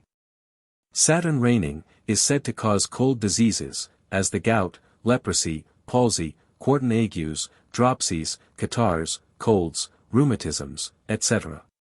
Jupiter causes cramps, numbness, inflammations of the liver, headaches, pains in the shoulders, flatulency, inflammatory fevers, and all diseases caused by putrefaction, apoplexy, and quinsys. Mars, acute fevers and tartan agues, continual and intermitting fevers, impisthomes, erysipelas, carbuncles, fistulas, dysentery, and similar hot and dry diseases. Sol causes rheums in the eyes, coldness in the stomach and liver, syncope, catarrhs, pustular eruptions, hysterics, eruptions on the lower extremities. Venus causes sores, leantary, hysteria, sickness at the stomach, from cold and moist causes, disorders of the liver and lungs. Mercury causes hoarseness and distempers in the senses, impediments in the speech, falling sickness, coughs, jaundice, vomiting, catarrhs. The moon causes palsy, colic, dropsy, impisthomes, dysenteries, and all diseases arising from obstructed circulation. The means laid down for the prevention of these diseases are rational enough, at least some of them, such as temperance, moderate bleeding, whether or not indicated we are not told, the use of laxatives at seasonable times, when a friendly planet, opposite to the malignant planet you were born under, has dominion, by which the effect of its influence will be much abated, and a power given to nature to oppose its malevolency, which, if well heeded, may be a main prevention of dangerous diseases. Thus every planet in the heavens carries with it a diseased aspect, without, as it would appear, possessing any repelling or sanative powers to correct or ward off the sickly influence it is supposed to entertain over the life and limbs of frail mortals. That, in the sense of this absurd doctrine, or rather jargon, when Jupiter has dominion, it will be necessary to bleed and take calomel to guard against, not to attack it when it has taken place, inflammation of the liver. And when Mars presides, to send immediately for Van Buchel to frighten away an imaginary fistula, absurd and ridiculous nonsense, too prevalent even at the present day. For what can bleeding and physicking at the spring and fall of the year be called but operations without reason, under supposititious stellar influence? Observe also to gather all your physic herbs in the hour of the friendly planet, that temporizes with what you were born under, and in so doing they will have more strength, power, and virtue to operate in the medicines. But neither physic nor bleed on the 3rd of January, the last of April, the 1st of July, the 1st of August, and the last and 2nd day of October. For those astrologers, with whom physicians join, conclude it perilous, by reason of the bad influence then reigning. And if it change not the distemper into another worse, it will augment it, and put the party in great danger of death, if he or she in this case be not lucky to escape. It would be a waste of words to offer a single comment on such egregious stuff. Do not bleed on the 3rd of January, nor on such and such a day. As if there could be stated times for bleeding beyond those which are indicated by the presence of disease, and requiring such evacuation, is a practice we believe peculiar only to astrologers, and those who believe in such demonological cant. It is no less, however, a singular fact that men distinguished in every other respect for their learning, should most particularly have indulged in the superstition of judicial astrology. At the present time a belief in such subjects can only exist with those who may be said to have no belief at all, for mere traditional sentiments can hardly be said to amount to a belief. It was astronomy that gave rise to judicial astrology, which, offering an ample field to enthusiasm and imposture, was eagerly pursued by many who had no scientific purpose in view. It was connected with various juggling tricks and deceptions, affected an obscure jargon of language, and insinuated itself into everything in which the hopes and fears of mankind were concerned. The professors of this pretended science were at first generally persons of mean education, in whom low cunning supplied the place of knowledge. Most of them engaged in the empirical practice of physic, and some through the credulity of the times, even arrived at a degree of eminence in it. Yet although the whole foundation of their art was folly and deceit, they nevertheless gained many proselytes and dupes, both among the well-informed and the ignorant. About the middle of the 17th century, the passion for horoscopes and expounding the stars prevailed in France among people of the first rank. The newborn child was usually presented naked to the star expounder, who read the first lineaments on its forehead, and the transverse lines in its hands, and thence wrote down its future destiny. It has been reported of several persons famous for their astrological skill, that they have suffered a voluntary death merely to verify their own predictions. It is curious to observe the shifts to which these wise men were frequently put when their predictions were not verified. Great winds at one time were predicted by a famous adept in the art, but no unusual storms having happened, to save the reputation of the art, the prediction was applied figuratively to some revolutions in the state, of which there were instances enough at that time. The Life of the famous Lilly the astrologer, and the Sidrafel of Butler, written by himself, is a curious work, containing much artless narrative, but at the same time, so much palpable imposture, that it is difficult to know when he is speaking what he really believes to be the truth. In a sketch of the state of astrology in his day, the adepts whose characters he has drawn were the lowest miscreants of the town. They all, indeed, speak of each other as rogues and impostors. Among whom were Booker, George Wharton, and Gadbury, who gained a livelihood by practicing on the credulity of even men of learning so late as 1650 to the 18th century. In Ashmole's life an account of these artful impostors may be read. Most of them had taken the air in the pillory, and others had conjured themselves up to the gallows. To the astrologers of the 17th century, the quacks and impostors of the beginning of the 19th are only equal. Quackery and astrology, the latter of which often served as a mask to the former, appear to have been at one time a kind of Castor and Pollux.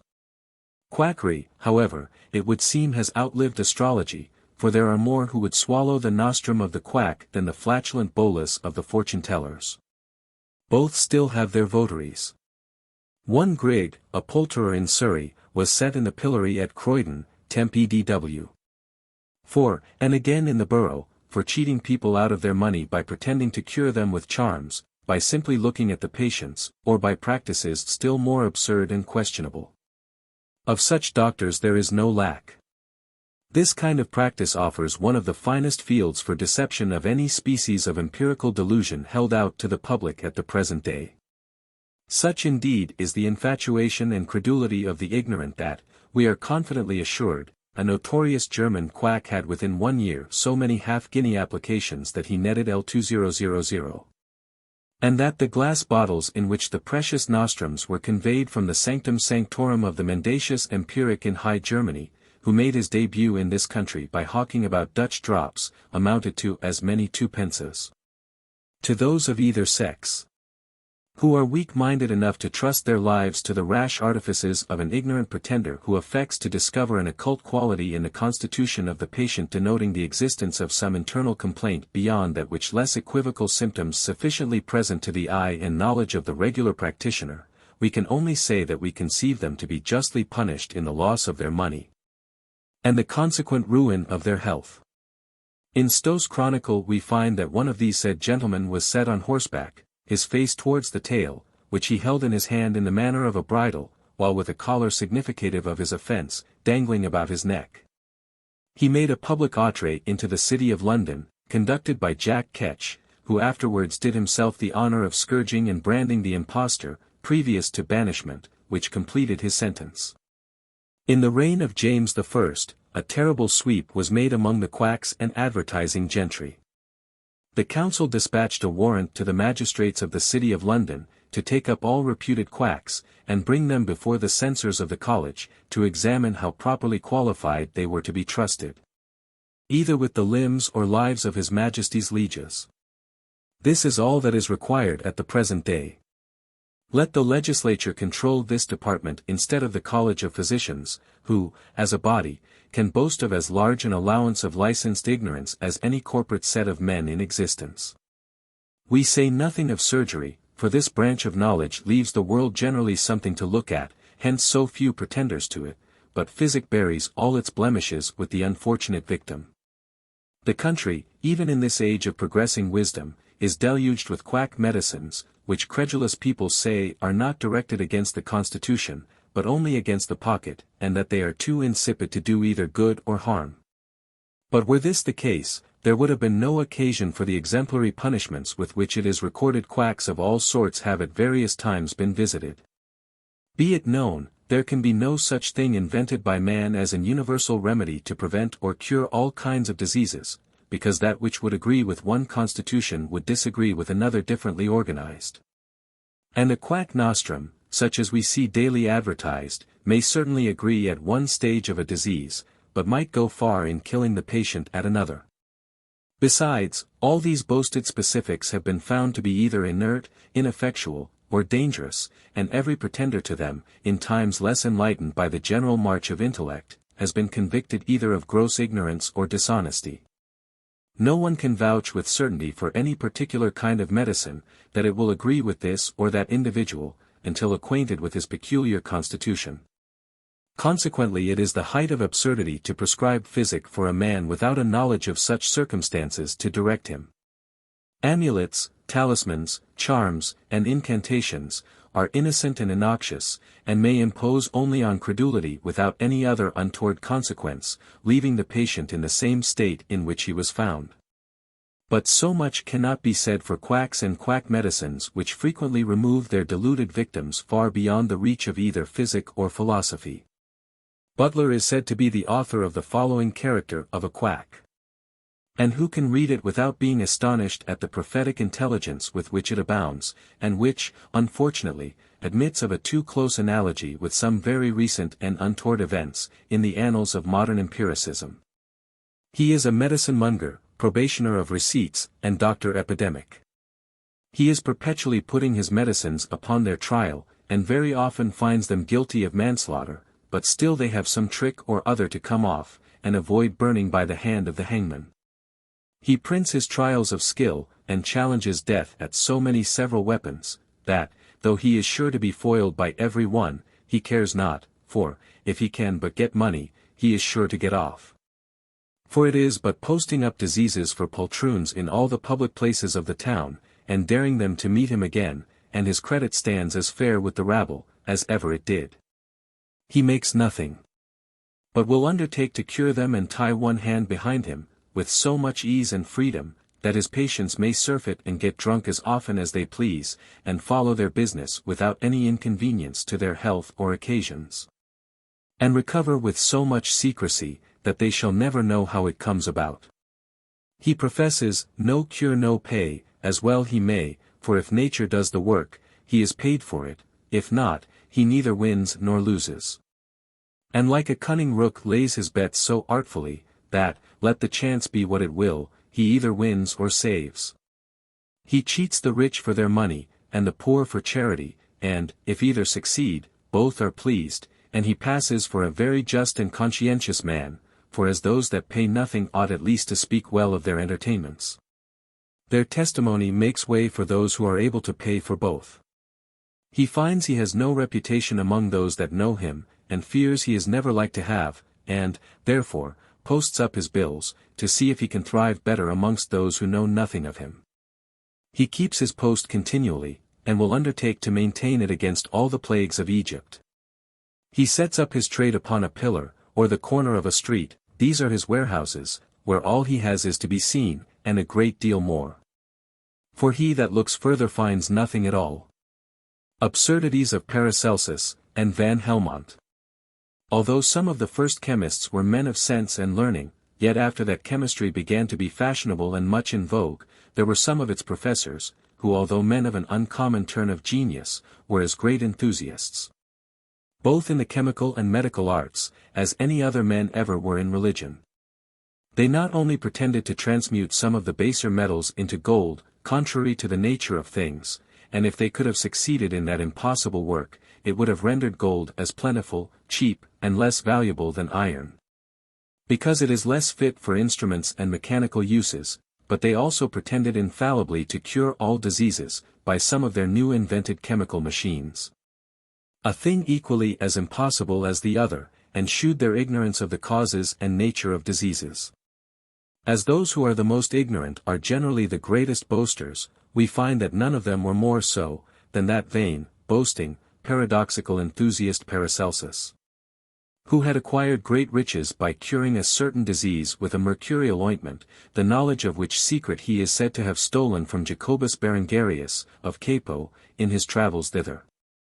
He was withal so illiterate, that he said philosophy could be taught in no language but High Dutch, but the true reason was, that he neither understood philosophy nor any other language.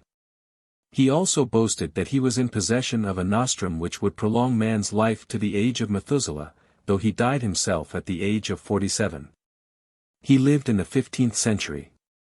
The cures he wrought were deemed so surprising in that age, that he was supposed to have recourse to supernatural aid. In a picture of him at Lumley Castle, he is represented in a close black gown, with both hands on a great sword, on whose hilt is inscribed the word Acet. This was the name of his familiar spirit, that he kept imprisoned in the pummel, to consult on emergent occasions.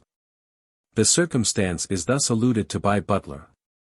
Bombasts kept the devil's bird shut in the pummel of his sword, and taught him all the cunning pranks of past and future mountebanks. Paracelsus was succeeded by his scholar Van Helmont, who had much more learning, but was as great an enthusiast, both in the chemical and medical arts as his master, and embraced most of his paradoxical opinions.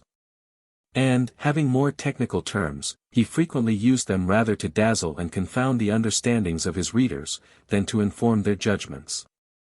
By thus giving his writings a mystical air of wisdom, he rendered them obscure, and sometimes unintelligible, consequently, more easily imposed them upon the public and vulgar, as sublime and useful truths. He also vainly boasted that he could cure any fever in 4 days' time, by sweating the patient with one draught of his famous nostrum, the Precipitatus Diaphoreticus Paracelsi. And further adds, that no man can deserve the name of a physician, who cannot cure any fever in 4 days' time. He, however, admits that he sometimes added a little thoriaca, treacle, and wine to it. Which last, he says, is not only a great cordial, but as a vehicle, is a proper messenger to be sent on such an errand, as it knows the road, is well received wherever it goes, and readily admitted into the most private apartments of the human body. Hence we believe that wine is not only a good-natured, but an intelligent being. Though it sometimes deprives men of their senses for a time, when they take too much of it, and hence we see also a specimen of our author's method of reasoning and writing. Van Helmont, like his great master, also boasted, that he could cure all inflammatory and other fevers, and even a pleurisy, without either bleeding, vomiting, purging, clysters, or blisters. And he quarrelled so much with the two last, that he calls clysters a beastly remedy, and says that blisters were invented by a wicked spirit, whom he calls Molas, though Beelzebub might have been as good a name, since Dr. Baynard wittily observed, that he believed he was only a great cantharid. And both Helmont and the doctor were so far right, that blistering was then, as well as now, much abused. And in truth they are much oftener applied than is either necessary or useful. Thus these two eminent chemists, and too many of their followers, frequently imposed their writings upon the unguarded reader, and themselves upon the vulgar, for men of profound knowledge in the medical art. And as great adepts in chemistry, and being puffed up with the high opinion entertained of their new art, or new medicines, and their own great wisdom, they rejected the philosophical theory of medicine by Galen and Avicenna, then so much in vogue.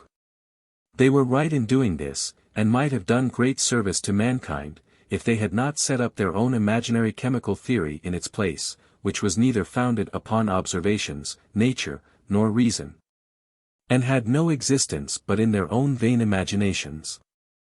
Thus they supposed a malignity which caused all diseases, as well inflammatory as other fevers, and which was to be forced out of the body by sweating, with their hot therapeutics. They, therefore, attacked all fevers with this chemical ammunition, and attempted to carry them with fire and storm, prescribing the precipitatus diaphoreticus and sweating regimen, which must have been fatal to many. And no doubt would have been so to many more, if Van Helmont had not allowed his patients to dilute the medicine with a thin diet, which rendered the calorific method less fatal. But, as the learned Dr. Friend judiciously remarks, if any did escape after that hot regimen, it was through a fiery trial. Thus the chemists, without any rational theory, or regard to nature, and what she indicated or did, without duly considering how the morbid matter, which caused the disease, was to be concocted and fitted to be carried off by some critical evacuation, or how to assist nature to bring that crisis on, according to the Hippocratic method. Without considering the benefit of the rational, cooling, antiphlogistic practice of the Arabians, they introduced their sudorific regimen instead.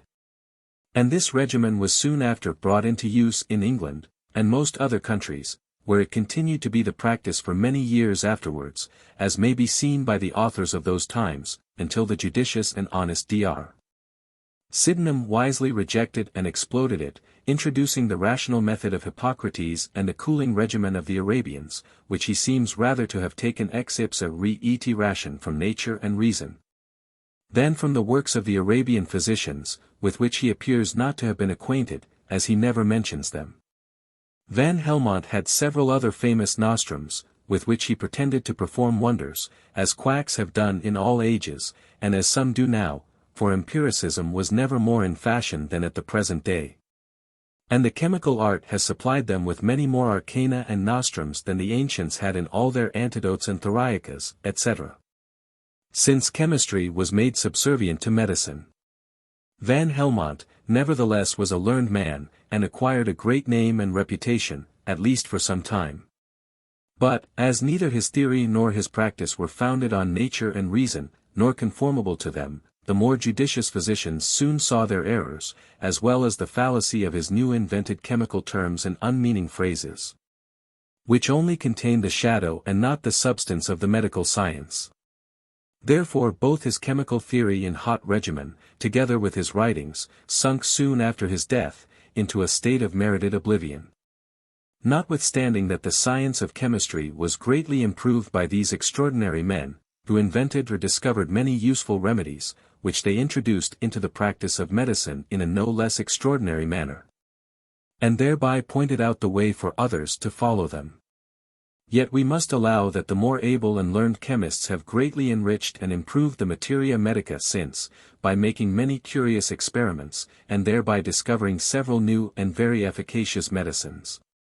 Not only from the semi-metals, mercury and antimony, and the various chemical preparations from them, but from the more perfect metals, and some other mineral bodies, as well as from a great variety of remedies which are prepared both from vegetable and animal substances, as salts, oils, essences, spirits, tinctures, elixirs, extracts and many more needless here to be mentioned, but all of which are known to physicians.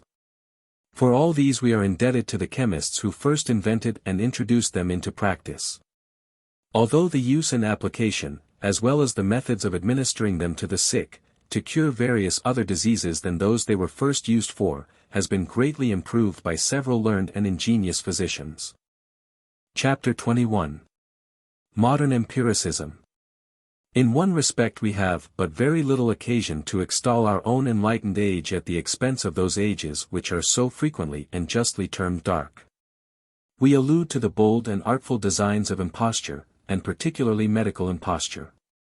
Daily are seen illiterate and audacious empirics sporting with the lives of a credulous public, that seem obstinately resolved to shut their ears against all the suggestions of reason and experience. The host of empirics, mountebanks, and self-dubbed hygieists, which infest the metropolis, and the tinctures, cordials, pills, balms, and essences, so much extolled by their retailers, and swallowed by the public, are indeed so many proofs of the credulity of the age, that to say the least, the march of intellect has evidently made a faux pas in this direction. The celestial beds, the enchanting magnetic powers introduced into this country by Mesmer, a German quack, and his numerous disciples, the prevailing indifference to all dietetic precepts, the singular imposition practiced on many females, in persuading them to wear the inert achromatic belts, the strange infatuation of the opulent in paying 5 guineas for a pair of metallic tractors, not worth 6pence, the tables for bloodletting, and other absurdities still inserted in popular almanacs, against all the rules of common sense, all these yield in nothing to the absurdities and superstitious notions conveyed through the medium of astrology, dreams, and other ludicrous though by far more imposing and interesting channels. The Temple of the Gulls is now thronged with votaries as much as that of superstition formerly was. Human reason is still a slave to the most tyrannical prejudices. And certainly, there is no ready way to excite general attention and admiration, than to deal in the mysterious and the marvelous. The visionary system of Jacob Böhmen has latterly been revived in some parts of Germany. The ghosts and apparitions which had disappeared from the times of Thomasius and Swedenborg, have again left their graves, to the great terror of fanaticism. New prophets announce their divine mission, and, what is worse, find implicit believers. The inventors of secret medicines are rewarded by patents, and obtain no small celebrity, while some of the more conscientious, but less fortunate adepts, endeavor to amuse the public with popular systems of medicine. One of the most dazzling and successful inventors in modern times, was Mesmer, who commenced his career of medical knight-errantry at Vienna. His house was the focus of high life, the rendezvous of the gay, where the young and opulent were enlivened and entertained with continual concerts, routs, and illuminations. At a great expense, he imported into Germany the first harmonica from this country. He established cabinets of natural curiosities, and labored constantly and secretly in his chemical laboratory, so that he acquired the reputation of being a great alchemist, a philosopher studiously employed in the most useful and important researches. In 1766, he first publicly announced the object and nature of his secret labors. All his discoveries centered in the magnet, which, according to his hypothesis, was the best and safest remedy hitherto proposed against all diseases incident to the human body. This declaration of Mesmer excited very general attention, the more so as about the same time he established a hospital in his own house, into which he admitted a number of patients gratis. Such disinterestedness procured, as might be expected, no small addition to his fame. He was, besides, fortunate in gaining over many celebrated physicians to his opinions, who lavished the greatest encomiums on his new art, and were instrumental in communicating to the public a number of successful experiments. This seems to have surpassed the expectations of Mesmer, and induced him to extend his original plan further than it is likely he first intended. We find him soon after assuming a more dogmatical and mysterious air, when, for the purpose of shining exclusively, he appeared in the character of a magician. His pride and egotism would brook neither equal nor competitor. The common lodestone, or mineral magnet, which is so well known, did not appear to him sufficiently important and mysterious. He contrived an unusual one, to the effect of which he gave the name of animal magnetism. After this, he proceeded to a still bolder assumption, everywhere giving it out, that the inconceivable powers of this subtle fluid were centered in his own person. Now, the monodrama began. And Mesmer, at once the hero and chorus of the piece, performed his part in a masterly manner. He placed the most nervous, hysteric, and hypochondriac patients opposite to him. And by the sole act of stretching forth his finger, he made them feel the most violent shocks. The effects of this wonderful power excited universal astonishment. Its activity and penetration being confirmed by unquestionable testimonies, from which it appeared, that blows similar to those given by a blunt iron, could be imparted by the operator, while he himself was separated by 2 doors, nay, even by thick walls. The very looks of this prince of jugglers had the power to excite painful cramps and twitches in his credulous and predisposed patients. This wonderful tide of success instigated his indefatigable genius to bolder attempts, especially as he had no severe criticism to apprehend from the superstitious multitude. He roundly asserted things of which he offered not the least shadow of proof, and for the truth of which he had no other pledge to offer but his own high reputation. At one time he could communicate his magnetic power to paper, wool, silk, bread, leather, stones, water, etc. At another he asserted that certain individuals possessed a greater degree of susceptibility for this power than others. It must be owned, however, that many of his contemporaries made it their business to encounter his extravagant pretensions, and refute his dogmatical assertions with the most convincing arguments. Yet, he long enjoyed the triumph of being supported by blind followers, and their increasing number completely overpowered the suffrages of reason. Mesmer, at length perceived that in his native country, he should never be able to reach the point which he had fixed upon, as the termination of his magnetical career. The Germans began to discredit his pompous claims. But it was only after repeated failures in some promised cures, that he found himself under the necessity of seeking protection in Paris. There he met with a most flattering reception, being caressed, and in a manner adored by a nation which has always been extravagantly fond of every new thing, whimsical and mysterious. Mesmer well knew how to turn this natural propensity to the best advantage. He addressed himself particularly to the weak. To such as wished to be considered men of profound knowledge, but who, when they were compelled to be silent from real ignorance, took refuge behind the impenetrable shield of mystery. The fashionable levity, the irresistible curiosity, and the peculiar turn of the Parisians, ever solicitous to have something interesting for conversation, to keep their active imagination in play, were exactly suited to the genius and talents of the inventor of animal magnetism. We need not wonder, therefore, if he availed himself of their moral and physical character, to ensure a ready faith in his doctrines, and success to his pretended experiments. In fact, he found friends and admirers wherever he made his appearance. His first advertisement was couched in the following high-sounding terms. Behold a discovery which promises unspeakable advantages to the human race, and immortal fame to its author. Behold the dawn of an universal revolution. A new race of men shall arise, shall overspread the earth, to embellish it by their virtues, and render it fertile by their industry. Neither vice nor ignorance shall stop their active career. They will know our calamities only from the records of history. The prolonged duration of their life will enable them to plan and accomplish the most laudable undertakings.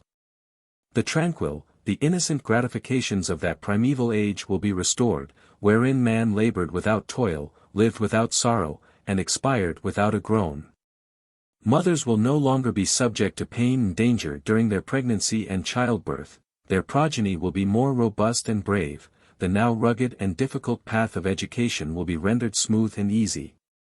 And hereditary complaints and diseases will be forever banished from the future auspicious race. Fathers rejoicing to see their posterity of the fourth and fifth generations, will only drop like fruit fully ripe, at the extreme point of age. Animals and plants, no less susceptible of the magnetic power than man, will be exempt from the reproach of barrenness and the ravages of distemper. The flocks in the fields, and the plants in the gardens, will be more vigorous and nourishing, and the trees will bear more beautiful and grateful fruits. The human race, once endowed with this elementary power, will probably rise to still more sublime and astonishing effects of nature, who indeed is able to pronounce, with certainty, how far this salutary influence may extend. What splendid promises! What rich prospects! Mesmer, the greatest of philosophers, the most virtuous of men, the physician of mankind, charitably opens his arms to all his fellow mortals, who stand in need of comfort and assistance. No wonder that the cause of magnetism, under such a zealous apostle, rapidly gained ground, and obtained every day large additions to the number of its converts. To the gay, the nervous, and the dissipated of all ranks and ages, it held out the most flattering promises. Men of the first respectability interested themselves in behalf of this new philosophy. They anticipated an idea, the more happy and more vigorous race which would proceed, as it were, by enchantment, from the wonderful impulsive powers of animal magnetism. The French were so far seduced by these flattering appearances, as to offer the German adventurer 30,000 livres for the communication of his secret art. He appears, however, to have understood his own interest better than thus to dispose of his hypothetical property, which, upon a more accurate investigation might be objected to, as consisting of unfair articles of purchase. He consequently returned the following answer to the credulous French ministers. That Dr. M. considered his art of too great importance, and the abuses it might lead to, too dangerous for him at present to make it public. That he must therefore reserve to himself the time of its publication, and mode of introducing it to general use and observation, that he would first take proper measures to initiate or prepare the minds of men, by exciting in them a susceptibility of this great power. And that he would then undertake to communicate his secret gradually, which he meant to do without hope of reward. Mesmer, too politic to part with his secret for so small a premium, had a better prospect in view. And his apparent disinterestedness and hesitation served only to sound an over-curious public, to allure more victims to his delusive practices, and to retain them more firmly in their implicit belief. Soon after this he was easily prevailed upon to institute a private society, into which none were admitted, but such as bound themselves by a vow to perpetual secrecy. These pupils he agreed to instruct in his important mysteries, on condition of each paying him 100 louis. In the course of 6 months, having had not less than 300 such pupils, he realized a fortune of 30,000 louis. It appears, however, that the disciples of Mesmer did not adhere to their engagement. We find them separating gradually from their professor, and establishing schools for the propagation of his system, with a view, no doubt, to reimburse themselves for the expenses of their own initiation into the magnetising art. But few of them having understood the terms and mysterious doctrines of their foreign master, every new adept exerted himself to excel his fellow laborers, in additional explanations and inventions. Others, who did not possess, or could not spare the sum of 100 louis, were industriously employed in attempts to discover the secret, by their own ingenuity. And thus arose a great variety of magnetical sections. At length, however, Mesmer's authority became suspected. His pecuniary acquisitions were now notorious, and our humane and disinterested philosopher was assailed with critical and satirical animadversions from every quarter. The fertility of his process for medical purposes, as well as the bad consequences it might procure in a moral point of view, soon became topics of common conversation, and ultimately even excited the apprehensions of government. One dangerous effect of magnetical associations was, that young voluptuaries began to employ this art, to promote their libidinous and destructive designs. Matters having assumed this serious aspect, the French government, much to its credit, deputed 4 respectable and unprejudiced men, to whom were afterwards added 4 others of great learning and abilities, to inquire into and appreciate the merits of the new discovery of animal magnetism. These philosophers, among whom we find the illustrious names of Franklin and Lavoisier, recognized, indeed, very surprising and unexpected phenomena in the physical state of magnetized individuals. But they gave it as their opinion, that the powers of imagination, and not animal magnetism, had produced these effects. Sensible of the superior influence, which the imagination can exert on the human body, when it is effectually wrought upon, they perceived, after a number of experiments and facts frequently repeated, that contact, or touch, imagination, imitation, and excited sensibility, were the real and sole causes of these phenomena, which had so much confounded the illiterate, the credulous, and the enthusiastic. That this boasted magnetic element had no real existence in nature, consequently that Mesmer himself was either an arrant impostor, or a deluded fanatic. Meantime, this magnetic mystery had made no small progress in Germany. A number of periodical and other publications vindicated its claims to public favor and attention. And some literary men, who had rendered themselves justly celebrated by their former writings, now stepped forward as bold and eager champions in support of this mystical doctrine. The ingenious Lavater undertook long journeys for the propagation of magnetism and somnambulism. 144 and what, manipulations and other absurdities were not practiced on hysterical young ladies in the city of Bremen. It is farther worthy of notice, that an eminent physician of that place, in a recent publication, does not scruple to rank magnetism among medical remedies. It must, nevertheless, be confessed, that the great body of the learned, throughout Germany, have endeavored, by strong and impartial criticism, to oppose and refute animal magnetism, considered as a medical system. And how should it be otherwise, since it is highly ridiculous to imagine that violent agitations, spasms, convulsions, etc., which are obviously symptoms of a diseased state of body, and which must increase rather than diminish the disposition to nervous diseases, can be the means of improving the constitution and ultimately of prolonging human life.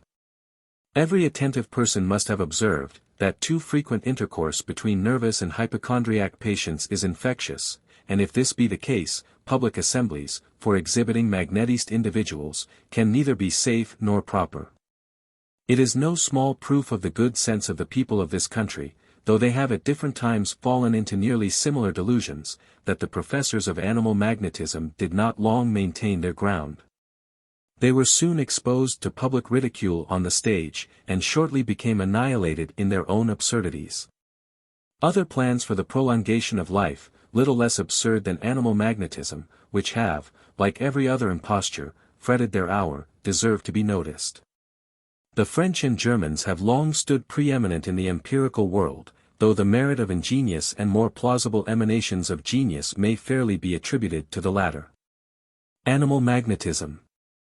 Physiognomy, a rational though fallacious science. Phrenology, a doctrine abounding with many singular manifest ions, and possessing claims not to be put down by mere force of prejudice, are all of German origin.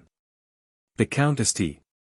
Germain, a Frenchman, realized large sums, by vending an artificial tea, chiefly composed of yellow saunders, senna leaves, and fennel seed, which was puffed off under the specious appellation of tea for prolonging life, which, at that time, was swallowed with such voracity all over the continent, that few could subsist without it. Its celebrity was of short duration, and none ever lived long enough to realize its effects. The Chevalier d'Alehaud, another brazen-faced adventurer, presented the world with a powder, which met with so large and rapid a sale, that he soon accumulated money enough to purchase a whole county. This famous powder, however, instead of adding to the means of securing a long and healthy life, is well known to produce constant indisposition, and at length to cause a most miserable death. Being composed of certain drugs of a poisonous nature, though slow in their operation. Count Cagliostro, styled the luminary of modern impostors and debauches, prepared a very common stomach elixir, which was sold at a most exorbitant price under the name of balm of life, it was pretended, with the most unparalleled effrontery, that, by the use of this medicine, the Count had lived above 200 years, and that he was rendered invulnerable against every species of poison. These bold assertions could not fail to excite very general attention. During his residence at Strasbourg, while descanting, in a large and respectable company, on the virtues of his antidote, his pride met with a very mortifying check.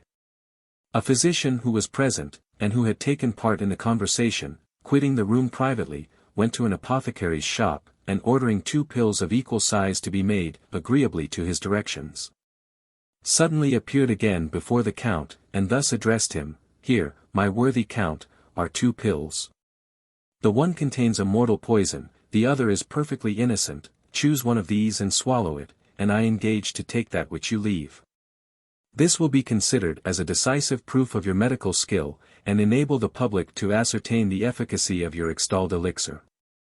The Count took the alarm, made a number of apologies, but could not be prevailed upon to touch the pills.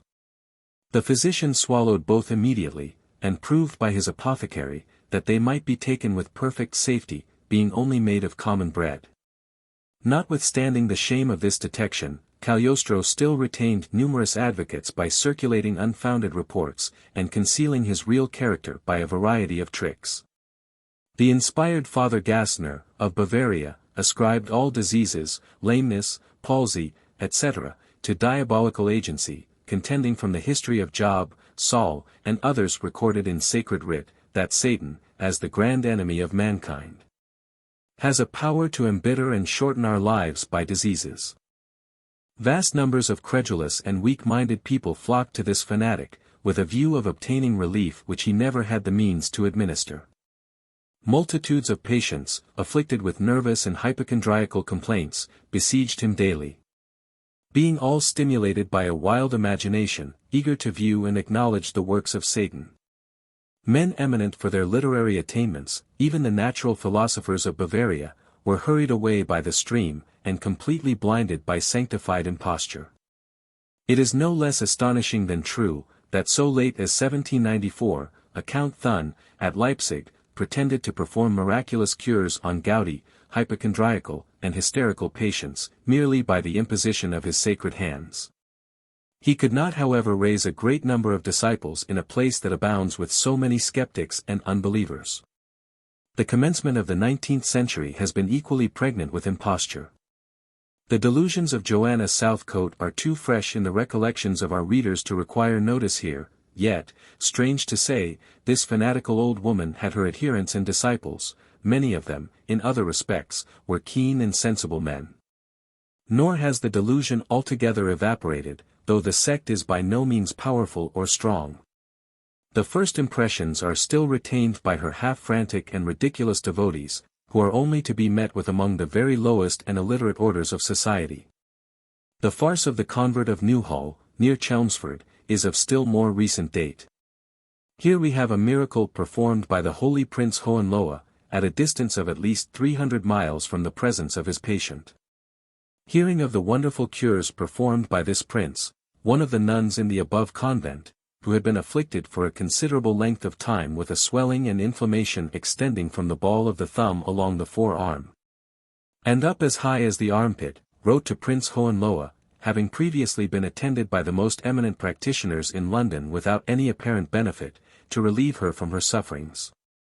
This he willingly undertook to do, but accompanied his consent with an injunction that she should offer up her prayers on a certain day, May 3, 1824, held in reverence by the Catholics, and at a certain hour, promising that he would be at his devotions at the same time.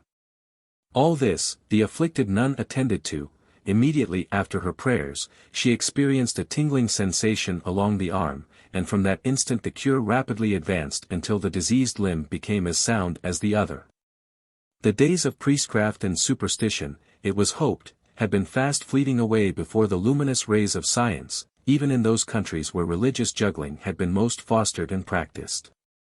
But for any man in this country to believe that such a miracle can be wrought by human agency, is of itself an awfully convincing proof that he is ignorant of the Scriptures, and that his own mind is likely to become a prey to the wildest chimeras. Prince Hohenlohe's notoriety however as a worker of miracles was not confined to Newhall. His mighty prowess extended to the Emerald Isle. And several cures were performed at as great, or even at a greater distance, than that wrought at Newhall, and merely at the sound of his orisons. We hear of no miracles being wrought by, or upon Protestants. Consequently we leave them to the gloom of the cloister, whence they emanated, and where only they can be of use in a cause which requires the aid of stratagem to support it. A taste for the marvelous seems to be natural to man in every stage of society, and at almost every period of life. It cannot, therefore, be much a matter of astonishment, that, from the earliest ages of the world, persons have been found, who, more idle and more ingenious than others, have availed themselves of this propensity to obtain an easy livelihood by levying contributions on the curiosity of the public. Whether this taste is to be considered as a proof of the weakness of our judgment, or of innate inquisitiveness, which stimulates us to enlarge the sphere of our knowledge, must be left to the decision of metaphysicians. It is sufficient for our present purpose to know that it gave rise to a numerous class of impostors in the shape of quacks, mountebanks, poison swallowers, fire-eaters, and pill-mongers. There is another class of adepts, such as sleight-of-hand performers, slack-rope dancers, teachers of animals to perform extraordinary tricks. In short, those persons who delude the senses, and practice harmless deceptions on spectators, included under the common appellation of jugglers. If these arts serve no other purpose than that of mere amusement, they yet merit a certain degree of encouragement, as affording at once a cheap and innocent diversion. Jugglers of this class frequently exhibit instructive experiments in natural philosophy, chemistry, and mechanics. Thus the solar microscope was invented from an instrument to reflect shadows, with which a Savoyard amused a German populace. And the celebrated Sir Richard Arkwright is said to have conceived the idea of the spinning machines, which have so largely contributed to the prosperity of the cotton manufactories in this country, from a toy which he purchased for his child from an itinerant showman. These deceptions have, besides, acted as an agreeable and most powerful antidote to superstition, and to that popular belief in miracles, conjuration, sorcery, and witchcraft, which preyed upon the minds of our ancestors. And the effects of shadows, electricity, mirrors, and the magnet, once formidable instruments in the hands of interested persons, for keeping the vulgar in awe, have been stripped of their terrors, and are no longer frightful in their most terrific forms. On the transfusion of blood from one animal to another. At a time when the shortness of human life was imputed to a distempered state of the blood.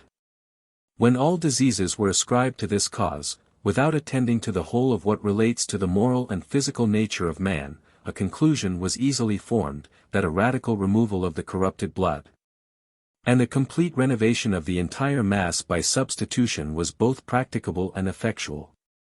The speculative mind of man was not at a loss to devise expedients, to effect this desirable purpose. And undoubtedly one of the boldest, most extraordinary, and most ingenious attempts ever made to lengthen the period of human life was made at this time. We allude here to the famous scheme of transfusion, or of introducing the blood of one animal into that of another.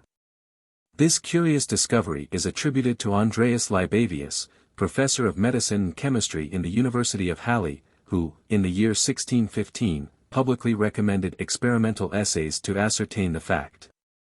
Libavius was an honest and spirited opposer of the theosophic system, founded by the bombastic Paracelsus, and supported by a numerous tribe of credulous and frantic followers. Although he was not totally exempt from the follies of that age, since he believed in the transmutation of metals, and suggested to his pupils the wonderful power of potable gold. Yet he distinguished rational alchemy from the fanatical systems then in repute, and zealously defended the former against the disciples of Galen, as well as those of Paracelsus. He made a number of important discoveries in chemistry, and was unquestionably the first professor in Germany who gave chemical lectures, upon pure principles of affinity, unconnected with the extravagant notions of the theosophists. The first experiments relative to the transfusion of the blood, appear to have been made, and that with great propriety, on the lower animals. The blood of the young, healthy and vigorous, was transferred into the old and infirm, by means of a delicate tube, placed in a vein opened for that purpose. The effect of this operation was surprising and important, aged and decrepit animals were soon observed to become more lively, and to move with greater ease and rapidity. By the indefatigable exertions of Lower, in England, of Denis in France, and of Moles, Hoffmann, and others in Germany, this artificial mode of renovating the life and spirits was successfully continued, and even brought to some degree of perfection. The vein usually opened in the arm of a patient was resorted to for the purpose of transfusion. Into this a small tube was placed in a perpendicular direction. The same vein was then opened in a healthy individual, but more frequently in an animal, into which another tube was forced in a reclining direction. Both small tubes were then slid into one another, and in that position the delicate art of transfusion was safely performed. When the operation was completed, the vein was tied up in the same manner as on bloodletting. Sometimes a quantity of blood was drawn from the patient, previously to the experiment taking place. As few persons, however, were to be found, that would agree to part with their blood to others, recourse was generally had to animals, and most frequently to the calf, the lamb, and the stag. These being laid upon a table, and tied so as to be unable to move, the operation was performed in the manner before described. In some instances, the good effects of these experiments were evident and promising, while they excited the greatest hopes of the future improvement and progress of this new art. But the unceasing abuses practiced by bold and inexpert adventurers, together with the great number of cases, which proved unsuccessful, induced the different governments of Europe to put an entire stop to the practice, by the strictest prohibitions. And, indeed, while the constitutions and mode of living among men differ so materially as they now do, this is, and ever must remain, an extremely hazardous and equivocal, if not a desperate remedy. The blood of every individual is of a peculiar nature, and congenial with that of the body only to which it belongs, and in which it is generated. Hence our hope of prolonging human life, by artificial evacuations and injections, must necessarily be disappointed. It must not, however, be supposed, that these, and similar pursuits during the ages of which we treat, as well as those which succeeded, were solely or chiefly followed by mere adventurers and fanatics. The greatest geniuses of those times employed their wits with the most learned and eminent men, who deemed it an object by no means below their consideration. The method of supplying good for unsound teeth, though long laid aside, in consequence of the danger with which the practice was attended, by the communication of disease from an unhealthy to a healthy person, was at one time as much the rage as the transfusion of blood. This practice, notwithstanding the objections which stand opposed to it, might, nevertheless, be adopted with success on many occasions, could persons enjoying a sound and wholesome state of body be found to answer the demand, however unnatural it may appear. A few untoward cases soon raised the hue and cry against the continuance of the practice, as in the transfusion of blood. Though the latter has recently been attempted in the case of an individual exhausted by excessive hemorrhage with a success which answered the expectation. There is little doubt that both the transfusion of blood, and engrafting or transplanting of teeth, are capable, with judgment and discrimination, of being made subservient in a variety of cases. Though the chances of general success militate against these experiments, for it is the unalterable plan of nature to proceed gradually in her operations, all outrage and extravagance being at variance with her established laws. Chapter 22. The Rosicrucians or Theosophists. This remarkable sect was founded upon the doctrines of Paracelsus, during the latter part of the 16th, and the beginning of the 17th centuries. The society was known by the name of the Rosicrucians or Rosicrucians. And as it has not been without its followers and propagators in different shapes, even to the present time, we shall here present the reader with a concise account of the origin and tenets of that fanatical sect. The first intimation of the existence of this order we find announced to the world in a book published in the German language, in the year 1614, with the following title, The Universal and General Reformation of the World, together with an account of the famous fraternity of the Rosicrucians. The work contains an intimation, that the members of the society had been secretly engaged for a century preceding, and that they had come to the knowledge of many great and important secrets, which, if communicated to the world, would promote the happiness of man.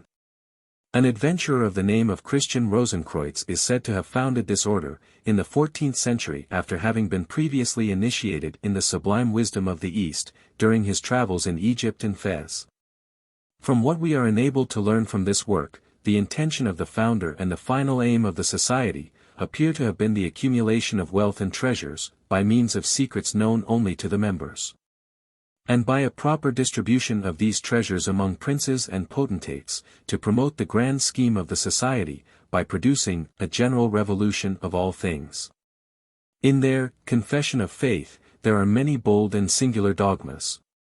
Among others, that the end of the world is at hand, that a general reformation of men and manners will speedily take place, that the wicked shall be expelled or subdued, the Jews converted, and the doctrine of Christ propagated over the whole earth. The Rosicrucians not only believed that these events must happen, but they also endeavored to accelerate them by unremitted exertions. To their faithful votaries and followers, they promised abundance of celestial wisdom, unspeakable riches, exemption from disease, an immortal state of man of ever-blooming youth, and above all the philosopher's stone.